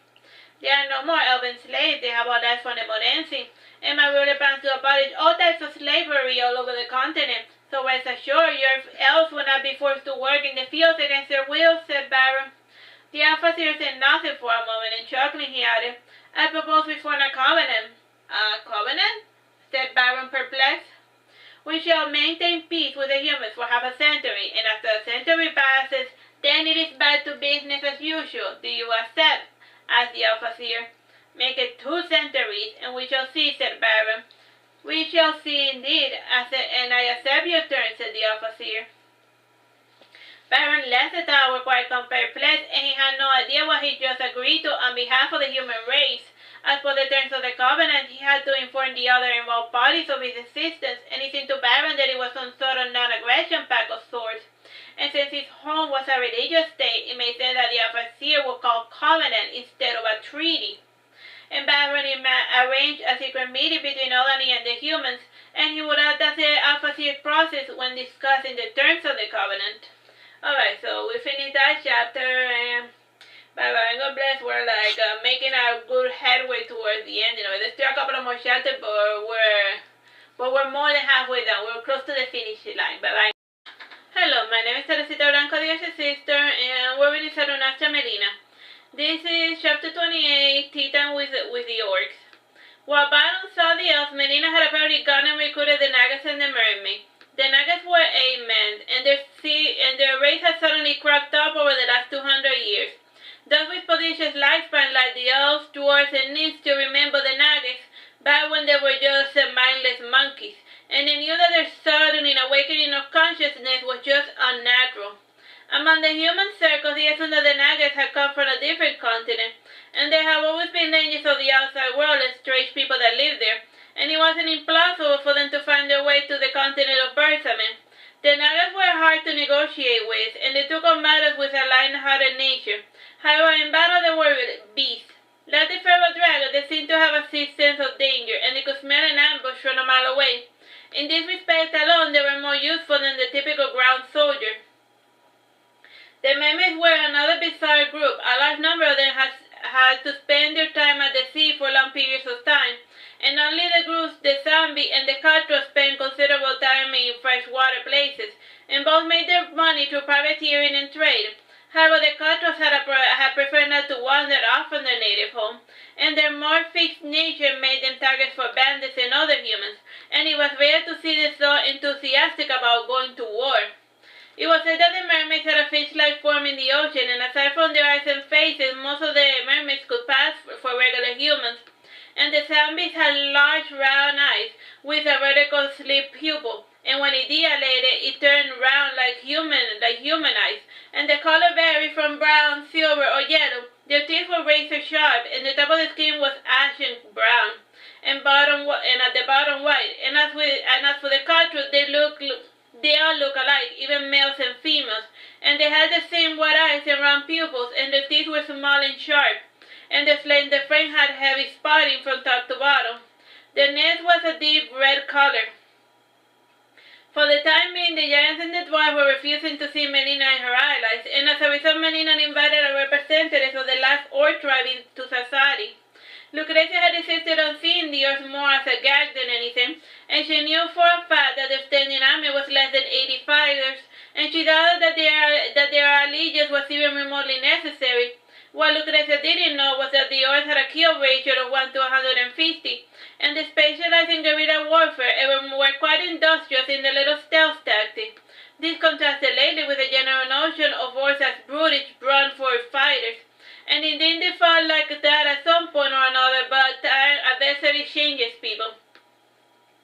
The orc representative that arrived to Sassari was called Luba.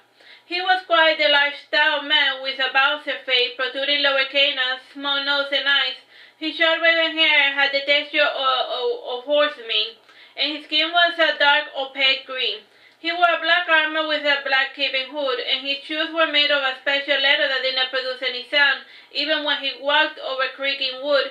And the silent nature of it gave the courtesans quite a start, and most of them did not notice his comings and goings. It almost seemed to them that he would apparate behind them. Lubot apparently enjoyed this one-sided hide-and-seek game, and he suddenly chuckled whenever he managed to startle someone, so he just like to just appear behind people. He was supposed to have seen Lucrezia the moment he arrived, and conscious of his own personal words, Luba had chosen to see her when he felt like it. And finally noticed Luba while swimming near the lake, and he sat down beside her on a stone bench. When she looked up from her needlework, she was startled at the large looming shadow sitting beside her. Luba occupied the space of two men, and he asked in a low, gruff voice, "What's the matter, my lady? You seem a bit upset." Franny narrowed her eyes while she studied Luba, and Melina had described your visitor in full detail. Franny sighed and said, "I haven't seen my lady in weeks, and without her I have become acutely aware of my own usefulness. Everyone has some big important job to do while I sit here and knit. Entire schemes are set into motion, and I wonder if my life has any worth." Chuckling, Luba said, "Is that it? Have you spoken to Melina about this?" "No," said Franny. "And what sort of big, important job do you desire you would indulge me?" said Luba, laughing. Franny stood up and said, "Nah, you're just making fun of me." "No, really. I am genuinely curious to hear what you consider a job of great importance," said Luba, petting the place where Franny was just sitting. He did this to gesture to urge her to sit back down again. Sitting at the far end of the bench, she said, "I could be a spy or a recruiter. I did the recruiting thing with Melina a couple of years ago, and it was a lot of fun, and she never asked me to do the same for her again since then." "I can't blame her," said Luba sarcastically, and he added, "I saw you recruiting people in Scarabay, and it gave me plenty to laugh about for more than a fortnight." Fanny rose from her seat, and she left in a fury, and she had never met such an impudent man in her life. And Johnny Luba reclined in his seat, and he lazily watched the clouds pass by overhead. He pondered on whether he should see Lucrezia or not, and he was drawn to the sound of the metal clashing against a piece of wood, and standing up he made his way through the forest, and he found within Augustus slashing away at random trees. He saluted Augustus and asked, "Need a sparring partner?"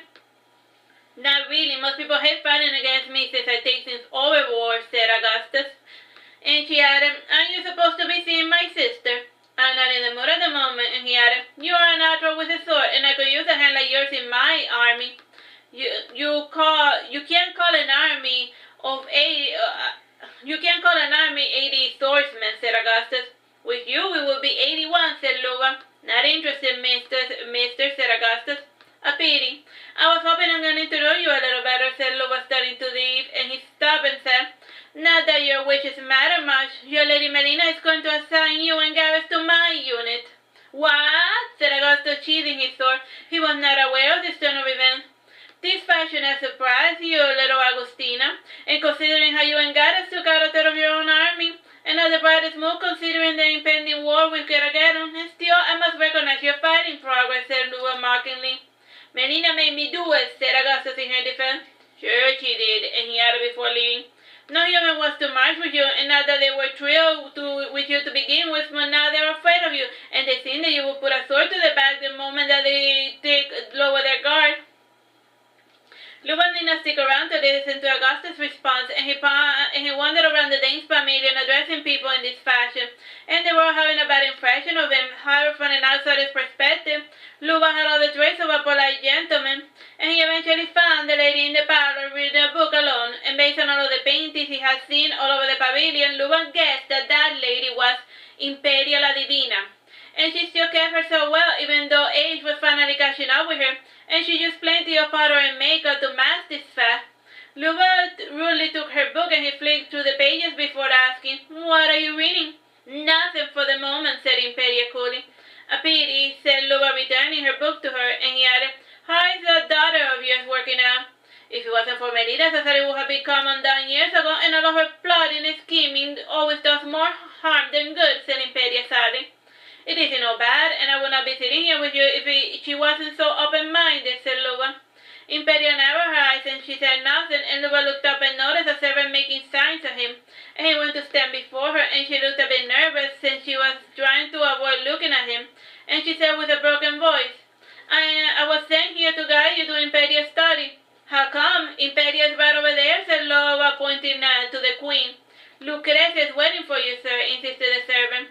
"If she wishes to see me, then she must greet me first. The laws of common courtesy dictate that the host must welcome the guest to their home, and since I was invited here, she must play the part of hostess," said Luba. "Please don't make my job any more difficult. Come along," begged the maid, walking in the direction of the study. She gave a sigh of relief when she saw Luba following after her from the corner of her eye, and after walking for half an hour, Luba arrived at Imperia's study with the maid.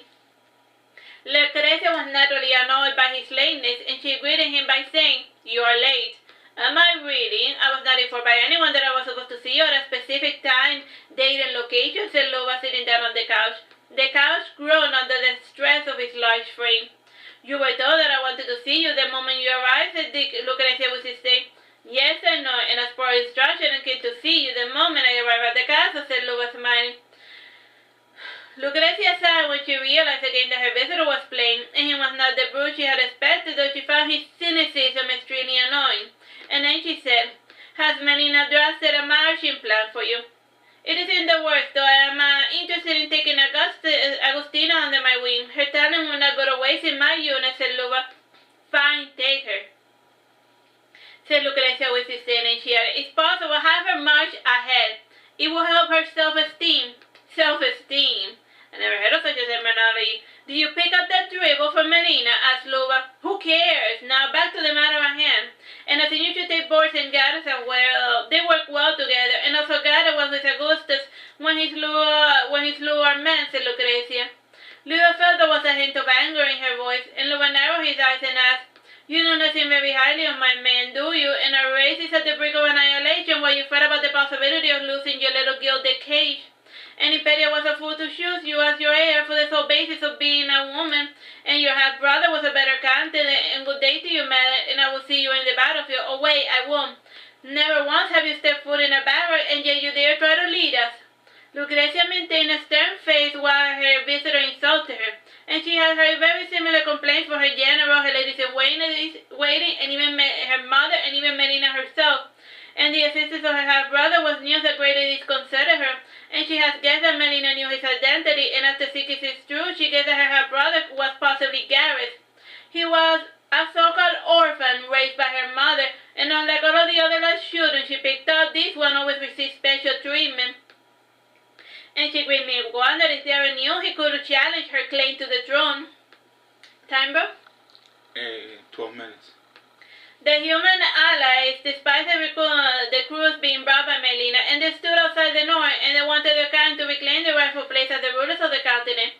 And those that they considered non-humans gave Melina plenty to laugh at. And it seems too the human allies decided to completely disassociate themselves with Melina's hirelings.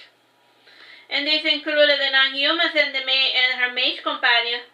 As a final gamble, Melina proposed that they do a little competition. Whoever could claim the capital first would be declared the sole ruler of the continent. Naturally, Lucrezia opposed this stupid idea, and she firmly believed that they should orchestrate a coordinated attack. And she tried her best to appease the situation, but they would not be dissuaded.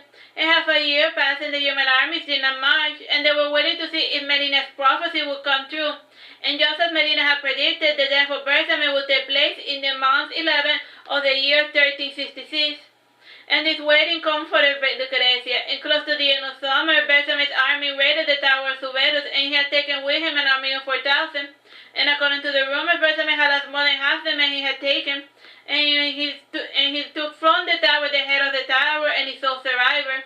And it was a good thing that Baron and Cedric had been called back to Sassari before all hell broke loose.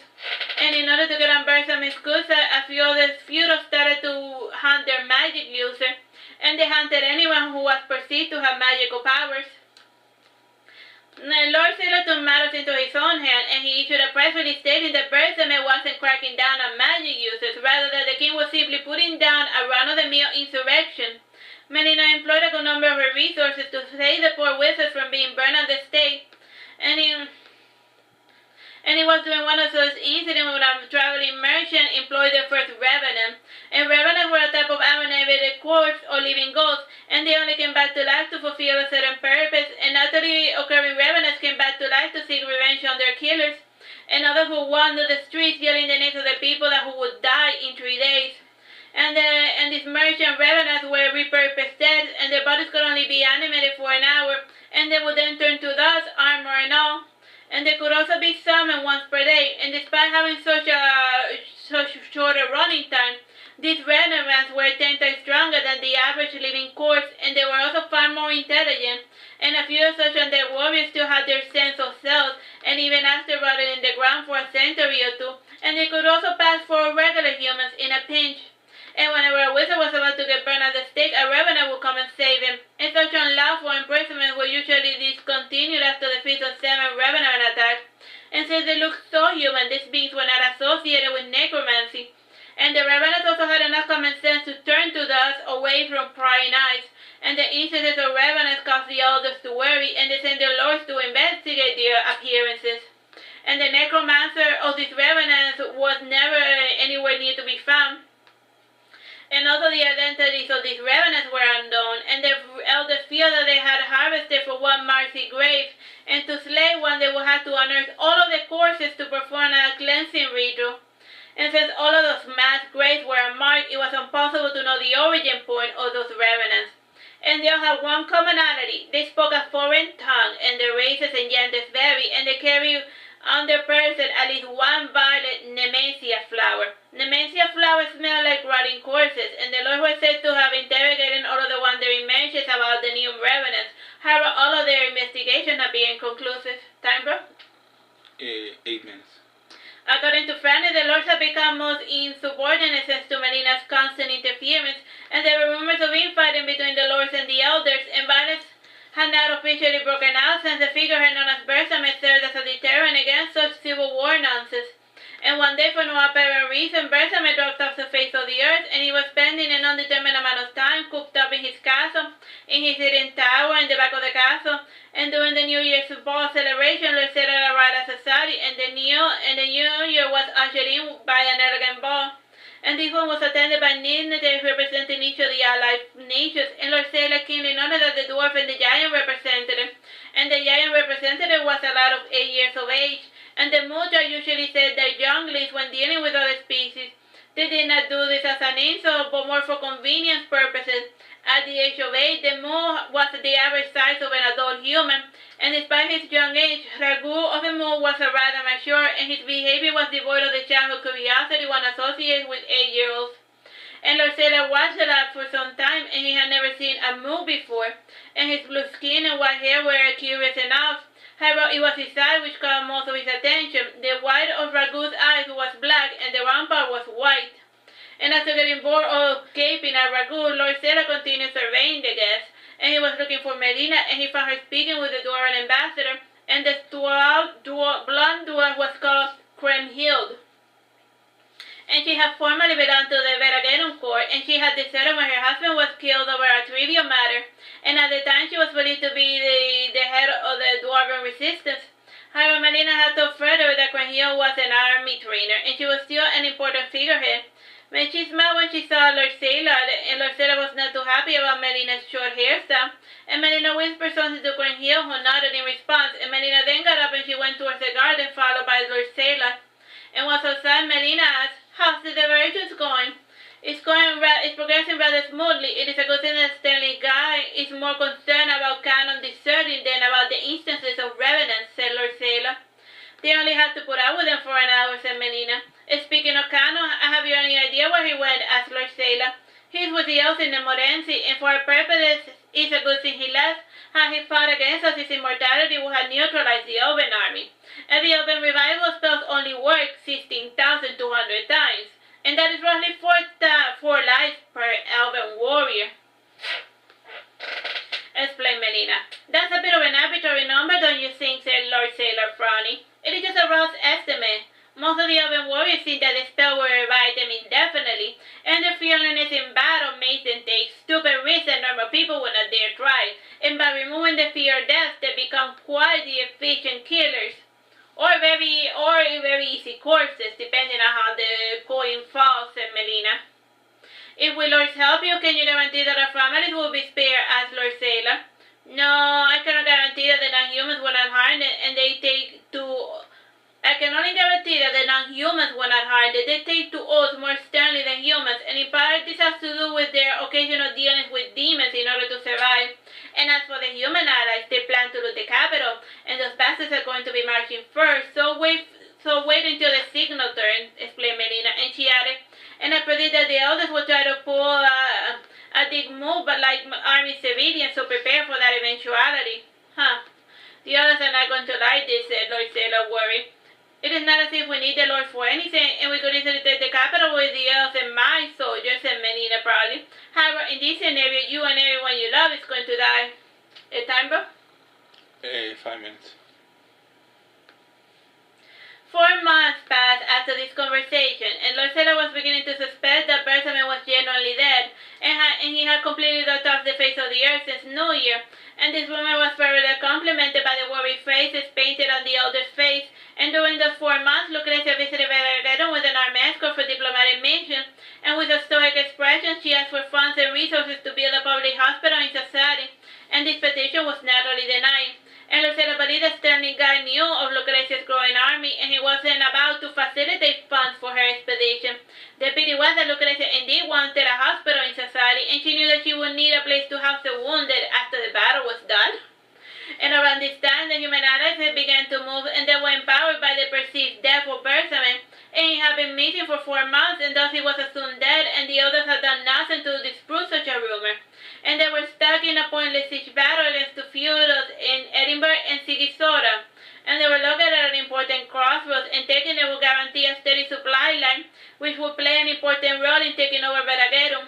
And a week into the siege, both armies were flanked by an army of 1,000 soldiers, and the human armies were a stout 20,000, and despite its strength in number, the army of Veragenum's 1,000 soldiers easily overtook them, and in part this problem had to do with the terrain, and both feudos were in lowlands, and surrounded by a thick forest on either side, and this facilitated guerrilla warfare. Since Lucrecia was knocking on loose into her 20,000 human allies, she dispatched Melina's entire army, and she was also curious to see how Melina's unseasoned army would act in the field. And when she gave the order, she was to see that Melina, clad in armor, and Franny was just finishing putting on the clasp on Melina's chest plate. Lucrecia said, I was under the impression that you were simply a spy master, and that you used to stay in case something turns up, and there's no need for you to ride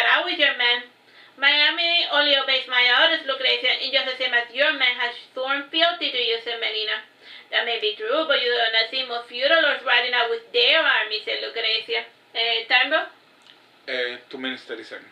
And that is why they will lose. Just having the presence of your leader boosts morale out of your company, and not having the time to argue with you. And I must leave immediately if I am to save them, said Melina, storming out of her room.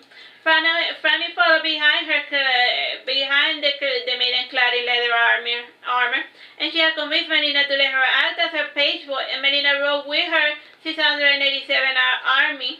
And parallel to this cruise, Celia was dispatched to a secret location with the other 500 recruits, and in total Melina had 1,200 soldiers on her command.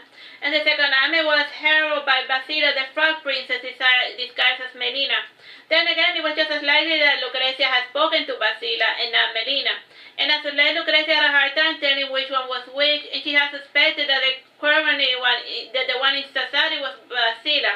And this suspicion was due to the fact that Melina didn't eat, but Basali ate ravenously. Oh, yeah. 2 minutes. Alright, we'll finish it here. Bye-bye. Hello, my name is Teresita, Blanco, the Artsy Sister, and we're reading Saturnastra Melina. This is chapter 29, marching out. You know, they're marching out to battle. Despite having two capable wizards, Melina chose to ride out to the feudals, and by the time her armies arrived, the human allies had lost half their fighting potential, and the unit headed by Basila casually marched towards the Veraganu soldier, and the round formation neutralized flanking, and the quick action with their shields protected them from incoming arrows from the enemy.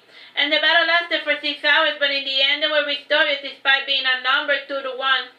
The one spearheaded by Melina was a mounted force, and its spearhead formation crashed into the Veraganu infantry from side to side. While maintaining the momentum, Melina's mounted force broke the ranks in one sweeping motion, and this diversion allowed for the human allies to finally gain the upper hand. And whenever a wing from the army seemed to be losing, Melina would sweep upon them like a torrent. And she never lingered in one part to avoid getting surrounded by the infantrymen. And while her men swept back, they shot their enemy with arrows. And this attack and run strategy proved to be the tipping point. And so Melina had a siege battle, she had her necromancers activate the renovance, and each body had been relocated to key positions, and some were buried in the center of the barracks. And the sudden appearance caused plenty of confusion. And the human generals leading the charge against Edinburgh said to Melina's troops, "Take these ladders and climb up the wall." And Melina did not acknowledge his command, nor did she try to argue with him. In a synchronized motion, her army got out of the range of the arrows and waited patiently for the revenants to lower the gates. And the general were not used to the stoic silence when dealing with soldiers, nor was he used to being disobeyed. Again he barked orders, but neither Melina nor her soldiers said anything, and Boris, who was riding with Melina, suddenly chuckled. Indeed, Melina's army had received quite the esoteric training, and most soldiers were trained to follow the orders of the highest ranking individual. Melina's crew just did as she was told. And they had the whole series of choreographed battle formation and fighting style printed upon their very soul, and after long years of training they could perform Melina's battle maneuvers flawlessly. When it came to the large-scale army battle, thinking had been completely taken out of the equation. Close to that, the human allies and Denibers were not making a dent in the fortress, and the siege weapons were pretty much useless. And Melina's army was taking a sweet repose beneath the shade of the woods, and Fanny, who was in the supply group, was the head cook, and said it was making rounds through the soldiers checking for minor wounds and ouchies, and the horses were taking a well-deserved break. And Fanny sat beside Melina to undress her, and she guided her mistress to a nearby brook, and Melina washed the stains of blood and dirt from her fragile frame, and Fanny asked, "How much time do we have left?" "We can't march until midnight, and I have ordered the men to sleep early in preparation for a nighttime excursion. In the meantime, I have another diversion plan," said Melina. "Oh, please do tell me," Sister Franny. Well, you know how I have this revenant," started Melina. "Yes," said Franny. "They have been ordered to lower the gates, and how they go about it is up to them. And it's always interesting to see what those ancient warriors come out with, and they usually last a lot longer when used at night. And also the feudals only have this feudal only has 2 revenants, and we would have gotten more, but it's been 5 generations since that merchant caravan has been allowed in town, and for good reason, or since considered," said Melina sadly. Oh my, does this mean we're going to have to do a prolonged siege battle?" asked Franny. "I hope not, because if I get bored, I might have something heavy fall on them," said Melina, pouting. Around midnight, Melina's army was wide awake after sleeping for 10 hours, and out with corn shells they played their horns to signal the skirmish, and the guards in the field all rallied around the towers and walls to defend them. And they were apparently much disappointed to see no one near the gates, and the human allies too were roused from their sleep, and they had retreated to their base camps at dusk, and only Melina's men were wide awake and refreshed. And Melina's cavalry circled around the sides of the field making ungodly noises, and the noise continued until 3 a.m. in the morning. And the same cycle repeated itself twice a day, and after the 5th day, Melina yelled in a thunderous voice, "Woman of Sigisora, it is I, Melina, Cavalier of Sassari. I have come to liberate you from the shackles of your gender. If you lower the gates, I promise equal rights for women under my new regiment." Fanny, who was at the base camp, noted the 1,000 years that Melina received, and most of the years were coming from the human allies she had saved 5 days ago. And at the moment Fanny felt a shame over her humanity. Melina repeated the circle and delivered her message for another 5 days, and on the 6th day the gates of the city reluctantly opened. And seeing her chance, Melina rushed in, followed by the human allies, and the field was officially pacified by sunset. And some of the human allies wanted to engage in classical looting, but Melina did not allow it. Also, Melina had not lost a single unit during that raid. In parallel to this, the Battle of Edinburgh had ended quickly without much incident, and Basila's unit slowly made its way towards the wall, and after 2 hours of suffering under a shower of arrows, Basila's unit had installed a destruction rune at the base of the tower, and the magic was detonated simultaneously, thus causing all the walls to crumble immediately, and with no walls, Basila's unit and human allies made quick work of the enemy. Time, bro? 18. The first 2 victories raised a lot of red flags for Veragero. It was even alarming enough to rouse Bersamet out of his stupor. And with his band of dragon riders, Bersamet laid waste to both Edinburgh and Sigisora. And the moment that Melina's unit saw the dragon riders over the horizon, her people took to this cue to flee. And Melina was hailed as a coward all throughout the kingdom, and a good number of the people used Melina as a prime example as to why women should not lead armies. Melina stoically endured those insults while she walked the course of Sassari, and the commoners of Sassari made excuses on her behalf, and they did not blame her for fleeing from a hopeless situation. And summer came and with it the summer harvest, and the human rebellion had been greatly deflated, and even Lucrezia was starting to have doubts about Melina's plans to take the capital. And following Bersamet's tour the forest, the soldiers in Praga began to mobilize, and they were scouting the forest for signs of Melina's dragon skill harvesting operation. And it was noted that only her unit wore such an armor, and the quality of armor was superior to that of normal dragon skill armors. And it was said that Sterling Guy worried about the future production of such armors, and to prevent this he wanted to root out all of the gatherers in the forest, and he also hoped to capture whoever was making the armors. And all the armors were assembled in the forest before being shipped out, and unlike regular armors, they were made for individual persons, in order it could not be passed along. And when a different person tried to wear the armor, the scales exploded into a frenzy of charge. And this had been discovered when Guy's men had confiscated a crate of armors from a merchant caravan, and the arrows too were made of tiny scales, and the sharpness made it impossible to shoot without special hand protection. Guy sent search parties to scout the outskirts of the forest, and they were looking for any visible signs of track or footprints. Like, just imagine it's like a fantasy game when you loot an armor from like an enemy, and then you try to put it on, and then it like instantly kills you. cause the armor is like Buddha. It would only work for one individual.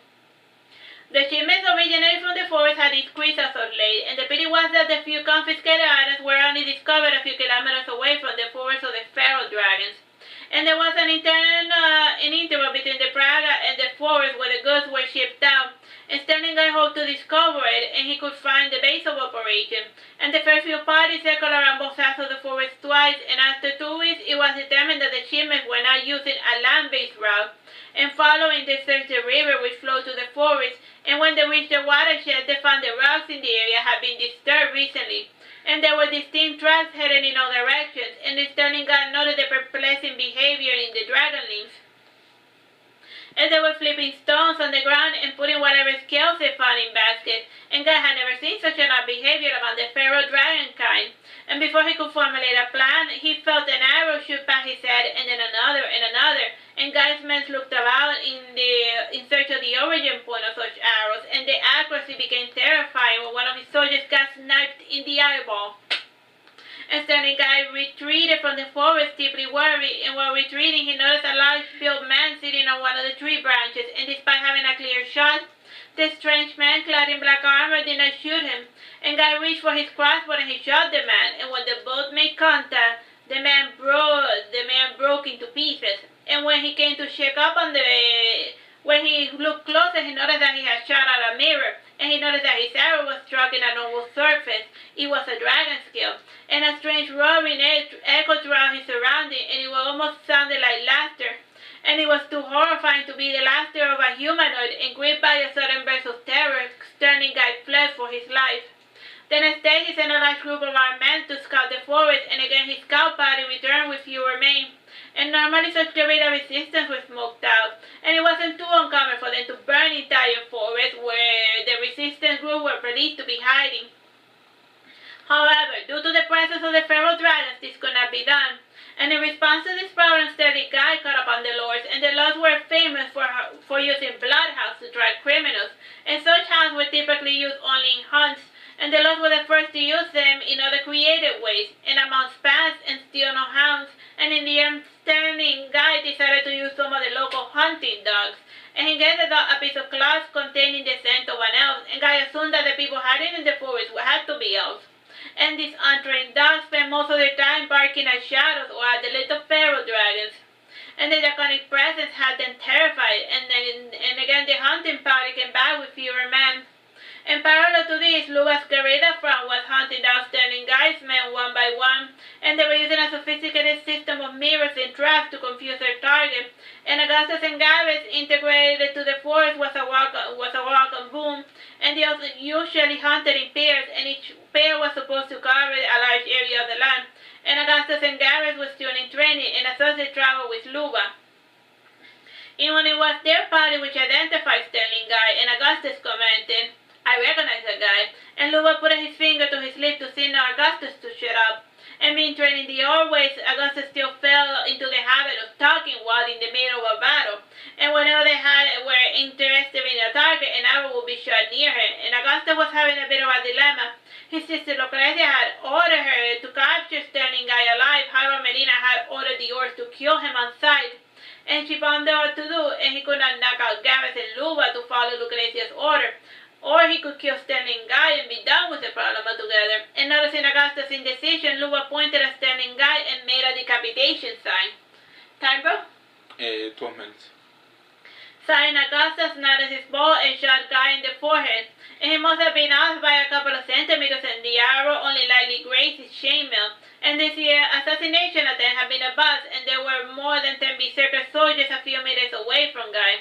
And Luba nodded deftly and descended the tree, and Augustus followed behind. And Guy slowly descended since he was not used to climbing trees, and Augustus was almost within killing distance when Sterling Guy turned around, and he whistled and suddenly 20 more berserkers came to his aid. And Augustus was already used to being surrounded, and he would push through them, slashing furiously, and Gary was quickly clambering back up the tree. And while he was high enough, he started sniping the berserkers one by one. And Luba fought with his giant round mace he called a Goda, and he used it to clear a pathway for Augustus while he attacked those that came from behind. And keeping always in motion, they avoided being surrounded, and they also guided their quarry to their carefully laid traps. And traps could easily be set up all over the forest, since the feral dragons were not stupid enough to fall for them. And a few targets did get their legs stuck in bear traps, and much to Luba's disappointment, their leg armor held up. And the pitfall traps were at least useful. The enemy fell backwards in a way that they could not incorporate themselves without any help. And this made them easy prey to strike down, and during the commotion, Sterling Guy slipped away. Sterling Guy resolved not to return to the forest. He would still send men with the hopes of at least tracking down the one person. However, the forest was treacherous, and most of the berserker soldiers were unfamiliar with the landscape. And from time to time, something that they did, said, or saw caused an unwarranted attack by a male feral dragon, and they would be most aggressive near the nesting grounds, and dealing with the rebels in pride was starting to become an expensive enterprise. However, Veraghetto's sovereign rights depended solely on the ability to quell down rebellions. And after a month, Sterling Guy started losing his patience, and the dragon inspecting at his equipment were also not helping. And while resting in camp, Augustus said to Luba, Maybe we should infiltrate the fort and take Sterling Guy out once and for all. We do not have the manpower for such a full-scale attack, for such a direct assault, said Lua.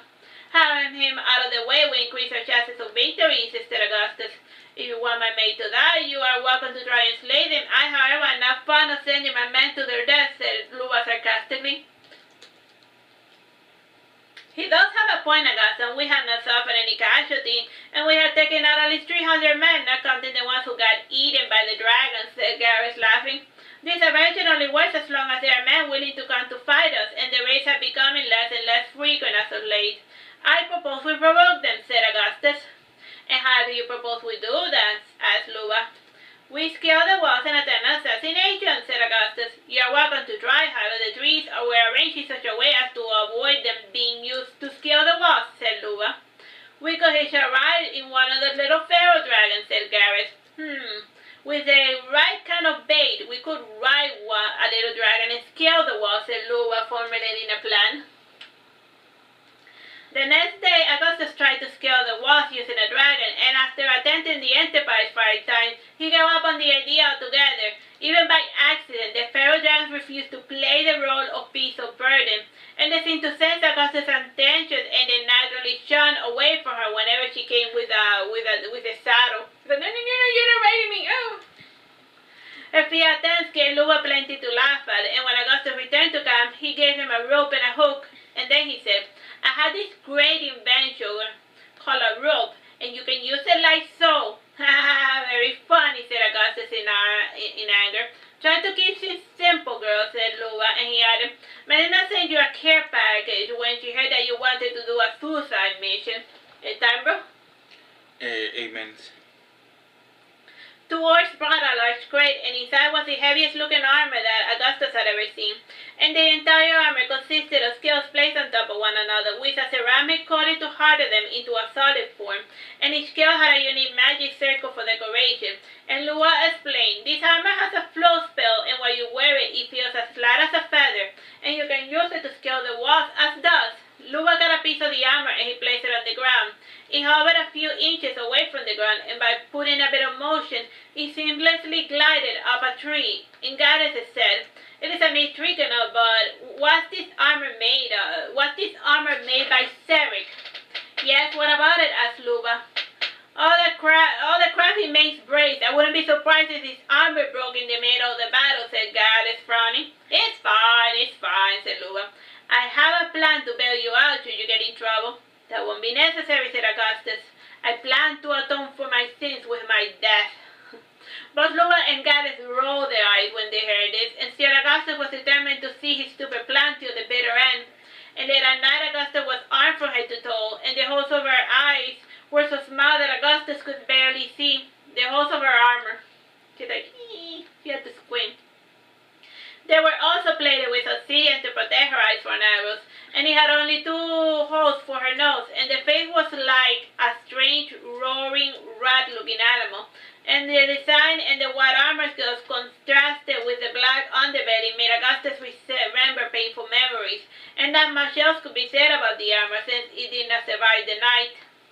Knowing full well that the time was of the essence, Augustus climbed the wall and he made his way towards what appeared to be the main barracks. And after noiselessly hovering there, he frowned when he noted that he had entered through the aviary.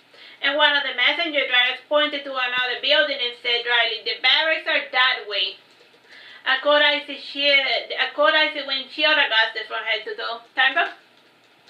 5 minutes, 30 seconds. He was starting to fear that there might be cracks in the armor already, and he could at least rely on his new sword and buckle, and they were at least not made by Ceric. And when he was near enough to the barracks, one of the sentries spotted him, and he was about to give the signal, but he dropped dead for a reason. Augustus found this strange, but he continued on his way. Just before opening the door to the barracks, Augustus noticed the sound of somebody laughing in the distance, and this sound was muffled by the harsh whispers of soldiers going about their business. As soon as he entered through the back wall, there were like 20 men wide awake playing craps, and the first man yelled, "Sound the alarm!" And about 7 men ran towards the scene while the others grabbed their weapons and started fighting Augustus. And in no time the bell and the shouting deafened his ears, and he was drowned all of the outside distractions, and he started making his skills. And the armor was superior, and a rain of blows and arrows were not enough to make a dent in him. And he was also experimenting on how to best use his new maneuverability. And in no time he had mastered the new armor, making impossible leaps over the walls. And in the end, Augustus traded his orange shield for a sick claymore on display in one of the weapon racks. And when he grabbed hold of it, the runes of the armor inscribed themselves on the surface of the sword. And he started slashing through his enemies with the new enchanted sword. And the added torch shattered even the strongest armor. And his fighting was cut short when a ballista shot him against the wall. The armor held, but the force of the impact broke a few ribs. And he had gotten careless. Fighting through the pain, he tried to run in the direction of the ballista operator. However, the siege weapon was automatic. And a flurry of successive shots pinned him against the wall, and he cowered in the form of a ball to minimize the impact, and he started sweating when he heard his shoulder armor crack. And before the crack opened, the ballista got jammed, and the operator started cursing, trying to fix it, and Augustus threw the sword at the ballista, breaking it and killing the operator. Augustus pondered a bit on what to do next, and he took from the ground the ballista large shovel, and he put them inside a nearby clothing basket. And while making his way through the rooms, he used the large arrows as a spear. And as he impaled someone with it, as soon as he imagined the arrow was losing its point. And eventually he started running into people, and soon the entire barracks was set ablaze. And since it was a wooden building, it easily caught fire. And a cold wind swept around him, and he could breathe again. And by this time he found all of the happy coincidence odd, and he figured that a wizard from the party must be helping him from afar.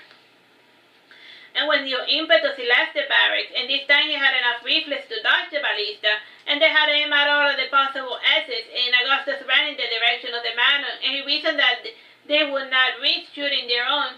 And he had judged correctly. The ballista's range did not go as far as the plantation manor, and once inside he scanned all of the faces quickly until he saw Sterling Guy. And pointing his spear and arrow, he said, "You are coming with me, Sterling Guy." "Fine, whatever," said Sterling Guy, getting up. And Augustus was taken aback by his cooperation, and while escorting him, Augustus had failed to notice that he was purposely taking his dear sweet time to leave the manor. And once outside, he said to his man, "Stand down." And Augustus poked him with an arrow tip, and then she said, "Hurry up." "What's the rush? You already got who you wanted," said Sterling Guy pitifully. Augustus threw Sterling Guy over his shoulder like a sack of potatoes, and he felt to notice the guy reaching for a small dagger in his waist. And he swiftly stabbed Augustus' shoulder through the crack in the armor. And cursing, Augustus threw Sterling Guy on the ground and went to harpoon him. And the shoulder armor finally crumbled, and seconds later a well-shot ballista shot her in the direction of her exposed shoulder. And before the kill shot struck him, a dark shadow fell over him, and Augustus covered his head to shield himself from the heavy object. And he was able to make out the large draconic form of Basila. And riding her was Melina, wearing only the top of a silver armor, while with a white overskirt and a golden sash and ornamental leather boots, and her long blonde hair fluttered carelessly in the wind in the breeze. And aware of the new source of danger, the ballista shot at Melina's dragon, and she effortlessly parried the incoming arrows with her long sword. And Basila gingerly placed Augustus behind Melina, who was riding on the neck and just after the wings. And instead of shooting fire, Basila shot slashbacks towards the siege weapons.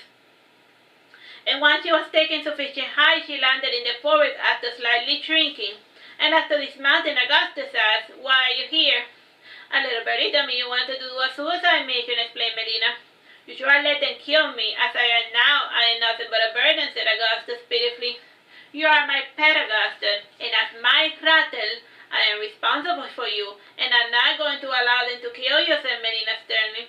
Augustus felt a faint smile in his lips, and he was glad that he was still wearing his helmet. He did not want Melina to know that her quirky exposition had made him happy. Time, bro? Less than a minute. Alright, bye-bye and God bless. Hello, my name is Teresita Blanco, the Artsy Sister, and we're reading Saturnastra Melina. This is chapter 30, The Covenant. Melina's surprise visit was the spark that lighted the flame, literally. Sterling Guy had the Berserker station set the Pharaoh Dragon forest on fire, and after burning through a good portion of the forest, Praga was torched by the adult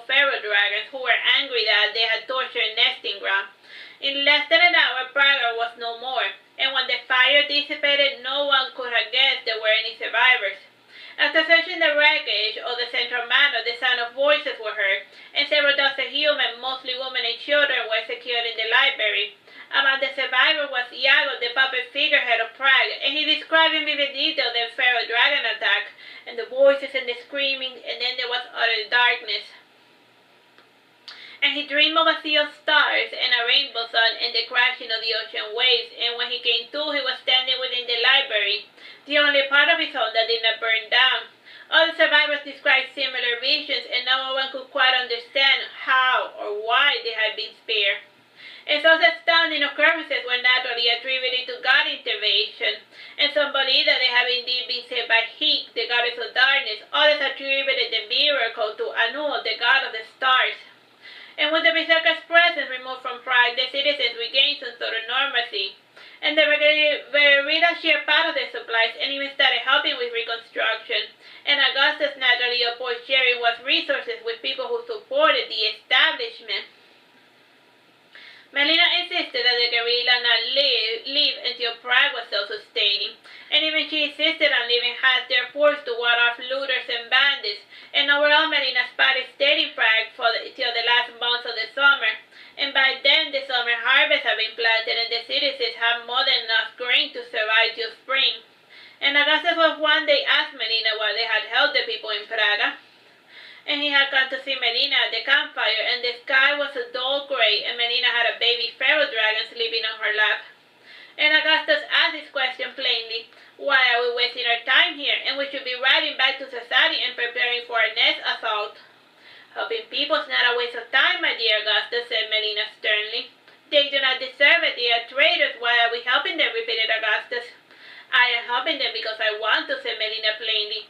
And unlike you, and my dear Queen Lucrezia, I do not ponder on matters of honor and justice, nor do I punish the child for the sins of their parents. You should show some sympathy towards the people of Praga, considering that you are your father's daughter. Do not speak of my father, said Augustus in anger. An orphan like you knows not of matters of blood and kinship, and you are not bound to the same laws of nature that govern human behavior as well, and I will hear no more. Augustus left Melina's campfire in a fury, and Gaius, who was coming over to see Melina, heard her whisper below her breath, I am more human than you possibly imagine, my dear Agustina. The next day, Melina and a small party of 20 rode towards Sassari, and all the while Augustus fumed about Melina leaving the bulk of her guerrilla back in Prague. Gaius guessed that Melina probably hoped to continue the manufacture of her exotic weapons and armor. And as of now, the main production line took place in Prague, and other operations have been halted in other parts of the kingdom. And as of now, only the armors and shield were still being produced, and the new weapons have gotten quite bizarre, and they mostly consisted of a slab of wood with sharp scales attached to it in the form of a blade. And the scale sword was actually rather sharp, and other metal items, including the currency, have been melted down to form spears.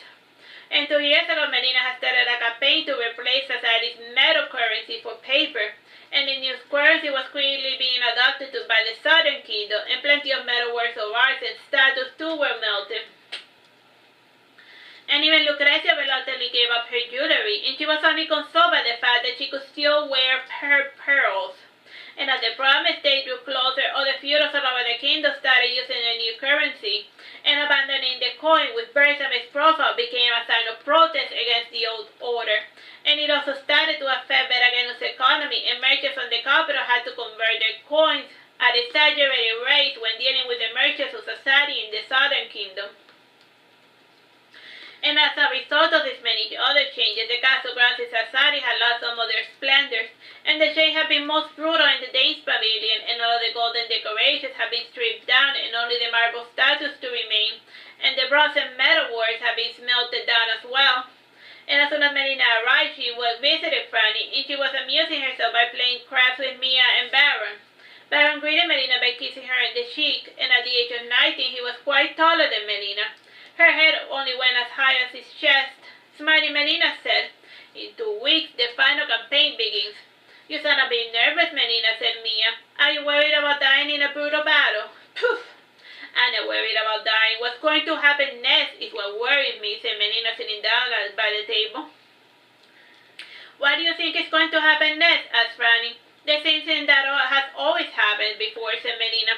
There will be a free-for-all, hundreds of wannabe rulers racing to take the empty throne, and in the middle of the chaos will be the great Veragerum, and only the once glorious capitals will be laid to waste, and all the fortunate and powered of those fools seek will be undone by their own greed. Oh, said Franny sadly. We won't let that happen, and even if we turn our swords to the very people we have sworn to protect, said Baron anonymously. Rolling her eyes, Melina commented, You have been spending too much time with Sir Walter. Baron chuckled in response. And then Melina gathered her troops for a communal sacrifice to all of the gods, and if respected priests would sacrifice the entrails of a lamb to each god while invoking their favor. And the sacrifice was considered favorable if the pyre caught fire.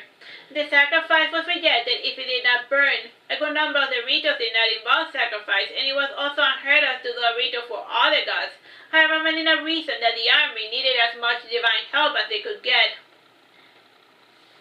Before we start the ceremony, I must remind you that not all of the gods are on our side, and this exercise is aimed at figuring out which deity will listen to our prayers. And as it stands, it would be foolish for my men to send prayers and sacrifices to a god that refuses to listen, said Melina. 20 bonfires were made for 20 deities. Methodus, the soul giver, Arasa, the soul taker, Lara, the life giver, Hib, the blood giver, Hemi, the truth giver, Idea, the truth taker, Milia, the hate maker, and Mio, the love maker. Erua, the creator of the ocean, Genibus, the creator of trees, Hexi, the creator of metal, Heli, the creator of light, Hik, the creator of darkness, Ortiza, the creator of the earth, Kalika, the creator of the ebony fire, Kors, the creator of the earthly fire, Serag, the creator of snow and rain, and lastly Rhydon, the wind, and Anul, the astral wind. Rhydon and Anul did not have a prospective priest for their bonfire, though everyone acknowledged their existence, and they were not treated directly since they were thought to be unconcerned with the affairs of lesser beings. And presiding over the ritual of both these gods was Fornas, and he was an elite knight from the southern kingdom, and he claimed to have the blessing of both Rhydon and Anul. And a few people did believe this fact, considering that Fornas found his way around despite his blindness. He's a blind knight fighter, you know. The first sacrifice to be accepted was the one dedicated to Arasa and Lara, and the flames burned quickly, and the carcass was consumed in a matter of minutes. And while the smoke rose to the sky, it emerged to form a strange shape of a hooded feather serpent. And the Deus Machina said but one word, Nalini. The whole bulk of the soldiers were not expecting for anything to happen, and this bizarre manifestation was unlike the tales they had heard of Arasa and Lara. And Melina hastened by saying, This is the current godhead of Lara and Arasa, and you're under the impression that both gods were two different deities, but alas, they are now one and the same, and lo and behold, he spoke his true name, Nalini. Time, bro? 14 minutes. Scarring the fervor, her voice was attending the ritual fell to their knees and prayed. Roquesa rolled her eyes while watching this display of religious devotion, and the following pyre belonged to the goddess Ortiza, and the entrails rose in a low flames, and when her fire dissipated, the entrails were their best for human consumption, and Mio's fire was the next to light up, followed by Idea the liar and Hebe, and his sacrifice was the most disturbing. The lumber started bleeding profusely as the flames slowly shifted at its core, and the fire of Hik was bleached black, and it also did not crackle like the other flame. It was almost silent by its very nature, as the rock lumber was lighted up by a freak lightning that fell, and Normokiddly methods were not working with it, and the last god to show his favor was Anul, and he was considered the most distant of all the deities, and in all of the mythologies he acted as an absentee, disdainful creator god who had abandoned his imperfect creation. And his sudden interest kept finding hope for the coming battle, and like Lucretia secretly feared that the entire show was being staged by mages in the background. And after the sacrifice, the night ended with the great news that Persephone was marching his army towards the lands of Aphelon. And this news greatly worried the residents of Sassari, since Sassari was between Veragerum and Aphelon. And much to everyone's surprise, Bersame camped outside of Sassari for 2 days while his supply line was restocked. And he peacefully continued on his way until he reached his target destination. So like they thought that the king was there to like rip them apart, but no, he was just on the way to like rip a new one to somebody else, you know, like to go like destroy another feudal.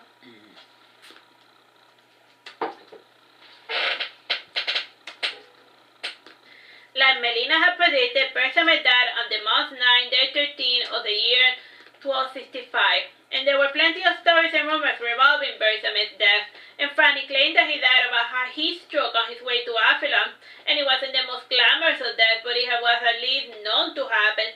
Sir Walter claimed that he had been poisoned by Melina, and Lucrezia believed he had died in a duel, and he had underestimated his opponent and had paid the ultimate price.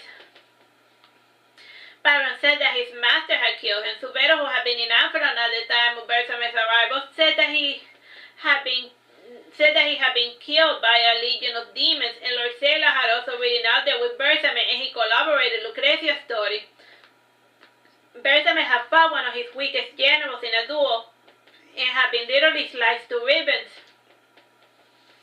Regardless of the consequences revolving his death, Veragero was finally without a leader. And there were plenty of political turmoil during the last 2 weeks of Veragero, and the others were scrambling to pick a strong public figurehead for their government, and they were keenly aware of a large expedition slowly marching towards the capital, and the result to end this problem wasn't far, and in order to add more fuel to the chaos, someone had poisoned all the dragon riders 2 days before the army's arrival, and the others tried their best to keep this news on the wraps. However, one of the dragon handlers accidentally informed one of the dragons that his master was dead. And after 2 days, the dragons had already realized that there was nobody to command them, and in no time they had become most unruly. And the elders were forced to lock them within the dragon wing of the castle until further notice, and it would take some time to break those beasts back into submission. So with no dragon right on the dragon, so nobody's there to tell me what to do. I want out, but they're like locked away. The friend was to arrive at the borders of Veragero was the open army, and they were marching in perfect unison. And like Melina's legion, they had a choir in the center maintaining the pacing of the battle, and their formation was an elegant diamond, with a circle at its center. And there were 2 lines of men at the center, and in the center there was the Alpha Seer and the Avatar Nalini. And the Immortal Company was the first to test Veragero's defenses, and the rest of the army closed the diamond in the form of a triangle and watched their peers process while chanting in a strange tongue. And process was slow since they had to take over each of the dragon towers, and passing by them was not an option since they were within range of their arrows and their ballistas. And once they were occupied, the human army advanced on the other city. And following protocol of all siege battles, the residents of those houses had been evacuated behind the original stone walls of the city. Though they were a bit cramped, they were at least safe from the onslaught for the moment, and those that still remained used the residential homes as makeshift fortresses. And it was this city battle which caused great human losses, and as Melina had predicted, Veragero's cavalry came and flanked the humans in the city, and they were able to pass through the open armies which had occupied the towers with ease, and a few of the human contemporaries believed that the oath had led them through. And this belief was proven true by Franny, since she wrote all of Melina's correspondence for her, and she knew that Melina had instructed the oath not to bother with the cavalry. And their heavy armors made their arrows useless, and also the ballistas had been unusable when the berserkers sentries noticed that the elves had breached the towers. This was not true of all the ballistas, as some of the sentries were affiliated with the lords, and others were sleeper agents. And sleeper agents are one of the many innovations that Melina had brought to the spy games, and these agents lived in the prospective city and waited until it was the time to act, and so had been stationed there for more than a decade. And to counter the berserker cavalry, Melina had her own mounted force, and though it fell in sight, it made up for in mobility and grit, and her tiny horses were a force to be reckoned with, and they swept through the enemy cavalry in sweeping motion, and after an hour, Melina was able to kill more than 3,000 mounted soldiers with her small force of 500. and Melina allowed for the rest of the cavalry to flee behind the walls, and the first day of the campaign was quite successful, and at night the Dark Elves busied themselves intercepting all communications sent out from the capital. And they will be in trouble if the second bulk of the Berserker army returned to the capital, and based on spy reports, a good number of the army had returned to the original post. The rest was still stationed in Afilan for one odd reason or another, and at the time Sir Walter's army were marching towards Afilan to neutralize this problem. And traveling with them were the Dwarven blacksmiths, and Kurt the dragon milk craftsman, and Serik, and they were tasked with improving the army's gear while they raced to Afilan, and parallel to them was a small battalion of giants coupled by a stealthy merman, and together they would perform flanking maneuvers while Sir Walter's army attacked the Berserkers in Afilan head-on. In order to get communications out, the elders sent out their monster legions, and since help was not coming, the elders decided to take this battle seriously. And the human army had not expected the deployment of 1,000 chimeras, and the elves had expected it, as thus they had taken over the dragon towers without damaging them, and the towers served as a good vantage point to handle those creatures. And while the humans licked their wounds, Basila's troops, along with the elves, used their Phalas formation to herd the chimeras around the towers, while the immortals shot them down with arrows. Instigating the assault was Canon, and he was Bersame's very own male Sphinx. And when his master died, it was said that he had been tamed by the Alpha Seer, and Baron disagrees since he had spoken to Canon on a numerous occasions. And with the chimeras gone, the elves went to fetch the injured humans, and those that could be revived were resurrected from the brink of death, and the others were stored for further necromantic usages. A week passed, and the walls of Verageros still remained, and the human army did a few skirmishes to test the fortification, and after trying and failing 7 times, they decided to wait for the lords or the sleeper agents to open the walls, or for a miracle to happen. And by the end of this week, the human army and its 20 feudal lords had an emergency meeting to discuss the problem. Lucrecia too attended this meeting, and the feudal lords wanted Melina's input on the problem. However, Melina refused to see them. Her own close circle did come to speak on her behalf, and Augusta was the first to say, "Why do you not want to meet with the feudal lords? I prefer that we may maintain our autonomy, and besides, I doubt they will provide any useful ideas, considering that they specialize in looting," said Melina harshly. "You do have a point," commented Bors. "Still, it would not do us well to fight amongst ourselves," said Gareth. "My lady is not fighting our allies, rather she is avoiding confrontation by maintaining a respectable distance," explained Franny. Melina smiled and nodded in approval. "It was a good thing that Bersame did not take his dragon rider when he marched on Apollon," said Bors. "Yes, we were able to poison most of them," said Melina. "Still, we should expect that a good number of them avoided death since they were out hunting dragons elsewhere. The good ones are usually outside the capital for most of the year anyway." "Please don't say that," said Gareth, feeling his heart sink. "There is something you must understand about the Berserker Lords. These men are ruled by power. They are not bound by false ideas of honor and duty. They see the world for what it is, without these grand illusions. If his Berserkers have not returned, then they must not be loyal to their new government. Bersame may have a lot of things, but he was at least a strong leader, and the elders have a really big shoes to fill," explained Melina. "So what you're saying is that the elders are in a trial period, and the good dragon riders will not save them unless they prove themselves worthy," said Frederick. "Precisely," said Melina. "So like the replacement for Bersamer are now in a trial period, and like the dragon riders won't save them from destruction until they prove that they deserve to be saved." "Time, bro?" 4 minutes. "Precisely," said Melina. "That doesn't sound very smart," said Franny. "Humans who deal with dragons for a long time eventually start to act like them, and this may not seem like the most logical move from a human perspective, but it does follow the correct mindset of a dragon," explained Baron. Everyone assembled took Baron's words to heart, and Melina smiled and opened her mouth to say something. She then nodded and kept her thoughts to herself. Franny guessed that Melina was going to poke holes into Baron's exposition. In the end, Melina had apparently decided not to offend the young man's sensitivities. "On a different point," said Garrett, "why hasn't the immortals tried to climb over the walls?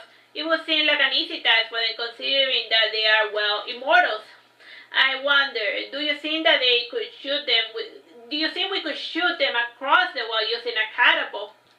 save us time. Melina started laughing when she heard Godliness's stupid idea, and others too joined in the laughter as they pictured the grouchy blonde elves flying over the walls. I think rocks would be more effective in tumbling those walls, said Boris, and also we were avoiding siege weapons to try to maintain the integrity of the city. It is a bit too late to be worrying about that, Boris, said Godliness. Those beasts really did do a number on the other city. Some things cannot be helped, and as for the elves behind the walls, there is a divinity boy. The elves will be unable to use their power once they climb over the walls. They will be as mortal as you and me, so they also resurrected by the goddess's power, but as soon as they are shot over the wall, their resurrection spell starts working, so that's not gonna work because they will be dead as soon as they land, or their legs will instantly break. How do we fix the problem? asked Baron. We can't, said Melina. It is just like throwing salt on a fertile soil.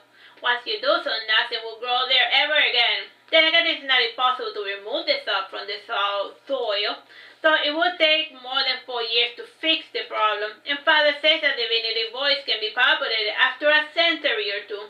Ah, said Baron, disappointed. And indeed, using magic and blessings was out of the question, and the following night the sky was illuminated by the elf's bizarre feathered serpent. It sang a hissing, soothing song, which was echoed by the elves, and the night watchman noted a strange blue glow in certain parts of the inner city. And Father believed that those lights came from Melina's bathing houses, and they were a living contradiction since they were exhibiting signs of magic despite being in a so-called divinity void. And by morning the army awoke after hearing the deafening roar of dragons, and from the castle emerged a flight of dragons, and they all dispersed in all directions.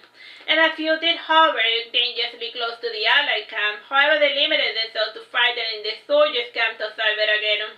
And Baron thought he saw 3 women riding on top of the 3 dragons, and an elegant pale white dragon was trailing after the bulk. And this was not the most promising sight of the day, but at least they weren't attacked by the dragons. Around noon, Frederick received an arrow from one of the sleeper agents, and the note simply said, 4. At dusk, Melina visited the camp of the feudal lords, and she said plainly, I come bearing bad news. The enemy has at least 4 dragons still under their control, and also the elven army is running low on juice, so they might desert us if the situation does not improve.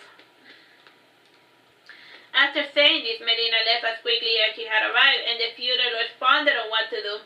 And suddenly they had higher numbers than the elven army. Still, they had more skill, and they were more diversified in their capabilities. Their healers were also effective. After delivering her message, Melina said to Franny, I need to speak with you alone. Certainly, my lady, said Franny, walking with Melina.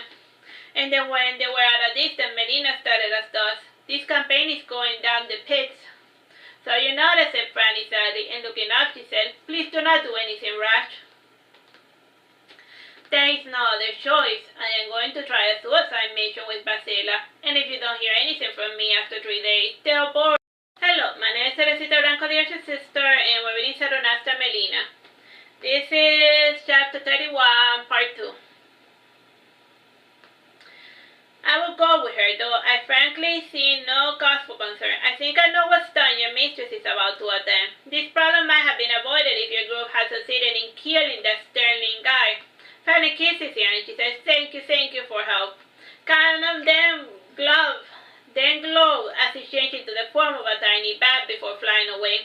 Fanny breathed a sigh of relief as the cannon was gone, and while walking back she noted that a few of the elves were exchanging meaningful glances as she passed. And when she returned to camp, she would set about obeying Melina's command, and like Melina had instructed, Mia disguised herself as Melina by wearing her armor, and both still looked pretty similar from far away. And they also had the same height and slender frame, and the only difference was Mia's voice, and she had to make it a bit more high-pitched to match Melina's childish voice. And Melina's small army caught on quickly that her mistress was gone, and the cavalry had a different formation during such an eventuality. And they used a diamond formation with Mia at the center to keep her away from the battle. And Mia could also perform the hussar charge, and this one started with the troops loose, and when they were close to the enemy, they would tighten into a tight square as they charged to the ranks. And like most of Melina's formations, they were aimed at disorganized the enemy formation. And 5 days passed, and Mia started to worry, and both approached Frederick and inquired as to Melina's whereabouts, and all he said was that Melina had gone to clean up Augustus' mistake. And Boris pondered on what Frederick meant, and after discussing it with Garrett, his friend said, it must be Sterling Guy. Augusta had plenty of chances to kill the bastard, but he failed every time, and part of the problem was that he was trying to follow Lucrezia's order. The fool. She should have trusted Melina's intelligence, and Melina probably knew something knew everything that Sterling Guy knew. And there's no reason to have him alive, to keep him alive, said Borch harshly. If he was a dragon rider, she should have told Augustus, and maybe then he would have been more willing to kill the bastard, said Gareth. As Melina once said, some things cannot be helped, said Boris, and we can only hope and pray that she comes out alive from this little stunt of hers. At midnight, the gates of Veragero finally opened, and the army scrambled to take the city, and Melina's infantry, led by Augustus, too went inside, and they were aided by the lords who wore the same distinct armor as Melina's army. And at the time, the marching feudal lords despised that the Berserker allies had gotten the good armors, and in retrospect, it wasn't useful tactics, and the distinctive armors with the red flaming capes helped them avoid friendly fire. Mia stayed behind with the cavalry since it was useless within the city walls, and while watching the flames, Canon entered Melina's camp, and in a stern voice he asked, "What are you doing here?" "The cavalry is useless inside the city," explained Mia. "I come with new orders from Melina. The cavalry must make a run towards the castle before the remainder elders barricade themselves," explained Canon. "Yes, sir," said Mia. And when she left the camp, Canon and 2 others brought Melina and Basila to rest, and Melina was the one who was most heavily wounded, and Basila was unconscious, but not too bruised. And Fanny helped Melina lie down in a cot that was brought for her, and Basila rested beside her. And Fanny asked what cleaning the blood and grime from Melina's face. "What happened?" Struggling, Melina said, "I got careless, that's what happened." Her hoarse laughter turned into a coughing as she spitted out blood, and Fanny noted that Melina's face and hands were hot to the touch.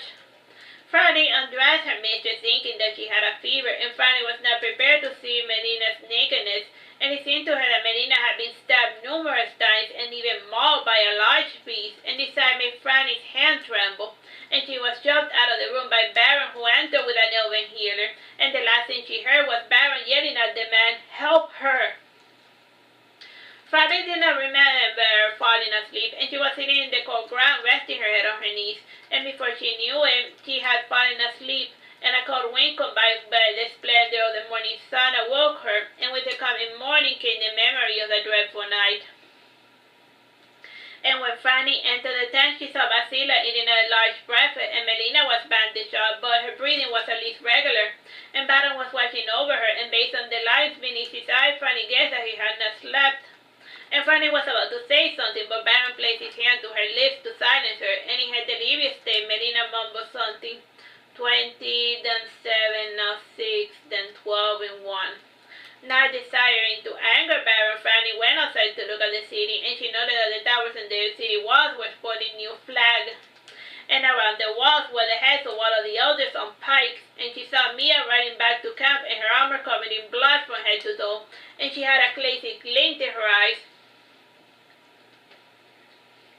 Fanny helped Mia dismount, an imitation of Melina. Mia maneuvered to the forest until she found the river, and once there she performed Melina's morning libations. And Mia usually hated imitating this part of Melina's routine since it involves having to bathe in frigid waters. This time it was a welcome release. The potent stench of blood was nauseating. And while helping her bathe, Fanny asked, "So how did it go?" "It went great, considering that all I did was stay in formation. Frankly, the ones in the outer rings with the pole hands and the halberds did the most of the fighting," said Mia sadly. The elves were a great help too, and using the mana pools Melina had installed, they were able to use their magic, and the pools are now empty, so they went back to manning the towers, and a good chunk of them went back home. "I was under the impression that you actually fought," said Franny, putting soap on Mia's blonde hair for the 3rd time in an attempt to wash away the blood. All this, I went a big rogue, and when the elders were finally captured by Augustus, I asked myself, what would Melina do? And after thinking things, I decided that Melina would personally decapitate it, and so I hashed them with my sword. And the first two heads did not go down easily, and by the time I got to the fourth head, I got really good at decapitating. And just for kicks, I threw each head down the steps leading towards the audience hall as I went along, said Mia, smiling proudly. So like the imitator went the body double went nuts. Manny must have given her a look, and smiling Mia said, don't worry, they did not suffer. Luba would shoot their heads with a crossbow before I would get started. I know that Melina hates to make people needlessly suffer. Franny shook her head sadly before saying, I think Melina would have forgiven their lives, and the elders were powerless without the supporters. It's too late now, said Mia, looking somber, and the crazy glint in her eyes had been washed away by the river. By noon, word had filtered outside the round that Melina was convalescent, and Lucrezia took it upon herself to see Melina, and coming with her were a few high-profile political prisoners that had been liberated, and they were curious to see the spy master who had helped put all of this campaign together, and as soon as he arrived at camp, Baron was outside planted before the entrance. He hissed, you should not be here. We just wanted to see how Melina was doing, said Lucrezia, taken aback by Baron's tone. You already know this. Now be gone, all of you. And to make further an emphasis, Baron shoved Lucrezia away from the entrance, and she was trying to push her way inside, and she besought her lack of prudence when she felt Baron's hand on her shoulder. It felt like a searing hot cauldron, and it was Baron's respect for Melina which kept him from burning a weak and feeble woman to a crisp. Lucrezia's companions were about to start shouting at Baron, but when Melina opened the flask over 10, and she was topless, wearing only a clean satin shirt, and her top, arms, and head and left eye were bandaged up, and yawning, she asked Baron, what's the matter? These rude people wanted to see you, said Baron, gesturing towards the visitor, and Lucrezia was insulted by the impersonal manner that Baron had used to refer to her. I don't want to see them. I'm tired and hungry. Make yourself useful, Baron, and go find Franny and tell her that I'm hungry and that I have a sweet tooth to boot, ordered Melina before returning to her tent. And when Baron let Lucrezia and her party enter Melina's tent anyway, and Melina was drinking a whole jar of syrup as if it was water, and Lucrezia commented, I'm surprised to see you eating so much. Why? You eat too when you get hungry, and it takes me just longer to get hungry, said Melina disdainfully. Plus, I'm injured. I need to eat to heal myself. Gesturing to Lady Lucrezia, she started the introduction. This is Madam. I already know who she is and I don't care, said Melina. Why are you being so rude today? Asked Lucrezia. I don't know, maybe because I got stabbed like 100 times. I would like to see anyone maintain a happy disposition in such a state. The point is that I'm not in the mood to play diplomacy, said Melina. We should get going, said the ladies. Melina's injured and tired. We will see her when she finally heals up, said the ladies. Don't bother, was the last thing that the visitor heard before Melina left her tent. Well, that was rude, and even if you're injured, that is no excuse to behave like a brute, rebuked Lucrezia. Melina bit her mouth, but no words escaped her lips. However, her gaze pierced Lucrezia's soul like daggers, and at that moment she realized that her days were numbered if she dared to provoke Melina's ire further. And relaxing in her cot, Melina said, Begone, I don't ever want to see you again, and send your mother my regards, and tell her that I forgive her for failing to meet the terms of our contract. What contract? Asked Lucrezia, alarmed. That is between me and your mother, said Melina. Lucrezia left the camp just as Franny was entering it, and together with Mia and Baron, they were carrying all sorts of sweets and cake. And Melina ate those items voraciously with the appetite of someone who had not eaten in a long time, and the more she ate, the stronger she seemed. At night, Franny was relieved to notice that Melina was gone. It was a positive sign that Melina was performing her nightly rounds, and while patrolling the forest, Frederick thought he saw Melina throwing up, and when he came to see her from up close, he saw that she was crying, and standing over her, he asked, What's the matter? Nothing, I'm just very disappointed. I always knew, and yet I hope against hope that a miracle will happen, and in the end, he was all for nothing, said Melina sadly. Are the humans bothering you so? Asked Frederick. No, just Lucrezia, and I did not want to, but we all must pay our dues, she said, wiping away a tear, and then she stood up, straining at him. Yes, we all must pay our dues, heard Frederick. The way you go on about contrast deals and payments, people are going to start thinking that you are a demon, said Frederick, laughing. Let them think what they want. I know who and what I am, and that's all that matters, said Melina. What happened afterward was not written into the history books, and people do not want to admit the fact that they attempted to kill the maiden who had worked so hard for their freedom. And this betrayal must point that during the flanking maneuvers perpetrated against Sir Walter's troops, and the feudal lords were hoping that his army would be too weak to defend itself after the battle in the capital. Little did they know that Sir Walter was expecting their betrayal. And Melina had seen this in many future events years in advance, and the kingdom was her chessboard, and she had been playing to keep alive her most precious game pieces. And when Lucrezia returned to Sassari, she was surprised to be greeted with great animosity, and the people had learned of her betrayal. And to avoid the executioners, as Lucrezia succeeded her leadership to Boris and Mia, they had been ruling Sassari with justice and kindness and prudence for the last 37 years. And they were aided in this by Frederick, and with his help, Mia was finally able to have her first child. Augustus took care of Melina during her invalid state, and it took her 3 months to fully heal, and staying there was also Franny, Gladys, Cedric, and Lord Sailor. And when Melina got well enough, she had one last bout against Augustus, and since he lost the duel, he was forced to use his old name, Agustina. And as the years passed, Melina's wanderings became more longer and more frequent, and eventually she did not return. She left but a simple note saying, I am finally going home. It was fun while it lasted. Time, bro? 10 minutes. This was the first and only note that Melina had ever bothered to write in a legible fashion, and it left no ambiguity. Her companions understood that they were never going to see Melina again. At least they thought this at the time. But indeed, she one day felt, but at least they thought this at the time. At that time. Alright, so we finally finished Saturnastra Melina. Bye-bye and God bless. Hello, my name is Teresita, Blanco, the Artsy Sister, and we're reading Saturnastra Melina. This is chapter 31, part 2.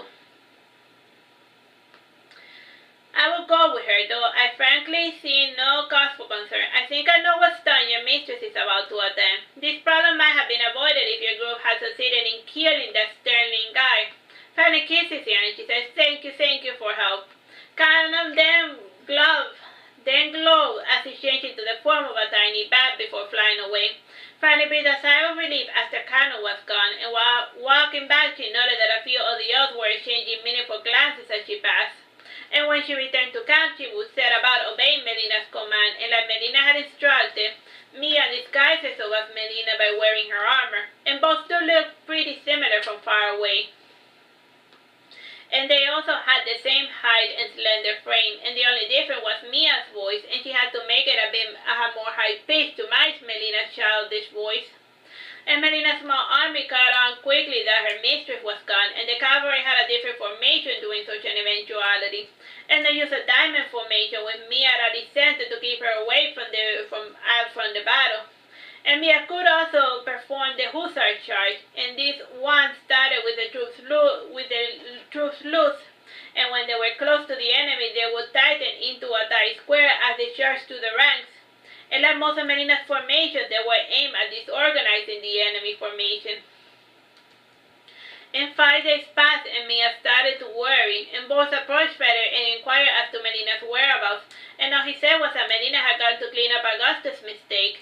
And Boris pondered on what Frederick meant, and after discussing it with Gareth, his friend said, it must be Sterling Guy.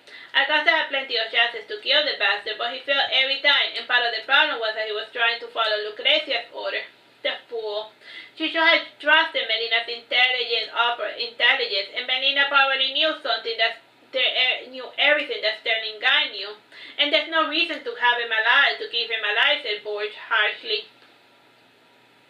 If he was a dragon rider, she should have told Augustus, and maybe then he would have been more willing to kill the bastard, said Gareth.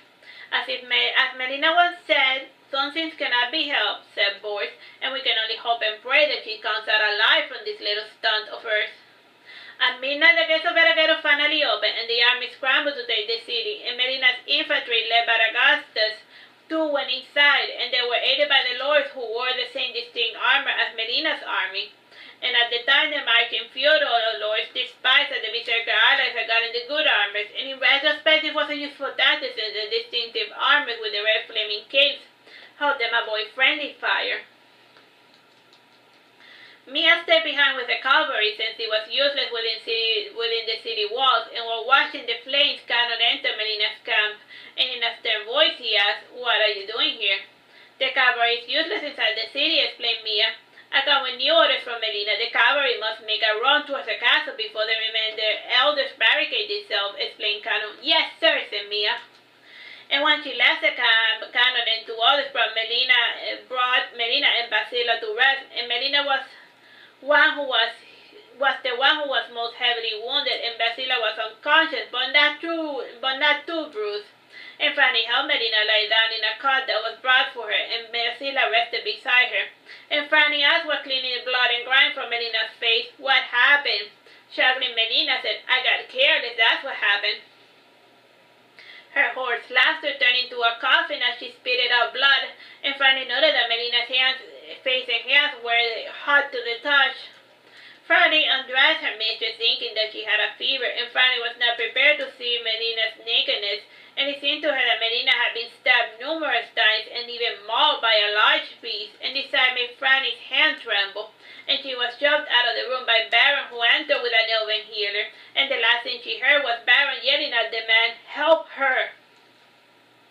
Franny did not remember falling asleep, and she was sitting in the cold ground, resting her head on her knees, and before she knew it, she had fallen asleep, and a cold wind combined by the splendor of the morning sun awoke her, and with the coming morning came the memory of the dreadful night. And when Franny entered the tent, she saw Basila eating a large breakfast, and Melina was bandaged up, but her breathing was at least regular, and Baron was watching over her, and based on the lines beneath his eyes, Franny guessed that he had not slept. And Franny was about to say something, but Baron placed his hand to her lips to silence her, and in her delirious state, Melina mumbled something. 20, then 7, now 6, then 12, and 1. Not desiring to anger Baron, Franny went outside to look at the city, and she noted that the towers and the city walls were sporting new flags, and around the walls were the heads of all of the elders on pikes, and she saw Mia riding back to camp, and her armor covered in blood from head to toe, and she had a crazy glint in her eyes. Franny helped Mia dismount an imitation of Melina. Mia maneuvered to the forest until she found the river, and once there she performed Melina's morning libations. And Mia usually hated imitating this part of Melina's routine since it involves having to bathe in frigid waters. This time it was a welcome release. The potent stench of blood was nauseating. And while helping her bathe, Franny asked, "So how did it go?" "It went great, considering that all I did was stay in formation. Frankly, the ones in the outer rings with the pole hands and the halberds did the most of the fighting," said Mia sadly. The elves were a great help too, and using the mana pools Melina had installed, they were able to use their magic, and the pools are now empty, so they went back to manning the towers, and a good chunk of them went back home. "I was under the impression that you actually fought," said Franny, putting soap on Mia's blonde hair for the third time in an attempt to wash away the blood. "All this, I went a big rogue, and when the elders were finally captured by Augustus, I asked myself, what would Melina do? And after thinking things, I decided that Melina would personally decapitate them, so I hashed them with my sword. And the first two heads did not go down easily, and by the time I got to the fourth head, I got really good at decapitating. And just for kicks, I threw each head down the steps leading towards the audience hall as I went along," said Mia, smiling proudly. So like the imitator when the body double went nuts. Manny must have given her a look, and smiling Mia said, "Don't worry, they did not suffer. Luba would shoot their heads with a crossbow before I would get started. I know that Melina hates to make people needlessly suffer." Franny shook her head sadly before saying, "I think Melina would have forgiven their lives, and the elders were powerless without the supporters." It's too late now, said Mia, looking somber, and the crazy glint in her eyes had been washed away by the river. By noon war had filtered aside the round that Melina was convalescent, and Lucrezia took it upon herself to see Melina, and coming with her were a few high-profile political prisoners that had been liberated, and they were curious to see the spy master who had helped put all of this campaign together, and as soon as he arrived at camp, Baron was outside planted before the entrance. He hissed, "You should not be here." "We just wanted to see how Melina was doing," said Lucrezia, taken aback by Baron's tone. "You already know this. Now be gone, all of you." And to make further an emphasis, Baron shoved Lucrezia away from the entrance, and she was trying to push her way inside, and she resought her lack of prudence when she felt Baron's hand on her shoulder. It felt like a searing hot cauldron, and it was Baron's respect for Melina which kept him from burning a weak and feeble woman to a crisp. Lucrezia's companions were about to start shouting at Baron, but when Melina opened the flask of her tent, and she was topless, wearing only a clean satin shirt, and her top arms and head and left eye were bandaged up, and yawning, she asked Baron, "What's the matter?" "These rude people wanted to see you," said Baron, gesturing towards the visitor, and Lucrezia was insulted by the impersonal manner that Baron had used to refer to her. "I don't want to see them. I'm tired and hungry. Make yourself useful, Baron, and go find Franny and tell her that I'm hungry, and that I have a sweet tooth to boot," ordered Melina before returning to her tent. And when Baron let Lucrezia and her party enter Melina's tent anyway, and Melina was drinking a whole jar of syrup as if it was water, and Lucrezia commented, "I'm surprised to see you eating so much." "Why? You eat too when you get hungry, and it takes me just longer to get hungry," said Melina disdainfully. "Plus, I'm injured. I need to eat to heal myself." Gesturing to Lady Lucrezia, she started the introduction. "This is Madam. I already know who she is and I don't care," said Melina. "Why are you being so rude today?" asked Lucrezia. "I don't know, maybe because I got stabbed like 100 times. I would like to see anyone maintain a happy disposition in such a state. The point is that I'm not in the mood to play diplomacy," said Melina. "We should get going," said the ladies. "Melina's injured and tired. We will see her when she finally heals up," said the ladies. "Don't bother," was the last thing that the visitor heard before Melina left her tent. "Well, that was rude, and even if you're injured, that is no excuse to behave like a brute," rebuked Lucrezia.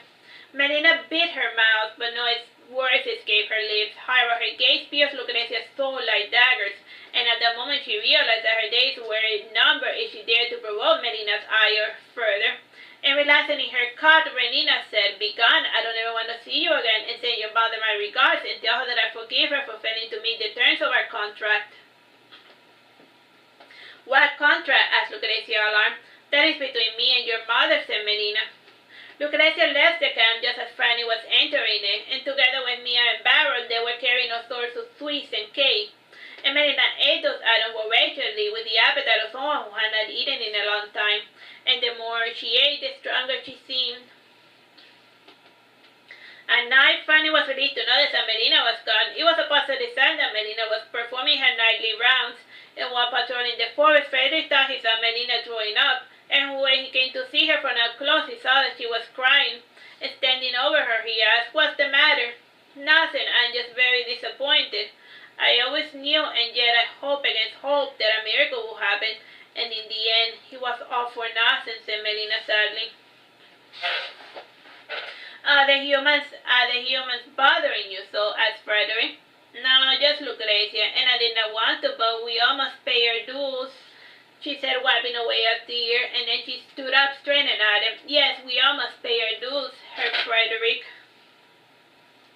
The way you go on about contracts, deals, and payments, people are going to start thinking that you are a demon," said Frederick, laughing. "Let them think what they want. I know who and what I am, and that's all that matters," said Melina.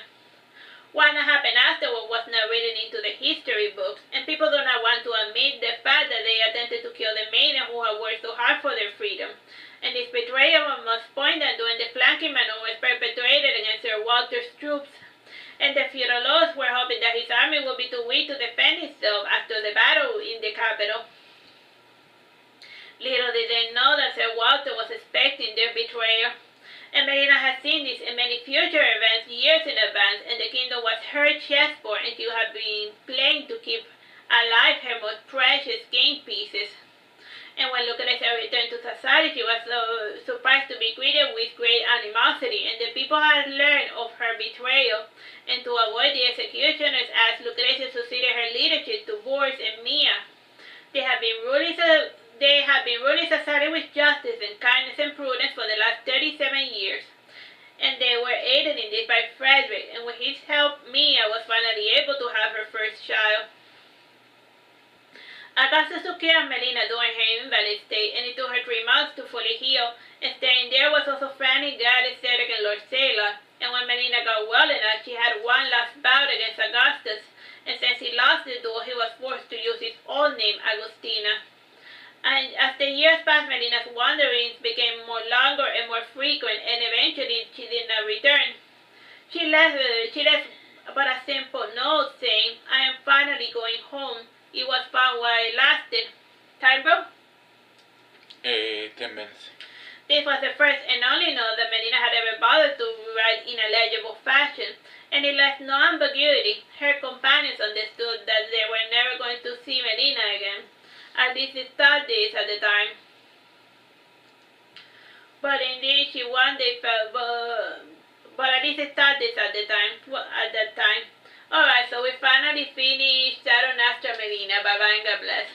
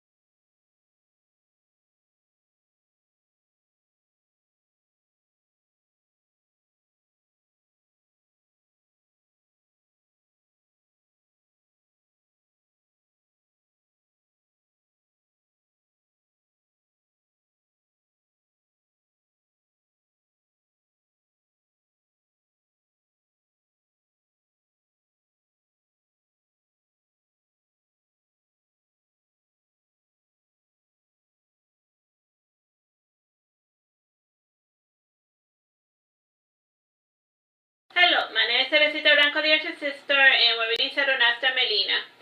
This is chapter 31, part 2.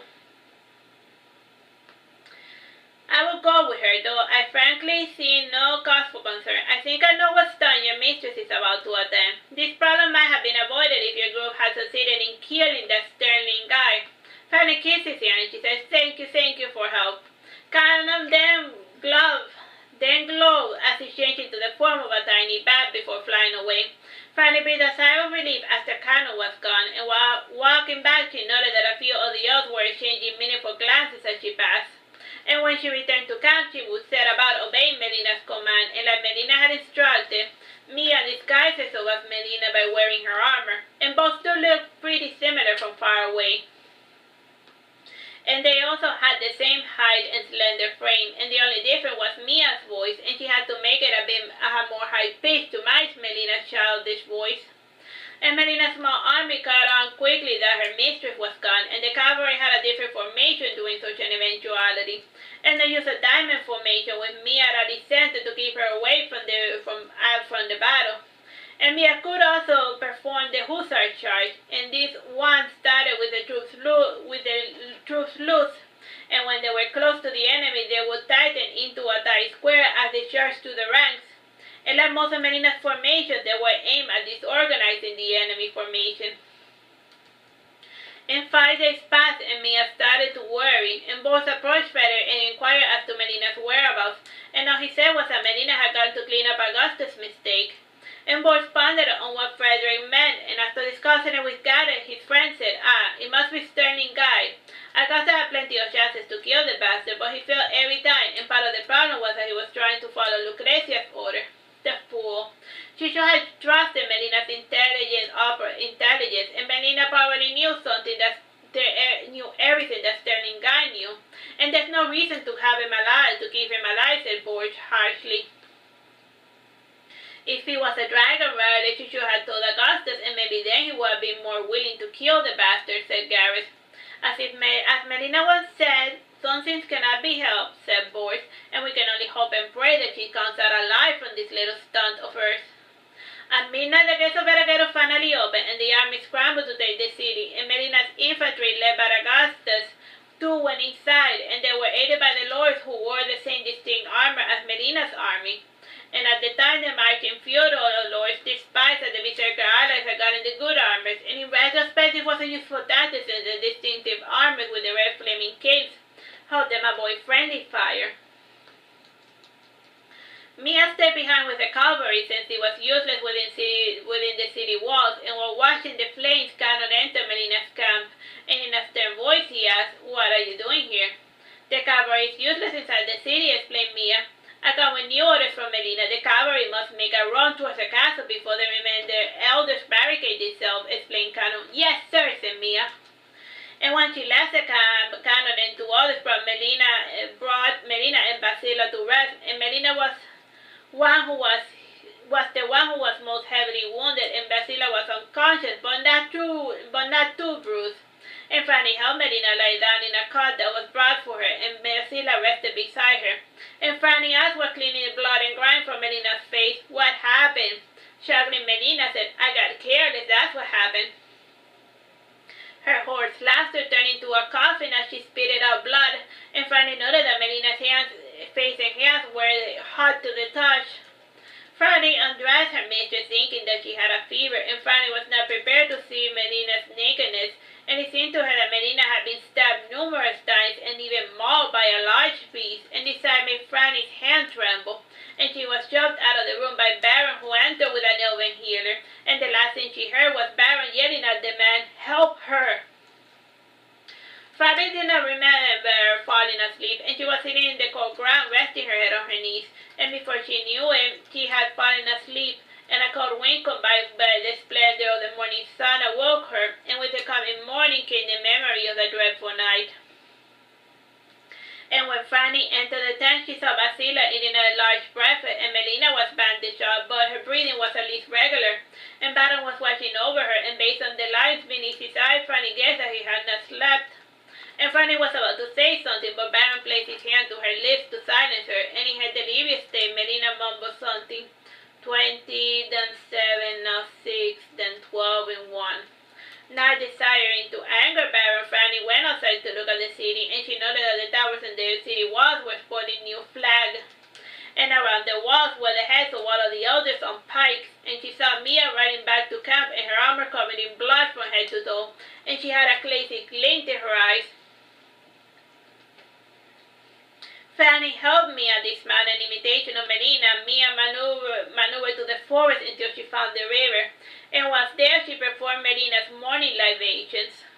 And Mia usually hated imitating this part of Melina's routine since it involves having to bathe in frigid waters. This time it was a welcome release. The potent stench of blood was nauseating. And while helping her bathe, Franny asked, "So how did it go?" "It went great, considering that all I did was stay in formation. Frankly, the ones in the outer rings with the pole hands and the halberds did the most of the fighting," said Mia sadly. The elves were a great help too, and using the mana pools Melina had installed, they were able to use their magic, and the pools are now empty, so they went back to manning the towers, and a good chunk of them went back home. "I was under the impression that you actually fought," said Franny, putting soap on Mia's blonde hair. for the third time in an attempt to wash away the blood. All this, I went a big rogue, and when the elders were finally captured by Augustus, I asked myself, what would Melina do? And after thinking things, I decided that Melina would personally decapitate them, so I hashed them with my sword. And the first two heads did not go down easily, and by the time I got to the fourth head, I got really good at decapitating. And just for kicks, I threw each head down the steps leading towards the audience hall as I went along, said Mia, smiling proudly. So like the imitator when the body double went nuts. Manny must have given her a look, and smiling Mia said, don't worry, they did not suffer. Luba would shoot their heads with a crossbow before I would get started. I know that Melina hates to make people needlessly suffer. Franny shook her head sadly before saying, I think Melina would have forgiven their lives, and the elders were powerless without the supporters. It's too late now, said Mia, looking somber, and the crazy glint in her eyes had been washed away by the river. By noon, word had filtered outside the round that Melina was convalescent, and Lucrezia took it upon herself to see Melina, and coming with her were a few high-profile political prisoners that had been liberated, and they were curious to see the spy master who had helped put all of this campaign together, and as soon as he arrived at camp, Baron was outside planted before the entrance. He hissed, you should not be here. We just wanted to see how Melina was doing, said Lucrezia, taken aback by Baron's tone. You already know this. Now be gone, all of you. And to make further an emphasis, Baron shoved Lucrezia away from the entrance, and she was trying to push her way inside, and she besought her lack of prudence when she felt Baron's hand on her shoulder. It felt like a searing hot cauldron, and it was Baron's respect for Melina which kept him from burning a weak and feeble woman to a crisp. Lucrezia's companions were about to start shouting at Baron, but when Melina opened the flash over tent, and she was topless, wearing only a clean satin shirt, and her top arms and head and left eye were bandaged up, and yawning, she asked Baron, what's the matter?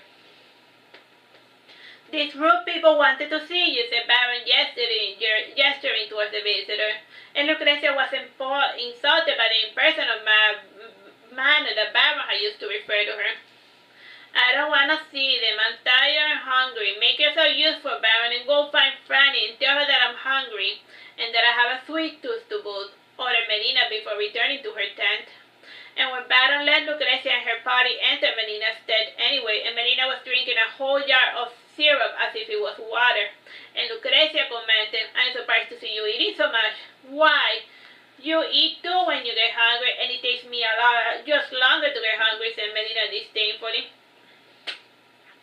Plus, I'm injured. I need to eat to heal myself. Gesturing to Lady Lucrezia, she started the introduction. This is Madam. I already know who she is and I don't care, said Melina. Why are you being so rude today? Asked Lucrezia. I don't know, maybe because I got stabbed like 100 times. I would like to see anyone maintain a happy disposition in such a state. The point is that I'm not in the mood to play diplomacy, said Melina. We should get going, said the ladies. Melina's injured and tired. We will see her when she finally heals up, said the ladies. Don't bother, was the last thing that the visitor heard before Melina left her tent. Well, that was rude, and even if you're injured, that is no excuse to behave like a brute, rebuked Lucrezia. Melina bit her mouth, but no words escaped her lips. However, her gaze pierced Lucrezia's soul like daggers, and at that moment she realized that her days were numbered if she dared to provoke Melina's ire further. And relaxing in her cot, Melina said, Begone, I don't ever want to see you again, and send your mother my regards, and tell her that I forgive her for failing to meet the terms of our contract. What contract? Asked Lucrezia, alarmed. That is between me and your mother, said Melina. Lucrezia left the camp just as Franny was entering it, and together with Mia and Baron, they were carrying all sorts of sweets and cake. And Melina ate those items voraciously with the appetite of someone who had not eaten in a long time, and the more she ate, the stronger she seemed. At night, Franny was relieved to notice that Melina was gone. It was a positive sign that Melina was performing her nightly rounds, and while patrolling the forest, Frederick thought he saw Melina throwing up, and when he came to see her from up close, he saw that she was crying, and standing over her, he asked, What's the matter? Nothing, I'm just very disappointed. I always knew, and yet I hope against hope, that a miracle will happen, and in the end, he was all for nothing, said Melina sadly. Are the humans bothering you so? Asked Frederick. No, just Lucrezia, and I did not want to, but we all must pay our dues, she said, wiping away a tear, and then she stood up, straining at him. Yes, we all must pay our dues, heard Frederick. The way you go on about contrast, deals, and payment, people are going to start thinking that you are a demon, said Frederick, laughing. Let them think what they want. I know who and what I am, and that's all that matters, said Melina. What happened afterward was not written into the history books, and people do not want to admit the fact that they attempted to kill the maiden who had worked so hard for their freedom. And this betrayal must point that during the flanking maneuvers perpetrated against Sir Walter's troops, and the feudal lords were hoping that his army would be too weak to defend itself after the battle in the capital. Little did they know that Sir Walter was expecting their betrayal, and Melina had seen this in many future events years in advance, and the kingdom was her chessboard, and she had been playing to keep alive her most precious game pieces. And when Lucrezia returned to Sassari, she was surprised to be greeted with great animosity, and the people had learned of her betrayal, and to avoid the executioners, as Lucrezia succeeded her leadership to Boris and Mia. They had been ruling Sassari with justice and kindness and prudence for the last 37 years, and they were aided in this by Frederick, and with his help, Mia was finally able to have her first child. Augustus took care of Melina during her invalid state, and it took her 3 months to fully heal, and staying there was also Franny, Gladys, Cedric, and Lord Sailor. And when Melina got well enough, she had one last bout against Augustus, and since he lost the duel, he was forced to use his old name, Agustina. And as the years passed, Melina's wanderings became more longer and more frequent, and eventually she did not return. She left but a simple note saying, I am finally going home. It was fun while it lasted. Time, bro? 10 minutes. This was the first and only note that Melina had ever bothered to write in a legible fashion, and it left no ambiguity. Her companions understood that they were never going to see Melina again. At least they thought this at the time. But indeed, she one day felt, but at least they thought this at the time. At that time. Alright, so we finally finished Saturnastra Melina. Bye bye and God bless.